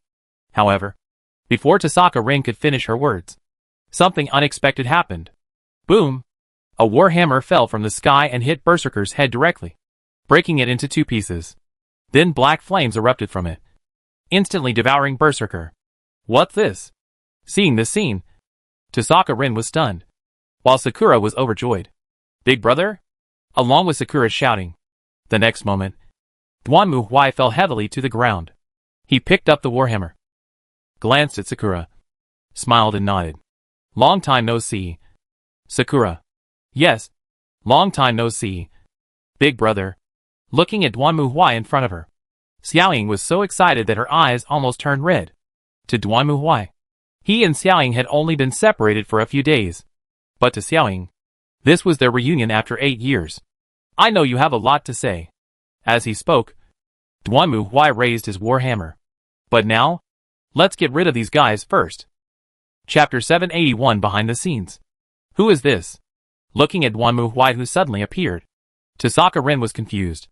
But the next scene made her even more stunned. Medea, Irisfeel, Mash, Lorena, get ready. Following Duanmu Huai's order, 4 people appeared. Mashu raised the shield in her hand and smashed it hard on the ground. The next moment, a barrier like a city wall suddenly appeared, blocking the gushing black water. The position is complete. Medea raised the staff in her hand. And the next moment, magic power burst out instantly. The destroyed buildings around her began to recombine as if time was going backwards, forming a dam-like existence that completely blocked the gushing black water. At the same time, magic circles appeared in the air, and countless magic beams burst out from them, bombarding the black water and completely covering the corroded servants. Facing this almost irresistible attack, Lancer and Castor were destroyed first, while Saber jumped up, and the holy sword in her hand burst out a dark and shining beam of light, and suddenly swung it forward. Excalibur. The simulated development slashed the foundation of human reason. However, Mashu had obviously been prepared for this move. Just as the weapon in Saber's hand turned into a 40-meter-long lightsaber and swept across, the large shield in Mashu's hand also burst into shining light, forming a barrier like a city wall blocking Saber's lightsaber. The 2 sides collided violently, and even the earth trembled. The originally solid ground began to shake like the ups and downs of the waves. Saber's lightsaber was unable to break through Mashu's shield, which was like a wall blocking her further attack. At the same time, Duanmu had already jumped up and rushed towards Saber. At this moment, Saber also noticed Duanmu's arrival. A surge of magical energy burst out from her body, and the long sword in her hand, which was wrapped in black light, showed unimaginable power. Then, Saber turned and aimed at Duanmu, who was rushing towards her, raised the long sword, and swung it down with force. Roll. However, this blow that was powerful enough to split the earth did not work. Duanmu roared and raised his thunder hammer. White lightning penetrated the dark magic fog, as if a gust of wind swept away the dark aura that originally wrapped around Saber. Then Duanmu smashed forward with his hammer, and the armor on Saber's body shattered like a biscuit. Then Duanmu raised his right hand and grabbed Saber in the void, and saw Saber was caught in Duanmu's hand like a puppet. This is the second time. Looking at the black saber struggling desperately in his hands, Duanmu sneered. He still remembered that when he first went to Singularity F, he finally fought against this black saber. Now it seems that the direction of this world is indeed heading towards Singularity F. In other words, this timeline is definitely extending towards their future. Ugh, ah! Saber tried desperately to break free from Duanmu's clutches, but her struggle was meaningless. Even though she had enough power to destroy a city, in Duanmu's hands, Saber was just a weak and powerless girl. Drink. Perhaps it was the final desire to survive. Saber suddenly raised the sword and chopped down hard at Duanmu. Clang! The long sword hit Duanmu's power armor, and then was directly bounced away, while Duanmu just glanced at the bounced long sword. That's it. Saber. As he said, Duanmu's hand suddenly grabbed it, and directly grabbed Saber's neck. The latter's tight body suddenly relaxed, softly hanging down, and then the whole person turned into a virtual black mist, disappearing into the air. Is that a lie? Seeing this scene, Tasaka Rin could hardly believe her eyes. She had seen how powerful Saber was, but this big man in front of her could actually kill Saber so easily. This guy is not a heroic spirit. Boom boom boom. With Saber's complete death, the gushing black waves also stopped. The mud flow that had been surging and full of evil breath seemed to evaporate and disappeared silently into the air. But this is not the end. A flash of light. A dazzling white flash streaked across the sky and rushed towards Duanmu. It was a pure white horse with wings, and on it, a woman with long purple hair was holding the reins, staring at Duanmu with round eyes. Bellerophon, riding the reins of English. Ryder has completely removed his blindfold at this moment, and his magic eyes, emitting bright red light, stare at Duanmu. As a legendary heroic spirit, Ryder's magic eyes are enough to petrify humans and heroic spirits below their level. Even a heroic spirit like Saber will also feel heavy pressure when captured by Ryder's magic eyes. Therefore, in Ryder's view, as long as Duanmu's actions are restricted by the magic eyes, he can be completely defeated. Because this is the order of the master to whom she swore allegiance. However, at the moment when Ryder lifted the eye mask and looked at Duanmu, deep in her heart, she trembled suddenly. Duanmu raised her head and stared at her fiercely. Not only that, in Ryder's eyes, the world also began to change. The figure of the man in front of him gradually began to change and twist, turning into an indescribable, constantly wriggling, as if he was a being outside this world. Ryder grabbed his throat tightly. His eyes widened, and he let out a silent cry. The Pegasus lost control and rushed down, continuing to rush towards Duanmu. However, Duanmu just clenched the thunder hammer and swung it hard. Boom! The thunder hammer hit Pegasus' neck, breaking it into a 90-degree angle and twisting it completely. Then the Pegasus fell heavily to the ground, bursting out with dazzling flashes and explosions. Boom boom boom! It was like the sound of a missile falling and exploding. But everyone present was numb to it. Ah! In the huge pit of the explosion, Ryder, covered in blood, wanted to stand up. She opened her hands and tore her face desperately. No. No no no. Don't do that. Ow. While screaming, Ryder's sharp nails pierced her cheek, tearing off her skin. However, what was revealed was not flesh and bones, but tentacles that kept wriggling like maggots. They emerged from the flesh torn by Ryder and kept stretching outward. No. No. Don't be inside me. Get out. Ah. Ugh. Ryder opened her mouth to scream, but soon tentacles emerged from the depths of her throat and extended outwards. Ryder's eyes widened in horror, and then she made a decision. She raised the spike in her hand and stabbed it hard into her heart. Puff! The next moment, Ryder, who chose to commit suicide, completely disappeared without a trace. As Ryder fell, the battlefield fell into silence for a moment. Duanmu Huai fell to the ground and breathed a sigh of relief. However, before he could say anything, a figure dived into his arms. Big brother. Long time no see. Sakura. Looking at Xiaoying, who was hugging him tightly, Duanmu Huai reached out and touched her head. In fact, we watched this Holy Grail war from beginning to end. You did a really good job. Hee. I was just doing what Big Brother taught me.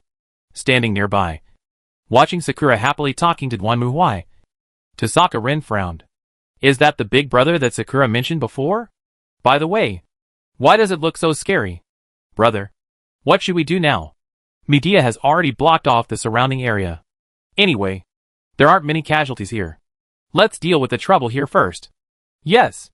Just as Duanmu Huai and others began to clean up, the blonde girl in the hollow of the Holy Grail had an extremely cold expression on her face.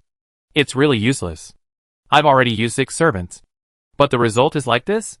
Yes. However, at this time, a voice suddenly sounded from behind the girl. I really didn't expect that there would be such an unexpected development. Who are you? The girl turned her head and looked behind her, only to see a man in a white robe, dark skin and white hair standing there. He was looking at the girl coldly and silently shook his head. I thought it could be easily eliminated, but now it seems not so simple. Since this is the case. Puff. However, before the girl could figure out what was happening, the white-haired man's hand pierced into her body. Wake up, beast. It's time for you to come on stage. Before the girl could react, she fell to her knees. Her eyes widened, and her petite body began to tremble. A strong, burning force began to emerge in the girl's body. Gradually, the girl's body began to change. Her originally petite and cute body gradually grew larger, and her short golden hair turned into pale long hair.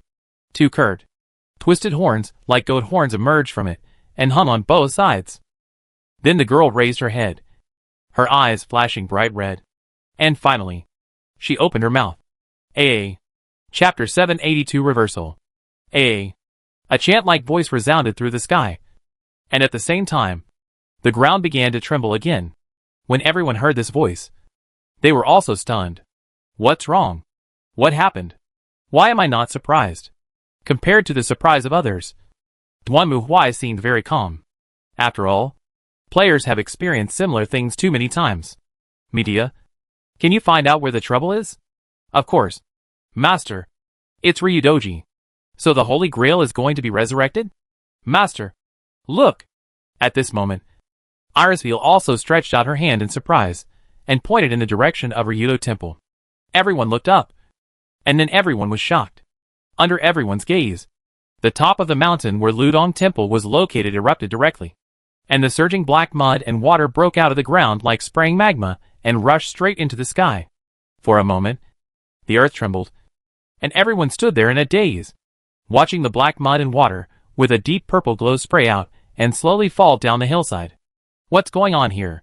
At this moment, Rin Tasaka was completely confused, and the others were not much better. Even Medea and Irisville didn't know what to say when facing this scene. They had never thought that they would encounter such a thing, so they didn't know how to react for a while.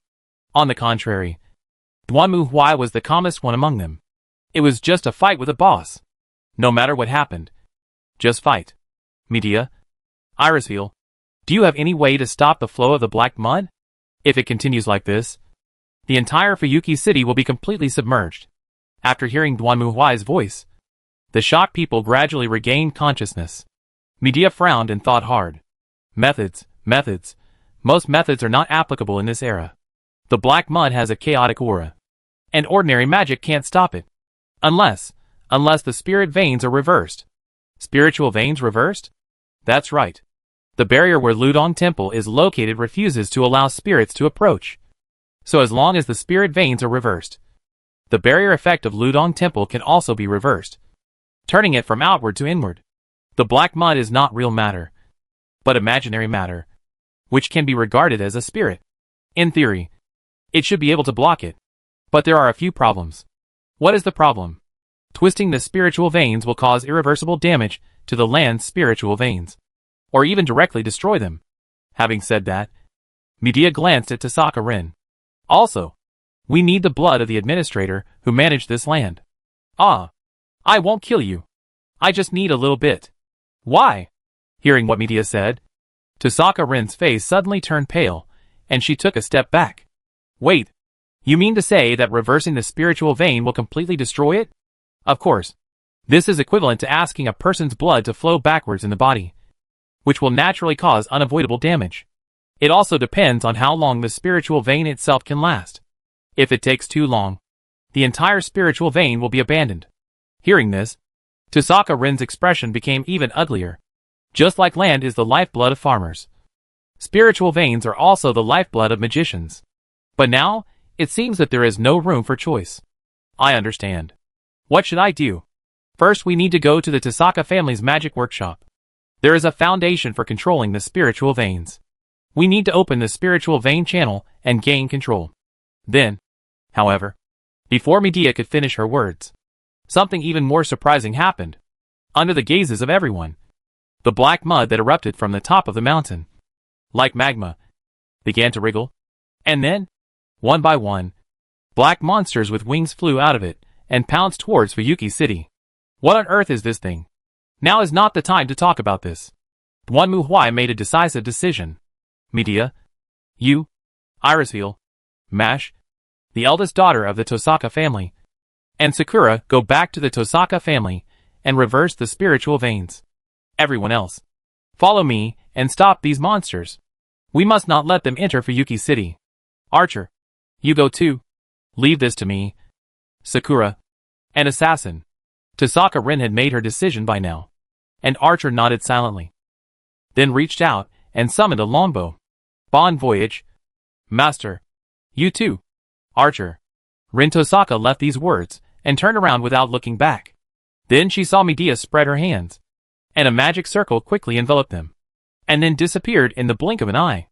Duan Muhui also grabbed Lorena, jumped up, and rushed towards the direction of Ryudo Temple with Archer. Fortunately, Ludong Temple is located in the mountains, relatively far from Fuyuki City. But the problem is that Ludong Temple is located on the residential side of Fuyuki City, which means that when those monsters rush into the city, their first target will naturally be the citizens who are mostly sleeping at home at this time because it is late at night. Logically speaking, with so many things happening in Fuyuki City, the residents should have gone out to check the situation. However, this was not the case. This was because the Blood Temple had previously deprived most of the citizens of their magic power and souls, so that most of them were now in a deep coma. Although it was a pity for them, it had to be said that it was more convenient if no one was in the way. But there are too many enemies right now. Oh, I didn't expect there would be so many enemies. Duan Muhui, Lorena and Archer crossed the Fuyuki Bridge and came to the roof of the school building under Ryudo Temple. Looking up, they could see hundreds of monsters flapping their wings, flying in the sky, and heading towards Fuyuki City. What should we do? I'm afraid we can't stop so many monsters with just a few of us. Archer raised the longbow in his hand, aimed at the sky, and then shot an arrow of shining light that streaked through the night sky, and then exploded instantly, swallowing a large number of monsters. But soon, more monsters emerged from the black mud and filled the gaps left by Archer. It's really troublesome. I have no choice but to ask for help. As Duan Muhui spoke, a soul card flashed between his fingers. There was a flash of light, and then Ojas and Gulea and Faline appeared in front of him in an instant. Owner? Wow. It's so late. What are you looking for us for? Facing Duan Muhui's call, Ojas just tilted her head and looked at Duan Muhui curiously. However, Anne's situation was a bit embarrassing. It was obvious that the princess received Duan Muhui's call on the bed. At this moment, she was hurriedly wearing only half of her clothes, and even only wore one knee-high sock. Relatively speaking, Gulea is better. As for Faline, she was wearing pajamas and a nightcap, holding a laptop in her hands, looking reluctant as if she had been staying up late playing games and was called to bed by her parents. What's going on? What's going on? Of course I'm asking you to fight. In response to the girl's complaints, Duanmu Huai rolled his eyes in annoyance. Alright. Let's get started. We must not let the enemy enter the city. I knew it was no good. Although Anne complained, she hurriedly took out the magic book and opened it. Then, thick clouds quickly condensed and covered the entire sky. With Anne's shout, thunder and lightning roared down, covering the army of monsters in front of her.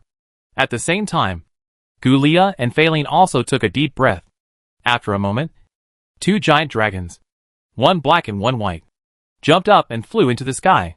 The dragon's roar turned into scorching flames, and swept towards the enemy together with the cold air that was cold enough to freeze the bone marrow. Those dark, winged monsters had no power to resist the violent dragon's breath. They flapped their wings desperately to try to avoid it, but were then frozen into ice or turned into charcoal by the dragon's breath. Ojas was also not idle.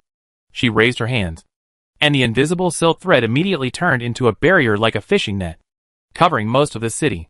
The monsters screamed and swooped down from the sky, then passed through the barrier and were cut into pieces and disappeared. Quade. However, at this moment, the shouting sounded again, although the voice did not seem to be aggressive. Duanmu Huai frowned when he heard it. What the hell is going on? Let me see. Archer jumped up and landed on the water tower, looking in the direction of Ryudo Temple. Then his eyes widened. On the black mud, there is a woman. Woman? Yes. White hair. Curved horns on the head. Wait. This is Tiamat? How is it possible? Why is Tiamat here? Explain? Duanmu Huai was too lazy to be a riddle teller and just asked for the answer directly. Tiamat? The mother of magical beasts. Yes. It must be her. The horns that symbolize the earth and the pupils that reflect the inner sea of stars are the creator goddess Tiamat. It is no wonder that there are so many magical beasts in the mother's womb that was abandoned after the creation of the world. Tiamat is the mother of life. She herself is a production factory that can produce endless magical beasts. Archer said a lot, but for Duanmu Huai, there was only one key point. In other words, if we kill her, we can put an end to all this. She can't be killed. Archer shook his head seriously. Tiamat has no concept of death. No matter what is done to her, she will not die. She is the mother of all existing life. Our existence itself proves her existence. So as long as there are living things on Earth, Tiamat will not die. Why does this sound so familiar? My goodness. Is this thing a copycat of the Chaos God? You mean? In other words, as long as all life on this planet dies out, then she will obediently accept death? That's the theory. But, what? That's much easier. Hearing this, Duanmu Huai relaxed a lot, and then he grasped the war hammer. Then I'll leave this to you. Pour the wine. I'll be right back. After leaving these words, Duanmu Huai tightly gripped his war hammer, jumped up, and rushed towards Ludong Temple. Chapter 783 Ascension. When Duanmu Huai and others were resisting the monster army, Tosaka also brought everyone to his home. This is the core of the spiritual vein. Opening the door and introducing the spiritual vein core to everyone, Rin Tosaka was speechless. She knew very well that once the spiritual vein was destroyed, the Tosaka family would be finished. Just like the Metu family, the Metu family was originally an overseas magic family. But for the Holy Grail War, they left their homeland and came to Fuyuki City. Because the spiritual vein of Fuyuki City was under the jurisdiction of the Tosaka family, the Metu family lost the spiritual vein and eventually the blood began to fade, thus losing the power of magicians. This is also the reason why when Fiori moved Fulveji here, she needed a piece of land with spiritual veins. Without the spiritual veins, Fulveji would gradually lose his magic power and become an ordinary person just like the Metu family. Fortunately, the Fulveji family was rich enough to buy a spiritual vein. But the Tosaka family is now heavily in debt and relies on this spiritual vein to survive. Once this spiritual vein is destroyed, Tosaka Rin doesn't know what the Magic Association's reaction will be. This is also normal. Even if objectively speaking, what the Tosaka family did save the world. For the Magic Association, they obviously don't care about such things. By then, the Tosaka family will probably be doomed. What's wrong? Sister? Medea and Irisville began to analyze the spiritual veins, while Tosaka Rin sighed beside them. Sakura asked curiously, and Tosaka Rin shook her head helplessly. Nothing. But the thought that the Tosaka family might fall in my hands makes me a little, Ah, if that's what you're worried about, then I do have a suggestion. Hearing this, Sakura turned her eyes and looked at Tosaka Rin with a smile. What suggestions? Isn't it true that my sister is the only one left in the Tosaka family now? If so, do you want to join the Inquisition? Judgment Court. That's right. This is not a merger of magician families, but more like an alliance. The Inquisition will give those families a certain amount of support, and they need the latter to join their alliance and serve them. The Inquisition has only one goal. As I said before, to protect humanity at all costs. Nothing else matters. What do you think? Sister? Faced with Sakura's suggestion, Tosaka Rin frowned and fell into deep thought, while Sakura stared at Tosaka Rin. Besides, this will also be good for my sister. If she is willing to join the tribunal, then the debt can be written off. Write it off? That's a lot of money. Is the Inquisition that rich? Ah, come to think of it, I haven't introduced myself to my sister yet. Hearing this, Sakura gave a playful smile and looked at Tosaka Rin. Then please allow me to introduce myself again. I'm Sakura El Malloy Arkazordi. If I put it this way, I think you'll understand. Sister. El Malloy. Wait. Sakura. You are in the El Malloy family now? Hearing this, Rin was shocked. After all, the El Malloy family was very famous in the magician circle. In addition to the strong strength of the El Malloy family, they were also known for their charity and investment in other magician families' plans. At that time, the Tosaka family was heavily in debt for reconstruction. So Rin, with the help of a proxy guardian, mortgaged many of the Tosaka family's magic to El Malloy, in exchange for enough money to rebuild the Tosaka family. After that, Tosaka Rin often applied for funds from the El Malloy family in a similar way. Basically, she would first apply for a loan from El Malloy to buy gems, then research gem magic, and if she developed a finished product, she would return it to the El Malloy family to pay off the debt. It seems that my sister finally reacted. Looking at Tosaka Rin, who was staring at her with wide eyes, Sakura chuckled. Sister, why don't you think about this? The El Malloy family is far away in Western Europe. Why would they agree to a request for funds from a magician family in the Far East? A land that is considered a wild place by magicians? Did you do this? That's not the case. It was Miss Lannis who discovered this in the beginning. And then she found me. Sakura shook her head. After all, she was still young at that time, and was not very familiar with this aspect. As a result, one day, Lannis found Sakura with a devilish smile and told her, "Remember that you used to be a child of the Tosaka family." Interestingly, we received a loan application submitted by the Tosaka family. Sakura had no idea at that time, but under the instigation of Lannis. Don't you want to know what your sister is doing? It will give you more confidence when negotiating with the other party in the future? Sakura nodded somehow. After all, when she was a child, she always felt that she was inferior to her sister. But as long as she becomes her sister's creditor, wouldn't she be superior to her sister? Even if my sister is better than me, she owes me money. Thinking of this, Sakura agreed immediately. And I'm afraid you don't know, but the jewelry store you frequent is also El Malloy's property. What? Hearing this, Tosaka Rin was completely shocked, while Sakura blinked in confusion. That's not surprising. Is it? The quality of the El Malloy gemstones is well known. Didn't you buy them for that reason? By the way, I'm the head of the El Malloy Far East branch. You should know what I mean. This is normal. After all, Duan Mu Huai left them a lot of gems when he left. And all of these gems were produced by the breakup of asteroids in outer space.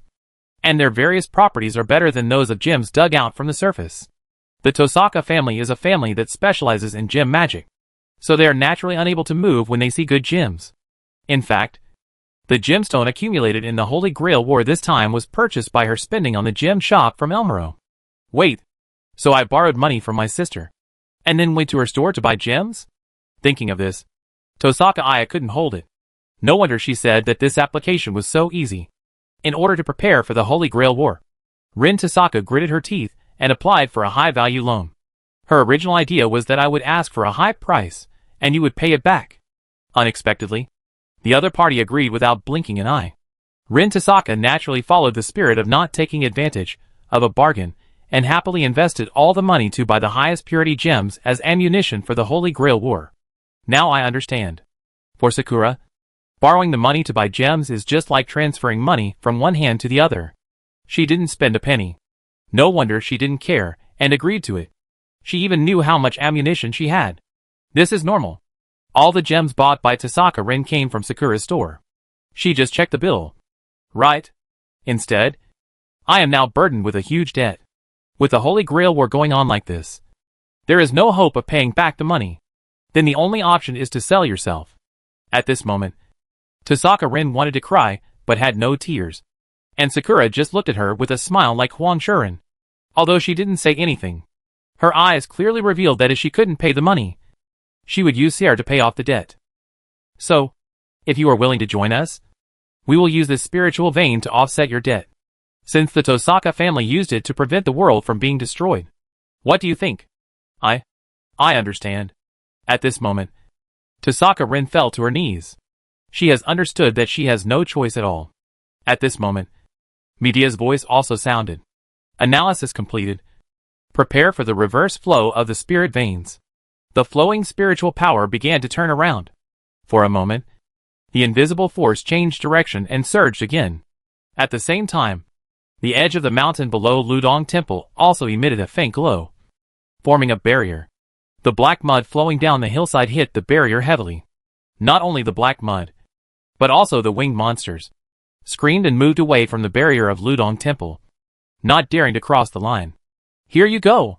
Duanmu Huai, who had already rushed into Ludong Temple at this moment, also received a reply from Midia. He nodded with satisfaction. And then, he continued to rush forward. The whistling black mud could not even stop Duanmu Huai from approaching. Where he was, the black mud seemed to have self-awareness and spread to both sides. These black muds were all products of Tiamat, and Tiamat represented life, while Duanmu Huai represented destruction. There was no life that was not afraid of destruction. Not even the black mud. Duanmu Huai raised his head and saw Tiamat standing on the black mud. The latter also saw Duanmu Huai and opened her mouth again. Eh! Unlike before, this time, a huge wave of magical power surged and rushed towards Duanmu Huai. However, they passed through Duanmu Huai's body like a breeze and disappeared.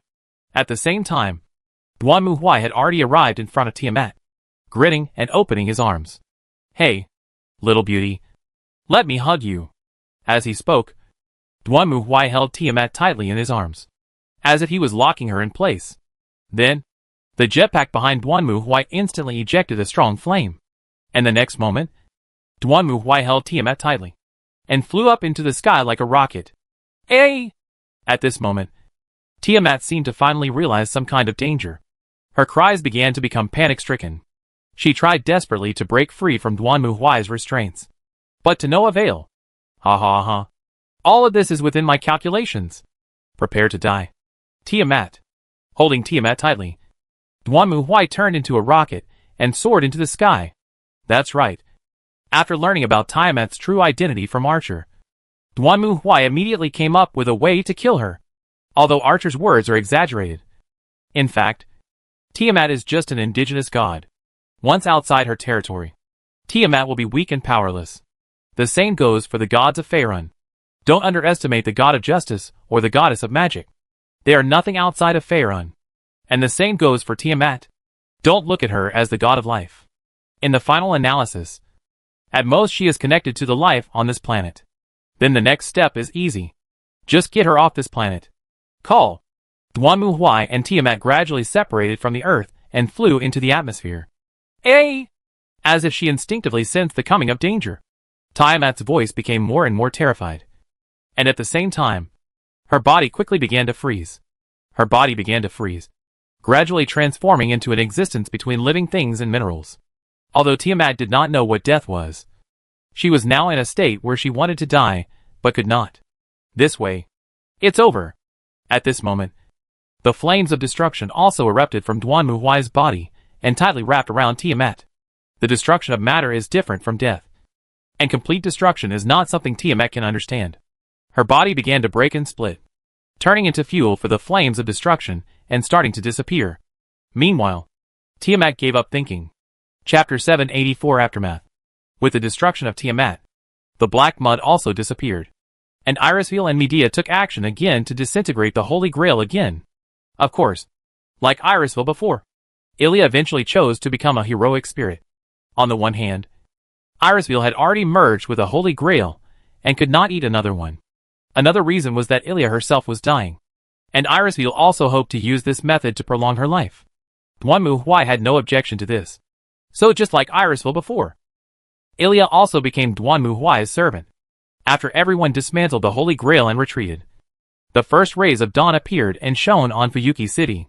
Of course, although the entire city was not destroyed, most of the new urban area had collapsed, and even the residential areas on the edge of Fuyuki City had suffered varying degrees of damage. At this time, according to the concealment principle of magic, the Tasaka family and the Holy Church should have immediately stepped in to cover up everything. But the spiritual vein of Fuyuki City has been destroyed, and Tasaka Rin is lying down. She has nothing now, so you can do whatever you want. She is too lazy to care. As for the cathedral church, Kotoine Kiriai's body was found in the church, combined with the blackened lancer they saw before. It is estimated that the boss went to Kotoine Kiriai first, killed him, and took away his lancer. But no matter what, in this situation, the functions of the local magician family and the cathedral church have been completely shut down. Fortunately, Sakura was well prepared. After a phone call, she had the Elmaloi family send someone to deal with the matter. Of course, they told the outside world that an earthquake occurred in Fuyuki City, which caused mudslides and gas explosions in the new urban area. This reason has been tried and tested. As for whether to believe it or not, that is not their concern. Of course, Sakura did not forget to complain about Lannis on the phone. After all, when she left, Lannis sent her information that someone from the Sealing Designation Department and a Middle Eastern magician would participate in the Holy Grail War. As a result, Sakura turned around here and didn't even see their shadows. Tasaka Rin is Archer. The priest is Lancer. A student summoned Saber. The teacher of Ryudo Temple is Caster. Iliasville summoned Berserker.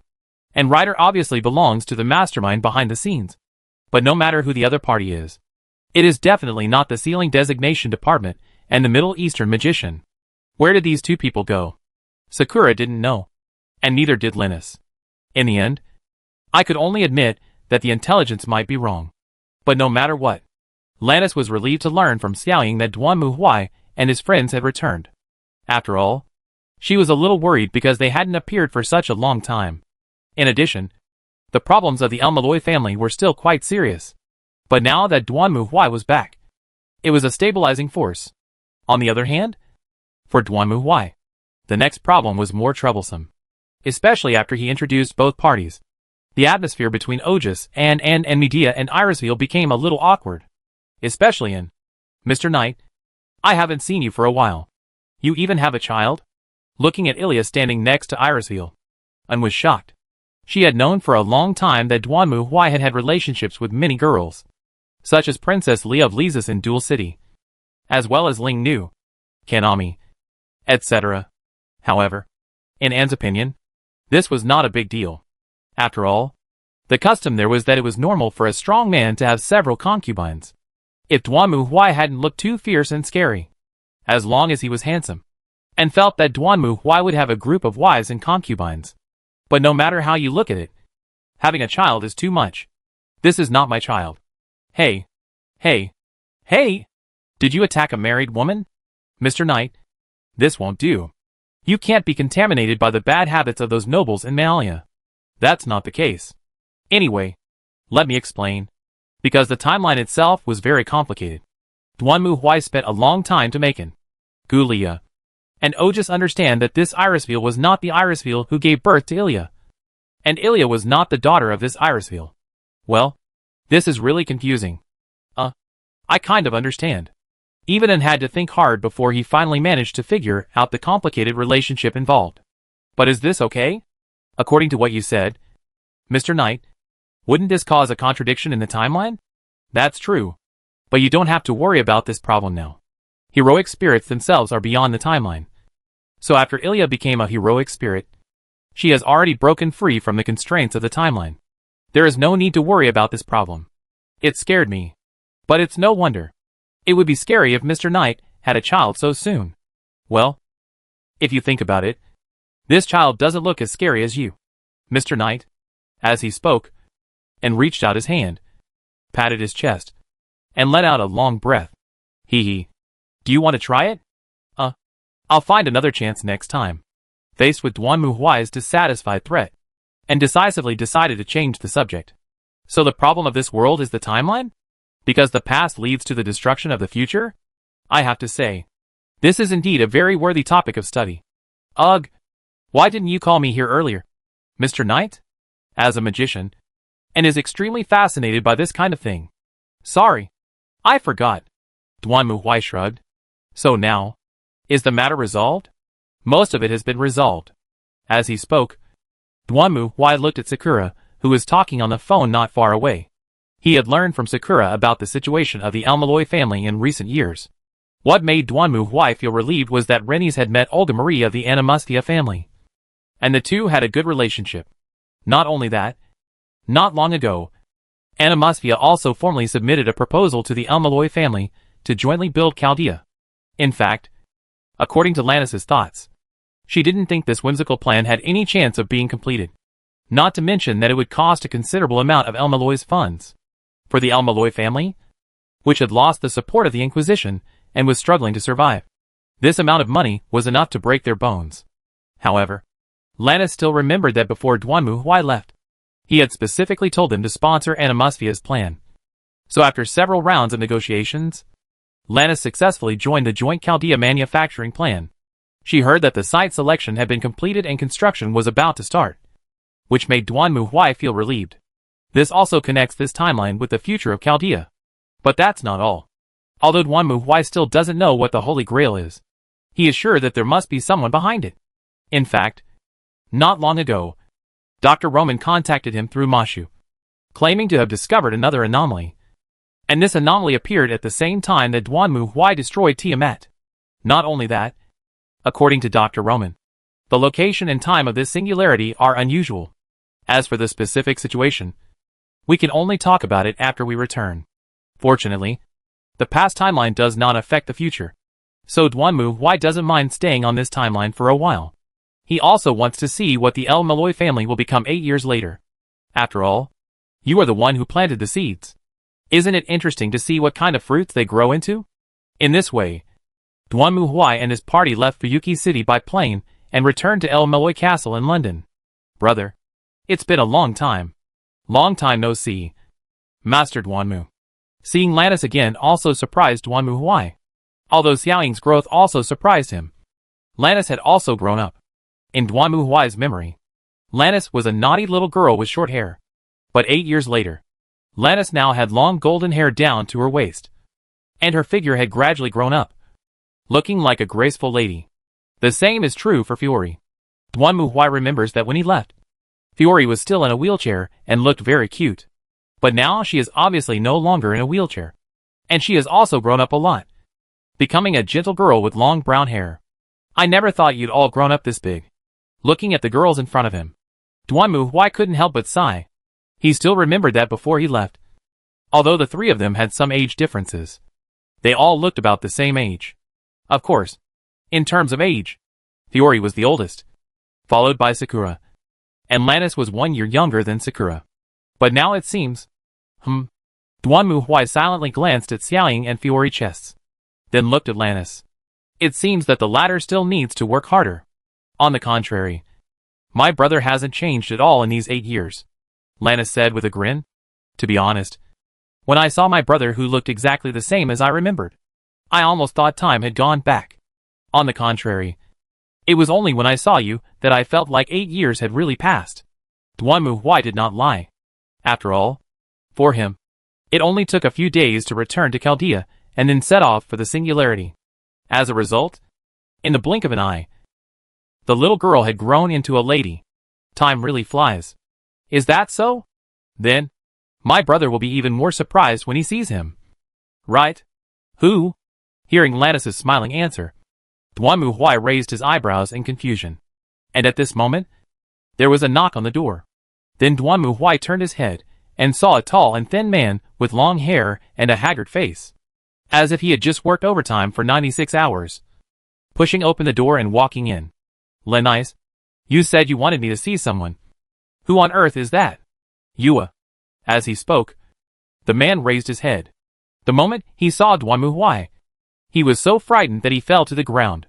Looking at the man in front of him, Duan Muhuai raised his eyebrows in confusion, then turned to look at Lannis. Who is this? Oh, don't you remember?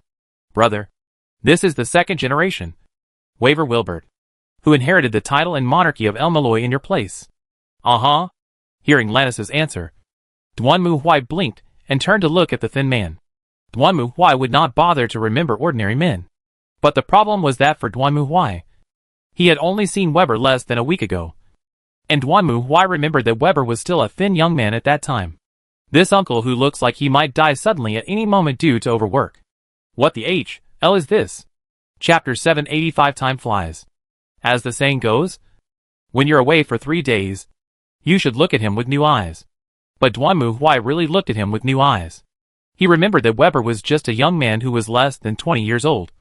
And now he had the face of a social animal. What did you let him do? Duan Muhuai looked carefully at the man in front of him. To be honest, no matter how he looked at him, he didn't match the one in his memory at all. I remember this guy was a short guy back then. How come he's so tall now? Did he take hormones or had plastic surgery? I didn't have any plastic surgery, Your Honor. Hearing Duan Muhuai's teasing, Weber also stood up and looked at him with a helpless expression. I am just, well, after so many years, I have become like this. TSK. TSK. TSK. Look at the life you live. If you shave your head and go out on the street, people will think you were just released from prison. Isn't it hard to be a monarch? Why? Hearing Duan Muhuai's question, Waver really sighed. Those days were really hard. Although the El Malloy family had the support of the Inquisition and did not owe any money, they also supported other magicians everywhere. In addition, the class opened by Medea brought a lot of connections to the El Malloy family. In addition, the strength of Renaish, Sakura and Fiori blossomed, which also brought considerable support to the El Malloy family. But at the same time, delicious food also attracts flies. In fact, inside the clock tower, there are many people who covet the wealth and power of the El Malloy family. In the past, when Duan Muhuai was around, these people could only shrink. But after the Inquisition left, these people began to do things secretly. Transferring the El Malloy family from the archaeology department to the modern magic department was part of their temptation. In addition, many families have proposed marriages with Lannis, Sakura, and Fiori. After all, Sakura has a very rare imaginary attribute, and is also the disciple of Medea. Most magician families naturally hope to have this bloodline join their family. And Fiori ability in necromancy and ergonomics is comparable to that of a first-level lecturer, which also makes many families jealous. If Duan Muhuai were here, he could have solved the problem by simply telling him to get out. But Weber El Malloy too didn't have that ability. Not to mention that those targeting El Malloy were not the middle and lower class families, but the families of the 12 monarchs, which made the problem even bigger. So he had to deal with those cunning old foxes, and the wrinkles between his brows became more and more.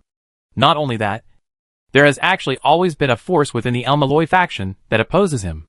When the Inquisition arrived, Medea had given public lectures, and because of this, there had always been a voice within the El Malloy faction that believed that the Age of God's magic was the most powerful. After El Malloy II took over, he was driven to the modern magic department, which they considered a shame. Originally, magicians were a kind of existence that pursued the past. Because of Medea's existence, many people in the El Malloy family felt that this made the El Malloy family appear more noble. Although there was no actual benefit, at least it was something to brag about. Just like the title bestowed by the queen. Even if it was a viscount, wouldn't it be different from the status of ordinary people? After being sent to the modern magic department, this group of people suddenly went from being high and mighty nobles to being lowly grooms. So they vented their anger on El Malloy too, believing that this result was caused by his lack of effort. Although they had the support of Lannis and the consent of Duan Muhuai, it was impossible for them to drive El Malloy II out of power. But causing him some trouble would be enough to make the pressure on this unfortunate guy even heavier. Another point is that, under Duan Muhuai's suggestion, the El Malloy family sponsored the research of many magicians, some of whom achieved results, while others simply failed and had no way to come to El Malloy for help. As a monarch, El Malloy II had no choice but to bite the bullet. Although he himself is not very strong, he is quite talented in this area. After a few times, everyone in the clock tower knew that El Malloy 2 was good at solving difficult problems in magic. So whenever there was any trouble, they would come to him. Of course, this unlucky guy didn't want to go, but he had to go. Duanmu Huai brought media and made contributions to the clock tower, which confirmed his status as the monarch. El Malloy 2 didn't have Duanmu Huai's strength, so he could only help by solving such problems to improve the status of the El Malloy family. Fortunately, Lannis, Sakura and Fiori were there, and they helped him a lot. After all, he was really bad in terms of fighting ability. Take this Holy Grail War for example. He originally wanted to participate, but due to some personal matters, he had to give up in the end. Now that Duanmu Huai is back, El Malloy 2 can finally breathe a sigh of relief. This way, the burden on him can be lifted. But it seems that since you are doing well, keep working hard. However, Duanmu Huai's next words directly sent El Malloy 2 from the paradise that was about to be liberated into H.L. He stared at Duanmu Huai with wide eyes, as surprised and unbelievable as an office worker who was about to go home and enjoy his vacation after overtime work and suddenly heard his boss say that the vacation was cancelled. Oh, and there's no overtime pay. It's pure unpaid overtime. Has a problem? Duanmu Huai glanced at El Malloy 2, who was silent for a moment. Aren't you going to come back and inherit the throne? At present, I haven't finished what I should do, but I have brought people from the tribunal with me this time. Duanmu Huai said this while looking at Gu Lea and others around him. They will stay here for now, and will make the next decision on my behalf. And, you know what I mean? The El Malloy family has joined the Inquisition. You need to ensure who can participate. Understood, Mr. Knight? Leave this to me. And nodded and looked at Linus and others confidently. Although she was going to face the monarch of the clock tower next, it was only the grade of the nobles for Princess Maalia. The current Chaldea has deviated from the original timeline, so it escaped the human burning. This means that Chaldea can also change in the future. It can even be said that what Duanmu Huai has to do next is to complete the construction of Chaldea as soon as possible. Recruit staff, and let Olga Marie be the director. As long as these conditions are met, Chaldea will be like a fish being hung in the next moment, colluding with the past, and then forming a new and complete timeline. In other words, when Chaldea can return to its normal timeline depends entirely on when this past Chaldea is completed. Once Chaldea at this point in time is completed and Olga Marie becomes the director, the timeline will immediately shift to recruiting experimenters for the Spirit Particle Shuttle experiment. The experimental explosion causes Chaldea to be destroyed, and Duanmu Huai and others go to Singularity F and are isolated from the world after returning. In this way, the cause and effect are all connected. If the speed is fast, it should not exceed 1 year. There is still a problem though. That's the man behind it. Only by solving it can Chaldea in the future avoid the burning of humanity and the destruction of the world. Remember, the clock tower is just like that. Those monarchs will not be your opponents. With the help of Yulia and Phaline, the El Malloy family is absolutely powerful in the clock tower. You can discuss the rest with Rennies. But as for the specific approach, you must follow my request. You can talk to Mashu about the problem of Chaldea, and was a magic genius after all. So Duanmu Huai had explained to her before that she must build the entire Chaldea exactly the same as the future. It was like playing with building blocks, and every part had to fit together before it could be inserted and connected. Once there was something wrong, the past and the future would not be connected. I understand, Mr. Knight. Just leave it to me. Then I'll leave it to you. Facing Anne's confident answer, Duanmu Huai just nodded. After all, Anne was the only one who was good at magic, understood politics, and understood the style of the Inquisition. As for Duanmu Huai, after saying goodbye to Anne and the others, he reconnected with Dr. Roman through Mashu. However, the situation at the last singularity was beyond Duanmu Huai's expectations. You mean, the future? That's right. Dr. Roman looked very serious and nodded vigorously. This time, the singularity detected by Chaldea is not in the past, but in the future. Moreover, it is a future that is almost isolated from magic. What do you mean by almost cut off from magic? To put it simply, there doesn't seem to be any magic in that world. All along, our Chaldean spirit particle transfer has required magic to obtain data and transmit the location. But that future doesn't seem to have enough spirit particles to supply us. To put it simply, we can't reach that future through spirit particle transfer. From current observations, It seems to be closer to a world with advanced technology. So what you mean is? Hearing this, Duanmu Huai frowned, and Roman nodded. Yes. The other party has obviously noticed what we did. So far, he seems to have determined that magic alone can no longer stop us. So he chose the future. The past is fixed, while the future is vague. However, judging from his actions, he seems to intend to affect the past by fixing one of the futures. TSK. This timeline is really messed up. Duanmu Huai also shook his head helplessly. Dr. Roman's meaning was very clear. When the other party found that they could not defeat them in the past, they ran to the future and tried to create a future where magic could not be used. Once such a future was confirmed, that would be the biggest crisis. The soul particle transfer cannot be realized, which means that the future magician is useless. Right? Yes. I'm sorry, but we can't find a way to get to that singularity at the moment. It's okay. Let me figure it out. Duanmu Huai thought for a moment and nodded. Then he closed his eyes and quickly connected to Odile in the courtroom through mental communication. Odile, are you there?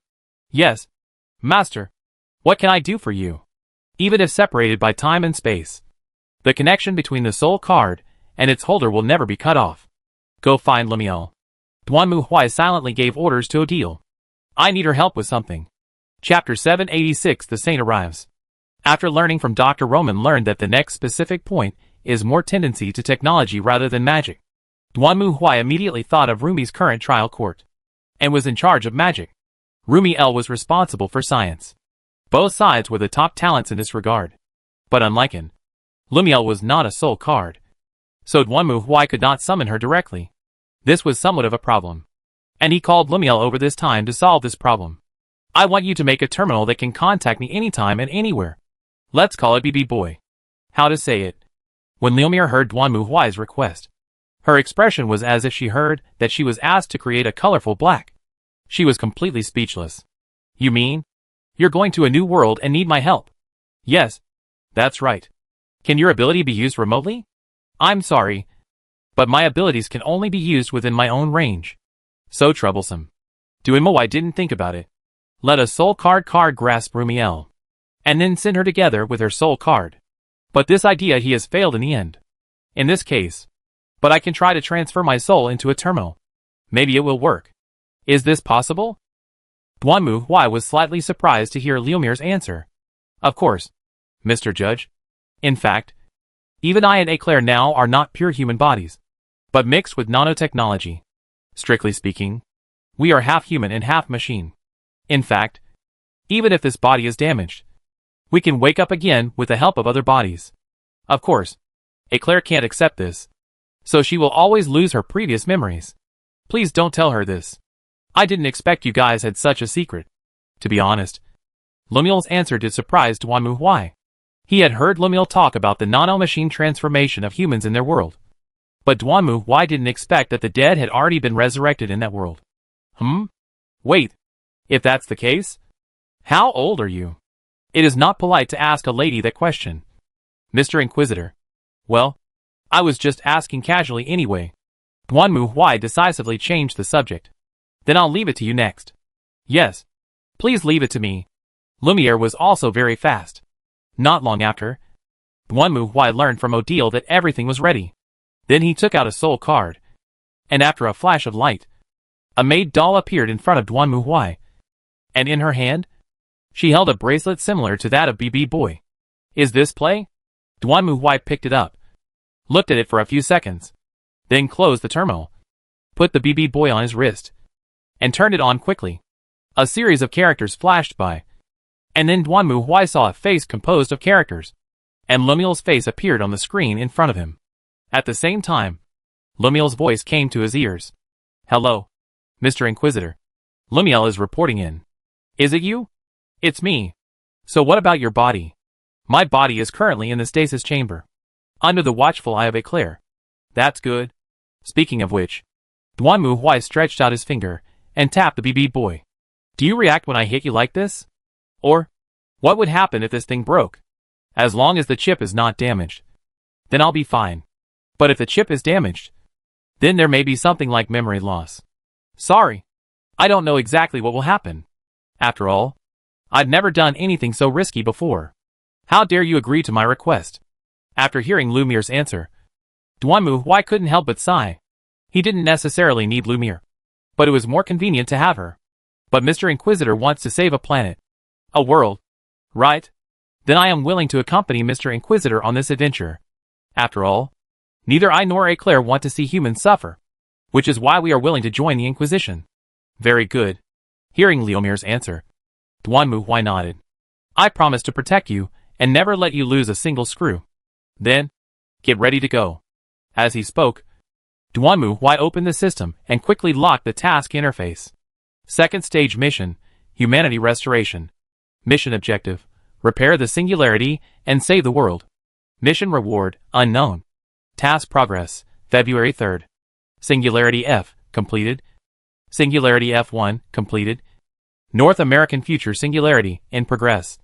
Duanmu looked at the task prompt in front of him, then reached out and pressed on the third singularity. Soon, a line of system prompts appeared in front of him. Whether to teleport to the mission start location. That's right. It's a privilege given by the system to players who have reached the maximum level. Sometimes players are too lazy to run, so they can just click on the mission target to be directly teleported to the mission start point. Similar to fast movement, Duanmu's Judge and God of Destruction are at the maximum level, so this function was unlocked. However, Duanmu usually doesn't need it. After all, once you accept a mission, you will definitely be teleported to the starting point of the mission. Unless the player gets lost during the game, he will return to the starting point once. Of course, this kind of thing is actually rare, unless you are directionally challenged. Teleport. Duanmu quickly clicked confirm, and the next moment, his eyes suddenly went dark and an alarm sounded. Alarm detected that the mission world cannot bear the demand for users to descend. Activating the Saint's Advent form. Seeing this message, Duanmu was stunned for a moment. Then he reacted immediately. Damn it. I screwed up. Because he has been teleporting back and forth in his original form. Duanmu often forgets that he is a true god. The god of destruction. Moreover, after traveling through time to 30K, Duanmu's belief in the Inquisition has spread throughout the universe. So he is no longer an indigenous god, but a cosmic god like the Chaos God and the gods of the Ida Eldar. This leads to a problem. That is, when a powerful god descends to the mortal world, he will bring unimaginable disasters and impacts to the mortal world. Just like the gods of Faerun. Each of them is of course extremely powerful, but they do not have the ability to fight on the main material plane. If they want to interfere with the main plane, they can only use the method of using the advent of saints to create clones. As for the saints, although as the original body of the gods, they are certainly a bit awesome, but in the final analysis, they are still not as awesome as the gods. Think about how many saints of the gods of Faerun died in the main plane during the Saint War, and you will know that this saint will also be dealt with. Originally, Duanmu, as a cross-galaxy god who became a god in the main plane, would not encounter such a problem. But the problem is that the world he is heading to this time is different. Duanmu was in the past, which was fixed and existed. But the future is different. From Duanmu's current point in time, the future is just an illusory illusion, not a solid world like the past. So Duanmu's journey to this illusory future is like a god trying to descend to the mortal world. And he will naturally be stopped. Saint data has been detected and is being generated. Generation completed. About to arrive at the mission starting point. The next moment, before Duanmu opened his eyes, the first thing he felt was a choking breath.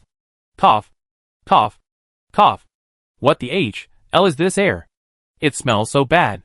Duanmu opened his eyes, stretched out his hand to fan his mouth, and looked around. However, when he subconsciously looked at his arm, Duanmu was stunned.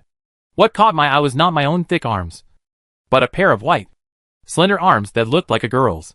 More importantly, he looks very familiar with this, etc. Thinking of this, Duanmu hurriedly opened the system and quickly opened his status bar. However, at this moment, his status information has completely changed. Hit your head with a hammer.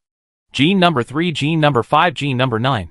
Profession, Inquisitor, LV40, Assassin, LV40, Wolf Guard, LV200. Soul Walker Specialization Subspace, Heat Consume 50%.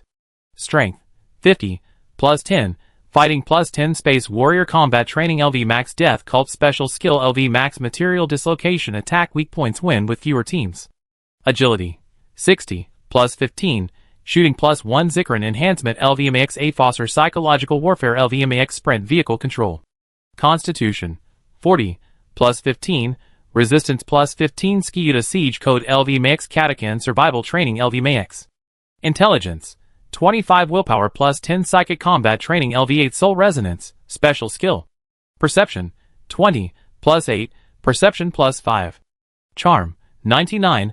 Locked. Angelic Appearance Elegant Posture Love of Beauty. Oh my god! Seeing this, Duanmu Huai couldn't help but swear. This is familiar to him. Isn't this the character data from his original game? Duanmu Huai still remembers that he created this account. And then he got the reward of Gene pre-March number 9 by some strange coincidence, which made him extremely charming. So after that, he upgraded based on this. Looking at the attributes in front of him, it can be seen that Duanmu Huai is an agile melee critical strike player in the game. The characteristics he obtained are the special bonuses from Emperors, Children Space Wolves, and Blood Angels. Emperors, Children's elegant posture and love of beauty can enhance the charm value of angelic appearance and bring various additional auxiliary effects, while sprint and vehicle control from Space Wolves are suitable for running away. Basically, this is how Duanmu Huai solos the dungeon in the later stage. Other assassins either lurk and infiltrate or kill without parallel. But Duanmu Huai's character relies on his extraordinary charm. He can persuade people all the way without doing anything, and let the other party open the city gate to welcome him in. Then, when the boss asks with a smile, "What is this little beauty doing here?" he will take out the warhammer from his pocket without saying a word and hit the boss on the head with the hammer. Basically, all attacks received by the enchanted boss are regarded as sneak attacks. So Duanmu Huai specially took the advanced assassin role in order to carry out face-to-face sneak attacks and critical hits. With the strength of this character, it is no problem to deal 3 to 5 times the damage with a face-to-face melee sneak attack and critical hit. 2 hits from the hammer can bring a 10-man boss to its knees. Then Duanmu Huai drove away at full speed. Well, who says assassination must be carried out in secret? I can even smash it in front of you. I'm really helpless. After reading the current information, Duanmu Huai cursed. Although his character development was indeed good, it could not be compared with his original body as a god. Of course, the advantage is that the soul card library of this character is still there.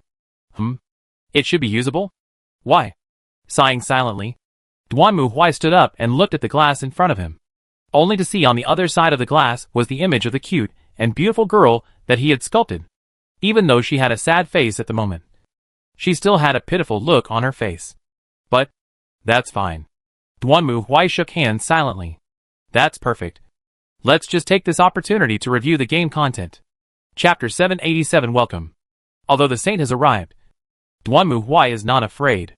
The reason why the other party chose this future is probably because there is almost no magic power in this world and magic cannot be used. Then naturally, guys like servants who need magic power to exist cannot survive. But for the Inquisitor, this is also a problem. Do you want me to tell you why my name is Little Hammer? Hammer to hit your head? Fortunately, although it was the form of a descending saint, Lumiel's terminal was still there.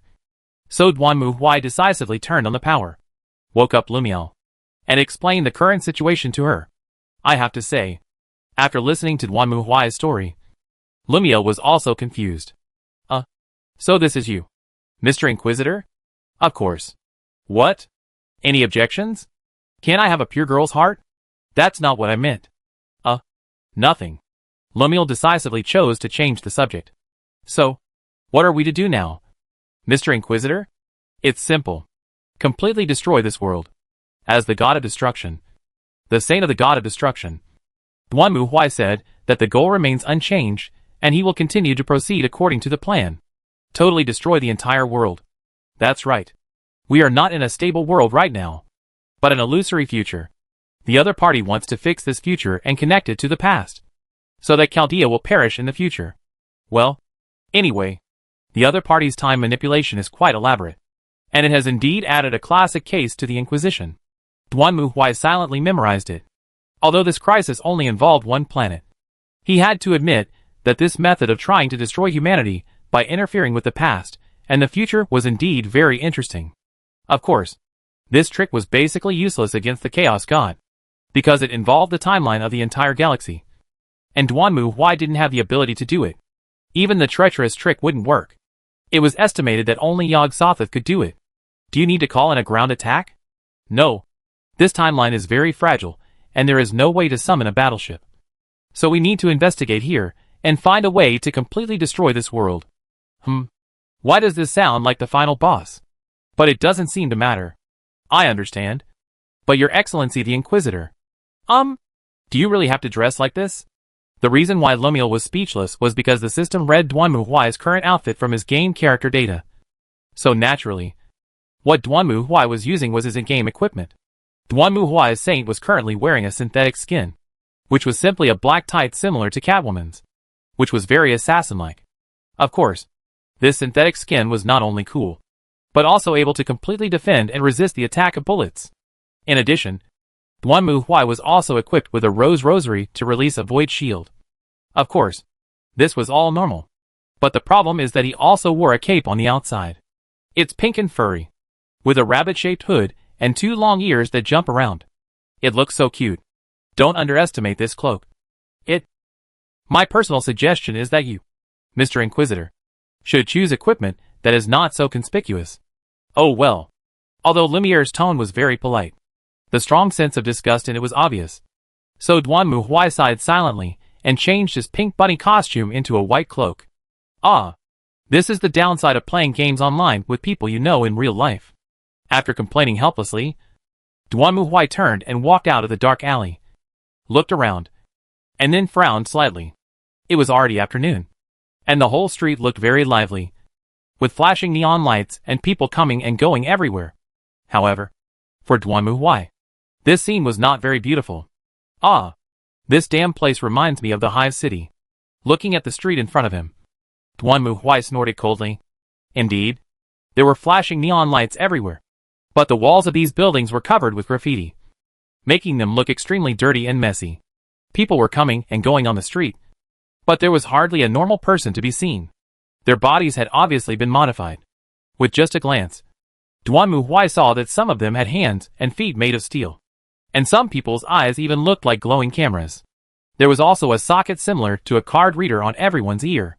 Most of these people were ragged and dirty, looking like a bunch of street urchins. This reminded Duanmu Huai of the lower levels of the Hive City. Those mutants, the old soldiers and gangsters wearing worn-out biochemical prostheses, and the damn gene stealers. The only thing that's better than the Nest City is that at least you can look up and see the blue sky and white clouds, which doesn't make you feel suffocated. Lumiel, skin these guys and see what they are. Duanmu Huai didn't care that he would be noticed, because the equipment he wore, whether it was the pink bunny just now or the white robe now, all had special concealing abilities. Otherwise, with the saintly Duanmu Huai's appearance, he would be turned into a superstar when walking on the street. I see. Hey! What is this? What's wrong? Hearing Liomier's surprise, Duanmu Huai asked curiously, reporting to the Inquisitor. These people are no longer pure humans. According to the scan results, each of them has undergone some kind of transformation on themselves, and even connected to the brain through mechanical neural ports. I really didn't expect that there is such a world. Even Lumiel was surprised. Although there were similar transformations in their world, not everyone could afford them. Nanomachine fusions like Lumiel and Eclair were even more confidential, and most of the other cyborgs were affiliated with the military or high-ranking government officials. In her world, most ordinary people would not be transformed. After all, they do not have the ability or the funds. But in this world, even the beggars on the street have implants in their bodies. What is going on in this world? Well, that group of oil guys will like this world very much. Duanmu Huai has no particular likes or dislikes about human body modification. Of course, personally, he doesn't like human body modification implants. But that group of oil guys is obviously not the case. Many people are even crazy enough to replace all parts of their bodies except their heads with machines. After all, if the skull is replaced, they will be immediately identified as aliens. To be honest, it feels more like Duanmu Huai's feeling of casting. It was obvious that this world was already highly networked, with network interfaces and terminals being seen everywhere in the streets and alleys. Duanmu Huai found a terminal and asked Lumiere to hack it, and soon learned about the situation in this world. According to the history of this world, in the recent past, due to climate change, countries were in turmoil. Giant multinational corporations rose, and various conflicts and wars followed. In short, after a series of wars, the world is now devastated, full of conflicts and killings, and people are immersed in a life of drunkenness and dreams, either becoming wandering wanderers, slaves of multinational corporations, or becoming the poor or gang members at the bottom. In short, in today's world, multinational corporations have become equal to countries. They can even have their own territories, their own armies, and make their own weapons. Well, in Duanmu Huai's opinion, these capitalists should be hanged on street lamps. Such a world is really uncomfortable. After searching for information, Lumiere also sighed softly. In our galaxy, there are also people on some planets who live similar lives. Although they don't have implants, they are also exploited by big companies and government officials, and can only live a miserable life every day. But many times, we are powerless to do anything about it. Duanmu Huai certainly knew what Lumiere was talking about. He still remembered that when the two came to the court, Lumiere said that the reason they fled was because of a failed mission. At that time, they were sent to suppress the rebellion. But after arriving at the place, Lumiere and Eclair found that the government officials and big companies there were in collusion, vigorously exploiting civilians, and even sending troops to suppress the protests. Unable to bear the consequences, Eclair chose to resist and defeated the army that was suppressing the people. The rioting people also rushed into the governor's palace, and the latter eventually escaped. Of course, the governor of the planet was also very angry. So I directly reported that I asked you to suppress the riots. As a result, you in turn dealt with me? As a result, Eclair and Lumiere were hunted by the organization and finally escaped to the Inquisition. Because of this, it is normal for Lumiere to feel deeply moved by this scene. So, we must completely eliminate this future. But what can we do? According to the information I retrieved, some people even detonated nuclear bombs at the headquarters of these big companies in order to resist them. But, of course, this is useless. A purely armed attack is nothing more than the work of terrorists. It is completely meaningless. Duanmu Huai snorted coldly. But for now, let's just take it one step at a time. By the way, Lumiere, what's the name of this city? Night City. Chapter 788 Looking for a Job. Night City. The city that never sleeps. Even though it was late at night, the entire street was still extremely busy. People were walking on the street in a noisy manner, and no one noticed the white shadow mixed in with the crowd. Duanmu Huai walked through the crowd and forward, while discussing the action plan with Lumiere. Our goal is to destroy the world. But how we destroy the world is not important. I don't quite understand what you mean. Your Excellency the Inquisitor. You should already know that behind all this, there is indeed someone who desires to destroy humanity. So he jumps back and forth between the past and the future. But at the same time, this also proves one thing. That is, this is an extremely cautious and very weak enemy. A weak? That's right. If the Inquisition wants to destroy this planet, they can just issue an extermination order. We don't need to go back to the past to change history, or go to a fixed direction in the future. It's like an adult going into a bar. They can just go in. Only children will try every possible way to find loopholes when they are refused entry. Right? So what you mean is that the opponent is not very strong. At least, he doesn't have the power to destroy humanity. So he does this kind of boring stuff. Generally, criminals like this hate things that are beyond their control. Assuming we can make the actions of this world beyond his control, then he will definitely take action. At that time, we can just kill this idiot and the problem will be solved. Having said that, Duanmu Huai sneered. He chose this future because it would limit the power of magicians to the greatest extent. Indeed, for magicians, it is indeed very difficult to live in an era where magic cannot be used normally, and ordinary people have generally higher combat power due to implants and transformations. Even if it was Lannis and the others, who came to this era where magic power is so weak that they can hardly use magic, they probably wouldn't be a match for those perverts who modified their bodies. But on the other hand, this also pushed the opponent to his limit. Duanmu Huai is full of confidence in this. And the reason lies in this world. Think about it. Even with the power of the true god Duanmu Huai, he cannot descend into this world. Which means that this world itself is extremely fragile. Similarly, the enemy cannot show too much power in this world. Otherwise it will destroy this world. In simple terms, now Duanmu Huai and the enemy boss are like being locked in a huge iron cage. Even if both sides have the power to destroy the iron cage. For the enemy boss, once the iron cage is destroyed, he will lose. So Duanmu Huai has the advantage instead.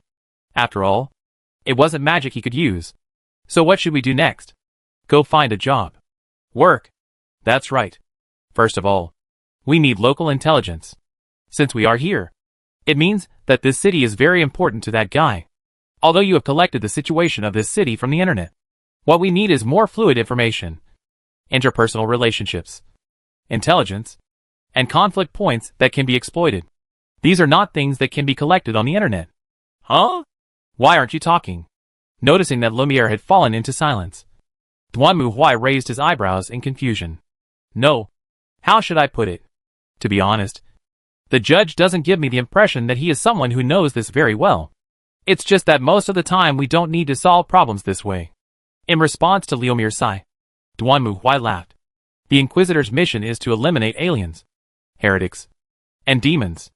Of course, most of the time, when dealing with demons and aliens, we just need to kill them. But heretics are different. Finding the heretics lurking in the crowd is not as simple as just shouting one to the stake. Of course, I don't deny that most of the time I prefer to solve the problem in a simple way. Does looking for a job count? What kind of job are you planning to find? Didn't you find out from searching on the internet that there is a profession called mercenary in this world? It just so happens that I plan to find a middleman to register as a mercenary. Who are you going to look for? Hearing Duanmu Huai's answer, Lumiere frowned slightly.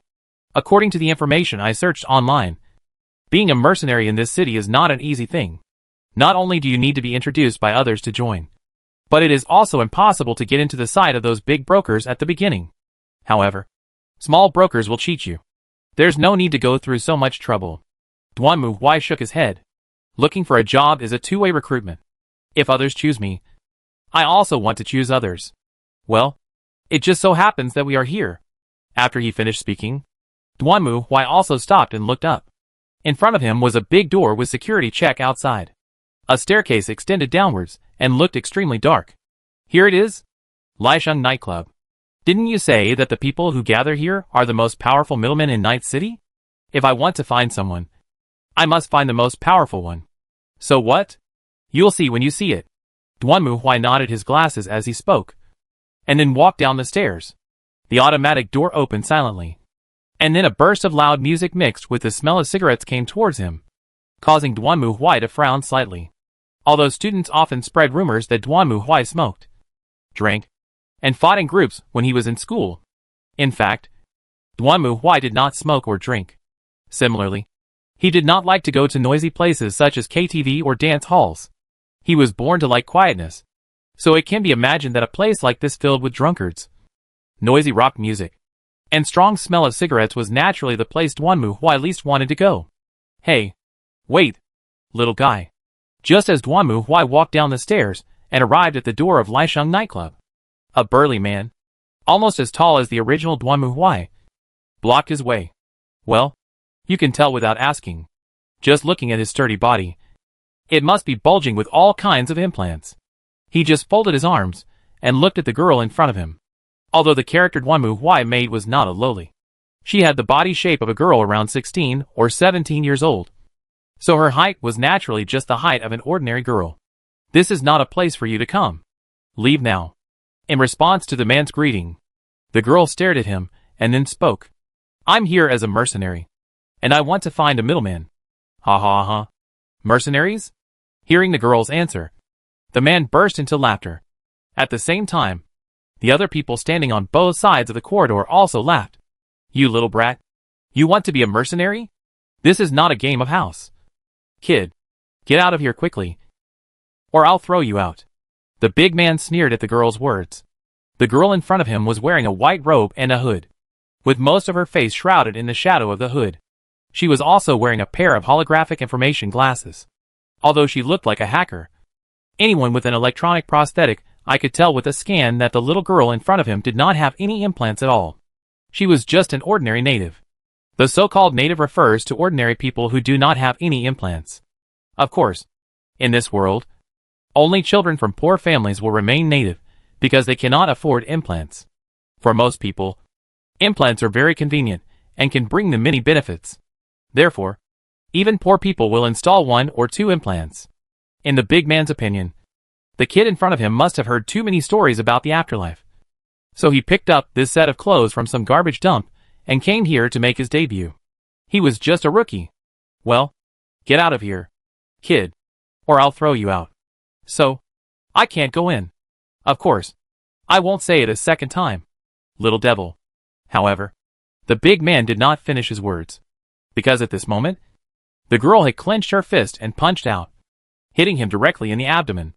The next moment, the big man was knocked backwards, knocking open the door of the Lisheng nightclub, and then the whole person bang fell into the wall. Seeing this scene, the people who were laughing at Duanmu Huai just now fell silent, staring at the girl with wide eyes in surprise. The latter walked directly into the nightclub through the door that was knocked open by the big man. What's wrong? What happened? As soon as I walked into the gate, I saw 2 more fully armed men running towards me. They were shocked when they saw the scene in front of them. The man who was knocked down by the wall raised his hand and pointed at the girl in white robe. Yes, it was this brat who did it. Catch her. Hearing the latter's roar, the 2 security guards did not hesitate and stretched out their hands to grab the girl. However, facing the 2 burly security guards, the girl did not dodge or evade. Duanmu Huai clenched his hands and took a step forward. The next moment, the 2 security guards were also blown away, and they fell directly on the bar like 2 trash cans, scaring the people around them, and hurriedly made way. You're looking for death, little devil. At this moment, the first big man had also crawled out from the depression in the wall.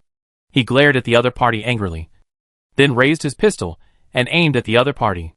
At the same time, the other 2 security guards, who were knocked away by Duanmu Huai, also climbed up, took out their weapons, and pulled the trigger. Bang, bang, bang, bang. A series of gunshots rang out. Logically speaking, such an attack would be enough to turn anyone into a hornet's nest. However, an unimaginable scene happened. After a series of gunshots, the girl in white robe still stood there. Dozens of bullets around her body seemed to be frozen, remaining in the air. Then the girl just tilted her head and saw the bullets clinking and falling to the ground. What the hell is going on? Everyone was stunned when seeing this scene. They even suspected that they had taken too many drugs or watched too many black super dreams and had hallucinations. For a moment, the surroundings fell into a dead silence.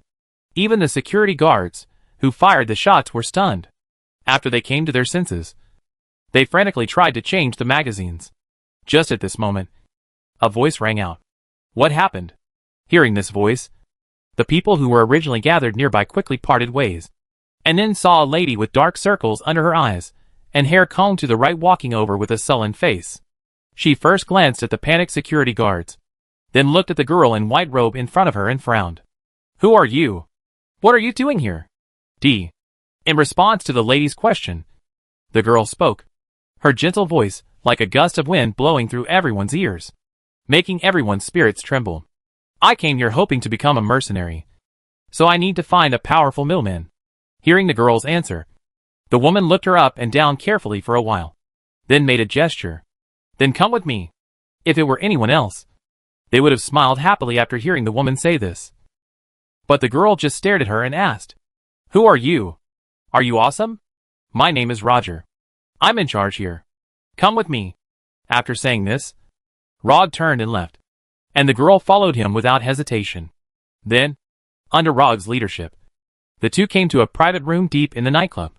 You said you wanted to be a mercenary? Rod looked at the girl in front of him carefully and frowned. She was sure that she had never seen her before. Moreover, after scanning, it was determined that this girl was really a native, and there were no implants in her body.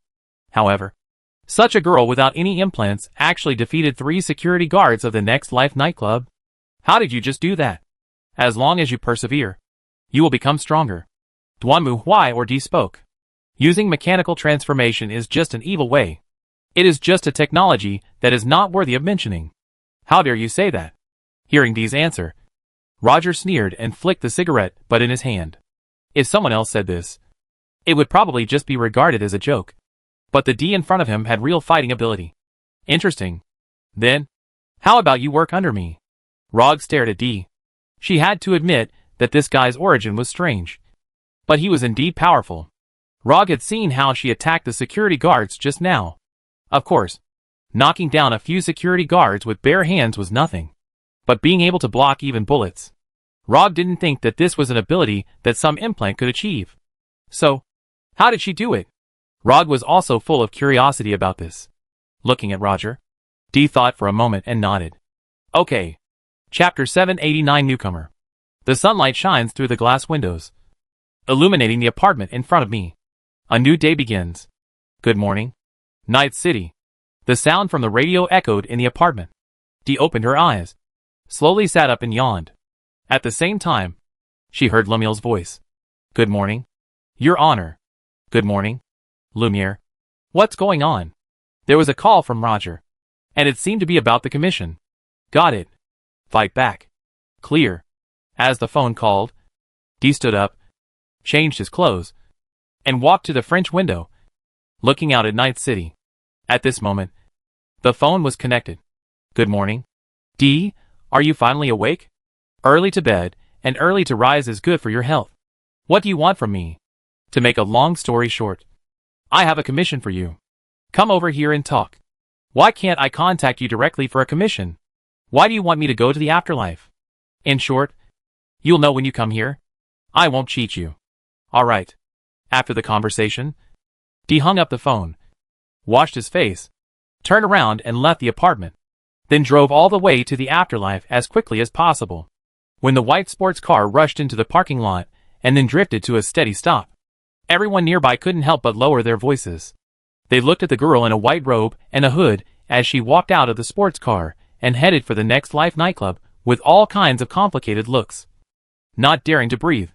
Half a month had passed since Dee and Rog signed the contract. During this period, Dee had become very famous in the mercenary circle. First of all, it was already quite explosive news that a native dared to enter the afterlife without anything and wanted to find a top middleman. Of course, the premise was that she succeeded.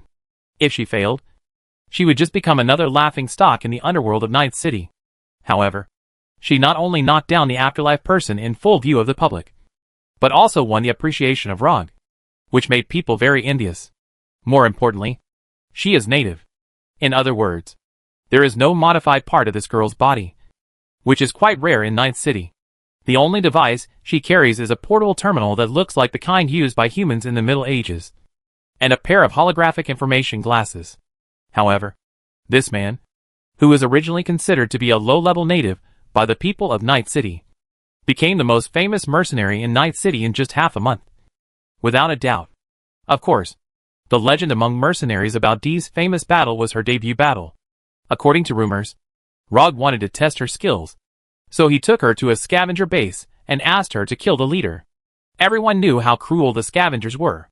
Even mercenaries were unwilling to be enemies with this group of perverts, who dared to make corpses and dig out organs. But after listening to Rog's explanation, the girl just said, "Wait a minute." Then he opened the car door and walked into the base.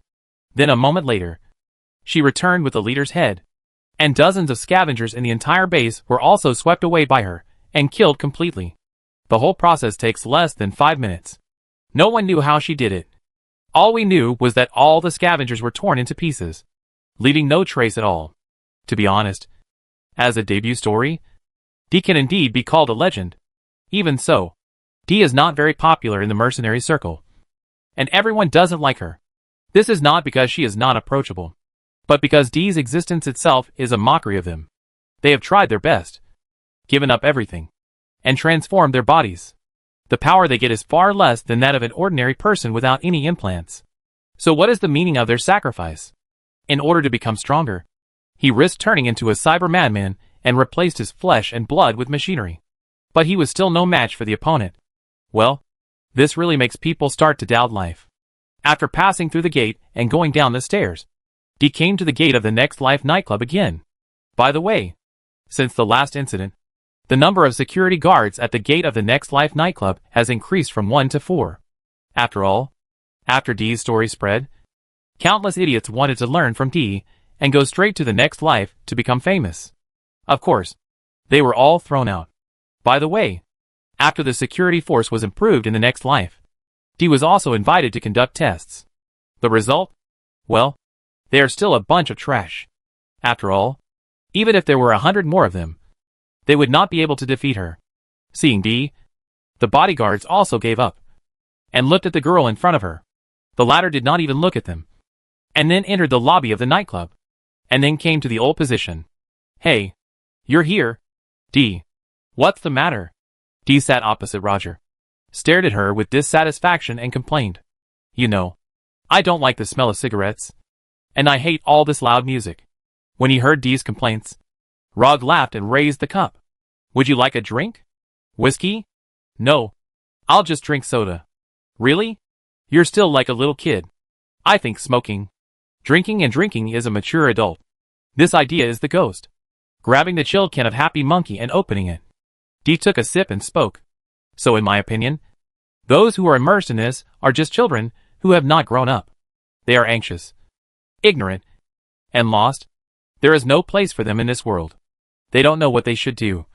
So they yell and cry like children to vent their dissatisfaction. Why? You want to change from a mercenary to a philosopher? It's just something I felt. Don't worry about it. D shook his head. Indeed, this city is not different from the nest. The civilians are gornating as slaves to live birth. So, what is the matter with me? First of all, the client, Claire Diedrich, a student, is currently captured by the Whirlpool gang. The client is her father, and we hope to rescue her as soon as possible. That's it?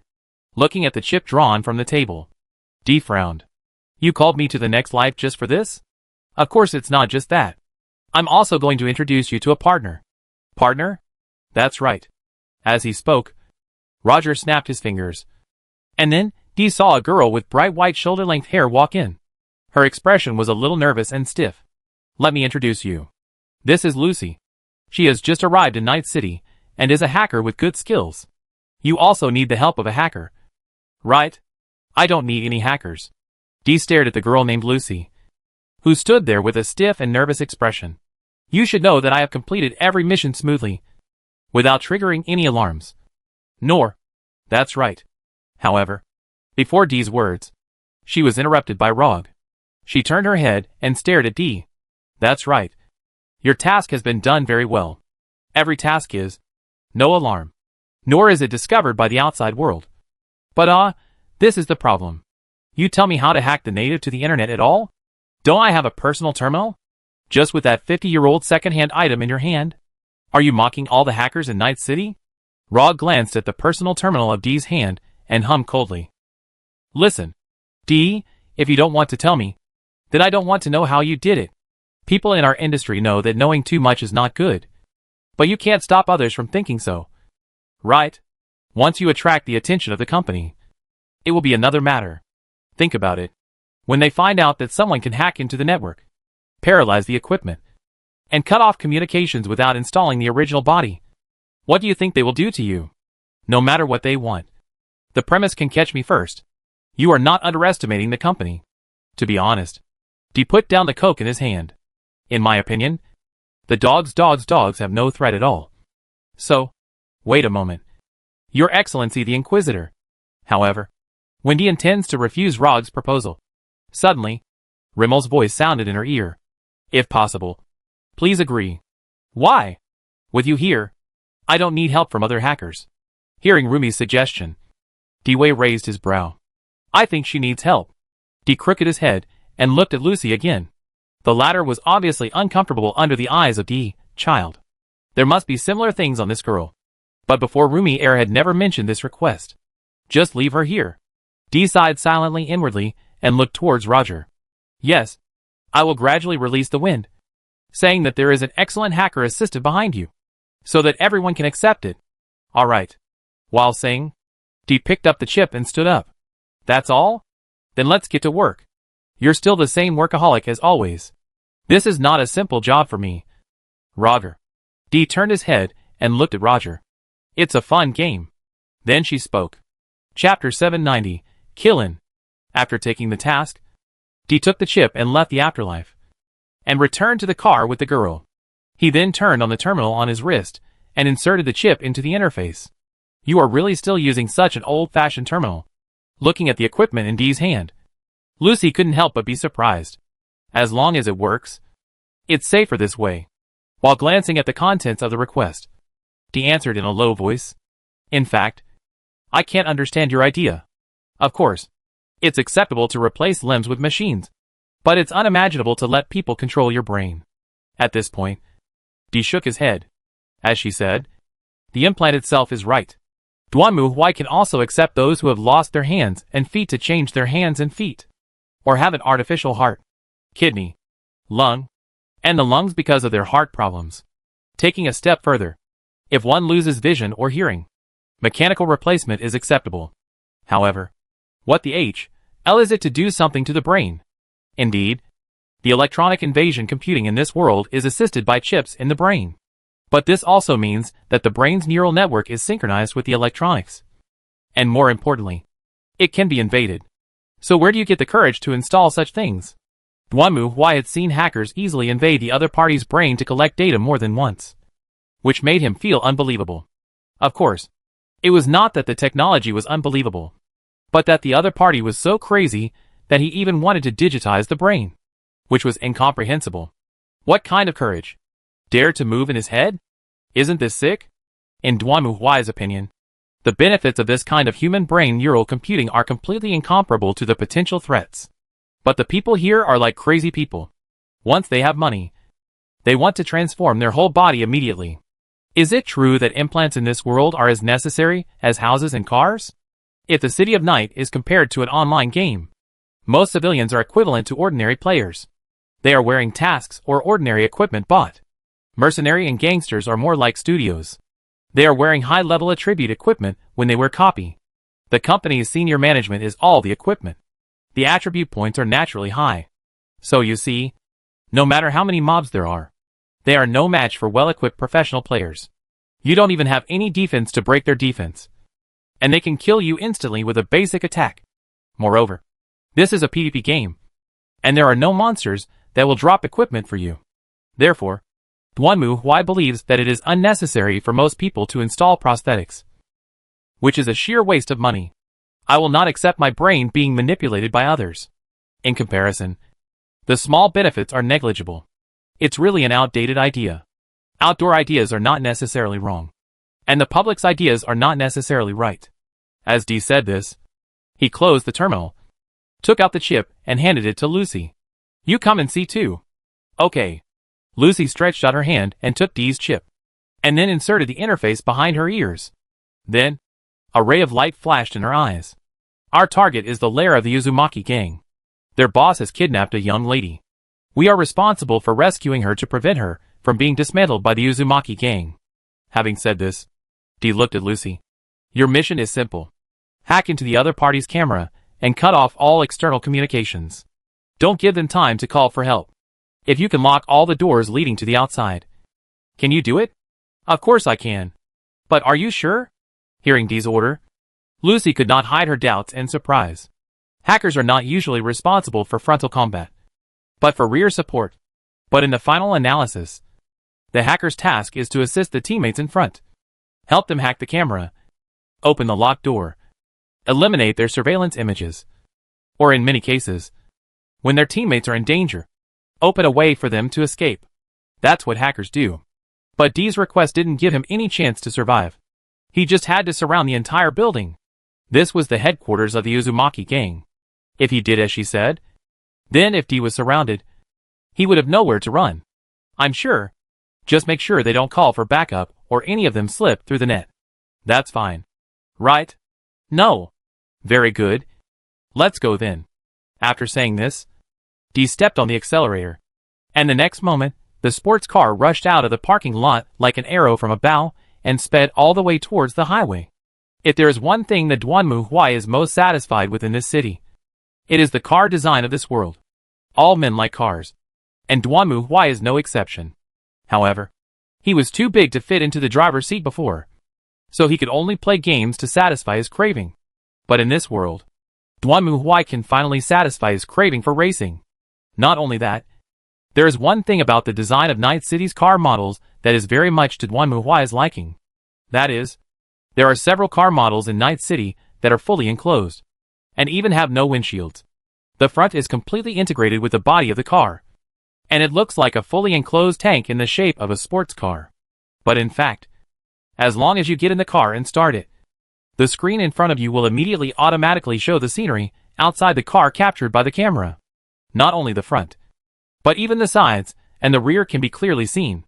I have to say that when Duan Muhuai first drove this sports car named Sword in the Stone, he was really excited, especially when he sat in the driver's seat and started the engine. Then the screen in front of him, which was originally pitch black, instantly lit up, showing the entire vehicle's top, bottom, left, right, and no blind spots in front of the user. Oh, how should I put it? This is high-tech. To be honest, Duan Muhuai thinks that this future is still promising in this aspect. If the court builds a car in the future, this concept must be put on it. It is not only fashionable and technological, but also does not worry about privacy disclosure. You can do anything in it without worrying about being seen. Isn't it cool? So at this moment, Dee was listening to music while stepping on the accelerator to the bottom and rushing forward. And for Lucy, who was sitting in the passenger seat, this was terrifying. She clenched her teeth tightly, widened her eyes, and watched the traffic in front of her, which had almost turned into lines, passing by her. She was so scared that her face turned pale, and she could hardly speak. Dee is Duan Muhuai's game character. One of his 3 gene seeds is the Space Wolf. As a pre-march who can race around the galaxy, Dee naturally inherited this style. He doesn't need to brake or slow down. He just steps on the accelerator and rushes forward, as if he wants to break the speed of light and rush into the webway. At this moment, Lucy was naturally leaning against the back of her chair, looking at everything in front of her in horror. What frightened her the most was that Dee seemed to have no concept of braking at all, and would rush forward regardless of whether there was a car in front of him or not. Just like, there's a tunnel ahead. Looking at the tunnel in front of her and the traffic jam at the tunnel entrance, Lucy wanted to die.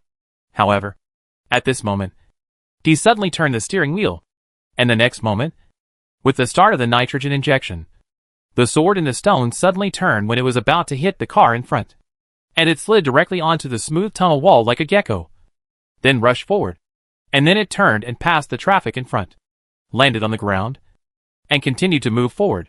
When the two arrived at their destination, Lucy was already slumped in the chair, her face pale, gasping for breath, looking like she had survived a disaster. Do you always drive like this? What does it matter? It's quite exciting, isn't it? Hearing Lucy's question, Dee turned his head and glanced at her. Hurry up and let me know when you're ready. Lucy sat up with gritted teeth.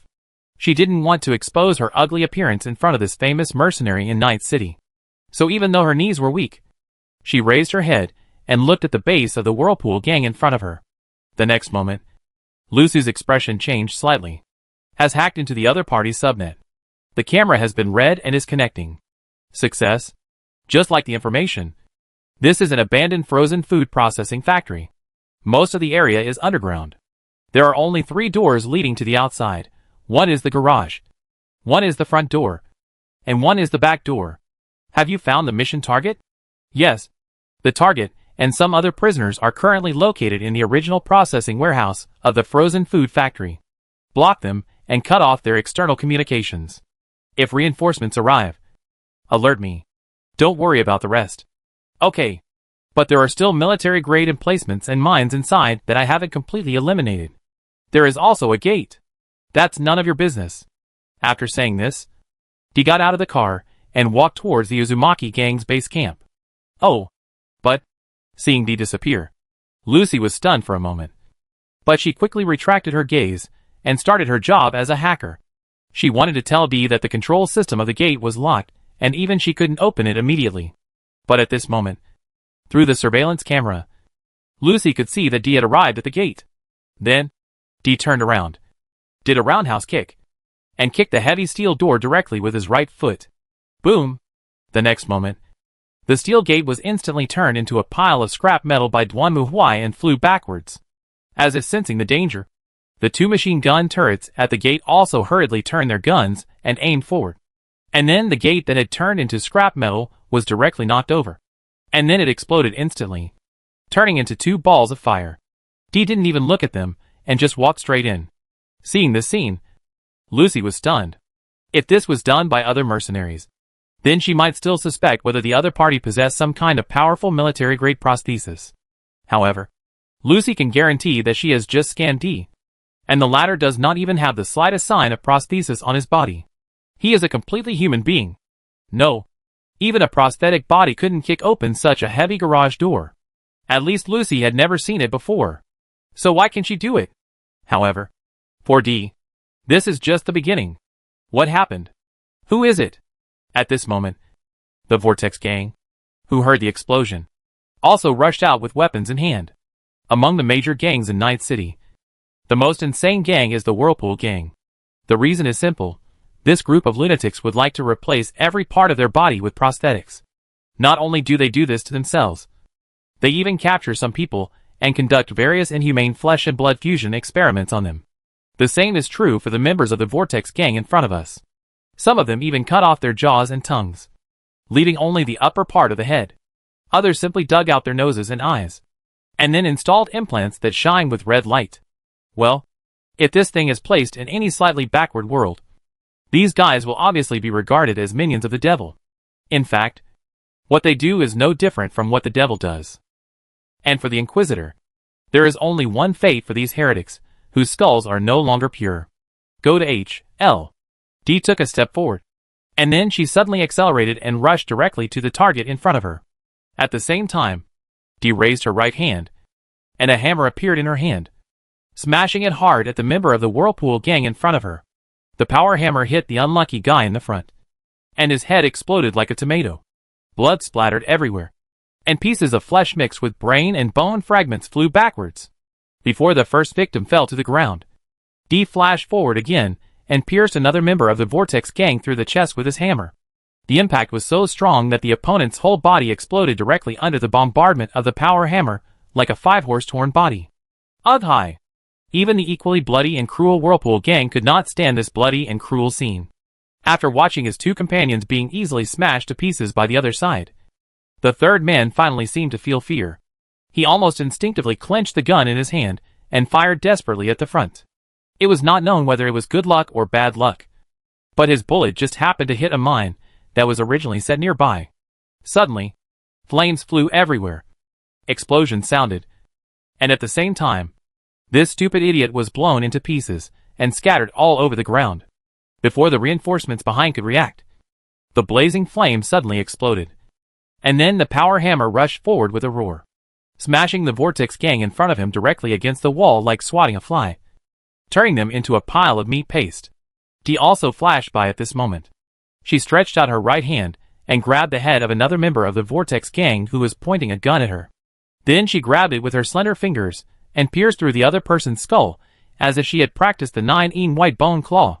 Then, the unlucky guy was thrown forward by Dee like a bowling ball, and hit his companion behind him heavily, hitting a grand slam. For a moment, limbs flew everywhere, blood splattered everywhere, and everywhere was a mixture of incomplete human limbs and internal organs, as well as dilapidated prosthetic remains. Even though she was just watching this scene through the monitor, Lucy couldn't help but cover her mouth.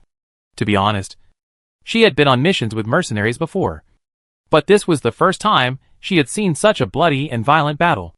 If she hadn't been sure that Dee had no implants in his body, she would have even thought that he was having a cyberpsychosis attack. Yes, it's cybermaniac. Obviously, Lucy didn't think so, but the Uzumaki gang didn't think so. After witnessing their companions being killed bloodily and cruelly one after another, they finally broke down and screamed and retreated. Quickly notify the terrorist squad. No! Communications are being jammed. How can it be? Listening to the screams of the Uzumaki gang coming from the monitor, Lucy had a complicated expression. Could it be that Dee had already anticipated this and asked her to cut off the communication with these guys? Although the Whirlpool gang was always bloody and brutal, the even more brutal fighting methods of Dee in front of them were too much for even the Whirlpool gang to bear. They screamed and retreated, trying to run. However, this gave Dee an opportunity to take advantage of her. She chased her prey like a tiger, and the people she caught up with were hit by a hammer. tearing them into bloody fragments. However, Dee did not even look at her prey, and continued to move forward to look for the next target. In just a few moments, almost all the Whirlpool gang members in the base were slaughtered, leaving only. Boom!